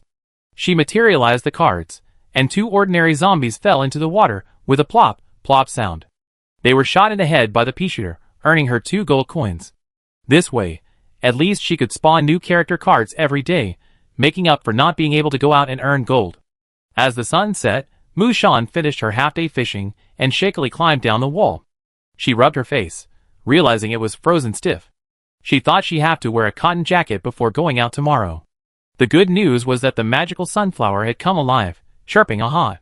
Aha. A cloud of beautiful golden particles fell around the flower pot. Mu Shan touched it with her hand, and the particles disintegrated into fragments of light, replaced by a system notification. Gold coins +1 +1 +1 +1 +1. A total of 5 gold coins were harvested, averaging 1 per hour for the magical sunflower. Although it wasn't much, Mu Shan was satisfied. This was a stable income without risk, a pleasant surprise. The flood besieged the safe house. Every day thereafter, although the rain stopped pouring, the water level rose slightly. Mu Shan didn't feel suffocated. She spent most of her days sitting on the sunroom roof, fishing, picking up trash, and sniping zombies. Sometimes, when she felt too cold, she'd go inside and practice Tai Chi. On the 15th day, she actually caught a live grass carp, a large gray fish weighing at least 3 pounds, still wagging its tail lively. Mu Shan knocked it unconscious with a brick and immediately went into the kitchen to cook it. The fish's entrails were used as fertilizer, and the flesh was stewed into a delicious soup. By constantly sniping at moving targets, her accuracy with the pea shooter had improved significantly. Sometimes, a zombie would float on the surface, and Mu Shan could even predict its trajectory and kill it with a single pea shooter. On the 17th day, the water level was only 30 centimeters below the glass ceiling. Mu Shan had to constantly clean up any floating debris, otherwise it would easily flood into the sunroom. The trees in the park were practically gone, and many of the light poles had been washed away. The water was a mess, with only the gray shadows of high-rise buildings in the distance hinting at the once crowded city. Mu Shan feared every day that the sunroom would be toppled by the flood, but thankfully the system wasn't so reckless. She stubbornly survived, day after day. She even thought she could write a book based on Life of Pi. That afternoon, Mu Shan was using a long pole to fish out a suitcase floating on the surface, when she heard a loud humming sound.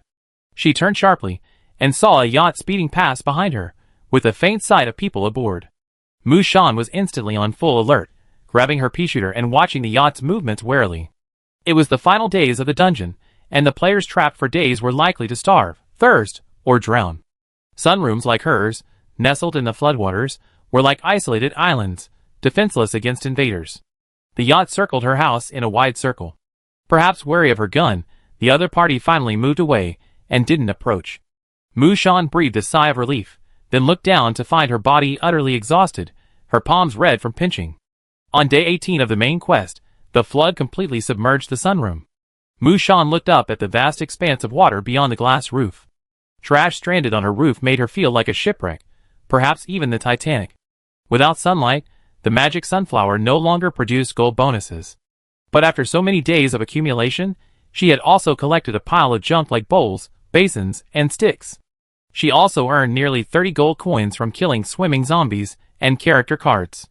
When fully sunbathed, the magic sunflower yielded 24 gold coins per day, and her current account balance was 1,597 gold. No matter what the next dungeon held, she had the resources to protect herself. On the 19th day, the sunroom had completely transformed into an underwater passage in an aquarium, and the trash on the glass roof had been swept away by the undercurrent, leaving it pristine. She could no longer guess the true depth of the water in City Sea, because through the glass roof, she could only see the various fish swimming around, not the surface at all. In the sunroom, only a faint blue light shone, rippling the water. That afternoon, she was weeding in the fields when she suddenly felt a shadow above her head. Looking up, she saw a human. Startled, Mushan raised her hoe in front of her. But she soon realized it was the swollen, dead face of a man. At first, she thought it was a zombie, but later discovered it wasn't. It was actually a player. Cannon fodder player number 589613, deceased, ID, Chen Hao. Occupation: none. The man seemed to be in his 30s, Mushan could tell by his clothing. She gazed calmly at the pitiful figure stranded on her roof.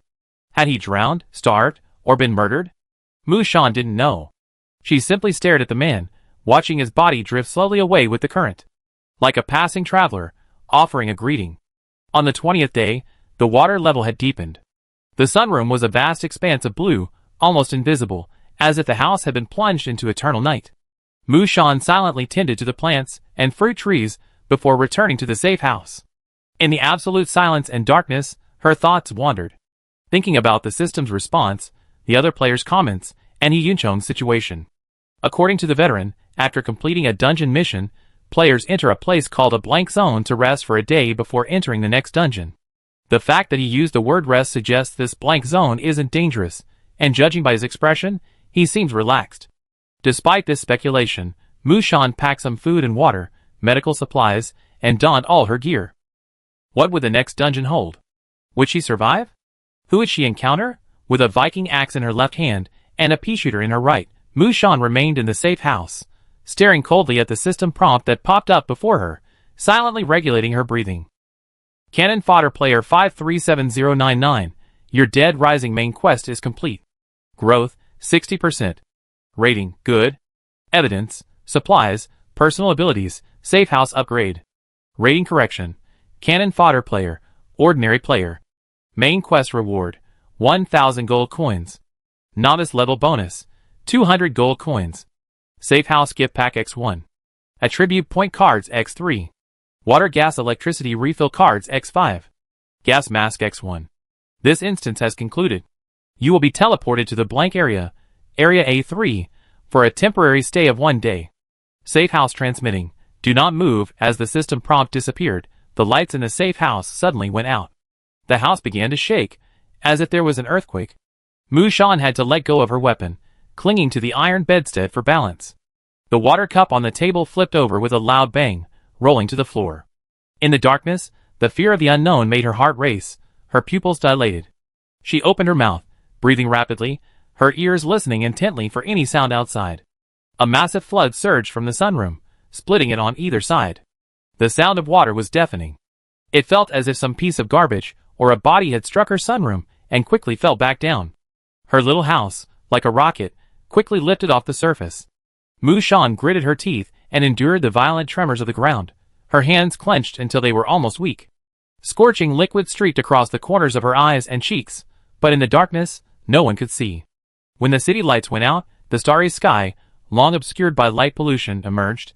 Human noise faded, and in the silence, a higher god slowly descended among the stars. As a word, to live is imbued with power in our language. Its power comes not from shouting or attacking, but from endurance. After an unknown amount of time, Mushan felt the ground crack, and the shaking ceased.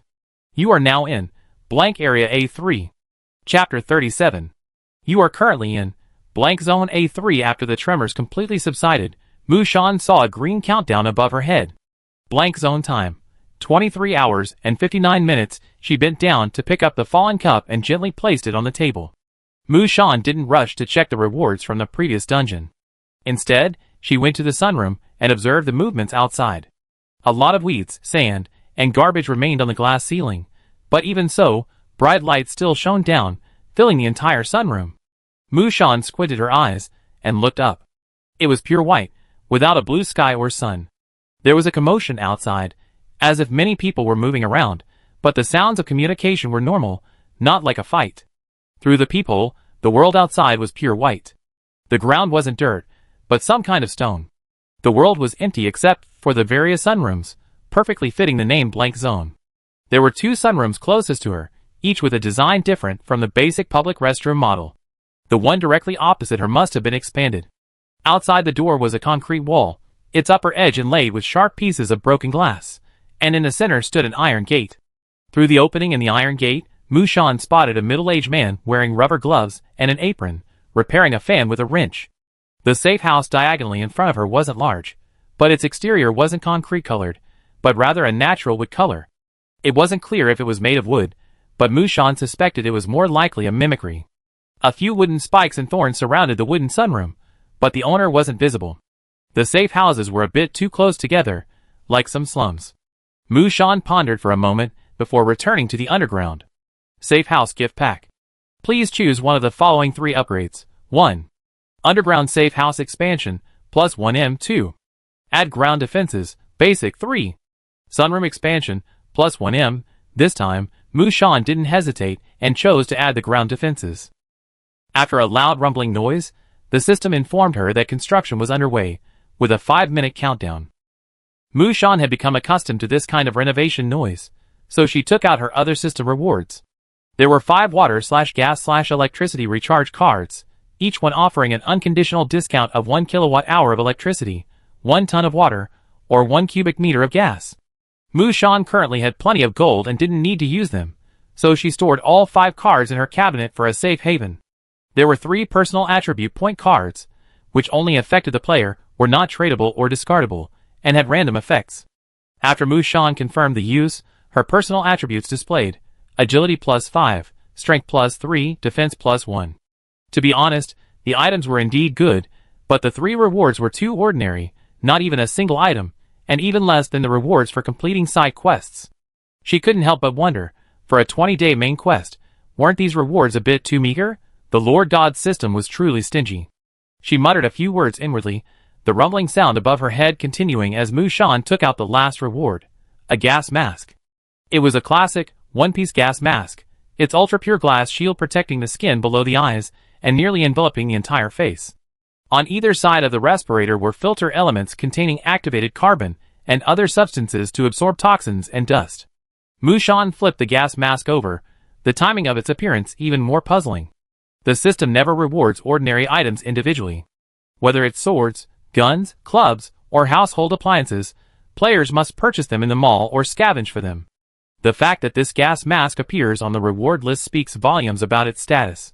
While waiting for the sunroom to be completed, Mushan tucked a fruit knife under her large windbreaker, strapping it to her belt. She tucked her pea shooter into her pocket, her old friend, the Viking axe, in her hand. Although the axe's surface bore scars from days of combat, the baptism of blood and flesh made it even more formidable. At the end of the 5 minutes, the movement in the sunroom ceased. Mushan pushed open the door and saw a square stone wall about a meter outward, with an iron gate at the entrance. The wall, about 1.5 meters high, resembled an ancient fortress, completely enclosing the sunroom. The escape route remained outside the wall. The walls were of a simple, ancient style, with broken tiles embedded in the slope and pointed tops to prevent climbers. Besides that, there was nothing else. Basic, really? Mushan felt it was lacking in quality, but until she reached the new dungeon, she had no idea where her future upgrades would take her. She closed both doors and exited the safe house, mask on. People around her instinctively glanced over at her, seemingly wary of such a delicate woman wielding a battle axe, but they all tactfully avoided approaching. The player's safe house adorned the once pristine white world with a vibrant hue. The rooms were arranged in a neat pattern, creating a path for pedestrians to pass through. Mushan walked along the street, gazing at the houses and pedestrians on either side, and suddenly felt as if she were in the real world. This feeling reached its peak when she discovered the market. A circular, central open space, roughly 1,300 square meters, appeared at the intersection of several roads. This open space became a hub for players to exchange information and trade supplies. At a glance, it was bustling with people, vendors everywhere, and a ceaseless clamor of voices. Mushan glanced around, quietly hid her axe, and squeezed into the crowded area. Since the players were staying for a day, no one had chosen to form a group or hire bodyguards. Instead, a large number of people were setting up stalls to sell supplies. At a glance, Mushan spotted at least 5 or 6 stalls selling clothes, and 7 or 8 selling weapons. Food was scarce, she only spotted one, and the food on display wasn't typical, it looked like produce from a dungeon. The large iron bucket was limp and rotten, filled with a thick, purple slurry. Though there was no fire, it still gurgled and bubbled, the bubbles shaped like skulls, and the scent emanated the sweet aroma of fruit wood. It was just this appearance that really. Mushan looked hesitant, as did most of the surrounding players. Perhaps seeing no one buying, the stall owner shouted at the top of his voice, "I learned this from the master in the last magic dungeon. Devil fruit sweet soup. It increases your strength. 2 gold coins a bowl, no cheating. Come buy it." As soon as these words were spoken, a brave warrior actually stepped forward. Mushan watched the muscular man throw in 2 gold coins, then pick up a bowl of bubbling purple sweet soup with his large hands, pinch his nose, and gulp it down. Then, he was petrified. Everyone waited anxiously for his reaction. The stall owner asked cautiously, "How's it going? Has your strength increased?" The tough guy nodded, then bent down and lowered his head. The strength had indeed increased, but the player's status had changed to poisoned. The crowd dispersed, and Mushan quickly slipped away. The most popular stall in the blank area's gathering point was occupied by an elderly doctor who looked to be in his 60s. Next to him was a sign that read, "Acupuncture, pulse-taking, gua sha." The old doctor, with graying hair and a wrinkled face, wore a yellowed white coat. He muttered slowly, "I told you not to move around. I can't even find the acupuncture points." But his movements were perfectly smooth, inserting the needles without a second's hesitation. In front of him, an obese man lay sprawled on a bed made of 2 stools and a wooden plank, his back exposed, a dense network of trembling silver needles, as thin as silk threads, piercing his back.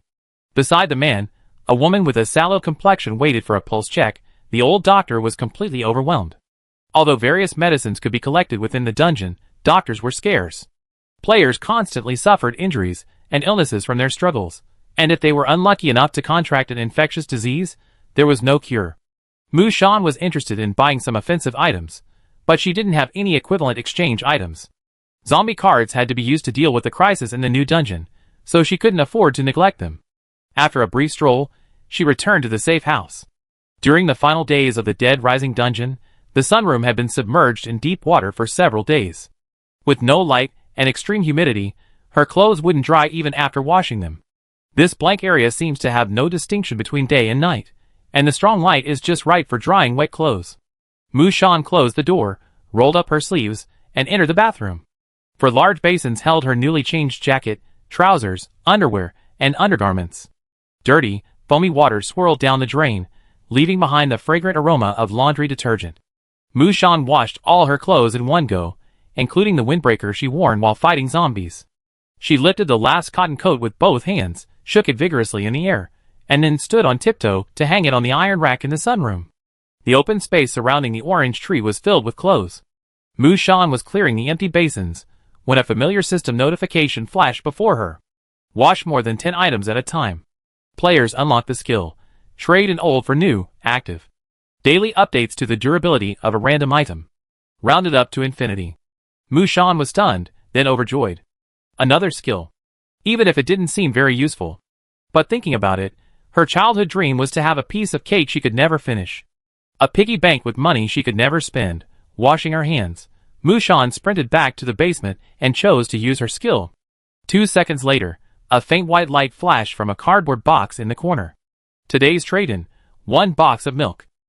Original expiration date 20 days, current expiration date plus 20 days. The unfinished expired milk, which she couldn't bear to throw away, unexpectedly became fresh milk thanks to her skill. Who says trash is useless? Mushan exulted. Just as she was feeling happy, she suddenly heard a deafening gunshot in the distance. Bang! The quiet atmosphere was instantly shattered. The blank area was in chaos. Mushan's expression hardened. She strode out of the sunroom, hiding behind the stone wall and peering out. The bustling market area, a moment ago, was now scattered like birds, each one running as fast as if pursued by a demon. A large pool of red blood had spread across the pale ground where the gunshot had occurred. Mu Shan couldn't see the deceased, but she did see a frightened, thin man, clutching a package, fleeing quickly. Robbery and murder? Murder for money? Many people were peering out of the surrounding safe houses to see what was happening, but the log-colored sunroom closest to her was completely silent, as if no one was around. Instead, the middle-aged man across the street came out with a carefree attitude and leaned against the concrete wall to watch the show unfold.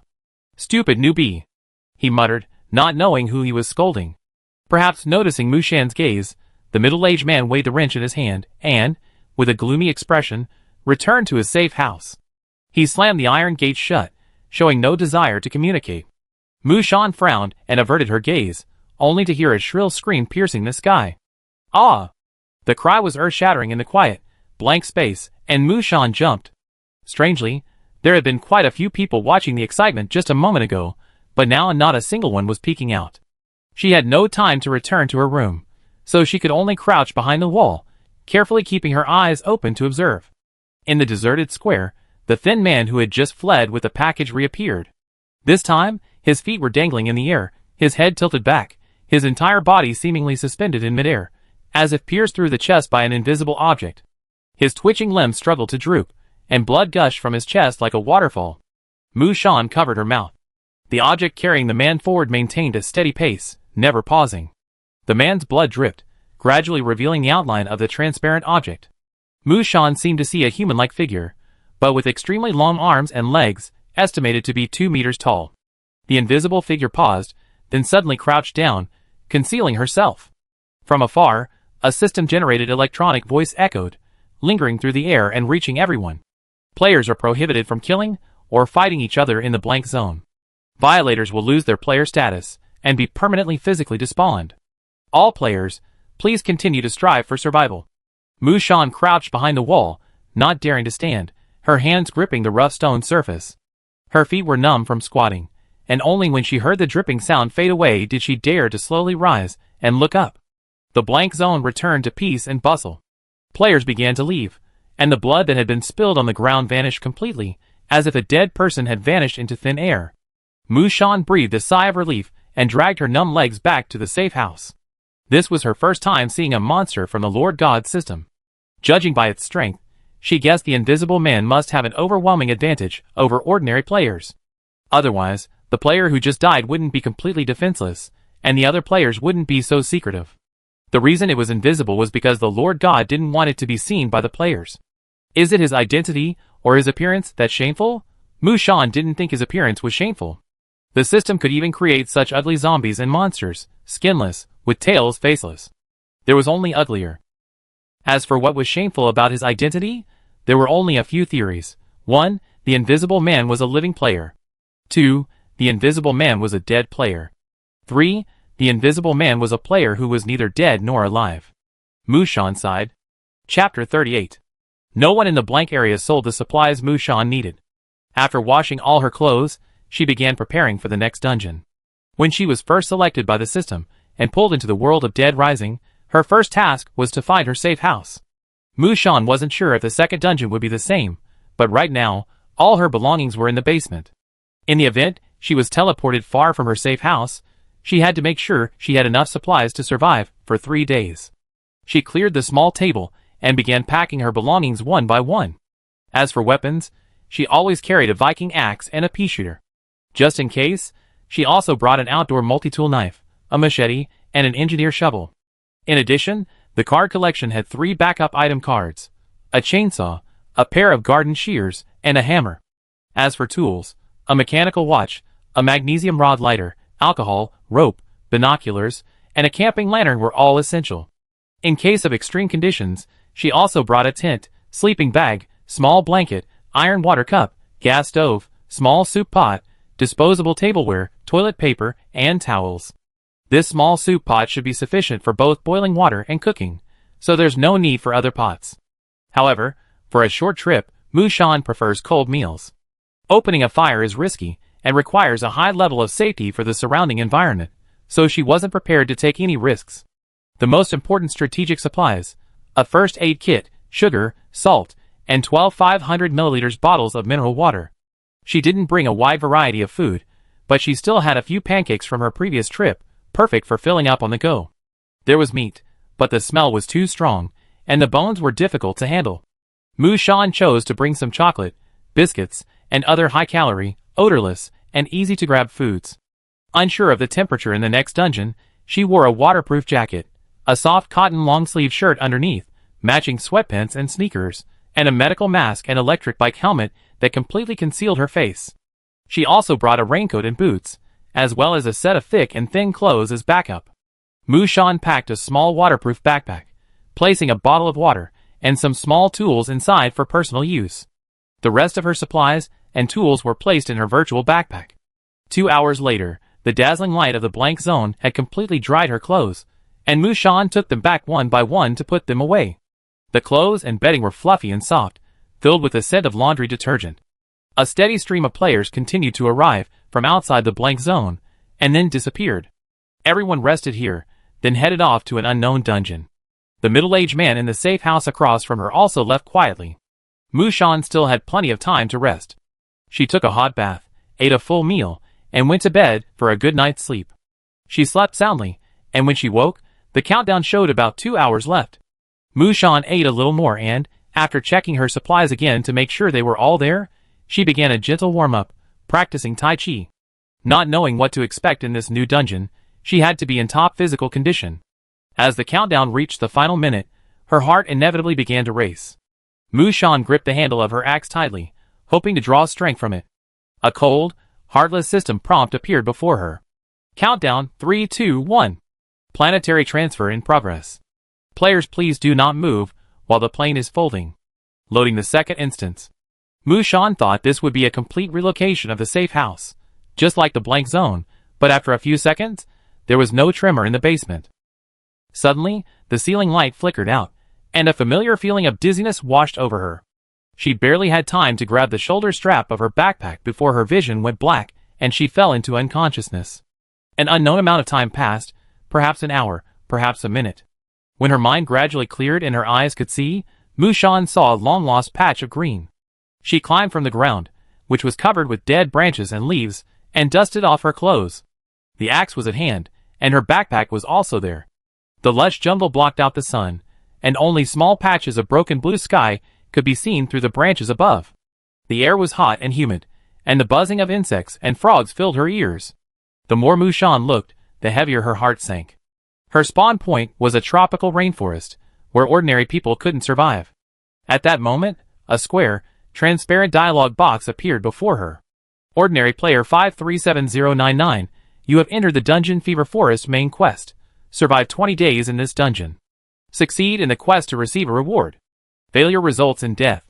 Note, the novice protection period has expired, and the quest difficulty has increased.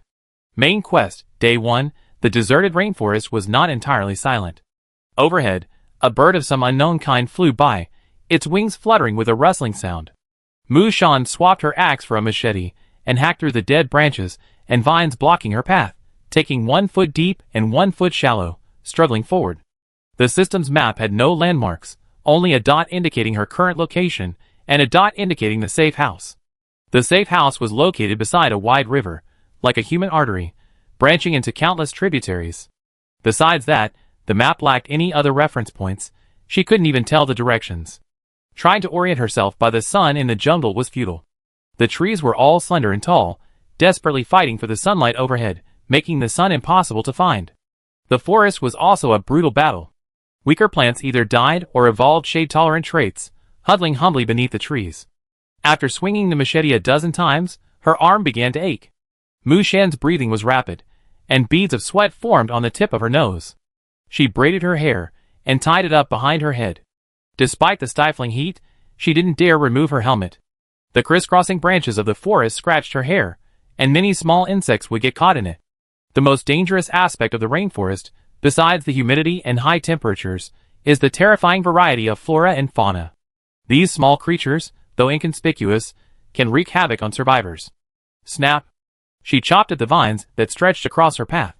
A snake with a red background and black circles coiled in a nearby treetop. Its triangular head stared at her, hissing its tongue. Mu Shan threw a stone to scare the snake away. She changed direction and continued walking, not only chopping away branches that blocked her path, but also constantly swatting at the grass to ward off snakes and insects. Soon, her clothes were completely soaked.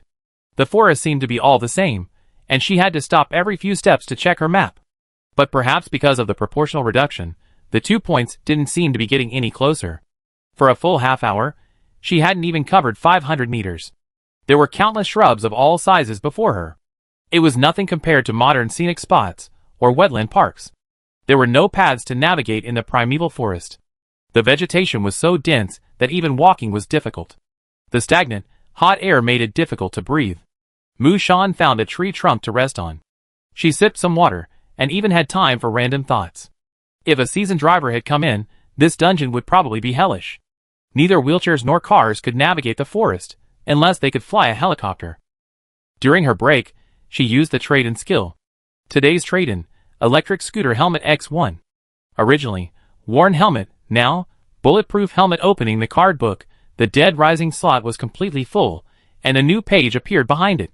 Feverish Forest has spawned 3 cards so far, but they're useless to her now lost. Environment card, a fruit-bearing hillside. Item card, a bird's nest.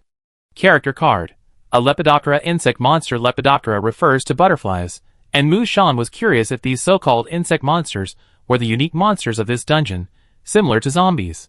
These unique monsters are numerous, and are the player's main source of gold. But she had been walking in the forest for so long and hadn't encountered a single one. Could it be that insect monsters spawned everywhere? After resting for about 10 minutes, Mushan prepared to continue her journey. But as she jumped off the branch, she felt a sharp pain in her calf. Looking down, her pants were soaked, and her hand was covered in blood. She gritted her teeth and carefully rolled up her trouser legs, only to find a slender insect wriggling against her calf. It was a common rainforest vampire. A leech. The temperature here was around 30 degrees Celsius, hot and humid, but even so, Mushan didn't dare wear short-sleeved shirts and shorts. She could only find some rope and tie her trouser legs and cuffs tightly to prevent leeches or other insects from crawling in. The ground wasn't a constant mess of fallen leaves and humus.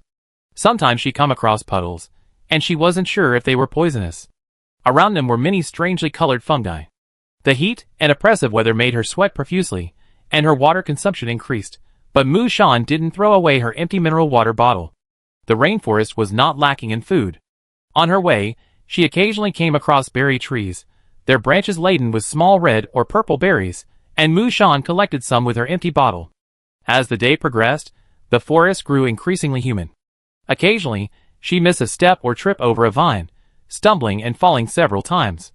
She thought she was walking in a straight line, but in reality, she wasn't.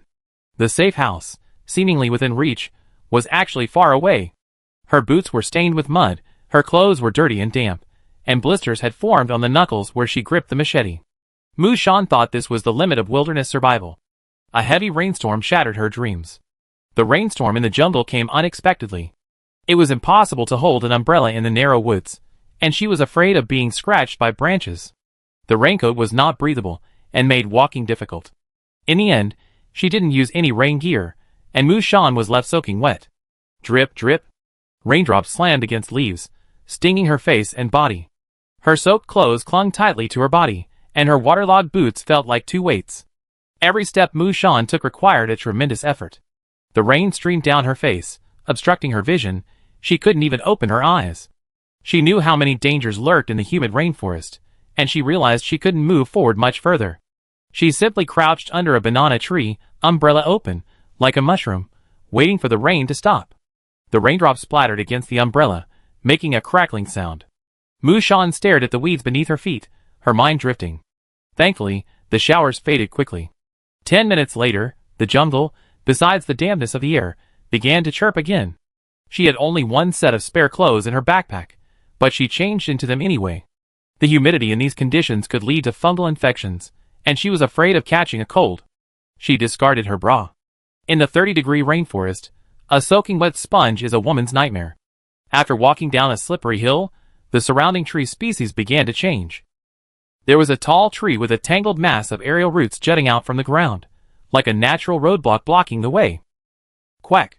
A fluorescent green rainforest frog with a black background was perched on the tree's roots, conspicuous enough that Mu Shan skirted around it. The frog's eerie coloration reminded the survivors that it was highly venomous. There were many other small creatures like this, poisonous spiders as big as ping-pong balls, venomous mosquitoes that chased and bit people. Mu Shan slashed a few with her sword, but no gold coins were added, indicating that insects weren't monsters. She could only keep using a palm leaf fan made of leaves to ward off the mosquitoes, becoming increasingly annoyed. However, she spotted a strange-looking tree at the edge of the hillside. Its top was covered with long, brown objects, resembling enlarged pea pods. Many ripe peas had already fallen to the ground, their shells cracked, revealing the white flesh within. Judging from the gnaws left by small animals, the contents were edible. Determined to not miss any food, Mu Shan immediately grabbed her machete and stretched out her arms to chop at the giant pea pods still clinging to the tree. However, the rain had made the ground even more slippery. She wasn't paying attention, and her boots slipped on the moss. She lurched and tumbled down the hillside. Ah! Mu Shan only had time to protect her head with her hands. Her body collided with small pieces of gravel and branches, bending countless blades of grass as she tumbled down the slope. Thankfully, the dense undergrowth stopped her fall, and she finally came to a stop on flat ground. Birds were startled and flew away. Mu Shan lay face down on the wet fallen leaves. She lay there for a long time, only to struggle to her feet when the pain subsided. Her already filthy clothes were even more tattered, torn in several places. Mu Shan moved her arms and legs, thankful that no bones were broken. But her body was covered in scratches and abrasions, one after another. She quickly wiped away her tears, lowered her sleeves, and reached for a fallen bean pod not far away. No matter what the system did, she had to survive. Chapter 39. After nearly 3 hours of arduous trekking, the map showed she had only shortened the straight-line distance to the safe house by a quarter. The jungle wasn't a city, there were no straight roads. While the distance between them might appear close, she actually had to navigate impassable thorn bushes, ponds, cliffs, and piles of rocks. A mere 100 meters felt like a natural chasm. The forest was a pyramidal structure. At the top were towering trees, the tallest reaching over 30 meters, enjoying abundant sunlight. In the middle were shrubs of varying heights, and at the bottom were low-growing herbs and various fungi. Rustle. Waist-high weeds were pushed aside, revealing a gray figure. Mu Shan leaned on a long branch in her left hand and held a machete in her right. Her clothes and pants were filthy. She wore a motorcycle helmet, wrapped a towel around her neck to protect her from mosquito bites, and hung a roll of flexible vines she had collected over her shoulder. Her cheeks flushed from the prolonged heat, her breathing was rapid, and she was sweating profusely. Mu Shan was carefully observing her surroundings along the way, her muddy boots sinking slightly as they stepped on the fallen leaves. As she passed a dead tree root covered in mushrooms, she suddenly noticed something. Using a branch to push aside the obstructing grass and trees, Mu Shan found a stream of water in a low spot. The water was so small that it could easily be overlooked if one wasn't paying attention. A gecko scurried away at her movements, disappearing in an instant. Mu Shan crouched down, leaning towards the small stream. The trickle of water slowly flowed through the low spot, carrying the fallen leaves on the surface with it as it flowed into the distance. This should be a stream of running water. The water bodies in the tropical rainforest are complex, but by following the known flow patterns, perhaps she could find a confluence of streams and a larger body of water. The safe house on the map was located next to a wide river, its only landmark. Let's go! Mu Shan pushed aside the grass, cut off the branches blocking her path, and decisively followed the stream's flow. She kept an eye on the time as she hurried, consciously increasing her pace. It was already 2 p.m. She had stopped at noon to eat something to satisfy her hunger. Daylight was not to be wasted. At night, she would be unable to continue her journey. The trickling stream meandered, hidden beneath the bushes, making it difficult to trace. But as she had suspected, the rainforest received heavy rainfall, and the stream flowed more abundantly as she moved lower into the terrain, forming a distinct channel. Mu Shan stepped over the rocks beside the stream. She was certain she was taking a shortcut, but in reality, this path wasn't suitable for human travel. After about an hour, the flat ground disappeared, and a small waterfall lay before her. Below the waterfall was a vast, emerald pool, with a sandy, gravelly area on the bank, and the terrain was flat and devoid of vegetation. The stream she had been following accelerated here, rushing down the waterfall, creating white foam on the surface, and even a rainbow in the sky. At this point, the water had expanded into a small river, and would probably soon merge with the main stream.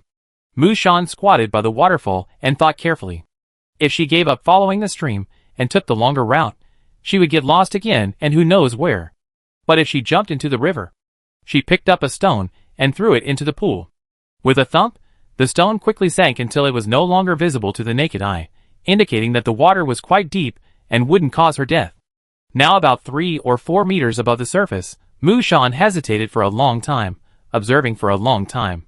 After confirming that there were no dangerous driftwood crocodiles, she turned her back, grabbed the vines beside the waterfall, and slowly climbed down, stepping on the stones. The water vapor from the waterfall drifted onto her face, feeling cool. After descending about a meter, Mushan's arms began to tremble. She had overestimated her arm strength. From constantly swinging the machete to clear the way, her palms were already covered in blisters. A day of hard work had left her with very little strength. In such a state, even if she gritted her teeth and persevered, she wouldn't be able to hold out for much longer. The water vapor made it hard to open her eyes. After descending a few dozen centimeters, her hands suddenly gave way, her feet slipped, and she plummeted into the water with a loud plop.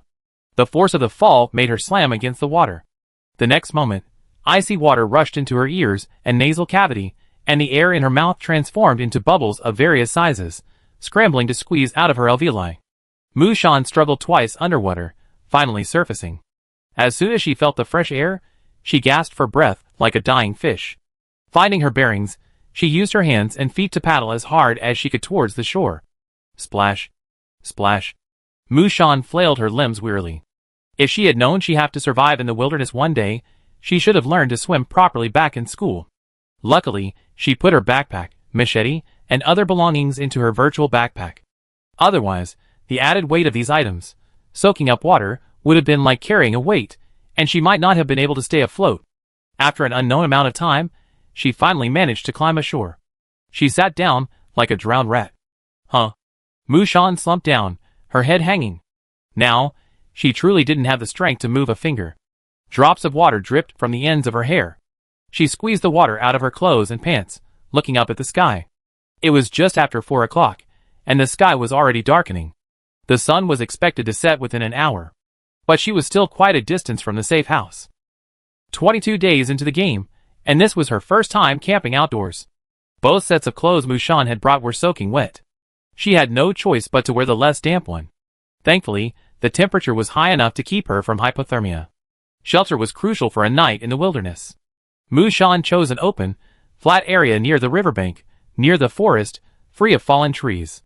She felt the soil. It was dry, meaning she wouldn't drown in the middle of the night from the rising tide.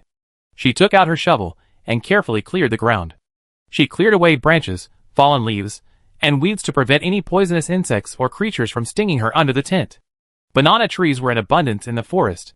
Mushan found a leafy one and used her machete to scrape a dozen large, clean leaves, spreading them on the ground.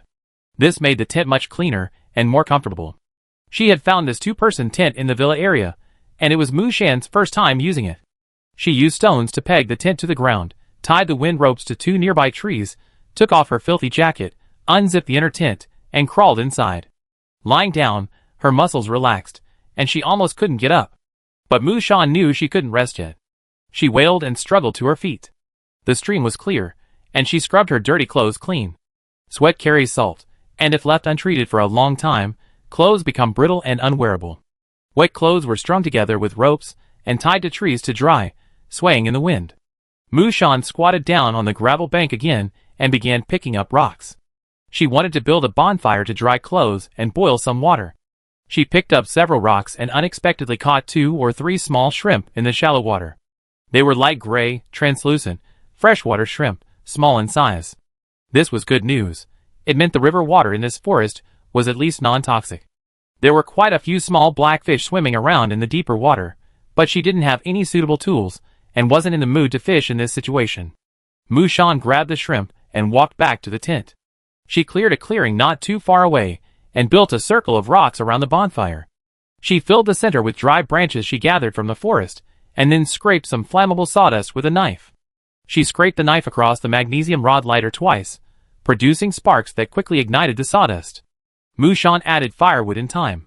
The orange-red flames devoured the wood, emitting a bright glow against the darkening sky. Mushan took out a small soup pot, set it on a rock, and poured a bottle of mineral water into it. Watching the water simmer and gurgle with bubbles, she pulled out a small jar and scooped some sugar into it. She'd been sweating profusely today, and if she didn't replenish her energy, her body wouldn't be able to handle it. Luckily, she wasn't surviving the wilderness empty-handed. Her backpack still contained a large supply of emergency supplies. Waiting for the water to boil, she placed 2 sticks around the fire and roasted the shrimp. They were cooked in no time. The shrimp, sprinkled with salt, were sweet and delicious. After eating, the hunger she ignored for so long returned, and Mushan ate a flatbread by the campfire. The sugar water had also boiled. She poured the water into a cup and let it cool, waiting for a while before drinking it. The soup pot was refilled with stream water and continued to boil. As the sky darkened, the army of mosquitoes that had been buzzing around the water's edge launched an all-out attack, swooping down on the people. These mosquitoes were not the same mosquitoes you find in the city. Each one was enormous, capable of stinging a person's skin and leaving a swollen, itchy lump. Afraid of being eaten by mosquitoes, Mushan moved closer to the fire, the smoke from the burning bonfire repelling mosquitoes. While munching on pancakes and sipping hot water, she took a moment to browse the system store. The camping tool gift packs, mosquito repellent sets, snake repellent powder, and insect repellent powder that had been unsold in the previous dungeon were now being sold by the Lord God at exorbitant prices, their gold coins doubling. This was pure price gouging and a scam, Mushan cursed inwardly. By the time they finished their meal, the stream water in the pot had already boiled. After it cooled for a while, she used a towel dipped in warm water to scrub her cheeks, neck, and body. The skin where the branches scraped her when she fell down the hillside burned with pain. The wound had turned from bright red to a dark red. Mushan gritted her teeth, cleaning it, and spraying herself with medicine with shaking hands. By the time she was done, it was already quite dark. The setting sun dyed the sky red. Mushan, holding a stick to put out the fire, walked into the tent, using the smoke to send the mosquitoes fleeing. The wind was strong on the shore, and the clothes she had just hung out to dry had dried. Mushan kicked off her dirty boots, changed into dry clothes, and nestled into the tent. She lit the camp lantern, its dim light illuminating the small world. At night, the dark forest resembled a man-eating monster. Many nocturnal creatures began to move. Mushan thought for a moment, took out her card collection, and released a zombie worker. A player-transformed zombie, summoned by the collector. The gray-skinned male zombie was tall and clad in camouflage combat fatigues, a steel helmet, and a blood-stained kitchen knife, primitive equipment. From behind, it looked like a typical apocalyptic player. Except its skin was covered in blood-red veins, its lips were pitch black, its eyes were turned upside down, its wounds were infested with maggots, and its entire body reeked of the putrid dead. It was a bit ugly, but it was very useful. Mushan had a zombie worker stand guard for her at night. It could stand guard diligently all night without closing its eyes. The zombie monster that had so deeply abhorred the players in the previous dungeon now stood obediently by the tent, looking incredibly reliable. Mushan tucked herself into her sleeping bag, listening to the ho-ho sound so close to her ears, and fell into a deep sleep. With her body overloaded, every second of rest could be utilized to its fullest potential. She felt as if she had only blinked, and then the next morning had arrived. A few small, gray birds landed on the zombie worker's head and shoulders. As soon as she emerged, they all flew away with a clatter. Small paw prints dotted the dirt beside the campfire, likely from rodents in the forest. Mushan splashed cold water on her face, shouldered her backpack, and set off again. This time, she was noticeably slower because of the stumbling zombie following behind her. Zombies aren't living people, their limbs are extremely uncoordinated. They often trip over tree roots, slip on rocks, get snagged on branches, or fall into potholes. Mushan had to carry the berries and bean pods she gathered along the way, making every bit of effort count.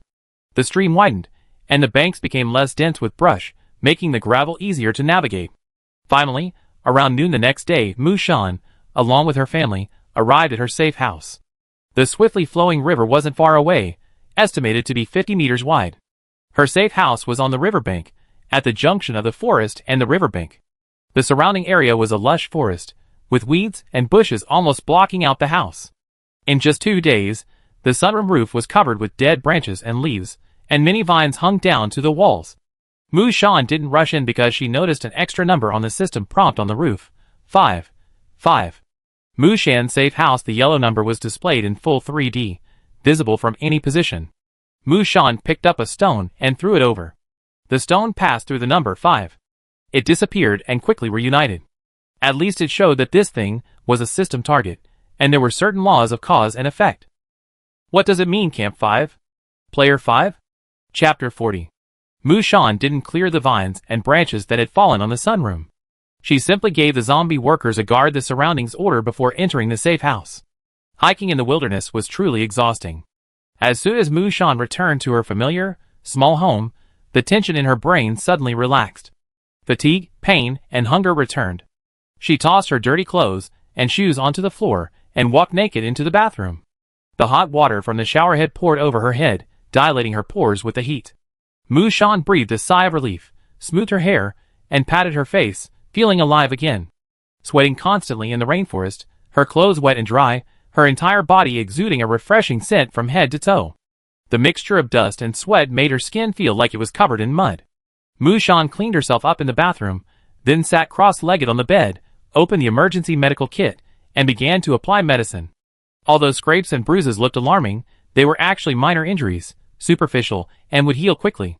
Back in the safe house, the weight of the weight on her heart finally settled, and everything fell into place.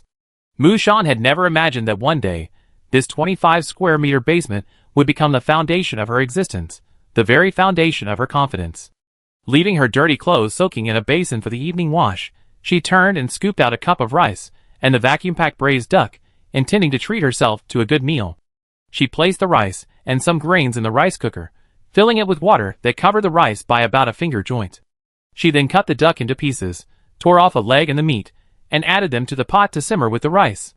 She then added some diced potatoes. Once the fat and rice had thoroughly blended, she had a fragrant dish of duck stewed with rice.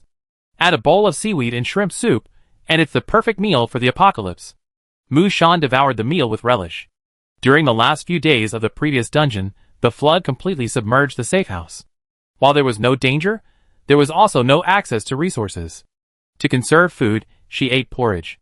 When there was porridge, she ate porridge. When there was rice, she ate rice. Mushan quickly ate her rice with a spoon while opening the system store. Rows of available items flashed before her eyes on the virtual display. The rainforest was no match for City Seas Park. There were too many uncertainties. The walls could keep out the zombies, but they were powerless against anything else. Are you sure you want to purchase the ground fortification upgrade? This cost is 230 gold. After clicking OK, the sunroom above her head began to clang and bang, accompanied by the ho-ho-ha-ha roars of her zombie workers. Mushan added a fully enclosed protective wire mesh above the stone wall, completely covering the sunroom below. About 5 minutes later, the noise subsided, and Mushan finished her meal. She went outside to inspect the results. The system's construction quality had always been excellent. The wire mesh was tightly fitted, with no visible signs of artificial work. The mesh was only large enough for a child's fist to fit through, and the intersections were lined with sharp spikes, which at least provided protection against larger birds and beasts, and also prevented other players from climbing into the yard. Mushan looked around and felt that the design looked too much like a cage. So she took out her machete and plucked some broad leaves from the surrounding banana trees. She covered the top of the wall, leaving only the glass roof exposed. Mushan looked at the shockingly ugly safe house before her and expressed satisfaction. If anyone unwise enough tried to climb up, they'd be stabbed by the thorns. Without time to rest, she packed her belongings briefly and began to swiftly inspect the area surrounding the safe house. On the riverside was a wide, flat, sandy shallow beach. A boat would have been a good place to launch it, but unfortunately, she hadn't gotten one since the last dungeon, and all she had was a bathtub that barely floated. Mushan circled the area around the safe house with her machete, killing several poisonous scorpions and spiders. She wanted to make sure there were no wasp nests, venomous snakes, or anything else nearby, lest she be caught off guard by crawling into the sunroom. The jungle also contained many fungi, growing in bizarre shapes and densely in dark, damp corners. They were probably inedible. To her surprise, she discovered a wild passion fruit tree. The ripe, purple-red fruits hung heavy on the branches, making Mushan's eyes brimming with envy. She hadn't eaten fresh fruit in ages. The navel orange tree in the yard was a treasure, carefully tended daily, waiting for the oranges to ripen. But the rainforest was inexhaustible with fruit. Mushan quickly cut a few large leaves and spread them flat on the ground. She herself climbed up the trunk, reaching for branches laden with fruit. Though not filling, passion fruit could be made into a drink and might even have some medicinal value, moistening the lungs and reducing phlegm. One by one, The fruit fell onto the leaves, quickly forming a small pile. Mu Shan's mind was filled with berry pie, passion fruit, sparkling water, fruit pie. Just as she was immersed in the joy of the harvest, she suddenly heard a hoarse, high-pitched roar from afar, intermittent and unnatural. Ah! Oh huh! She was stunned for a moment, then quickly realized it was the zombie workers' warning. Mu Shan quickly jumped down from the tree and ran towards the safe house. From a distance, she could see a ragged zombie worker dancing in the woods. As she approached, it waved its arms wildly, baring its teeth, looking even more excited. There were no enemies around the safe house at the moment, but Mu Shan could already hear the sound of them rapidly approaching. Boom! Crackle, crackle, crackle.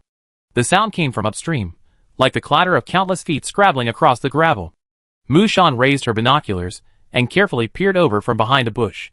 In her magnified field of view, she first saw a cloud of dust rising up, a scattering of gravel and sand, and then a swarm of rapidly crawling insects. Perhaps calling them insect monsters would be more appropriate, as each one was as big as a refrigerator. These insect monsters were all brown, with long, thread-like antennae on their heads, flat backs, long, multi-segmented bodies, and 6 pairs of legs covered in dense spines. Their dorsal plates were large, like they were carrying shields. Though they had wings, they couldn't fly. Their leathery wings were folded in a fan-like pattern. The moment Mu Shan saw the magnified limbs and antennae, she felt a chill run down her spine, goosebumps covering her skin. This was a swarm of giant cockroaches. The giant insect monsters crawled at a breakneck speed, closing in on the safe house's riverbank in the blink of an eye. Mu Shan's first reaction was to think it was all over.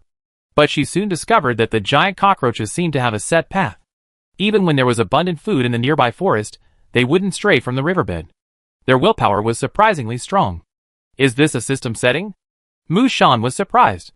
So, all she had to do was flee deep into the forest to avoid the insect monster attacks. Just as this thought occurred to her, a virtual dialogue box suddenly appeared before her eyes.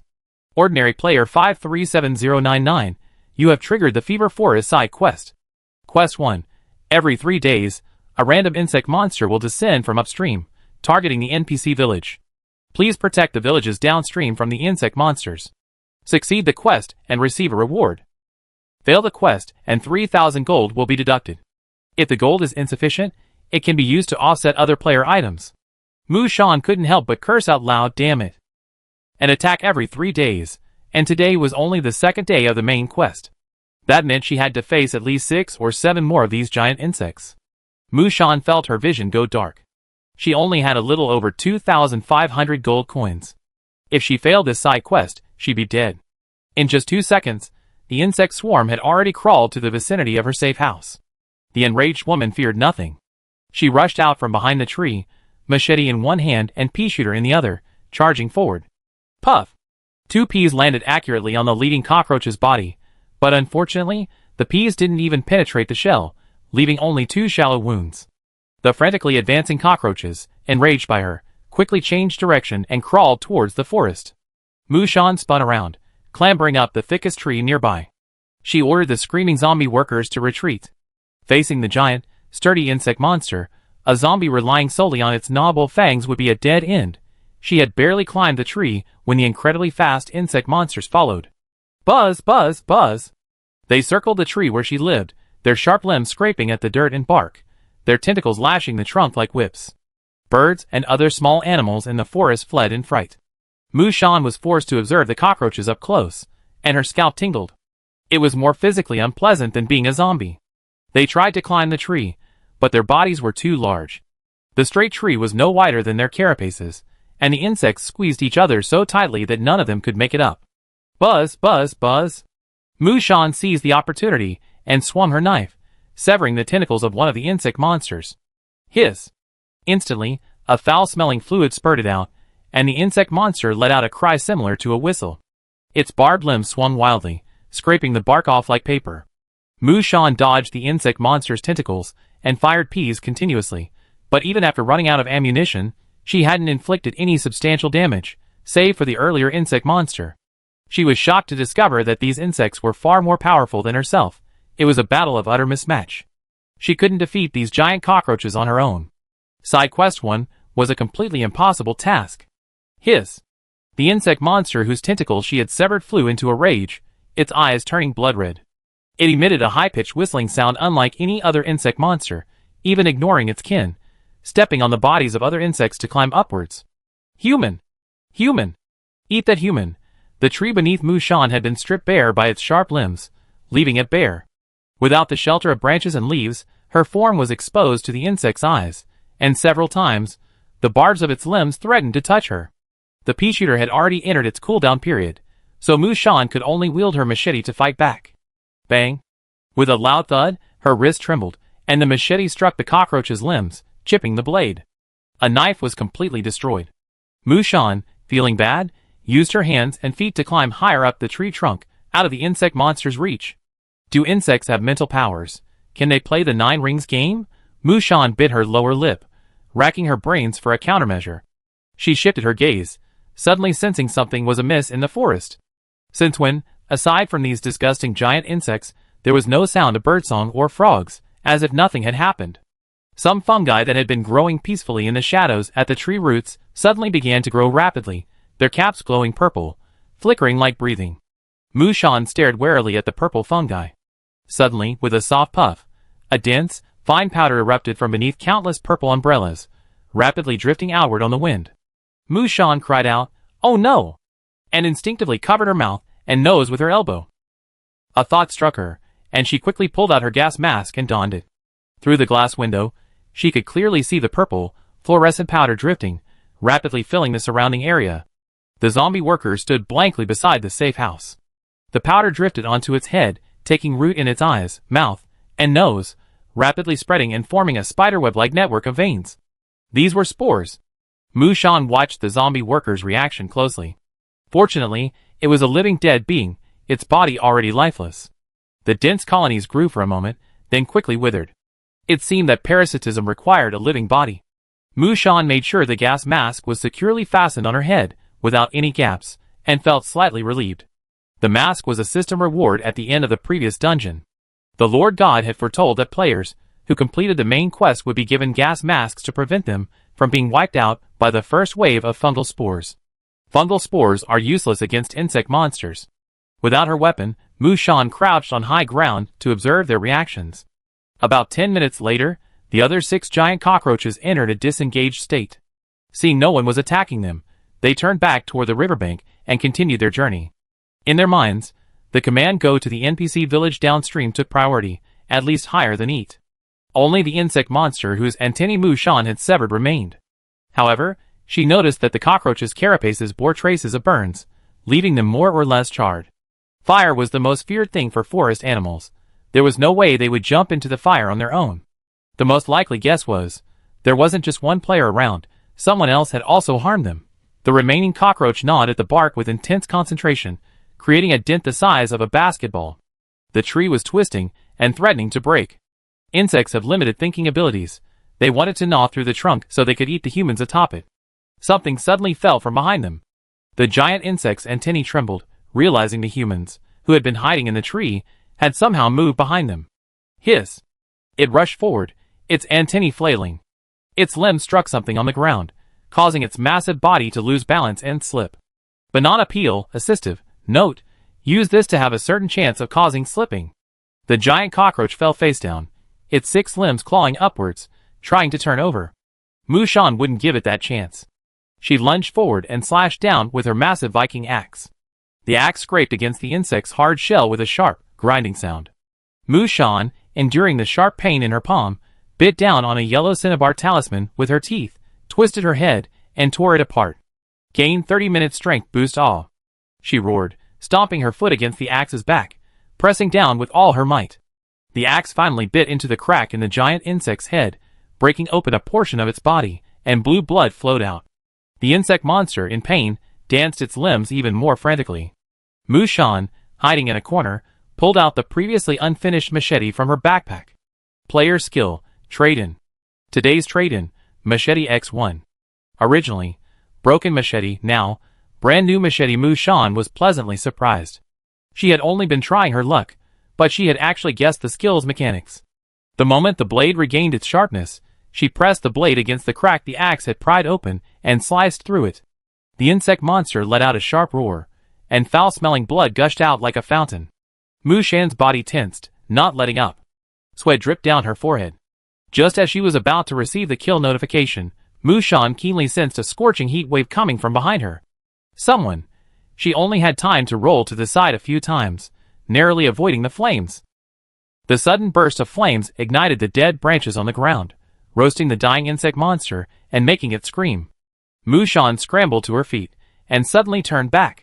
In the shadowy forest, someone wearing a gas mask, like her, was hiding behind a tree.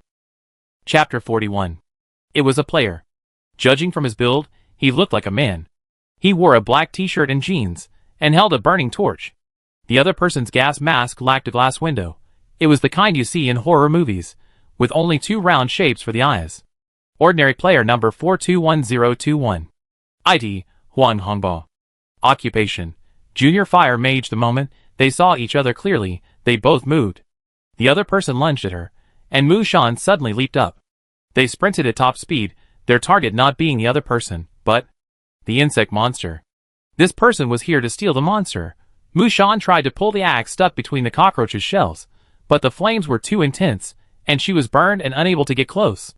The insect monster's health was dwindling, its 6 legs gradually ceasing to move. It was practically roasted. If this continued, the kill reward would definitely be credited to the other person. By then, the man had already burst out of the forest, his torch raised, intending to repeat his previous tactic. Mu Shan suddenly turned around and yelled, "Attack him!" The man was stunned, looking around in panic. One of the drawbacks of a full-body hood is its limited field of vision. If anyone was truly hiding, it would be difficult to spot. Ho ho! Ah! The zombie worker, who had been waiting behind the tree for a long time, roared and leaped out, reaching them in a flash.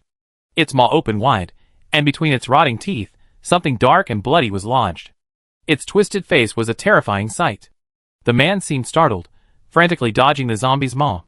The zombie worker, who appeared obedient and docile in front of Mu Shan, was actually a classic monster in the eyes of other players. A man and a corpse chased each other, gradually moving away from the insect monster's area. The man, sensing trouble, raised his torch high. The flames in his hand swirled and leaped, and like a serpent, he actively swerved around the bushes blocking his path and moved towards the zombies. The scene was like a magical world reborn. But Mu Shan's zombie worker was no ordinary human. It was actually a player-transformed zombie, its physical fitness and combat prowess on another level. It was completely unfazed by the flames, charging forward like the bravest of guards. Hey! The zombie pursued relentlessly, and the man had to avoid not only its venom-soaked claws and fangs, but also its rusty kitchen knife, wasting considerable time. When he suddenly recovered, he saw that some of the insect monster's flames had been extinguished. Across the way, Mu Shan discarded the smoking, charred palm leaf, planted one foot on the axe blade, and pulled a large hammer from her backpack, the kind a decorator would use. Item card: Big Hammer. Description: 80 damage per hammer. The axe and machete were still stabbing diagonally into the insect monster's wound, blocked by its carapace, and blue blood gushed out. The giant cockroach was just one last fatal blow away. Mu Shan gathered all her strength, raised the hammer high, swung her arm, and brought it down with all her might. Bang! With a loud thud, the hammer struck the hilt. The immense momentum of inertia sent the machete plunging deeply into the insect monster's flesh, severing its neck. The charred insect monster struggled a final time before coming to a complete stop. Mu Shan, sweating profusely, finally received the system notification. Player successfully killed giant insect monster X1. Gold coins plus 50. The gas mask made it difficult for her to breathe, and the hot air from it blurred the glass window. Sweat trickled down her forehead and nose, clinging to her skin with a sticky consistency, but Mu Shan dared not relax. She turned, hammer in hand, and looked at the fire mage not far away. He held a torch, but also other weapons. The zombie worker he had sent out had been burned beyond recognition, his skin charred black, his hair completely gone. His powerful vitality kept him alive, as he fell to the ground, flailing his arms in vain. The zombie worker had only bought her a moment, but thankfully, the insect monster had been slain, his plan failing. The two of them paused in unison, staring silently across the insect monster's corpse. Though he still wore a mask, Mu Shan could sense his cold, resentful gaze. He was sizing her up, assessing her strength, anticipating her next move. After a while, a player named Huang Hongbo spoke up, You're quite impressive, young lady. I hope you have such good luck again next time. Mushan calmly replied, good luck, but it's not luck that's kept me alive. The two of them confronted each other for a moment. The man wheezed through his protective hood. Finally, he seemed to give up attacking her, turned quickly, and ran into the forest, disappearing. Mushan chased him, listening for a long time from behind a tree. Only after confirming that the man had left her safe house did she breathe a sigh of relief. She walked over to the zombie worker and squatted down. Its head, face, and body were charred black, leaving only some red flesh inside its mouth. The entire corpse was horribly burned. But the zombie was incredibly resilient. Even in this state, it wasn't dead yet. It made hoarse noises and struggled to move its arms. Mushan drew her small knife and gently placed it against its charred neck, her voice gentle. You worked hard. Rest in peace. Gold coin +1. After finishing everything, Mushan stood up with a cold expression. She glanced at the forest surrounding the safe house, shattered by the fighting. The ground was cratered with holes of varying sizes dug by the insect monsters, and branches were scattered across it. Add to that the sudden appearance of the fire mage, and a large patch of grass was scorched black. Insect monsters are the signature monsters of this dungeon. Their health and combat power are far greater than zombies, but they lack the ability to infect others, so players are not at risk of infection. For this reason, the system thoughtfully added the purple fungus as a supplement. Players might be lucky enough to avoid the insect monsters, but they couldn't escape the pervasive spores. The human body would become a breeding ground for the fungus, resulting in a fate even more tragic than becoming a zombie. A single player could only contain 1 or 2 insect monsters, which was already their limit. This fire mage had entered the dungeon earlier than her, and had a similar consideration. If they could use other players to deplete the monster's strength and ultimately claim the kills, they would save a lot of effort. If this player was lucky enough to be injured, they could ambush him from the shadows and kill him, while also obtaining items and supplies. This would be an even more profitable business. The players would do anything to survive. Mushan found a sunken pit in the distance, dragged the zombie worker's body into the hole, and buried it with some gravel and dirt. After all, he had contributed greatly, so she gave him a burial in the hope that he wouldn't be a zombie in his next life. The insect monster's corpse remained in its final state, too heavy to move, and its volume far exceeded the maximum capacity of the virtual backpack. It took great effort for her to extract the machete and axe, deeply embedded in the insect carcass. The flames scorched the insect monster's body, leaving charred marks on its shiny shell. Mushan tapped it with the flat of her knife. The shell made a metallic bang-bang sound, but it was intact. This thing is so sturdy, could it be used for something else? She chose 2 long strips of shell from the insect queen's calves, about the thickness of a human arm. She wanted the 2 largest carapaces on the insect's back, which could serve as Captain America's shield, but since the giant insect was lying on its back, it was impossible for one person to turn it over. Mushan took out a knife and chisel, inserting the blade into the cracks in the shell and hammering it in. This job required not only patience and meticulousness, but also the ability to suppress nausea. Perhaps because the insect monster was dead and its flesh had lost its vitality, she easily removed the shell intact, leaving not even a scratch on the surface. Mushan quickly tossed the bloody carapace into her backpack, intending to deal with it later when she had more time. She subconsciously overlooked the creature it had been taken from. Survival was paramount, so she would spare no effort in obtaining any supplies she could. Mushan spent about 15 minutes prying the shell open. During that time, numerous small, carnivorous insects had already emerged from the ground, densely surrounding the insect monster's corpse, and slowly removing the flesh and blood inside. She had previously worried that the corpse would attract scavengers, but now it looked like it would be quickly consumed. Notably, at some point, the purple fluorescing fungi in the forest had shrunk, returning to their original form. Small purple mushrooms clustered at the base of the tree, seemingly harmless. The spores that had filled the air had also vanished, leaving no trace of the danger they had shown earlier. But she didn't remove her gas mask just yet. To prevent future trouble, Mushan tied a few dry branches together, wrapped rags around the tips, and set them alight. Using the scorching torch, she burned each fungus plant clean, one by one. Fungi, which parasitize all living things, withered rapidly upon encountering flames, transforming into a grayish-black, wrinkled mass that crumbled to dust with a single step. Killing fungi was a delicate task.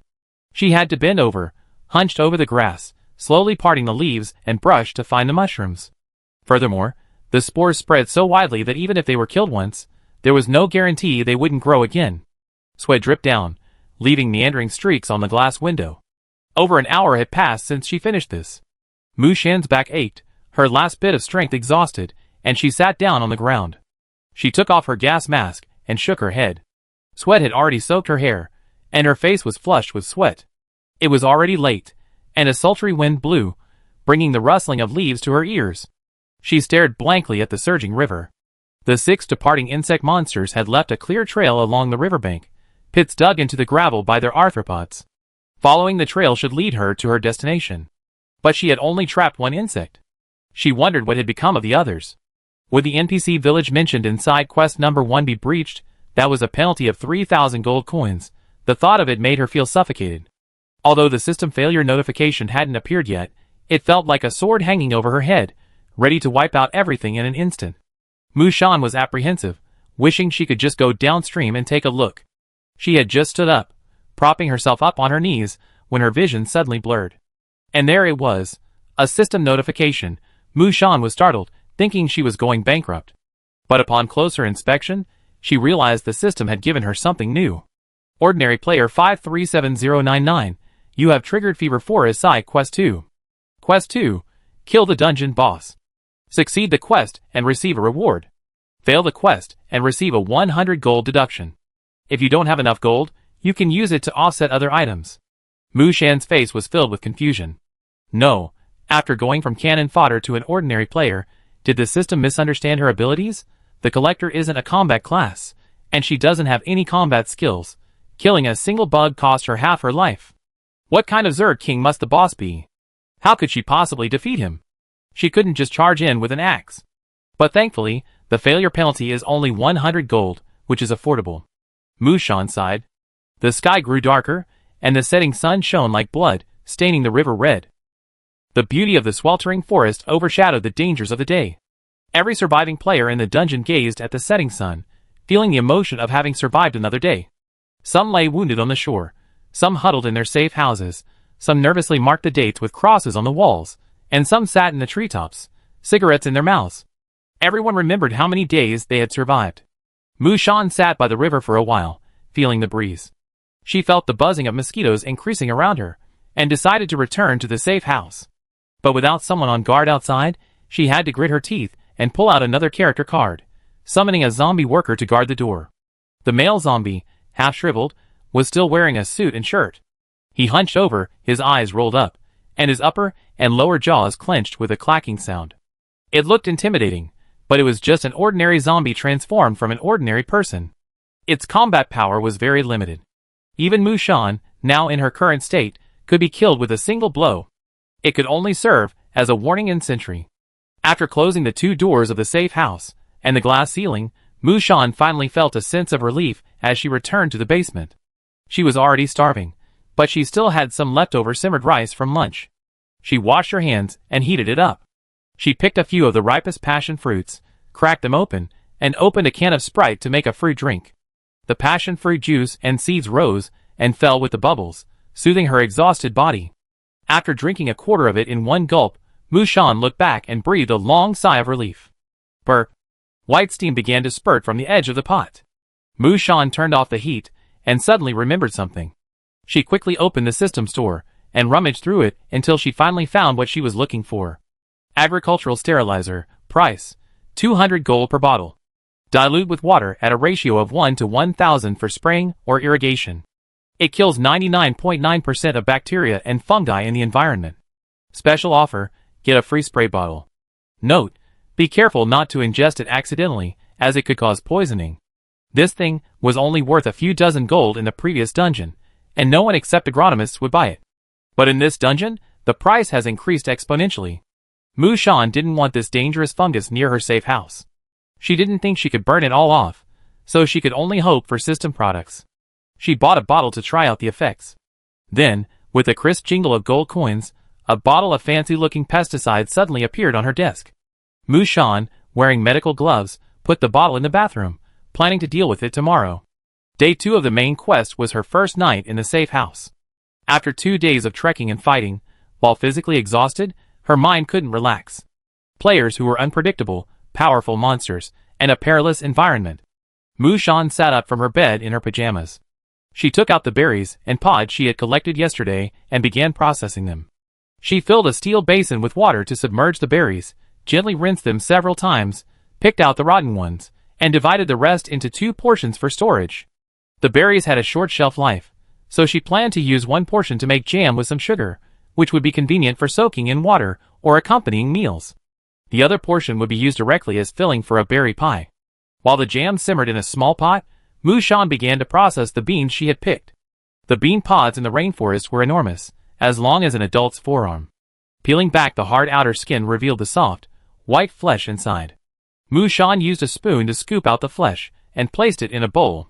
She covered it with plastic wrap and put it in the refrigerator, planning to make pork and bean stew when she had time. Watching the refrigerator gradually fill up, she felt a sense of security that nothing else could give her. About 10 minutes later, the berries in the small pot were completely mushy. Mushan stirred them with a wooden spoon. The sour-sweet flavor lifted her spirits. The jam sat in the pot, waiting to cool naturally. Mushan climbed into bed to rest. The room was filled with a faint sweet aroma of fruit. Half asleep, half awake, the aroma transported her back to the past. She had always loved sweets. In high school, she had suffered from tooth decay and was afraid to eat any desserts. "Here, I brought you some double-skim milk." A tall figure stood beside her at the edge of the playground, the cold bowl of milk touching her cheek. Mushan, dressed in her school uniform, covered her cheek and shook her head fiercely. "No, no, no. What's there to be afraid of? Just remember to rinse your mouth afterward. I told you I wouldn't eat anymore, and my tooth still hurts. Isn't it fixed? Let me see." She looked up, and the man next to her squatted down against the light. His tall frame almost obscured her. This time, Mushan finally saw the face of the man in her dream clearly. Chapter 42. Main Mission Day 3. Having slept well the previous night, Mushan was up at 6:30 a.m. She stretched in the sunroom and opened the glass roof for ventilation. Now protected by the wire mesh outside, there was no need to worry about anything large getting in. She only had to clean up the fallen branches and leaves every day. The orange trees in the field were already laden with fruit, their fruits radiating an alluring golden hue and ripening quickly. The potatoes and carrots planted later were also lush and green. The pot of the magical sunflower sat on the steps, its flower head facing the sun, its leaves swaying enchantingly, like a human dancing. Some small golden particles had fallen to the edge of the pot. She brushed them over, and they transformed into gold coins +1+1+1. Mushan brushed her teeth while flipping through her card collection, a habit similar to that of office workers checking their phones in the morning. Today, I opened 2 character cards from the previous dungeon, both of them standard zombie workers. The only item card is a specialty of the Fever Forest, item card, a cluster of bone-eating fungi. The card vividly depicts a cluster of purple mushrooms growing on a dead branch. Their round caps are quite cute, but a closer look reveals several ghastly white skeletons buried beneath the dead branches. Mushan put the cards away. After washing up, she took out the jam she had left to cool last night. The purple-red berry jam had become quite thick, emitting a crystal-like luster. She found an empty, oil-free, and water-free bottle and filled it to the brim. It would last a long time in the refrigerator. The remaining jam on the edge of the pot wasn't wasted. She added milk and some water and brought it to a boil, creating a sweet milky drink. Served with homemade berry pie, it was a uniquely tropical rainforest breakfast. Mushan scooped up the small bowl and devoured the hot food, energizing her for the day. The wounds she sustained 2 days ago had already scabbed over, leaving a rather unsightly pattern across her arms. She consoled herself with the thought that they were just trendy tattoos. After all, no one cared about her now. As she rolled up her sleeves, Mushan suddenly remembered the shell she ripped off the giant insect monster yesterday, still forgotten in her virtual backpack. She thought it might be useful for crafting a piece of protective gear, like armor or a chest protector. But she didn't want to reach for it herself. Cockroaches are incredibly resilient. Perhaps the flesh and blood left in the shells still contained eggs.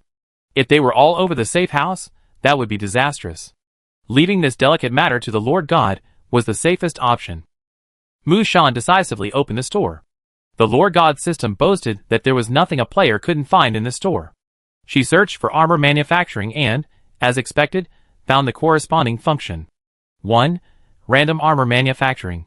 The system automatically selects armor based on the raw materials provided by the player. The finished product has random quality, random type, and random style. No returns or exchanges. Single fee, 20 gold coins. 2. Selected armor manufacturing.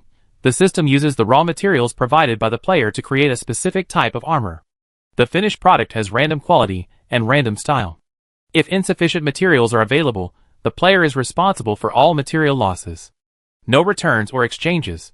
Single fee, 50 gold coins. Mushan, why don't you just go and rob? Despite the scolding, she still chose random armor manufacturing. 20 gold was roughly the daily output of the magic sunflower, so it was still affordable. Random armor production in progress. Raw materials. Blatodia giant insect shell X2. Progress bar. 1/100. Mushan estimated that the production bar would take over an hour to reach full capacity. She simply ignored the system, cleaned herself up, and packed her necessary weapons, medicine, items, and water. According to the rule that players who live in small spaces are doomed to die, she planned to explore the NPC village downstream along the river today.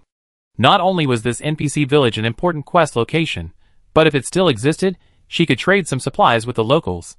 So, Mushan also brought her long-used nail clippers.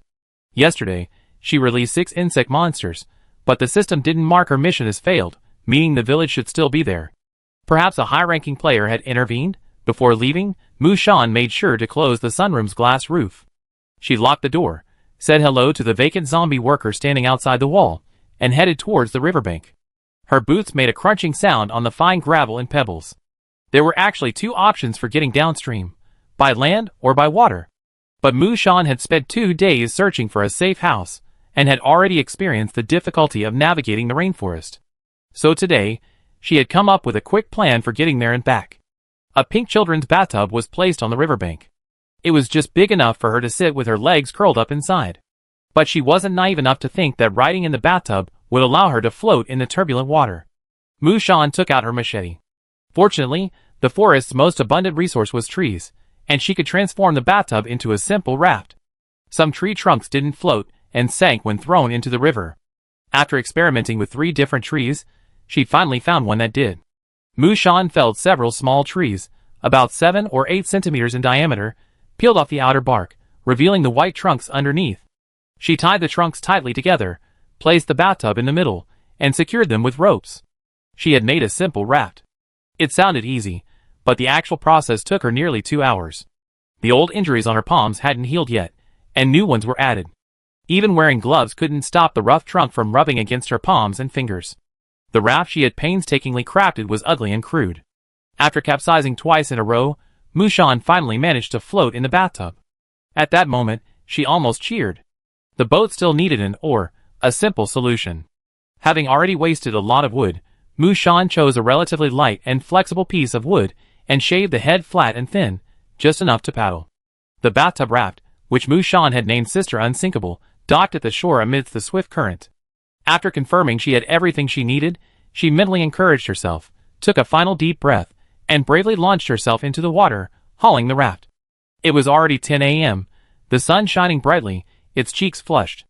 Mushan's bathtub raft waded through the undulating, gravelly stream, occasionally encountering small waterfalls. Every time she thought she was about to capsize, the raft stubbornly held on, carrying her onward. Splash. The bathtub was too narrow to stretch her legs, and after a while, her feet went numb, so she could only rest them on the branches on either side. The rushing river water pounded beneath her shoes, and the damp, fishy air filled her nose. She had never experienced nature so directly, and at the same time, she lamented the insignificance of humankind. The riverbanks were bustling with activity, with numerous brightly colored birds perched on the branches, croaking. As her raft drifted by, the birds didn't shy away, as if forming a group to observe this strange stranger. About half an hour later, Mushan gradually entered open water, the boat steadied, and the speed began to slow. The scorching sun burned her face, and Mushan, without a helmet, pulled the brim down to partially shield her face. She began to paddle, constantly having to push aside floating debris or adjust the raft's direction to avoid hitting trees or running aground. Slowly drifting downstream, as they passed a bend in the river, Mushan saw something different from the forest. She almost thought she was seeing things. It was a player's safe house. It wasn't anything special, just a small toilet, surrounded by a wall. But the other player's sunroom had the same numbers floating above it. 4. Summer Snow Thrush's safe house. Mu Shan was stunned for a moment. So this number was really given by the Lord God, and it was really used for sorting. What was the meaning? Is it the positional arrangement, or the time when you enter the game? She guessed it was the position. House number 4 was also near the riverbank, completely hidden in the forest, and was quickly left behind by the raft. Mu Shan didn't look back until she could no longer see it. She had a guess about this dungeon, but she needed more evidence. If it was in the Zombie Rising dungeon, giving players safe houses numbers was meaningless, because you never know when the player will disappear silently, either killed by monsters or by other players. She was number 5. She had just met number 4, so there were at least 3 safe houses downstream. It was unclear how many there were upstream. There were fewer players in this dungeon than she had imagined. Mu Shan paddled faster, the water surging and making a beautiful splashing sound. The water shimmered, crystal clear, but she had no time to admire it. About 20 minutes later, Mu Shan passed 2 more safe houses, both very close to the riverbank. 2. Zone Ray's safe house. 3. Abe Kawario's safe house. This number 3, judging by his name, was likely a Rya. This meant that from this dungeon on, she would truly face a global battle of players. The further downstream she went, the calmer the river flowed, and the wider the water surface. The surrounding forest cover gradually decreased, and she could already see many cultivated fields, scattered across them, with the occasional thatched hut. She never saw it. Position 1 safe house might be hidden deeper in the forest. But the appearance of the first 4 positions had essentially confirmed Mu Shan's earlier speculation. The Fever Forest dungeon wasn't just a tropical rainforest survival challenge, it was also a massive tower defense game. The vast, long river served as the game's map. But they weren't defending carrots, but an NPC village. And the monsters weren't being fought by cannons, but by individual players. Mu Shan had a profound understanding of the Lord God's system's perverse taste. In its eyes, players were expendable resources, toys to be assigned specific settings, meant to adapt to any gameplay. Perhaps she was replaced after the original position 5 died in battle. During the attack yesterday, the 6 insect monsters she missed didn't vanish, but were dealt with by 4 players downstream. That's why they didn't make it down the river to the village. Bang! The bathtub raft ran aground on the shore. Mu Shan stretched her numb legs and shakily disembarked. She stood outside the simple, primitive wall, gazing at the small village that had suddenly appeared in the forest. Westerners in linen clothes kept coming in and out. So, they had to imitate a tower defense game, defending their positions one by one, killing as many insect monsters as possible that passed through their area. Only by attacking every 3 days could they save the small village before them. Chapter 43. Mu Shan didn't enter the village immediately. She hid her raft in the bushes and crouched under a tree, observing the people coming in and out of the village from a distance. Although she knew they were NPCs, these villagers behaved just like ordinary humans. They lacked the so-called predetermined trajectory of AI, possessing a high level of intelligence and randomness. The villagers might be drawn to street vendors and greet acquaintances. Their actions were logical, almost like indigenous people descended from the original. But this place was clearly not the Yin Kingdom setting. The villagers Mu Shan saw generally had Western appearance, with high noses, deep eyes, red or brown hair, abundant body hair, and fair skin. They pushed small carts or drove animals to transport goods. Some, clad only in linen shirts, carried wooden wine barrels. Women, wearing aprons and headscarves, came and went carrying small baskets. A conservative guess is that the era was medieval Europe. Remarkably, there were no purple bone-eating fungi around the village, indicating a very safe environment. Mu Shan waited for a long time, watching as many villagers left with carts laden with goods, heading off along the path to unknown destinations. Foreign merchants, dressed as travelers, also arrived. There was a road, and it was a stone road. Not every village could afford a stone road. This small NPC village at least had regular access to the outside world, and it wasn't as poor as one might imagine, it was even somewhat affluent. If there was a larger map beyond the forest, then it was reasonable to speculate that, besides their tower defense game, this plane might also contain independent dungeons for other players. But from beginning to end, Mu Shan didn't see a single person who looked like a player. The village was surrounded by a low mud wall. There were no guards at the entrance, but there were 2 rows of simple wooden fences with a few symbolic spikes on top. Even players couldn't withstand such a thing, let alone a giant insect monster. Through the wall, she could see the village's tall and short stone buildings, the crowded streets, the boisterous chatter of people, and the sound of bells. Smoke curled up from the kitchen, carrying the aroma of bread and wine. She put away her axe and stood up, empty-handed. Mushan wore a white baseball cap today, her hair tied up in a bun. She wore a gray long-sleeve sweatshirt, matching sweatpants, and a black waterproof bag, a casual outfit. Her attire was harmless enough that before the apocalypse, she could have been mistaken for a college student. But as soon as she approached the village entrance, she drew intense attention from the indigenous people inside. Everyone dropped their work, their gaze fixed on her. The gaze of dozens of eyes nearly made Mushan pull out her axe. The laborers who had been carrying goods scrambled to the sides, forcing a path for her at the village entrance, which was originally quite spacious. Mushan saw fear and apprehension in their eyes, even though she didn't look strong and imposing.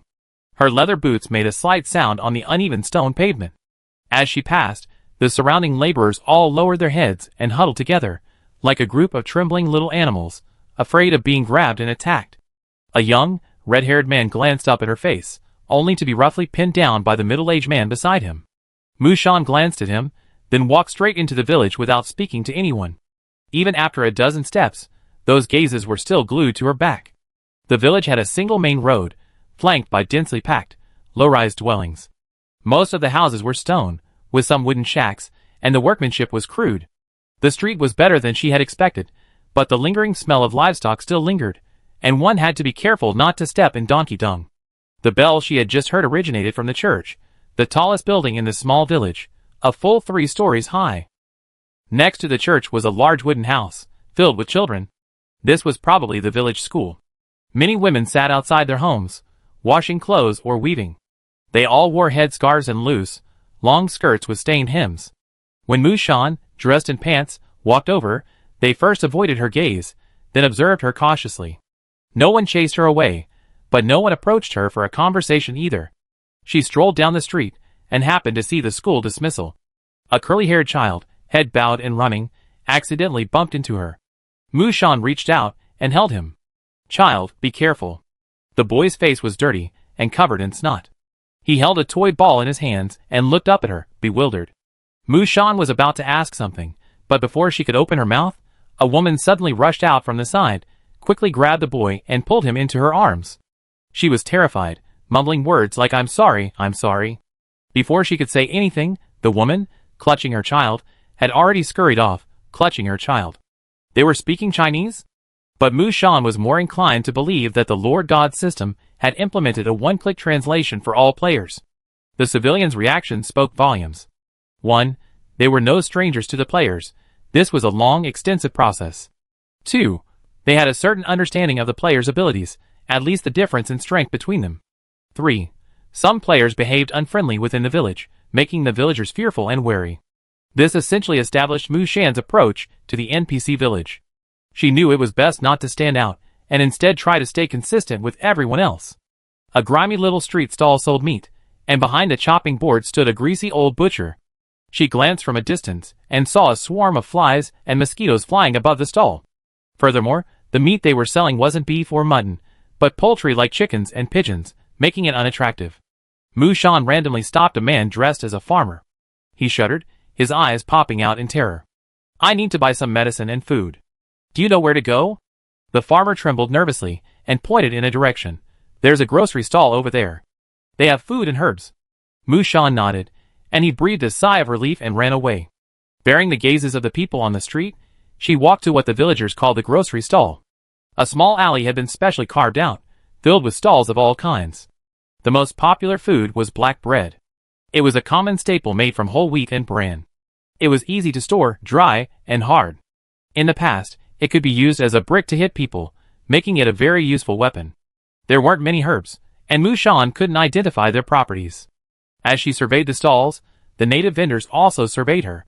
Perhaps her youthful, harmless appearance put them at ease. A portly man in a small cap approached with a smile. "Dear adventurer, would you like to buy some food? I have freshly baked black bread, only 20 gold coins a loaf." As he finished, another man approached. "Don't listen to him, young lady. My bread is the thickest in the village, and it's only 25 gold coins for a loaf this big. Adventurer, take a look at the linen. My wife wove it herself, and it's only 30 gold coins apiece. A basket of herbs for 15 gold coins. They can reduce fevers. I'm sure you need them." They swarmed over her, vying to sell their wares, a stark contrast to the cautious attitude of the other villagers. Mushan was completely surrounded. Seeing she remained silent and showed no signs of anger, they even began to press her hand, forcing her to buy. Take mine first, take mine. I was here first. Mushan stood relaxed, seemingly selecting the items with great interest. The next moment, she suddenly leaped, grabbing the stout man closest to her and pitting him down on the table. A muffled bang thud. The fat man trembled all over, his head pressed against the table, forced to watch as a cold axe fell from the sky, inches from his face. A silent sweat trickled down his forehead. The Viking axe struck the table at an angle. The scars on the axe's face betrayed its immortality, and the gleaming, cold blade was mere centimeters from the man's head.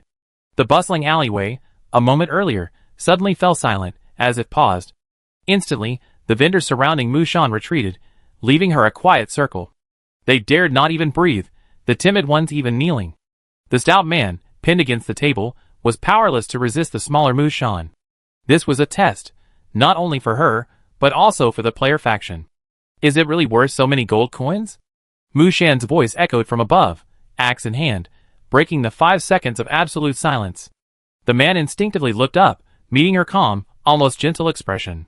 Business requires fair dealing. As a businessman, integrity is paramount. She let go, and the stout man collapsed to the ground, trembling, unable to get up. Mushan smiled and drew her Viking axe. I believe you're not someone without integrity. Her action sent a message. Although the player was an outsider, they weren't foolish. As if a switch had been flicked, the previously motionless vendors scattered like birds and beasts, some not even able to pack up their stalls. A moment later, silence fell. Mushan pulled the portly male stall owner, who had slumped to the ground, to his feet. He seemed to have suffered a serious illness, panting rapidly, trembling slightly, and sweating profusely, as if he had just been pulled out of the water. Meeting Mushan's scrutinizing gaze, he snapped back to his senses and bowed sharply. Miss Adventurer, it's my fault. Please don't be angry. Please forgive me, a lowly, ignorant, and foolish man. The glory of the Savior will be with you. Mushan tapped the table with her knuckles. Stop talking nonsense. Are you still doing business? I want bread, cloth, and herbs. The price is negotiable. The man, who had been groveling the previous moment, quickly produced paper bags and straw ropes. Sell, sell, sell, of course. He wiped the sweat from his forehead and cautiously glanced at Mushan, who was carefully selecting herbs. The axe that had appeared out of thin air in her hand vanished again, leaving no trace. The villagers had witnessed this tactic more than once. As expected, adventurers were not to be messed with. They really were not to be messed with. Even if the person was just a girl not much older than his daughter. Finally, Mushan asked for a basket of herbs that were said to be effective even when dried, primarily for stopping bleeding and reducing swelling. She also asked for a roll of raw linen, just in case. She also asked for a basket of hard, gritty black bread. It wasn't that she didn't want white bread, but the villagers relied primarily on brewing and weaving for their livelihood, and their only sustenance was the coarse black bread. Mushan simply dumped all of these items into her virtual backpack right in front of the stall owner, then vanished into thin air. The next moment, his gaze became filled with awe and humility. Miss, I can actually get you some white bread, but it just take a few days. The stall owner said tentatively. Mushan counted out 10 gold coins and handed them to him, then tossed in 2 more as a deposit. Okay, I see you next time. Keep them for me. Okay. Thank you, Miss Adventurer. Mushan casually asked, why did you two decide to gang up on me? The fat man clutched the bag of gold coins tightly against his chest and smiled. This isn't anything personal. It's just that everyone in the village knows that adventurers are generous and have many rare and valuable items. You're a stranger, but you look friendly, so everyone wants to try their luck. Mushan glanced around to make sure no one else was nearby. How long have the adventurers been here? A long time, about a year ago.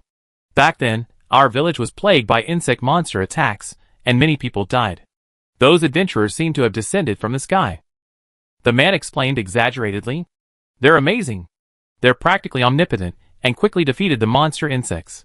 He lowered his voice and whispered, they just have bad tempers and aren't in good mental shape. Mushan asked suspiciously, hasn't your village been targeted by insect monsters from the beginning? No, a year ago, as the village gradually became more prosperous, we were planning to build a road, and giant insects started coming down the river and attacking the villagers. Oh, around the same time the adventurers appeared. The village chief said They're messengers sent by the Savior to help us escape our suffering. To meet the needs of the adventurers, the village chief specially led his men to build this general store. Mushan pondered for a moment. The time the players were deployed coincided with the appearance of the insect monsters, so it was almost certainly the system's fault. How many adventurers are there in the village? The man waved his hand. It's impossible to count them. They're always changing without a trace. You never know when they might disappear, returning to the Savior. There are about a dozen adventurers in the village right now, and you're the only one showing up for the first time. He pointed to a house behind him, where smoke rose from a chimney. If you want to find them, you can go to the tavern. They all like to drink there. Mushan left immediately. Thank you. The tavern the stall owner was talking about was just a small red brick house, with several large wine barrels stacked in the yard. The door was open, with a greasy cloth curtain hanging behind it. People were constantly coming in and out. Mushan could hear loud voices inside, and the aroma of food and wine. She approached the tavern, lifted the curtain, and walked in. There was a U-shaped bar, and the rest of the area was occupied by rough wooden tables, with only about 20 seats in total. The plump proprietress was busy like a bee, constantly serving food to customers. There were 7 people sitting in the tavern, no NPC villagers. Mushan remained expressionless, and found a seat against the wall. The players could recognize each other instantly. The unconcealable ID bars above their heads were one thing. Another was their attire and demeanor, completely different from those of ordinary villagers. They were wary, cautious, and paranoid. They were crazy, vicious, and hysterical. Mushan glanced up quietly. At a table diagonally in front of the bar sat a thin man. The ID displayed above his head read, Huang Hongbo, Junior Fire Mage. He was the one who had attacked her. Chapter 44. The fire mage wasn't wearing his gas mask today, so she finally got a clear look at him. Clearly, he recognized her too. Their gazes met coldly in midair, then averted. Neither of them made any rash moves, owing to the presence of the other players. Sir, what would you like to eat? We have the best-selling wine in the village. Under the proprietress's astonished gaze, Mushan reluctantly ordered only a simple bowl of oatmeal porridge for 1 gold coin. She didn't order any wine or other drinks. The tavern also served black bread and upgraded oatmeal, which was simply regular oatmeal with extra meat, breadcrumbs, salt, onions, garlic, and chopped greens. But Mushan didn't want to challenge her taste buds. Medieval Western commoners wouldn't have had any delicious food. The porridge had already been cooked, and the proprietress generously scooped a large bowl over and brought it to her, sprinkling a decorative sprinkling of chopped green parsley on top of the thick porridge. Aside from being healthy and warm, this bowl of porridge had no other advantages. Mushan lowered her head to sip her porridge, observing the 7 players in the tavern calmly. They must come here often, as the landlady wasn't shy in her conversation with them. 4 of the 7 were clearly foreigners, while 3 had typical European and American looks, both tall and well-built. They sat together, drinking and eating meat. The noise in the tavern was primarily caused by these 3. Their IDs and occupations were Nominov construction worker, Richard courier, and David financial planner. To be honest, Mushan couldn't tell the white man apart at all. All 3 were middle-aged men with large beards, fair skin, and curly light-colored hair. They were all dressed in the same uniform outfit, black t-shirts, camouflage jackets, and windbreakers. Fortunately, the ID above her head couldn't be faked. The remaining foreigner was suspected to be from Riyadh. His ID was Abe Kawario, and his occupation name was Clairvoyance. He was the owner of Safe House Number 3, whom she had just passed along the river. He looked to be in his 40s, short and frail. He sat alone in a corner, eating a portion of grilled fish with homemade stick chopsticks. He ate very carefully, picking out all the fish bones, as if he were in a Japanese restaurant. The remaining 3 were probably all from Yen. Besides the junior fire mage, who had a grudge against Mushan, there was also a burly man with a bear-like build. His ID was Yu de Mushroom Power. He sat at the bar, engrossed in his food, never looking up from beginning to end, revealing only a black, shaved head. There were at least a dozen empty plates piled on the table, and the hostess was mainly busy tending to him. The last person was the only female player present, and the one closest to her safe house, number 4, Xia Zuathrush weather forecaster. She looked to be around 24 or 25, but unlike her artistic name, she had dyed her hair pink and a row of gleaming silver earrings dangling from her ears. She wore ripped jeans and a black tank top, revealing her bare arms and shoulders, muscular and toned, her skin covered in large, colorful tattoos of leaves and birds of paradise. Meeting her gaze, Xia Zuthrush lazily raised her eyelids and slowly fished out a mint cigarette from her pocket, catching it in her mouth, but not smoking. Mu Shan held her bowl of porridge with both hands, her heart far from the surface. Tower defense is a cooperative game. Assuming there were more than 10 players in the dungeon, the aura of the 7 players in the tavern alone, excluding Huang Hongba, none of the remaining 6 exuded a friendly aura that would make her approach and attempt to form a team. Even worse, she suspected that some of them were his allies, also known for their monster-stealing and murderous deeds. Her fate would be even more dire. She swallowed a mouthful of coarse porridge, yearning for the 20th time for the veterans and the newbies. Bang! There was a crisp clatter of dishes colliding. A white man named David suddenly pushed aside his stool and stood up. His face flushed, and he reeked of alcohol. He shouted, "Boss lady, where is boss lady? I want to order. I have plenty of gold." Hearing the noise, the boss lady scurried into the kitchen without even showing her head. The 2 white men at the table laughed heartily, mocking him for his drunken madness. David's face turned the color of a swollen liver. He slammed his hands on the table, shook his head, and stumbled toward the kitchen with narrowed eyes. But he drank too much, and couldn't walk straight. He accidentally knocked over the ceramic vase on the table, and the knives and forks arranged on the counter, soon leaving the floor covered in shards. The other players, including his 2 drinking buddies, showed signs of impatience.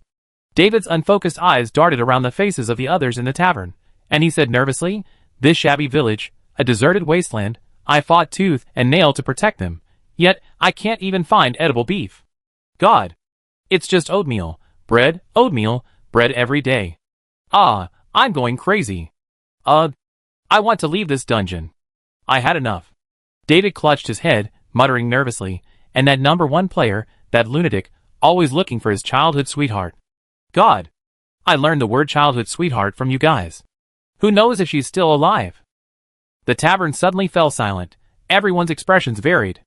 The player named Romanov threw an empty cup at him on the back, cursing, "Hey, you had too much to drink. Keep your mouth shut." David slammed his fist down on the wooden table with a loud thud, spewing a string of English curse words. "I'm not drunk, I'm sober. You're all afraid of him, but I'm not. He's a completely transformed lunatic. He'd never be able to leave the dungeon, just like those transparent things in the blank area." Romanov and Richard tried to pull him away, and the 3 of them were in a tangle. Mu Shan suddenly became curious about the lunatic position 1 player he mentioned. David pushed the other 2 white men aside, then suddenly turned around and met Mu Shan's gaze. As if he had finally noticed this unfamiliar face, he walked over and slammed his hand down on her desk, his fat lips parted, emitting a foul odor. "Young girl, are you the new number 5? The system's replacing people so quickly. Oh my god, you didn't know that yet? The previous number 5 died a horrible death. He was devoured by a swarm of bugs, leaving not even a bone. You probably don't want to end up like him. Your delicate skin isn't even enough for a bug to bite, ha ha ha. There's no point reasoning with a drunk." Mu Shan stood up to pay the bill and leave, but a hand suddenly grabbed her shoulder. She flung it away, glaring at him. David laughed heartily. "What a hot-tempered little girl. I'm telling you." His expression was sinister and malicious. "I can crush a weak ant like you with 1 hand. This dungeon you arrived in is hell." Mu Shan frowned, silently enduring the stench of alcohol. She hadn't actually heard what the man was saying. Her focus was more on the other players. David continued to ramble on, threatening, "You don't understand.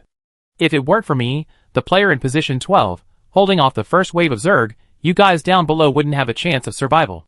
The other players' attention was drawn to him, but as Mu Shan had guessed, they were simply watching. By Nan Jiomingzi's provocation would allow them to assess her strength, and that was exactly what they wanted. Xia Zuthrush leaned against the wall, smoking a cigarette, and looked at David with a look of idiocy. You'd have buried his face in his bowl the entire time, oblivious to the outside world, as if deaf. Abe Rio glanced up at them, but then quickly retracted his gaze, looking like a coward. Richard and Romanov, David's friends, continued drinking, completely indifferent to the young woman being harassed by their accomplices. The laughter was deafening.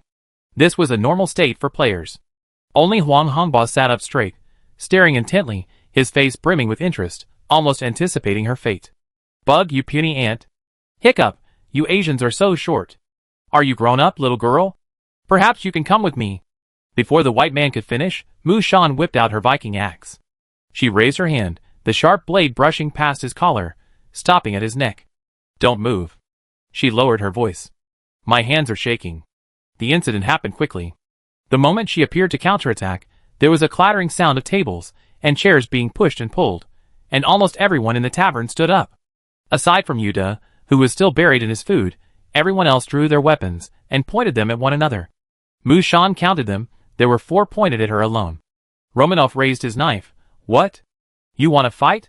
Beside him, Richard coldly pulled out a long-barreled hunting rifle. Huang Hongbo grinned and tossed his lighter. Abe Kawario symbolically drew a dagger, changing his target several times before finally aiming at her. The atmosphere suddenly became tense. Amidst the player-to-player conflict, the proprietress, a civilian NPC, dared not even show her face. In the absolute silence, only Mushan knew she was bluffing. But in this situation, attacking was inevitable. As a substitute player, if she remained humble and weak and kept silent, Huang Hongbo and the 3 white men would surely escalate their attacks. Furthermore, the tavern was located in an NPC village, a public space, if you will, and a key location for the quest. This dungeon was a cooperative one, so the possibility of the other 3 players engaging in a fight was present, but unlikely. As Mushan racked her brains for a way to escape, the tavern's curtain was lifted again. Before the newcomer appeared, the first sound reached her ears: quicksand. Rustle. It was like fine sand slowly flowing down from the high desert mountains, sinking into inconspicuous holes on the flat ground, swallowing people whole. Where did sand come from in the forest? But she was certain she had heard it correctly. It was quicksand. Rustle. As the newcomer entered, the tense atmosphere in the tavern broke. Mushan was acutely aware of the sudden change in attitude around her. Abe Kawario and Shirao immediately retracted their weapons and returned to their seats. Huang Hongbo curled his lips, a look of disappointment on his face. Yuta. He suddenly stopped eating, wiped his mouth, and moved the pile of empty plates and bowls in front of him to the corner of the bar. He had actually given up the most spacious seat. Who had caused such a sudden change in their attitude? Was it the legendary number 1? Mushan turned to look at the man who had entered the bar. He was a young man, tall and muscular, with skin so tanned it was almost honey-colored, and his arms were covered with scars of various sizes. He looked like he had an eye injured, with a white bandage wrapped around it. He wore a black mask with animal ears made of an unknown material, revealing a mess of black hair and a well-defined jawline. He was dressed strangely, a worn, tattered black t-shirt, and a golden cobra armband on his muscular arms. He was carrying nothing in his hands. Mushan looked up at the system ID bar floating above his head. The next moment, she thought she was seeing things. Elite player number 7771. ID, He Yuchong. Occupation. Dreamer Mushan's breathing hitched, her entire body feeling as if it had been paused. Chapter 45. He Yuchong, was he the He Yuchong she knew? The system said that only one of his parents and him survived. So she was right, he had indeed survived a year and a half in the dungeon. At that moment, Mushan's mind was filled with worry, curiosity, and a hint of hidden fear. He was a 4-digit player, even more advanced than the prodigal son she had met. Was he still the same person he used to be? After a long while, she didn't rush forward to acknowledge him. He Yuchong couldn't see, and he walked slowly. The bandages and black mask covering his face gave him an indescribable sense of oppression. Though blind, he was able to avoid any obstacles that stood in his way. In a stagnant atmosphere, he sat down at the bar. No one approached him, a vacuum. The proprietress peeked out from the kitchen and quickly poured a glass of wine. Besides that, the tavern, which had been bustling with activity just moments before, was completely silent and motionless. The air was so quiet you could hear a pin drop.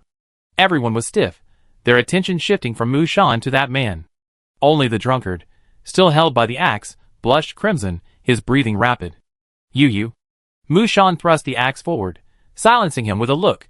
The sharp axe blade sliced through the skin of his neck, but David, far from being angry, seemed even more excited. His chubby face turned purple, and he wheezed heavily. You Asian quail, a creature the insect monster wouldn't even be able to eat. I could crush a tiny human like you with one hand. You're so weak and feeble, like a bird that never grows up. David continued to ramble, his collar soaked with blood from the cut on his neck, yet he seemed completely oblivious to the pain. Alcohol drives people crazy. Mushan frowned as she continued to push the axe forward, the iron blade already squeezing folds of flesh from his fat neck. Everyone else in the tavern looked more nervous than David. Romanov and Richard's faces darkened, and they lowered their voices. Hey, you lost your mind. Stop talking. Let's go! There's nothing fun here. David, interrupted by the two, was furious like a raging bull. Is it my fault? Now she's using a weapon to intimidate me. Asians are just a bunch of East Asian diseases. Ugh! An unexpected change occurred. Blood splattered everywhere, and Mu Shan attacked without warning. The axe blade, originally pressed against the white man's neck, suddenly changed direction, grazing David's earlobe, the sharp blade smoothly slicing off half of his ear. Everyone's attention had been focused on position 1, and no one paid any attention to the frail, young Mu Shan. She was like a slender wild rose, suddenly sprouting sharp thorns that pricked and drew blood. Instantly, crimson blood gushed out like a fountain. David covered his ears with his hands, leaping up, then collapsing in agony. His body twisted and convulsed strangely on the ground, and he let out a heartbreaking scream. Ah! The wine glass he had been holding slammed to the ground with a clang. The wine spilled all over the floor, mixing with the blood. The two white men were stunned, startled. The other players had similar expressions. Everyone was stunned, unsure how to react. Mu Shan glanced coldly at the struggling man on the ground, then took 2 steps forward, her axe still dripping with blood. Wait, what have you done? Romanov and Richard had already drawn their guns.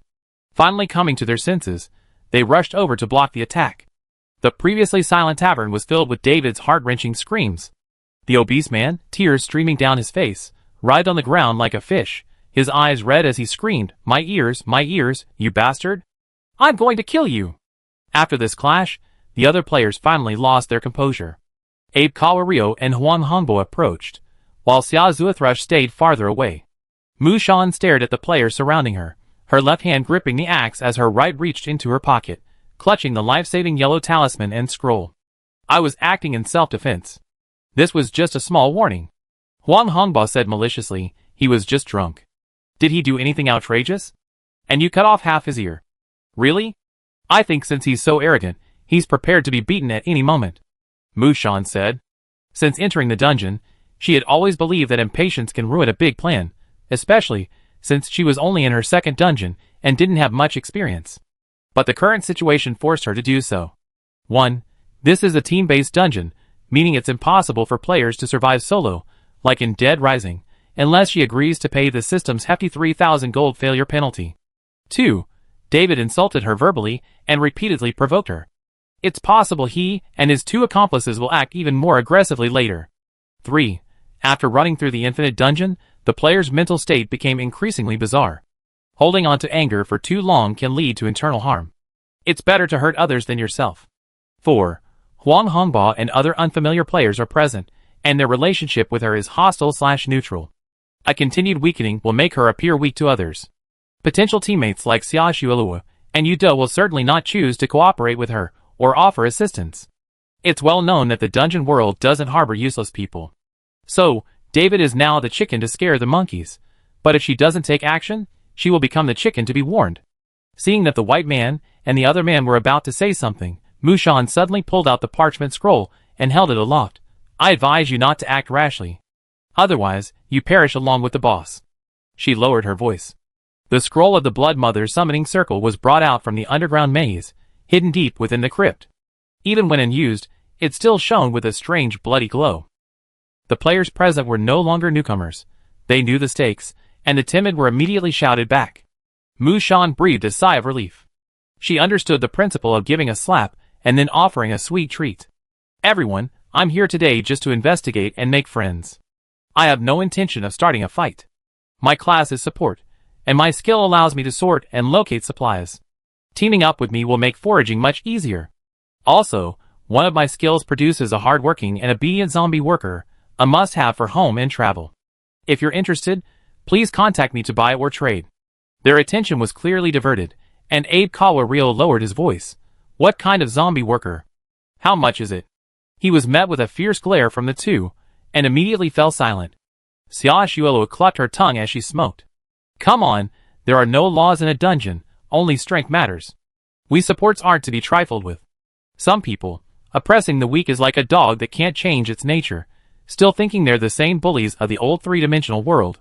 But sadly, some female players look weak, but they actually have more power than you. Ha ha ha. Nananov's expression shifted several times. Position 4, are you going to help her? Xia Xuelua shifted her stance lazily. I think a skill support is more valuable than some drunk, clueless drunkard. You guys. At the bar, Yuda, who had been concentrating on his food, suddenly slammed down his empty plate with a resounding clink of dishes, his movements hinting at impatience. In just a few seconds, the situation in the tavern had subtly shifted. Mushan gathered herself, knowing she was safe. David, writhing on the ground, continued to scream, "You won't get out of this alive today." His eyes were bloodshot, and he clutched his bleeding ear as he struggled, like a ghost. Xia Zuithrush waved her hand, "Everyone leave. This guy's gone mad." Mushan sheathed her axe.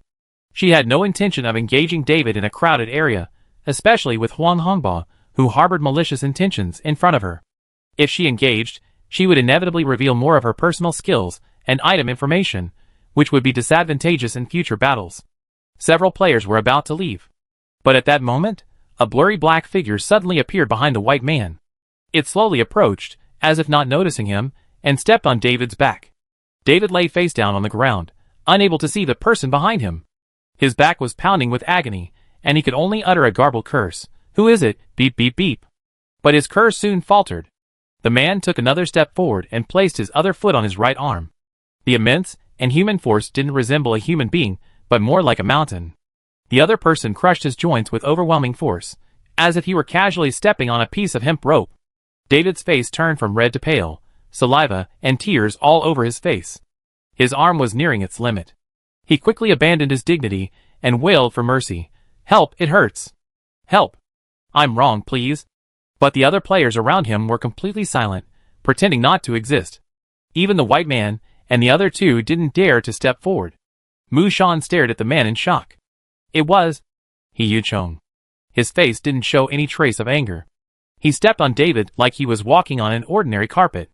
He remained silent from beginning to end, like a stone statue, devoid of any outward human emotion. In stark contrast, Mushan could clearly hear the crackling sound of David's arm bones. It was the sound of someone straining under immense pressure. Richard was the first to react. "Number one, are you awake now? He's not a monster." Xia Zuithrush chuckled without giving her face. "Number one never looks where he's going." "I'm dying of laughter. Let's see if you dare get drunk and molest a girl again. You deserve it." Romanov glared at her and chimed in. "David is number 12. Nothing can happen to him. We need his geographical advantage to ambush monsters." Abe Kawario also chimed in, his voice low, dreamfallen. "The side quest penalty is quite high." Huang Hongbo was somewhat surprised by the turn of events, but he didn't want to make an enemy of someone. "Everyone calm down. We're allies on the same side. We're being taken advantage of," Mushan muttered silently. But no matter what others said, He Yunchong remained oblivious. His bandaged eyes made it impossible to see, and this also prevented the players from sensing his emotions. Mushan stared at him, her heart pounding more and more violently. She tried to see through the face hidden behind the cold beast head mask, but he remained stern and indifferent, unresponsive to anyone's words, like a living sculpture. Mushan suddenly realized clearly that he was no longer her childhood sweetheart. He was no longer the one she had skipped school with, ridden the waves with, and watched the sunrise with. He had changed, a familiar stranger. The man before her was a meticulously crafted replica, a completely different being. Does he really remember her? After an unknown amount of time, He Yunchong suddenly moved, stepping forward, stepping on David. All they heard was the crisp sound of bones breaking. David let out a short scream. As He Yunchong walked away, the portly man, tears streaming down his face, his eyes red, rolled on the ground, arms folded, like a wriggling worm. Even so, he couldn't even utter a cry, he could only open his mouth and scream silently. Mushan was utterly shocked, and everyone felt uneasy. He Yunchong stepped over the obstructing body on the ground and walked towards her. He pinpointed her location, not like a blind man who couldn't see. "Newcomer, position 5. Are you from Yen?" He Yunchong extended a hand, tentatively pointing it in her direction. "Your voice sounds familiar." The others in the tavern were shocked. They weren't sure of the dreamer's mental state. After all, it wasn't the first time he'd suddenly gone mad. Mushan stared at the person so close, swallowing silently, unsure how to respond. The sound of quicksand resounded again, and his cobra armband suddenly came alive. A small golden snake nimbly wrapped itself around his arm, gliding smoothly to his fingertips, and spitting its tongue in Mushan's direction. Yellow sand drizzled out from beneath their feet, like boiling water, quickly covering the soles of her shoes. Mushan didn't know what skill this was, she took a half step back, her back pressed against the wall. Even though she said nothing, didn't respond, Yuncheng had the answer he wanted. He took another step forward, bent down, a look of delight on his face. Shan, I remember your smell. You're still alive. They were so close that the animal-headed mask on his head was almost touching the tip of her nose. The man before her was incredibly unfamiliar. Unfamiliar attire, unfamiliar personality, unfamiliar scent. He reached out to touch her face, but they hadn't had such intimate contact since elementary school. Mu Shan instinctively tilted her head back, her whole body stiff and unable to react. The surrounding players all stared at them, their eyes wide with suspicion, especially the three white men and Huang Hongbo. She felt like she was being burned by their gazes. What's wrong with him? This isn't a good place to meet someone. David, lying on the ground, let out a sharp, shrill howl. Mu Shan reacted and pushed away his outstretched hand.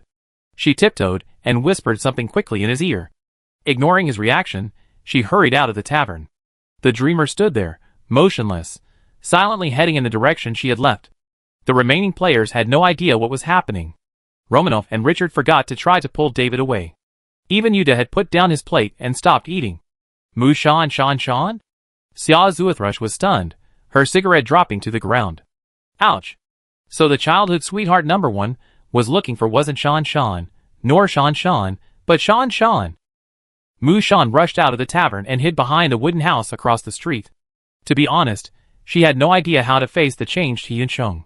He had been a childhood sweetheart, a father figure, constantly urging her to do her homework, go to bed early, and stay off her phone. They hadn't had any close contact since elementary school, and even saw each other only a handful of times during their 4 years of college. Now, for no apparent reason, this guy claimed to remember her scent and wanted to hug and touch her. This world was magical. Mu Shan hid behind cover for a while, and saw Xia Xuelua, Huang Hongbo, Yuda, and others gradually emerging from the tavern. The two white-haired men headed in another direction. They hadn't taken the injured David away. He might still be in the tavern. The problem was, Yuncheng hadn't left in ages. What was going on? Was he sleeping in there? The owner of the wooden house where she was hiding, an NPC, stared at her in horror as if she were a robber. More and more villagers were coming and going around, and Mu Shan was unsure if the surroundings were safe. Gritting her teeth, she decided to leave. Mu Shan found the raft she had hidden in the bushes near the village entrance. She pulled out the props she had prepared earlier from her backpack. Confession balloon, help, use, inflate a balloon at the origin. After releasing it at the destination, the balloon will return to the player's chosen origin, ignoring any weight hanging from its base. She filled the riverbank near her home with balloons and kept them in her backpack. Theoretically, this balloon could carry her back to the safe house. Mu Shan tied the thin balloon string to the raft. The moment she let go, the small white balloon, carrying the bathtub raft, took flight, tracing the same path they had come, and quickly returned through the air. If anyone had looked up at this moment, they would have seen a bathtub carrying a person soaring above the forest, the effect no less impressive than using a stick to pry the earth. Not even Newton's coffin could hold it down. Mu Shan sat in the tub, occasionally plucking berries from the branches on either side, soon filling it up.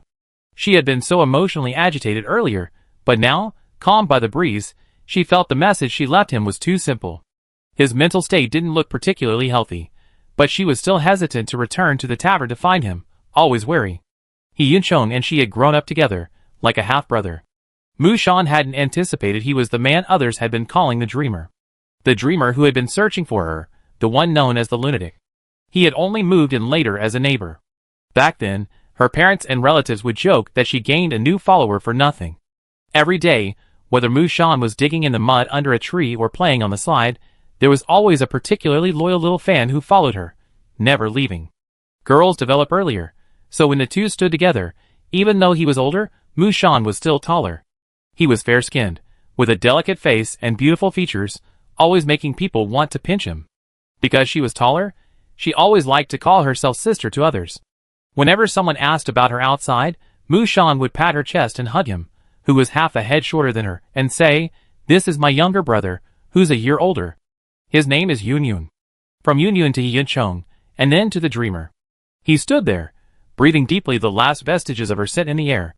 The tavern was long empty, but the smile on his face never faded. In Yuncheng's vision, the surrounding scene was always bizarre.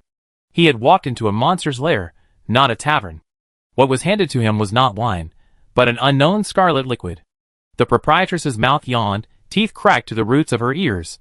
The other players were a grotesque collection of shapes and sizes, like a monstrous mashup of various settings. He wandered alone in this world, switching between madness and normality every day. As time passed, his normal moments dwindled, often waking up to find himself somewhere else without realizing it.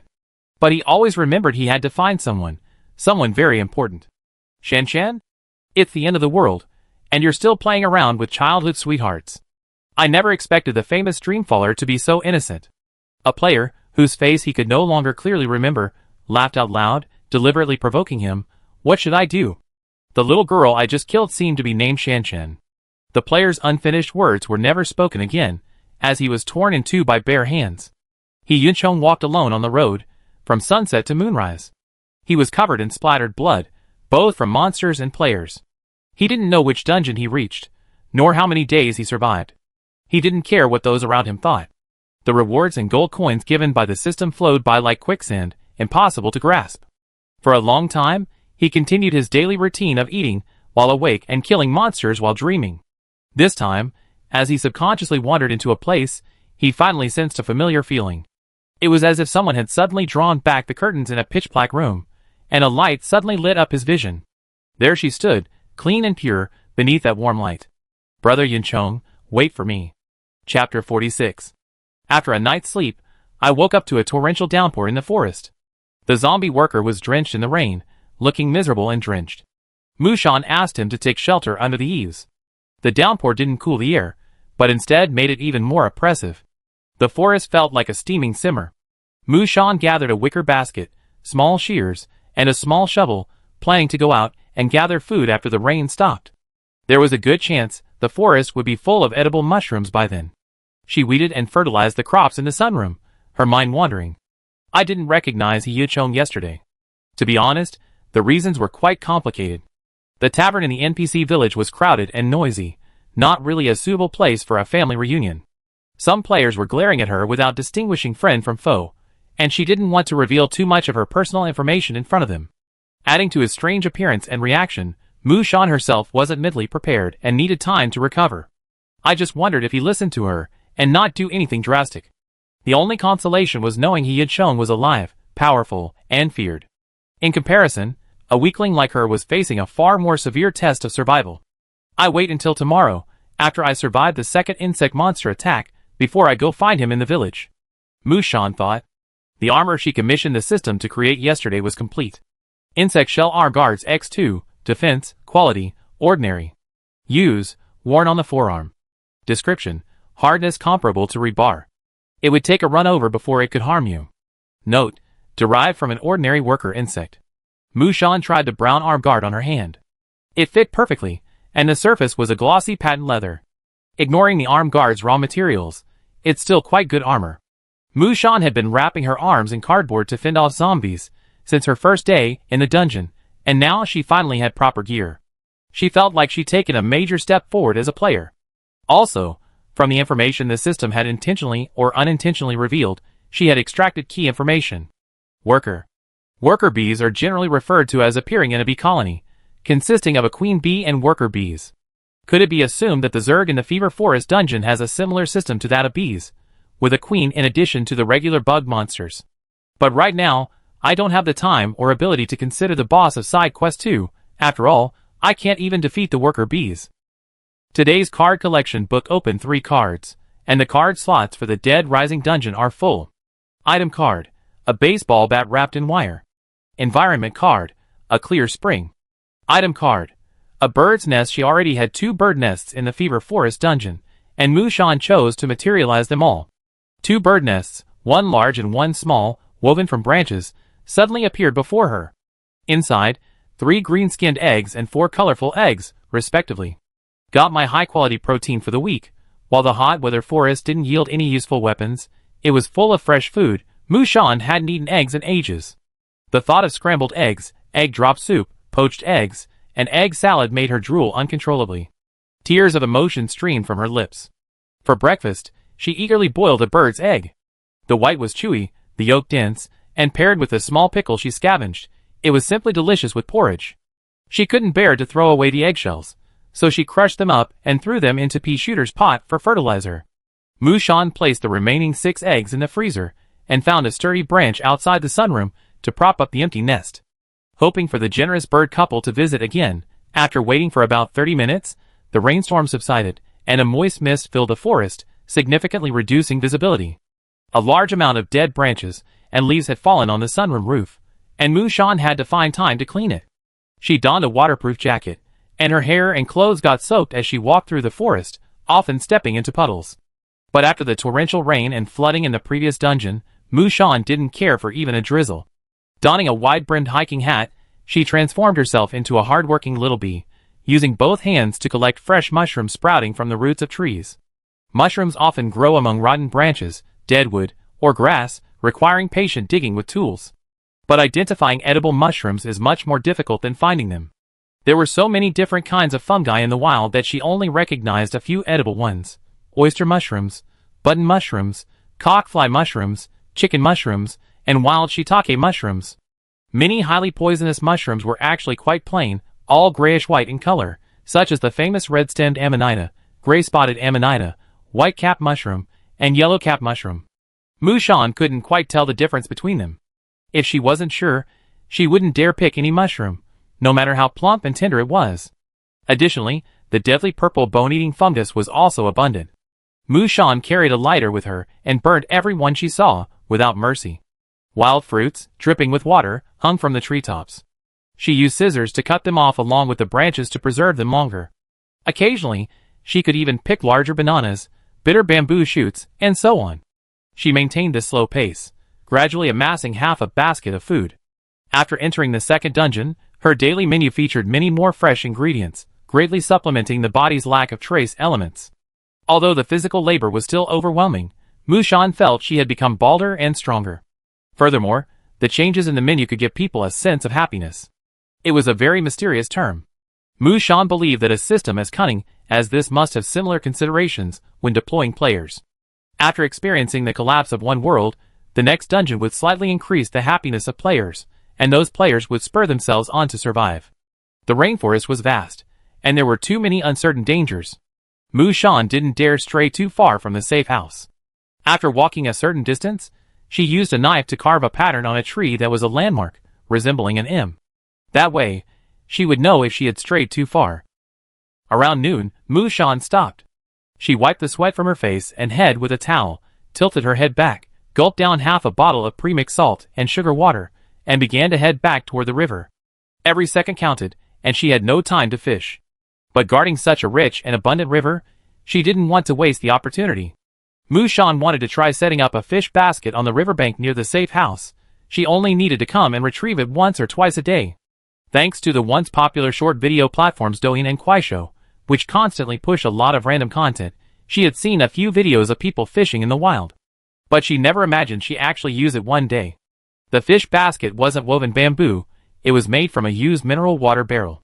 Drill a few small holes in the bottom, and split a larger opening in the top. Use scissors to cut a tassel pattern around the plastic. Then, press the tassels into the barrel, creating an angle that makes it harder for fish to escape. Be careful not to scratch your hands on the sharp plastic during this process. Place a large stream stone at the bottom of the barrel. Its weight will quickly sink the bucket. To make it more deceptive, she placed a ball of leftover rice at the bottom of the barrel and wrapped some waterweed around the opening. In this way, a crude fish basket was ready. Mushan tied a rope around the barrel, chose a corner of the river with plenty of snails and clams, and tossed her homemade plastic fish basket into the water. Splash. Gulp. Gulp. Bubbles of varying sizes rose from the surface of the river. She watched the fish basket slowly sink to the bottom. Mushan secured the rope to a rock on the shore. She clapped her hands and clasped them together, praying to the river. Damn the Lord God system, bless me with a bountiful catch. The sun rose higher and higher, the morning rain evaporating, and the forest became incredibly hot, so humid and stifling that it was almost impossible to breathe. Mushan's clothes were completely soaked with sweat. To avoid heat stroke, she soaked a towel in cold water and applied it to her forehead and neck to cool her down. Although the food supply had been mostly gathered, the ox and horse players couldn't rest just yet. Tomorrow was another insect monster attack day. Facing giant insects of vastly different strength, she had to devise a trap. The most common trap was a pit, the kind often used to trap horses on ancient battlefields. The riverbank was covered in rough gravel and rubble, hardened by the river's erosion, making digging a pit difficult. Mu Shan dug twice with her engineer's shovel, and the shallow pit quickly filled with water. And even if she could dig from dawn to dusk to accommodate the giant insect monster's refrigerator-sized body, she wouldn't have enough time. Since the large ones couldn't be dug, she digged smaller ones. Plus, giant insects could be lured in, and once they entered the more complex jungle terrain, their maneuverability would be much greater. Mu Shan sweated profusely, cursing inwardly as she dug. This is digging a grave for the system. During the Vietnam War, the Vietnamese exploited the terrain to set traps of all sizes in the jungle, creating numerous obstacles for the US military. Although humans and giant insects are completely different species, she believed this was a useful reference. It took her about 2 hours to dig a 30-centimeter diameter pit at regular intervals along the path from the riverbank to the forest. The pit was filled with sharpened wooden spikes, made of the hardest wood, of course. The top of the pit was concealed with leaves. A human would never want to step into such a trap. But attacks like wooden spikes only work against insects with arthropods that lack shells and cannot fly. Encountering giant cockroaches is like scratching an itch. Their shells would even curl a machete. So, she also filled the pit with a large amount of flammable pine resin. The rainforest is full of resilient trees. Mu Shan felled many of them, bent them into bowstring shapes, found the perfect angle, and secured them all with a tripwire. She tried it out. Once an insect stepped on the tripwire, a dozen branches would rebound, and the series of wooden spike and kerosene attacks she had prepared would erupt like a meteor shower. Pine tar is a great ignition material, and it's natural and readily available. At this point, even the slightest spark would be enough to start a prairie fire, a bug roast. Mu Shan even prepared a large amount of firewood, ready to add fuel to the fire. Of course, the battlefield where all this took place had to be far enough away from her safe house, and a safety zone was established to avoid spillovers, lest a forest fire would be disastrous. She piled up moist mud and sand at a safe distance, preventing any fire from starting. The project was so massive that it was impossible for her to complete it alone without any tools. Thankfully, the virtual backpack was a bug for moving supplies. She only had to pick up and put down, avoiding the physical labor of carrying. The day passed in gathering and trapping. Quack! A colorful parrot flew overhead, and Mu Shan didn't even look up. She was bent over her work, concentrating, when suddenly snap! A green snake, only half of it, suddenly fell to her feet. She sprang to her feet, and looking back, she saw the other half still entangled in a branch, very close to her. You're truly brave. There are many poisonous creatures in this forest that could harm people. A clear, melodious female voice rang out. Mu Shan turned and saw a summer snow thrush emerging from behind a bush about 5 or 6 meters away. She was clutching a weapon resembling a throwing knife. Mu Shan was surprised to see her approach. Thank you for saving me. When she first seen her in the tavern, she assumed she was a withdrawn, delinquent girl. You're welcome. I'm just trying to help others. Xia Xuelua hopped over and looked curiously at the large hole dug in the ground. Little Chi Mei. We met yesterday. I'm position 4, the weather forecaster. What are you doing? Setting traps. I'm trying to trap as many as possible. Mu Shan replied, actually, I've been wanting to ask you for a while. Was your last dungeon dead rising? Xia Xuelua looked horrified. You weren't that too, were you? Yes, do you know the old driver? He said you're friends. Because of your weather forecast, we stocked up on waterproof building materials and escaped the flood. Xia Zithrop waved her hand silently. It's no big deal, but my weather forecast isn't very accurate. After all, real-world weather forecasts are all based on mood. The weather in this rainforest is unpredictable and can change at any moment. That old guy Phoneway spreads secondhand information about me everywhere. Sooner or later, I have to pay him. She pointed at the trap on the ground. A friend of a friend is a friend. But Xiao Qimei, your trap looks very limited in damage. I'm a support, my attack power isn't strong, so this is all I can do. Xia Zuthrop. He sighed, they're all supports, I understand. A 3,000 gold penalty sounds like a lot, but don't worry. As long as the number 1 player is there, we have no problem completing side quest 1. You're new here, but veteran players of this dungeon have passed down an unspoken rule.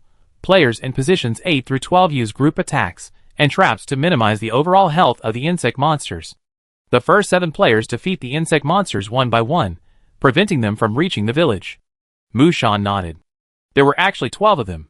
Sounds like normal tower defense gameplay. Xiaoxuelua, but that's based on the assumption that everyone's skill level is about the same. Once a high-level player appears in a dungeon, a tower defense paradox occurs. This is when the last player lays low, refusing to attack monsters, and all monster power is concentrated in the front, leaving the higher-level players to deal with them. Position number 1 is ridiculously strong. No matter how many bug monsters are left, they're no match. Take that idiot David who picked on you yesterday. He was the first to reap the benefits, and he had the nerve to come out and jump in. His puny attack power is nothing. Mushan felt like she'd been hit, speechless. Xiaoxuelua rubbed her chin. Little childhood sweetheart, honestly, you're not what I imagined. Mushan paused. You? Imagined me? The pink-haired girl leaned in, lowering her voice. Tell me the truth. What's going on with number 1? Mushan nearly choked on her saliva. She said sternly, we grew up together, neighbors. We have a perfectly legitimate relationship. Xiaoxuelua's face was filled with disbelief. If your relationship was truly ordinary, how could number 1 react like this? You're a newbie, and you didn't even know about his frantic search for his childhood sweetheart in every dungeon. It's insane, so explicit, it's so public knowledge I'm embarrassed to even mention it. Mushan could already feel the sweat pouring down her spine. Please don't expound on these things with such glee. Chapter 47. On his first day in this dungeon, he knocked down everyone's safe house. Oh my god, I thought he was a robber. Are players so brazen these days? Just a head-on attack? A tall, aloof man stood outside the door. The safe house walls were like decoration to him. A sea of sand, not even a forest, surged and swirled, threatening to bury the safe house like a tsunami. Under the pitch-black sky, the man wearing the animal ear mask raised his head, revealing a pair of emotionless eyes. Xiaoxuelua recalled He Yicheng at that time, her face filled with indignation. I thought I was going to die right here, but the first thing this guy said was, have you seen his childhood sweetheart? Nearly frightened, Xiaoxuelua cautiously asked, what's your childhood sweetheart's name? The man with the animal ears covering his face kept repeating, Shanshan, where is Shanshan? I want Shanshan. Xiaoxuelua knew then that she had encountered the legendary top player who searches the world for his childhood sweetheart, a 4-digit elite survivor, Dreamfaller. He clearly didn't follow the same path as the other 4-digit elite players. He didn't farm safe houses, didn't loot supplies, and didn't care about quest rewards. Many players said it was a miracle that Dreamfaller was still alive. There were many rumors about him, the most famous of which was about his dreams. When Dreamfaller's mind went off, his dreams would become reality. 90% of his dreams were extremely dangerous, containing all sorts of symbols that shouldn't exist. 10% of the dreams are safe, and players can't see anything except the silhouette of a girl. He was immersed in his daily life with the girl, unable to extricate himself. A witness claimed to have seen the dreamer sitting with the silhouette of a girl, watching the shadow do homework all day. Xiaoxuelua didn't have a clear impression of him until the dreamer knocked on the door of her safe house. Hiking alone in the rainforest, finding one safe house after another, knocking on the door, only to find nothing, and then walking on to the next place, he seemed to have no idea what disappointment was. She sighed. Was the dreamer this crazy before? Mushan lowered her head. Of course not. He's been a top student since childhood, and has a promising future. They both fell silent. A bird's cry shattered the silence. Xiaoxuelua tapped the system screen twice. Add me as a friend. If you want to team up, ask me. I support. Mushan remained calm. That's what the veterans said back then. Xiaoxuelua grinned, tacitly saying, it's not easy to be a supporter these days. Player Xiaoxuelua, weather forecaster, requests to add you as a friend. They exchanged contact information. She turned her back to Mushan, waved, and nimbly scurried off into the bushes, like a pink bunny. Mushan opened her friend list. Xiaoxuelua's profile picture was a close-up shot of her rolling her eyes, and giving the middle finger. Judging from her friend's posts, she seemed to be in very good health. Fuck, you dumped me in this godforsaken place. I might as well be eating cockroach paste on Snowpiercer. There really are giant cockroaches. System, you're insane. The weather in the rainforest is unpredictable, even more fickle than a man's heart. I don't want to be a support anymore. Mushan grinned. She shouldered her hoe, and walked to the riverbank where she left the fish basket earlier. She hauled the wet rope back to the plastic bucket, and opened it to see that there were actually a few fish inside. 6 or 7 small black fish, and a dozen transparent shrimp, enough for a meal. Mushan dumped her catch into a bucket, and happily carried it back to the safe house. Keep watch. She patted the shoulder of the zombie worker at the door. The slap made the zombie stagger, its rotting mouth opening with a strange ho-ho sound as it watched Mu Shan walk into the sunroom wall. After a hard day's work, Mu Shan showered and rested early, recharging her energy for tomorrow's battle. That evening, under the dim light, she used the fish she caught to make a pot of fish soup. The shrimp, simply cooked, were delicious. The soup was milky white. The small black fish had many bones, but little meat, but the meat was tender and delicious. Adding some bitter bamboo shoots and wild vegetables picked from the forest made the combination of meat and vegetables a nutritious one. The black bread she bought from the village was so hard you could hit someone with it. You needed a saw to cut a piece off. Mu Shan soaked the fish soup with dry bread, devouring it completely, meat and juices included. There was no need to discard the remaining fish bones. They could be rolled up and piled in the pit, making a trap for small animals. Each dungeon offered different environmental advantages. Mu Shan planned to use up as much of the freshly gathered ingredients as possible. Fresh vegetables, meat, and eggs were difficult to store, and the bacon and dried seafood found in the zombie dungeon were her last resort, determining how long she could survive without supplies. Main Quest, Day 5. After a good night's sleep, the morning sky was overcast. The second wave of insect monsters was about 2 hours away. Mu Shan racked her brains, preparing several strategies to deal with the monsters. She had made thorough preparations, with the limited resources available. Her personal combat power was subpar, so she could only rely on the surrounding environment and the tools she had, anticipating the monster's movements and delaying the swarm as long as possible. One final inspection of the trap she had set. She made sure every pit was properly covered with leaves, the tripwires could be triggered smoothly, and the spikes could be deployed quickly. At the same time, all her offensive weapons and props were ready. 1 hour remained on the countdown. Mu Shan could no longer sit still. She crouched in the sunroom, on guard, frequently glancing outside, her heart pounding. An unknown, powerful, uncontrollable variable was bearing down on her. However, before the insect swarm arrived, the gray sky filled with dark clouds, and the forest was awakened by a loud thunderclap. Mu Shan received grim news. It was raining. There was always a loophole. Instantly, the entire forest was covered in torrential rain. The raindrops, like beads of water, hit the ground, splashing fine, dense sprays of water and mud. She hadn't initially considered fighting in the rain. The rain meant that only half of her traps would work. The kerosene she had originally designed wouldn't burn in the rain. Relying solely on the pits and thorns would be significantly less effective against the giant insects. Mu Shan gritted her teeth. The worst-case scenario was that she could only hold off one enemy on her own this time. Time passed, and the rain showed no sign of abating. The rain finally subsided, but the tar in the trap had almost completely leaked out. There was no time left to reorganize. Mu Shan, weapon in hand, fought on, crouching in the bushes in her raincoat, leaving the zombie workers in the safe house. 60 seconds passed so quickly that it seemed like a blink of an eye. But even when the attack time arrived, there was no movement from upstream. Mu Shan felt as if she had pressed pause. Belatedly realizing something was amiss, she patiently waited another minute. There was no sound of arthropods scraping against gravel, no insect chirping. The forest was completely silent, as if nothing had happened. Mu Shan looked up suspiciously. Overtime, delays, traffic jams? Could they have all been wiped out upstream? If she hadn't known the kind of players like David, Huang Hongbao, and the others, Mu Shan might have believed it. They wouldn't be so kind as to help those downstream. After waiting for another 10 minutes, the zombie worker once again let out its familiar, heartbreaking alarm. Ah! It screamed in terror at the top of its lungs, flailing its arms and legs, just like the zombie worker from the first day. Mu Shan's body trembled. Here they come. She aimed her gun, her eyes fixed on the upstream bank.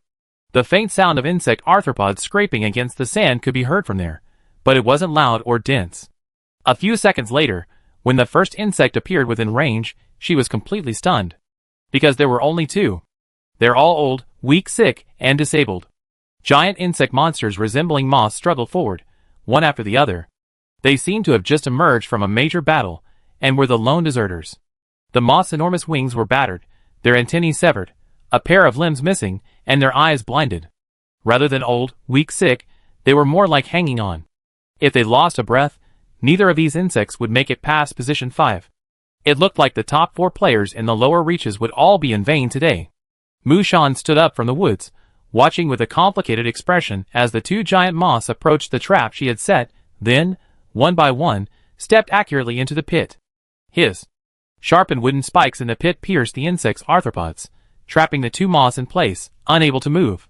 The tripwire was then triggered, instantly unleashing dozens of sharp branches. Swoosh, swoosh, swoosh, a piercing sound. The sharp branches pierced the moth's bodies, sending light green juice splattering everywhere. It was so smooth, it was almost unbearable to watch. Mushan didn't even have to make a move herself before the system notification for the kill arrived. Player successfully killed 2 giant insect monsters, Trichoptera, gold plus 100. Perfect kill, health plus 1. Silent kill, gold plus 20. She stood beside the 2 now dead caddisflies, with a complex expression, gazing up the river. Something must have happened upstream. After the 2 giant insects were killed, the zombie workers became quiet and well-behaved again. This meant that all the insect monsters in this batch had indeed perished, with no survivors. Mushan was determined to get to the bottom of what had happened. She drew her machete and cleared the way, following the river, heading upstream, where she had never set foot before. The closest person to her was position 6. Huang Hongbo's ability to time his arrival to rob monsters meant their safe house wasn't far away. As expected, after walking for about 7 or 8 minutes, Mushan spotted safe house numbered 6 in the distance. It was a completely stone and brick structure with a rounded, hollowed-out roof, completely airtight. The ground from room 6 to the riverbank was spotless, with no trace of battle. But the absence of any anomaly was the biggest anomaly. This meant the 2 bugs had simply bypassed Huang Hongbo and reached her location. Position 6 hadn't even come out to fight monsters. Mushan looked at the closed stone brick house with a complicated expression. She thought she saw a figure moving inside, but Huang Hongbo never showed. He even gone so far as to rob monsters, so there was no way he wouldn't want these 2 gold coins, practically free. Mushan passed position 6 and began heading for the safe house at position 7, further away. As she passed, a man in the house cast a resentful look at her from behind. Splash. The river flowed faster as she went upstream, and there was a section of the path where she had to climb over a steep waterfall. From years of wind and rain, the rocks were covered in moss and extremely slippery. Mushan took every step carefully, but even so, she still stumbled twice. She brushed the dirt off herself, pushed aside a thicket of bushes, and finally saw safe house numbered 7. A large patch of battle scars lay on the riverbank in front of position 7. The corpses of more than a dozen caddisflies had been piled up, forming a small hill, their light green blood seeping into the grass. Next to the pile of insect corpses, there was a small, grassy hillside. A tall, burly figure sat there, deep in his food. Mushan pulled out her binoculars. Elite player 420,187. ID, Yuda. Occupation, mushroom power. So Yuda was the number 7 player. He had been eating intently, when he suddenly noticed her approaching. He abruptly turned, stood up, and scurried off to the safe house. Mushan was baffled. But now, without Yuda's body to shield her, she could see a man lying plainly on the grass, blending into the shadows, motionless as a corpse. Yuda, wasn't he just eating someone? Chapter 48. Yuda certainly looked like he ate anything. It wouldn't be surprising if he ate humans. Mushan took a half step back in fear. The telescope shifted downward. When she saw the name and occupation of the man lying on the ground, she froze, took another step forward, and then sprinted down the hillside. The man on the ground was Yunchong. No player would choose to sleep in the wild, especially when he was motionless. This looked ominous. Mushan, panting all the way, stumbled over to him. The man lay sprawled, his face covered by the black animal head mask. His exposed hands and feet bore no visible wounds, but he was dressed in black, so any blood wouldn't be noticeable. Mushan quickly scanned the area and was startled. Could it be his internal organs that were missing? She squatted down and tentatively touched his arm to reduce his stress response. Brother Yunchong, are you okay? I'm Mushan. However, he didn't respond.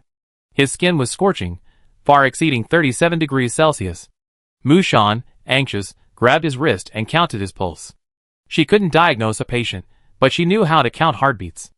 A normal heartbeat is 60 to 100 beats per minute, an average of 1.6 beats per second. But she grabbed his wrist and counted several times. Yunchong's heartbeat was only once every 2 seconds. How could this be considered normal? Mushan peeled off his mask and tossed it aside. The bandages around his eyes were still there, covering most of his face, making it impossible to tell whether he was dead or alive. She placed her hand under his nose. His breathing was weak. She pinched his Renjong point and patted his face. Brother Yunchong, Can you hear me? Wake up! The man remained unresponsive, lying there like a dead man. Mu Shan's heart skipped a beat. Could he really be seriously injured? She looked up at the nearby safe house at position 7. Yuta wasn't sure if he was a friend or foe, so she couldn't rush to seek help. She quickly searched her virtual backpack for the first aid supplies. Bleeding aid, heat stroke medication, insect bite medication, none of them would work for a coma. Mu Shan was flustered and decided to run to the river to get some water to cool him down. Suddenly, a large hand reached out from behind and grabbed her arm. Mu Shan didn't have time to react, and a tremendous force pulled her down onto the grass. The world spun, and the blinding sunlight pierced her face. She squinted unconsciously. The grass behind her head was soft, and the smell of wet soil, soaked with rain, filled her nose. He Yuchong, half dead just now, was now sitting up, his broad shoulders blocking out half the sunlight. Because of the backlight, she couldn't see his face clearly.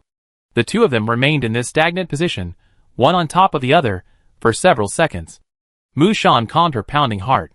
She looked at the familiar yet unfamiliar figure before her, and suddenly reached out to tug at the bandage covering his face. He Yuchong offered no resistance. The bandage fell to the ground, revealing a pair of blue eyes that didn't belong to a yellow person. In addition, there was a scar across his left eyelid, which looked like it had just healed, making him look like a criminal who had just escaped from prison. Mu Shan blurted out, "Can you see?" He Yuchong's unblinking, fixed gaze responded.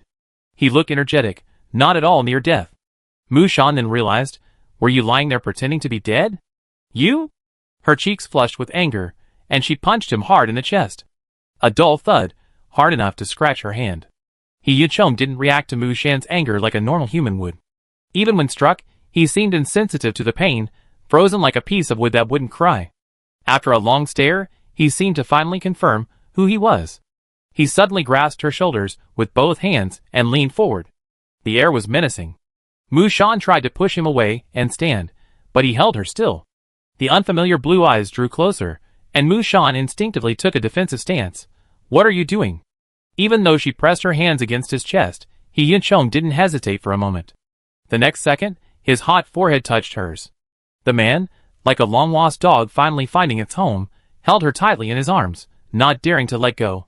He closed his eyes and gently rubbed her forehead. Shan. Mu Shan felt his trembling body, the intensity of his emotions. At that moment, her heart felt like it had been softly struck, and her eyes suddenly felt a little sore. She also raised her arms and wrapped them around his back, patting it gently. The tentacles were hot and hard, a body honed by day after day of battle. "Brother Yuchong, thank you for persevering in the dungeon for so long. Thank you for your hard work." Their foreheads touched, their breaths connected.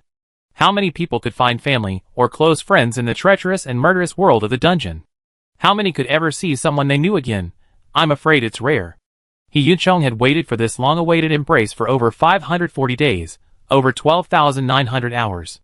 The rainy, humid forest finally saw sunny skies. The two found a safe spot and sat side by side on the grass. Mu Shan turned her head to observe him. He Yuchong used to have fair skin and wore clean shirts. He never showed his distressed side in public, and was always regarded as an excellent student by teachers and students. But now, his tan skin was covered with scars, old wounds piled on top of new ones, and his black clothes were dirty and tattered, and no one knew where they had been found. His demeanor was mechanical and stiff, and his temperament was completely different from before. Mu Shan didn't dare to guess what terrible cannibalistic dungeons he had experienced. "It's been a year and a half since you first disappeared. No one in the real world has returned alive. Everyone thought you were dead. How did you manage to survive?" He Yuchong didn't answer her question, his eyes never leaving her. After a while, he suddenly asked, word by word, Shan, how long have you been here?" Mu Shan thought for a moment. 25 days. He was visibly stunned. 25 days. Mu Shan noticed his surprise. "How come you don't know? Xiaoshula was said you'd been looking for me in various dungeons. You don't actually know when I entered the dungeon, right?" He Yuchong shook his head. "I don't know. The system only allows me to ask one question." He took her left hand in his palm and rubbed it, his rough fingertips careful not to touch the blisters and small scratches on her hand. "Every day in the dungeon is exactly the same. I can't remember how much time has passed. I can only ask, are you still alive?" The system's answer is yes. "As long as you are alive, I will definitely find you." Mushan knew how many hardships and dangers those two simple words glossed over, how many life or death crises he had faced in the past year and a half. The two of them clung to each other, shoulder to shoulder. It wasn't until some time passed that Mushan realized the hand-holding was too intimate. They hadn't been this close since elementary school. She tentatively pulled her hand away. He Yuchong quickly grasped it, his fingers stubbornly spread wide, enveloping her fist. Mushan, They were still childhood sweethearts, but not the same as before. He Yuchong used to be incredibly observant, but as they grew older, he kept a safe distance, rarely touching her, only offering an arm or a pat on the shoulder. He usually played the role of the reliable older brother, never forcefully holding her hand like this. Mushan, perceptive of his shift in mental state, tried to change the subject. Your eyes and skin color. Did you simply change your race? Or did you acquire some strange bloodline? She knew there were always strange things happening in dungeons, so it wasn't surprising. He Yuchong lowered his eyes. It's not bloodline, it's assimilation. What is assimilation? A transformation process with two different outcomes. She was about to ask what the different outcomes were when a rustling sound suddenly rang in her ears. Mushan initially thought it was an illusion, but when a hot breeze, carrying the scent of the desert, blew across her cheek, she realized it was real. Quicksand, stone bricks. A pyramid was emerging in the forest. Mushan stared at the tiny pyramid that had grown out of thin air in shock, her palm suddenly itching. He Yuchong turned her hand over, and Mushan saw golden sand slip through her fingers and disappear into the grass. 1 second, 2 seconds. Only when she brushed off the remaining sand from her palm did she realize that all the scars from over 20 days of surviving and fighting in the dungeon, the blisters, the friction, the redness, the sores, had vanished. Her skin was flawless, without a single scar. She looked up suddenly, confronting the man beside her, who had been silently watching her. What did you do? He Yuchong smiled gently, but remained silent. Mushan suddenly realized that this might be what he meant by assimilation. One transformation, two outcomes.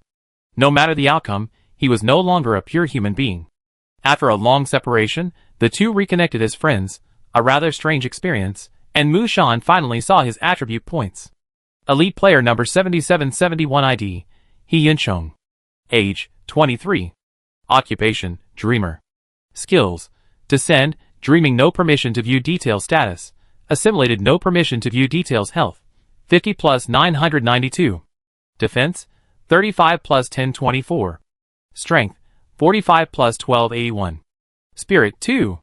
Agility, 47 plus 768. Gold, 500,000. Instances, 27. Mushan, The terrifying numbers, one after another, nearly blinded her. No, are you serious about your spirit value being 2? Mushan thought of her series of spirit items. My spirit is now 69. If I wanted to, I could control you to death. He Yuchong's eyes widened in anticipation. Really? Mushan was stunned. What do you mean by real?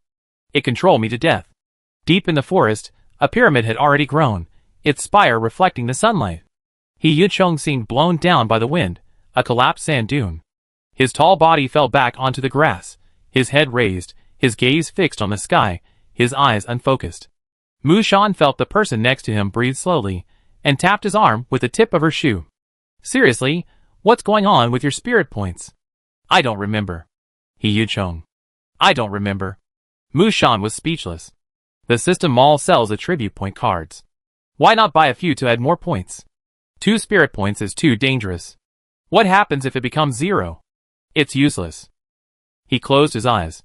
Anything that increases will also decrease, and it will eventually return to the same number. It's an irreversible process. Mushan suddenly had a sinister suspicion. She patiently coaxed him toward a more normal life. Brother Yuchong, a year and a half ago, you were studying abroad. Remember that? When you came home for the Lunar New Year, you even bought me a gift with your scholarship. He Yuchong lay beside her, breathing in the only familiar scent in his mind, half asleep and half awake, trying to piece together a clue from his chaotic memories. Study abroad scholarship. He could barely recall the events of his first dungeon experience. A year and a half ago. Transported directly from a university classroom into the dungeon dimension, his planned life was shattered. Ordinary humans were no more powerful than ants in the face of an advanced alien civilization. A group of humans, all dressed in different clothes and with varying skin colors, were trapped in the same place, filled with fear, doubt, and hysteria. Welcome to the Lord God's space. Test results indicate that the player's physical fitness is good. Sports, basketball, badminton, football. Health status, healthy. Initial player rating, elite. Elite player number 7771, welcome to the first wave of Lord God game players. You have entered the novice level dungeon The Shining. Main quest, survive 20 days in the current dungeon. Please strive to survive. The world of The Shining is a haunted mountaintop hotel. When the first human dies, everyone knows this isn't just some fun TV show. A man, ready to break in at any moment, murders people with an axe. Halls, corridors, and mazes are painted in eerie colors. Stairs drenched in blood, impossible to exit. Everyone feels a sense of despair. But Yuncheng initially retained some sanity and hope. He did his best to avoid danger, gather supplies, and rescue others. When he was alone, he used his phone to contact everyone in his address book. The one he contacted most frequently was Mu Shan, who was away at university at the time. 9 times, 90 times, 900 times. No matter how many times he called, the receiver always emitted a piercing, sharp ringing sound. Buzz? The phone shut down due to low battery, and the screen displayed a row of missed call notifications. Friendly reminder, whether inside or outside of a dungeon, players cannot contact humans in the real world. You exist in 2 different time and space. He knelt on the ground, his head in his hands, his eyes open, his whole body shaking uncontrollably. Forever, since going to college, he only seen her twice a year.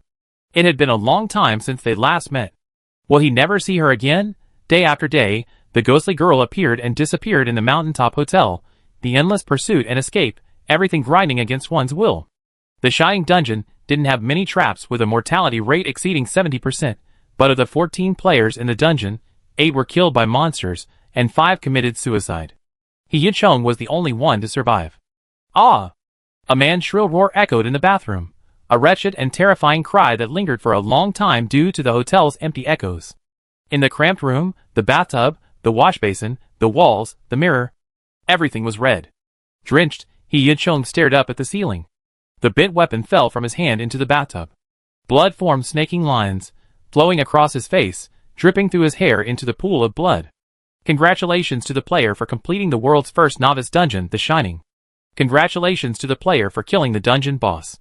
Please check your rewards. Player unlocks class, Dreamer. Dreams are the fulfillment of wishes. Everything you think, desire, and wish for in reality will appear in your dreams. The left bank is dreams, the right bank is reality. When you can't distinguish between dreams and reality, fantasies become reality. The moment he killed the dungeon boss, his spirit gradually collapsed. In the humid forest, the sun warmed everything before him, and the familiar scent soothed his nerves. Yuncheng stared intently at the girl beside him. I don't remember. After repeated interrogation, Mu Shan finally realized that Yuncheng had killed all the moth and giant insect monsters in front of her, and that he had deliberately let the 2 that escape. Another inexplicable protectiveness from his childhood friend. Shouldn't you be stationed at position 1? What are you doing here? I want to help you, he said succinctly. There are so many bug monsters in this wave reaching position 7. It's strange. Before Mu Shan could fully consider what was so strange, a red dot suddenly appeared in front of her, indicating that a friend had sent her a message. Xia Zuithrobe, weather forecaster, something's happened. Come to town quickly. David is dead. Mu Shan, collector, this beast was finally eaten by bugs? Xia Zuithrobe, weather forecaster, I wish that were the case. David hasn't been back to the safe house in the past 2 days. He died in town. In other words, he was killed by humans. Mu Shan's mind was in a tangle. She suddenly turned to look at Yuncheng and held up a finger. Could it be that you killed David? The man stared at her fingertips. Who is David? Male or female? Mu Shan, I know. It definitely wasn't you. Chapter 49. When Mu Shan and Yuncheng arrived in the town, a large crowd had already gathered in front of the tavern. David's body lay stiff on the ground, his face covered with a white cloth, and beneath him lay a pool of dried blood. The onlookers were mostly players, with an elderly, gray-haired, NPC native among them. Xia Zuithrush told her that this man was the village chief, Tashi Jifeng, a kind-hearted man who had dedicated his life to the development of the village. Mu Shan observed him. The chief was trembling on a cane. His skin was dark, his hands were rough, his back was hunched, and his clothes were even more tattered than those of the average villager. They looked empty, as if they would fall down at the slightest breeze. He looked around and counted the people before slowly speaking. Now that all the adventurers are here, let's begin the autopsy. This gentleman died in front of our village tavern, so it's only right that we give everyone an explanation. There should have been 12 players in the dungeon, and now one has died. Besides the few people I've seen in the tavern before, there are now 3 new players, 2 women and 1 man. The plain-looking man stepped forward, covered his face with a mask, and squatted beside the body. He began to examine it, his technique evidently professional. Mushan was lost in thought when Xia Zithrop suddenly leaned over and whispered, "Why are you here with the Dreamfallen? You're both covered in grass. What were you two doing?" Mushan, nothing. Picking mushrooms? Xia Zithrop stretched out her voice, speaking meaningfully, "Oh, picking mushrooms." Mushan was about to explain something when the middle-aged man conducting the autopsy suddenly stood up. He wiped his hands and spoke slowly. The deceased died of unnatural causes. He was murdered.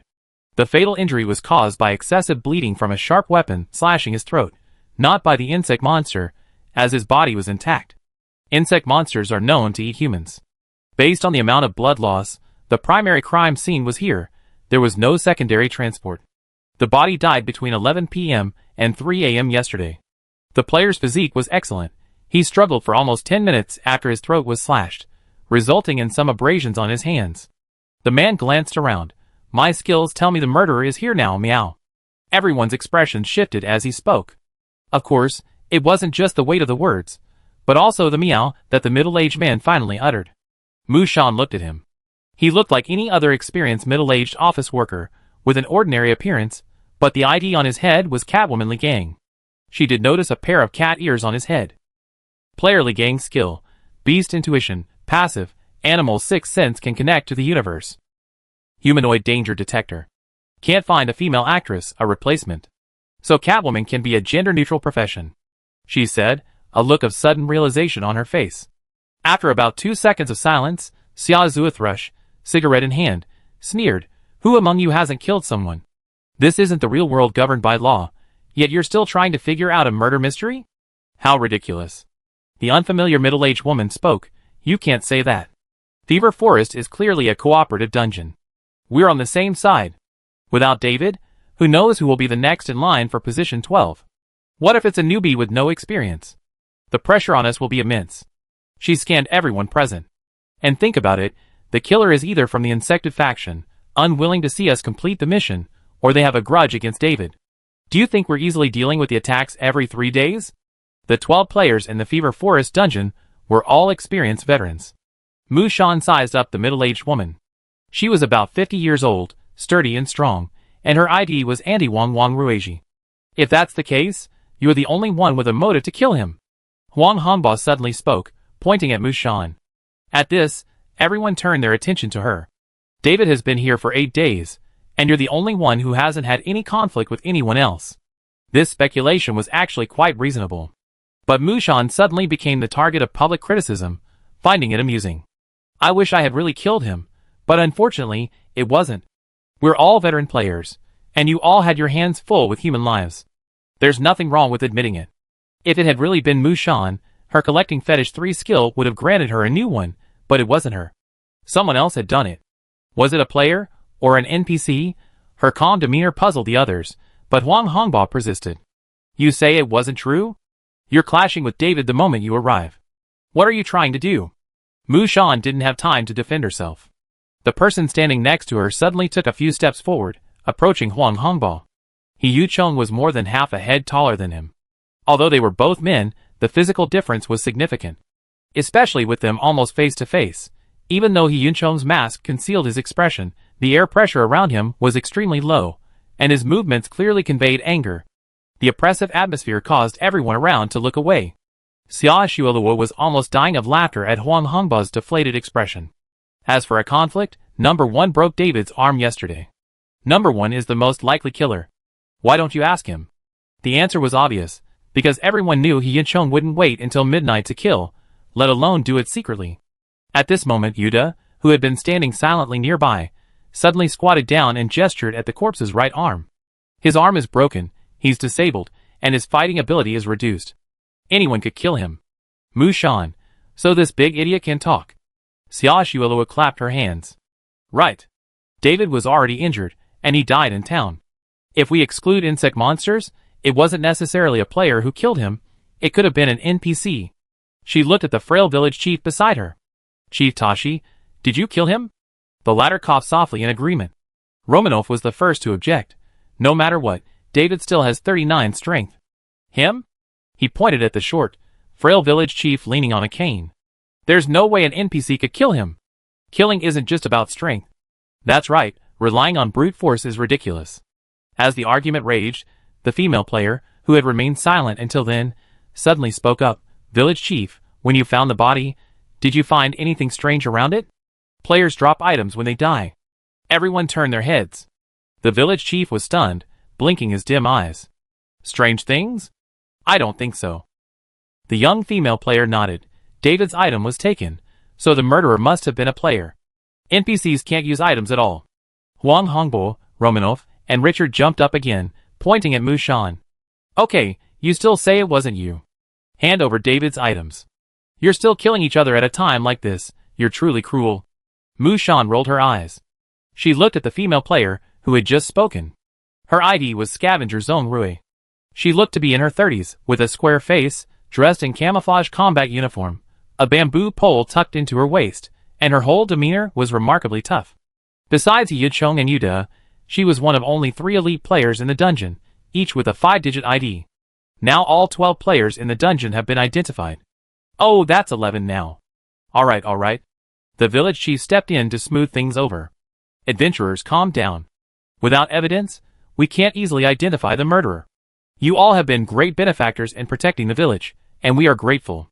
The village will prepare a tomb for this fallen warrior. It's a beautiful place with picturesque scenery. He bowed deeply, his expression devout. The savior will surely keep everyone safe. No one in the room said a word, for they didn't care what happened to David's grave. A few villagers came over to carry the body away, and the other players all went into the tavern to discuss their next move. Mu Shan watched them walk away, and suddenly felt that David, a scum, was incredibly lucky to have found a grave after his death. How many players have died without a complete body in dungeons? She approached the old NPC, Village Chief Taz. Who is this savior you keep mentioning? Can you tell me? The old man was stunned, then narrowed his eyes and smiled, of course. Dear Miss Adventurer, the legend of the savior has long been circulating in our village. Gold coins fell one after another, and war, plague, and bloodshed followed one after another. People exist on the brink of life and death. The wind carries the savior's holy voice. No matter how difficult the road ahead, the suffering will eventually pass. The savior, holding the sun in his hands, will stand on the mountaintop. She saw the old village chief's eyes follow he had shown for a long time. Mu Shan, No way, this savior is he had shown? In the tavern, 11 people sat in a circle. There's a traitor among the players. Side quest 1 might go awry. What are your thoughts? Andy Wong spoke first. Quests are static, but people are alive. Are you really content to just play the system's tower defense game? Huang Hongbo laughed. You all call yourself veteran players, so arrogant, and now you're at your wit's end. Xia Zuathrush jabbed him. If you have something to say, just say it. This isn't a crosstalk performance, waiting for someone to come up with a punchline? Huang Hongbo choked and spoke with difficulty. Have you ever thought about doing side quest 2 together? Fever 4 is side quest 2. Kill the boss of this level with side quest 2. What's the point of winning? The reward is only 100 gold. I'd rather kill a few more bugs. Richard retorted in a muffled voice. I'm afraid you won't live long enough to kill the bugs. Zhong Rui said, the murderer can kill David, and he can kill you too. In my opinion, you're all equally weak. She looked matter-of-fact, while Richard and Romanov looked stunned. Several other players also had speechless expressions, and Zhong Rui was completely unaware of his outrageous remarks. I agree that we should form a team to complete side quest 2. The Insect King isn't something you can kill alone. While the gold reward isn't much, there will definitely be items and a safe house. And if we kill the Insect King, perhaps there won't be any more insect monsters attacking downstream. The rest of the group voted. I agree. I think we can give it a try. Okay. Neither Mu Shan nor He Yichong raised their hands. She was being conservative, and He Yichong followed her lead. The result was 6-5, so everyone decided to go back and pack up today, setting out early tomorrow morning in 2 teams of 5 to search for the insect nest and kill the Insect King. To prevent their home from being stolen, Zhong Rui, who had the second highest strength, would stay in safe house number 2 and protect the village. The groups were determined by drawing lots. Mu Shan drew a red lot, along with Ant Wang, Cabwoman, Xia Zuithrush, and Huang Hongbao. Mu Shan glanced at Huang Hongbao, who wore a malicious smile. The next second, the red ticket in his hand was snatched away by He Yuncheng. The fire mage's smile faltered, but seeing He Yuncheng's expressionless face, he could only grit his teeth and swallow. The 5 members of the red group added each other as friends and agreed to meet at position 9, farthest upstream, tomorrow. Xia Xiaolue pinched her fingers. Luckily, it shouldn't rain tomorrow. Mu Shan said goodbye to the others, and seeing the man still following her, she took out the bathtub raft and threw it into the water. Aren't you going back to the safe house? Where is position 1? He Yuncheng silently pointed toward the nearby hillside. Mu Shan tiptoed over to look, but couldn't find the sunroom. Instead, she saw a system notification flashing in the air. He Yuncheng's safe house few players would invite others into their base. But He Yuncheng didn't seem to have such concerns at all. Mu Shan descended the stairs. The basement door was still basic. Opening it revealed a bed that took up the most space, with some water and food piled in the corner. Forget the cabinets, he hadn't even renovated the walls and floor. Pure prison spirit. For a whole year and a half, he lived in what looked like a public toilet. Mu Shan was stunned. This is for you. Something was suddenly thrust into her hand. What? A prop. She instinctively pushed it away, but He Yuncheng gently took her hand, leaned over, and rested his face on her shoulder. Satellite positioning, assistive, quality, rare. Description: each satellite can only mark the location of one person. The marked object can be changed after the death of that person. Use to teleport across instances. The teleported object must pay an equivalent cost. Note: the greatest distances in the world are no problem. He Yuncheng's voice rumbled against her neck. No matter where you go, I can find you. Chapter 50. Main mission, day 6. Because she had to meet up at position 9, the journey was long. Mu Shan woke up at 5:30 the next morning. She had packed all her travel supplies the night before, had a quick breakfast, and checked her card collection as usual. Because the Dead Rising card slot was full, all the cards she opened today were from Fever Forest. Environment card, an active volcano lava pool. Item card, a piece of gold. Character card, a Trichoptera monster. Leaving the other 2 aside, Mu Shan materialized the single item card. A small piece of gold suddenly appeared in her palm, about the size of a coin, irregular in shape, as if cut from somewhere. Where would such gold come from in the forest? If it were gold ore, it would likely contain more impurities. This one looked more like it had been artificially processed. Mu Shan put the gold in her desk drawer, not paying much attention to it. She closed both basement doors and placed the flower pot in a sunny spot. The magical sunflower has been acting up lately, singing with unusually high energy, as if on drugs. Ah! Yesterday it sang a coloratura soprano, but today it's singing Shakespeare alongside the birdsong of the forest. Mu Shan suspected it had been attacked by bone-eating fungus spores. After taking a final inventory of her items to make sure nothing was missing, Mu Shan closed the sunroom door. After taking 2 steps, she felt uneasy. She glanced back at the chained zombie workers and the sunroom, densely covered with barbed wire. She felt like something was missing.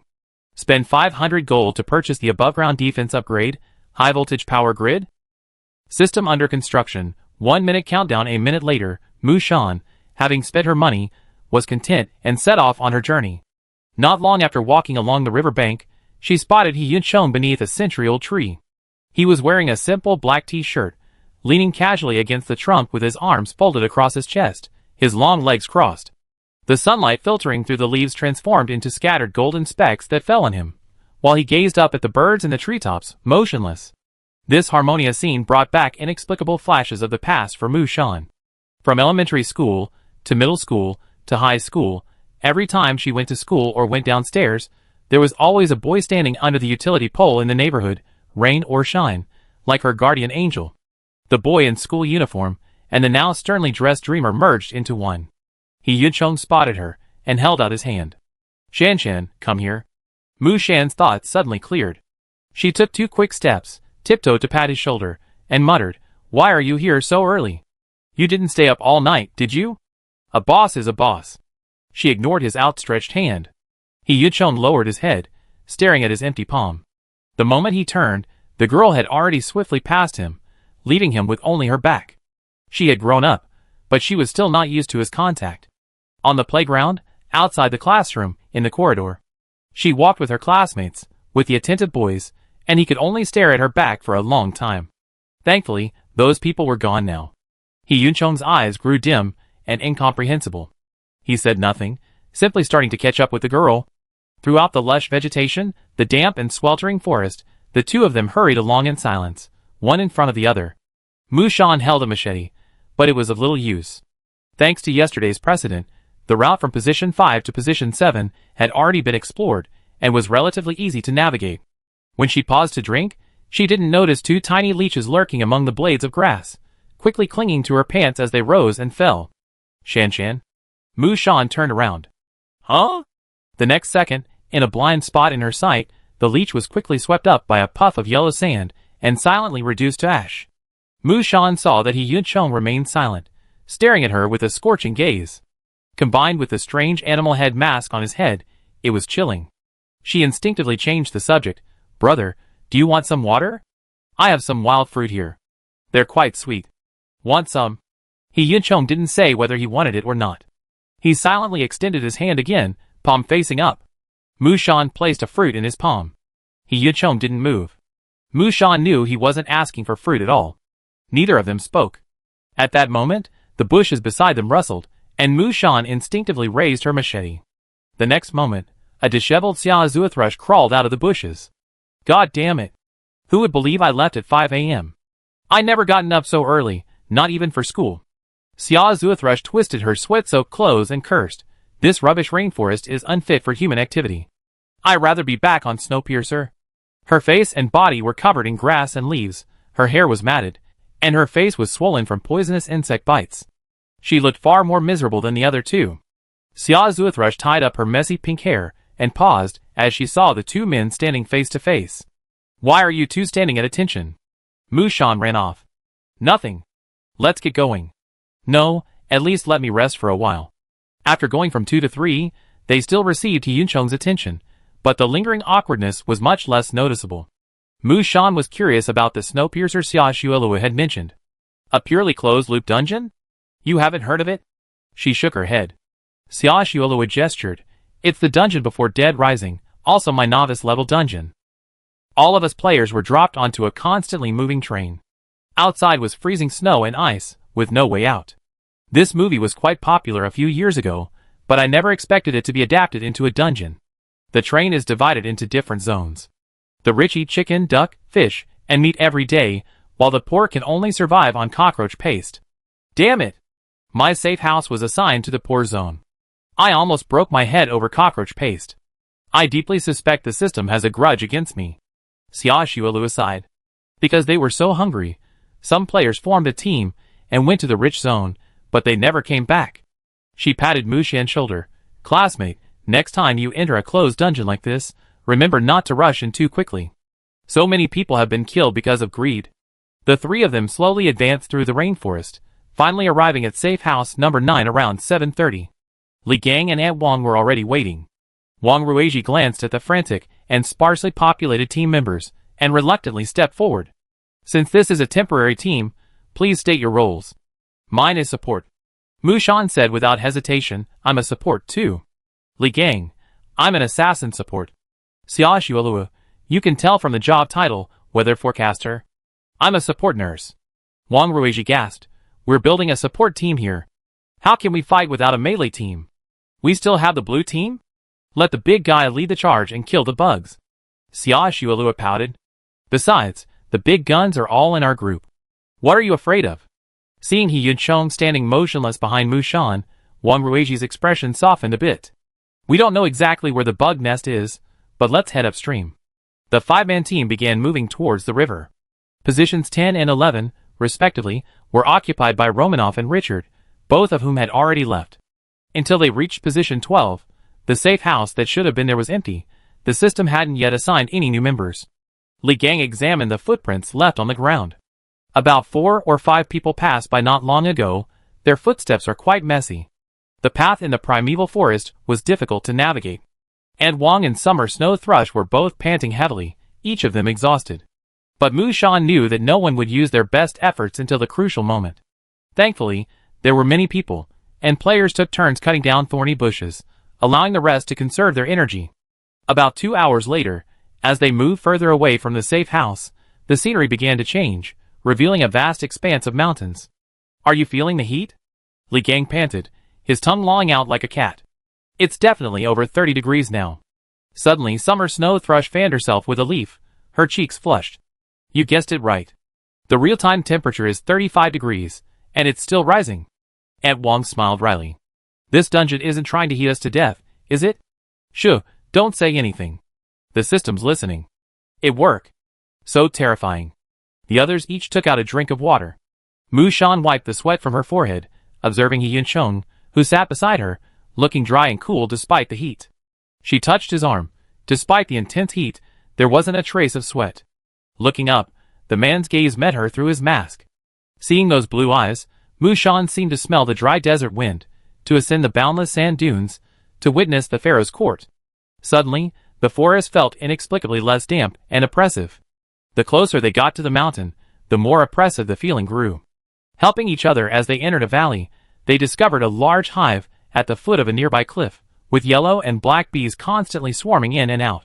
It was truly enormous. Summer Snow Thrush whispered, "Wow! This is the first time I've seen a beehive the size of a UFO. It must be over 1,000 square meters, right? There must be a lot of honey in there." Andy Wong rambled on, "Honey's a good thing. It's durable and high in calories. Wild honey like this is even rarer, and it has no additives." Mu Shan nodded, "Yes, it is. My skill tells me it's a honeycomb the size of a crystal palace." When the others heard the description of the crystal palace, their mouths dropped open in shock. In the collecting Addict 2 skill display, this beehive was filled with large areas of food. Since Mu Shan entered the dungeon, she had never seen such a large area of food. "Sorry, I'm a country bumpkin." It's a shame the food was right in front of them, but they had no means to reach it. There were at least hundreds of giant bees in the hive. If all of them were deployed, they would be like an armed force, unless the player had an atomic bomb. Don't even look at it. Bees are even more troublesome than cockroaches. "Let's go!" Li Gang was dejected. When swarms of giant insects began to appear around them, it meant they were not far from the true lair of the Insect King boss. The 5 of them braced themselves. To avoid disturbing the bees, they carefully advanced along the edge of the valley, fearing even the slightest noise. But to reach the other side, they had to cross the giant bee valley. Buzz, a worker bee, the size of a refrigerator, circled overhead and finally landed beside the stream. The few who had originally intended to sneak across could only hide behind the bushes. The giant bee was covered in fuzz, its massive abdominal segments patterned with black and yellow rings. Its mouthparts were inserted into the stream, sucking water in streams, while its enormous, basketball-sized compound eyes on its head were focused intently. Xia Zuthrush silently pointed at the crowbar in her hand. Mu Shan understood her meaning. The stinger on the end of this giant bee's abdomen was thicker than a crowbar. It wasn't just piercing, it was ripping open its belly. The valley was littered with broken rocks and intersecting tree branches. A group of people squatted in the shadows behind the bushes, waiting for the giant bee to finish drinking and leave. Mu Shan had time to wonder where such a large bee could gather honey, when she suddenly felt a warmth on her arm, as if it had touched someone's skin. She turned her head, and saw He Yuncheng squatting beside her, his long legs folded. Although he was huddled, his tall frame wasn't completely hidden by the shade of the trees. Fearing he'd been spotted by the giant bees, Mu Shan reached out and pulled him closer. After a long while, the giant bees, seeking water, finally departed, and the group resumed their march. They listened to the incessant buzzing of wings overhead, their system survival countdown hovering around 10 minutes. Current instance remaining survival time, 10 minutes and 5 seconds. Mu Shan leaned on a branch as a crutch. Though sweating profusely, she dared not breathe loudly. Xia Zuthrush, exhausted, gradually fell to the back of the group. Dizzy and dazed, she misjudged her foot and stepped on a rotten tree trunk. Crack! An exceptionally clear, crisp sound echoed from the valley, amplified by the vast expanse of the terrain like a surround sound. Xia Zuthrush froze, clinging to her footing to the branch, as if she had pressed a pause button. But then, a second later, boom, boom, a beehive perched high on the cliff suddenly exploded, a deafening explosion. Birds flew in panic, dust filled the air, and the shattered hive was visible scattered everywhere. Everyone turned to look at her in shock. Xia Zuthrush was completely stunned. "It's not me, it really isn't me." Mu Shan pulled her towards him, I know it's not you, so why don't you run? Current instance remaining survival time. 1 minute. Several people fled in all directions. Something blew a huge hole in the beehive, the size of a spaceship, hanging on the cliff. The hard shell of the hive fell like a meteorite. From time to time, 1 or 2 charred giant bees fell, the scene like a meteorite hitting the earth. Li Gang jumped forward on all fours. His quick reaction was to leap. In the blink of an eye, a huge piece of the hive fragment had smashed into a deep crater where he had just landed, and trees were broken all over the ground. Player Li Gang, Catwoman, uses the skill, Copycat, active. For a limited time, he gains the 5 senses and speed of a cat, allowing him to run on all fours and communicate with animals. Extended use will produce an assimilation effect. Cats have 9 lives, humans don't. Li Gang shouted anxiously, run. I sense the bees are enraged. They attack players indiscriminately. Everyone knew without him saying anything. The buzzing sound of wings flapping overhead suddenly amplified countless times, causing tinnitus, dizziness, and near unsteadiness. The enraged bees swarmed out, swirling and rising like a dark cloud. Swarming insects possess social pheromones, allowing them to easily establish an internal information exchange network. Amidst the communication of hundreds of worker bees, a few abrupt, tiny humans had nowhere to hide. Mushan watched as the bees, previously circling high in the sky, suddenly turned and converged into a dark tornado, rapidly rushing towards them. But it wasn't a real tornado, but a dense, mobile assassination swarm of hundreds of giant bees. Current dungeon survival time remaining. 29 seconds. The hair on her arm stood on end as several people began to sprint desperately towards the exit on the other side of the valley. But human movement was already slower than flying, not to mention the uneven, potholed valley floor, littered with obstacles. Xiaozathrope, nearly tripping over a tree root and falling, quickly thought. She turned around and shouted, "Get back! It's too foggy to travel." Player Xiaozathrope, weather forecaster, uses the skill, Smog, active, area of effect magic. Creates a fog effect within the area, slightly poisoning enemy units. Reduced enemy vision to a certain extent. Biochemical weapon, PM 2.5. As soon as the words fell, a white mist quickly filled the valley air, tinged with the pungent smell of sulfides. Mushan put on her mask and mentally counted 2 seconds. Her visibility rapidly decreased from 5 meters to 3, then 1. When her vision completely disappeared, the humming sound in the air grew fainter. They saw the giant wasps hovering in midair, as if contemplating the humans' whereabouts. They glanced at each other, gave up their frantic run, and began to move silently in small, slow steps. The smog wasn't static, it was an aerosol system composed of a large number of tiny water droplets suspended in the air near the ground. When there was wind or movement, the smog in that area would shift. The 35-degree temperature, the intense exercise, and the thick smog made it difficult for Mushan to breathe. With only 100 meters left to the valley exit, she suddenly sensed something was wrong. The smog in the center was quietly flowing to the sides, gradually revealing a void not covered by the white fog. The fog was dispersing so quickly, it felt like 100 air blowers were blowing air into one place. But where could there be air blowers in the valley?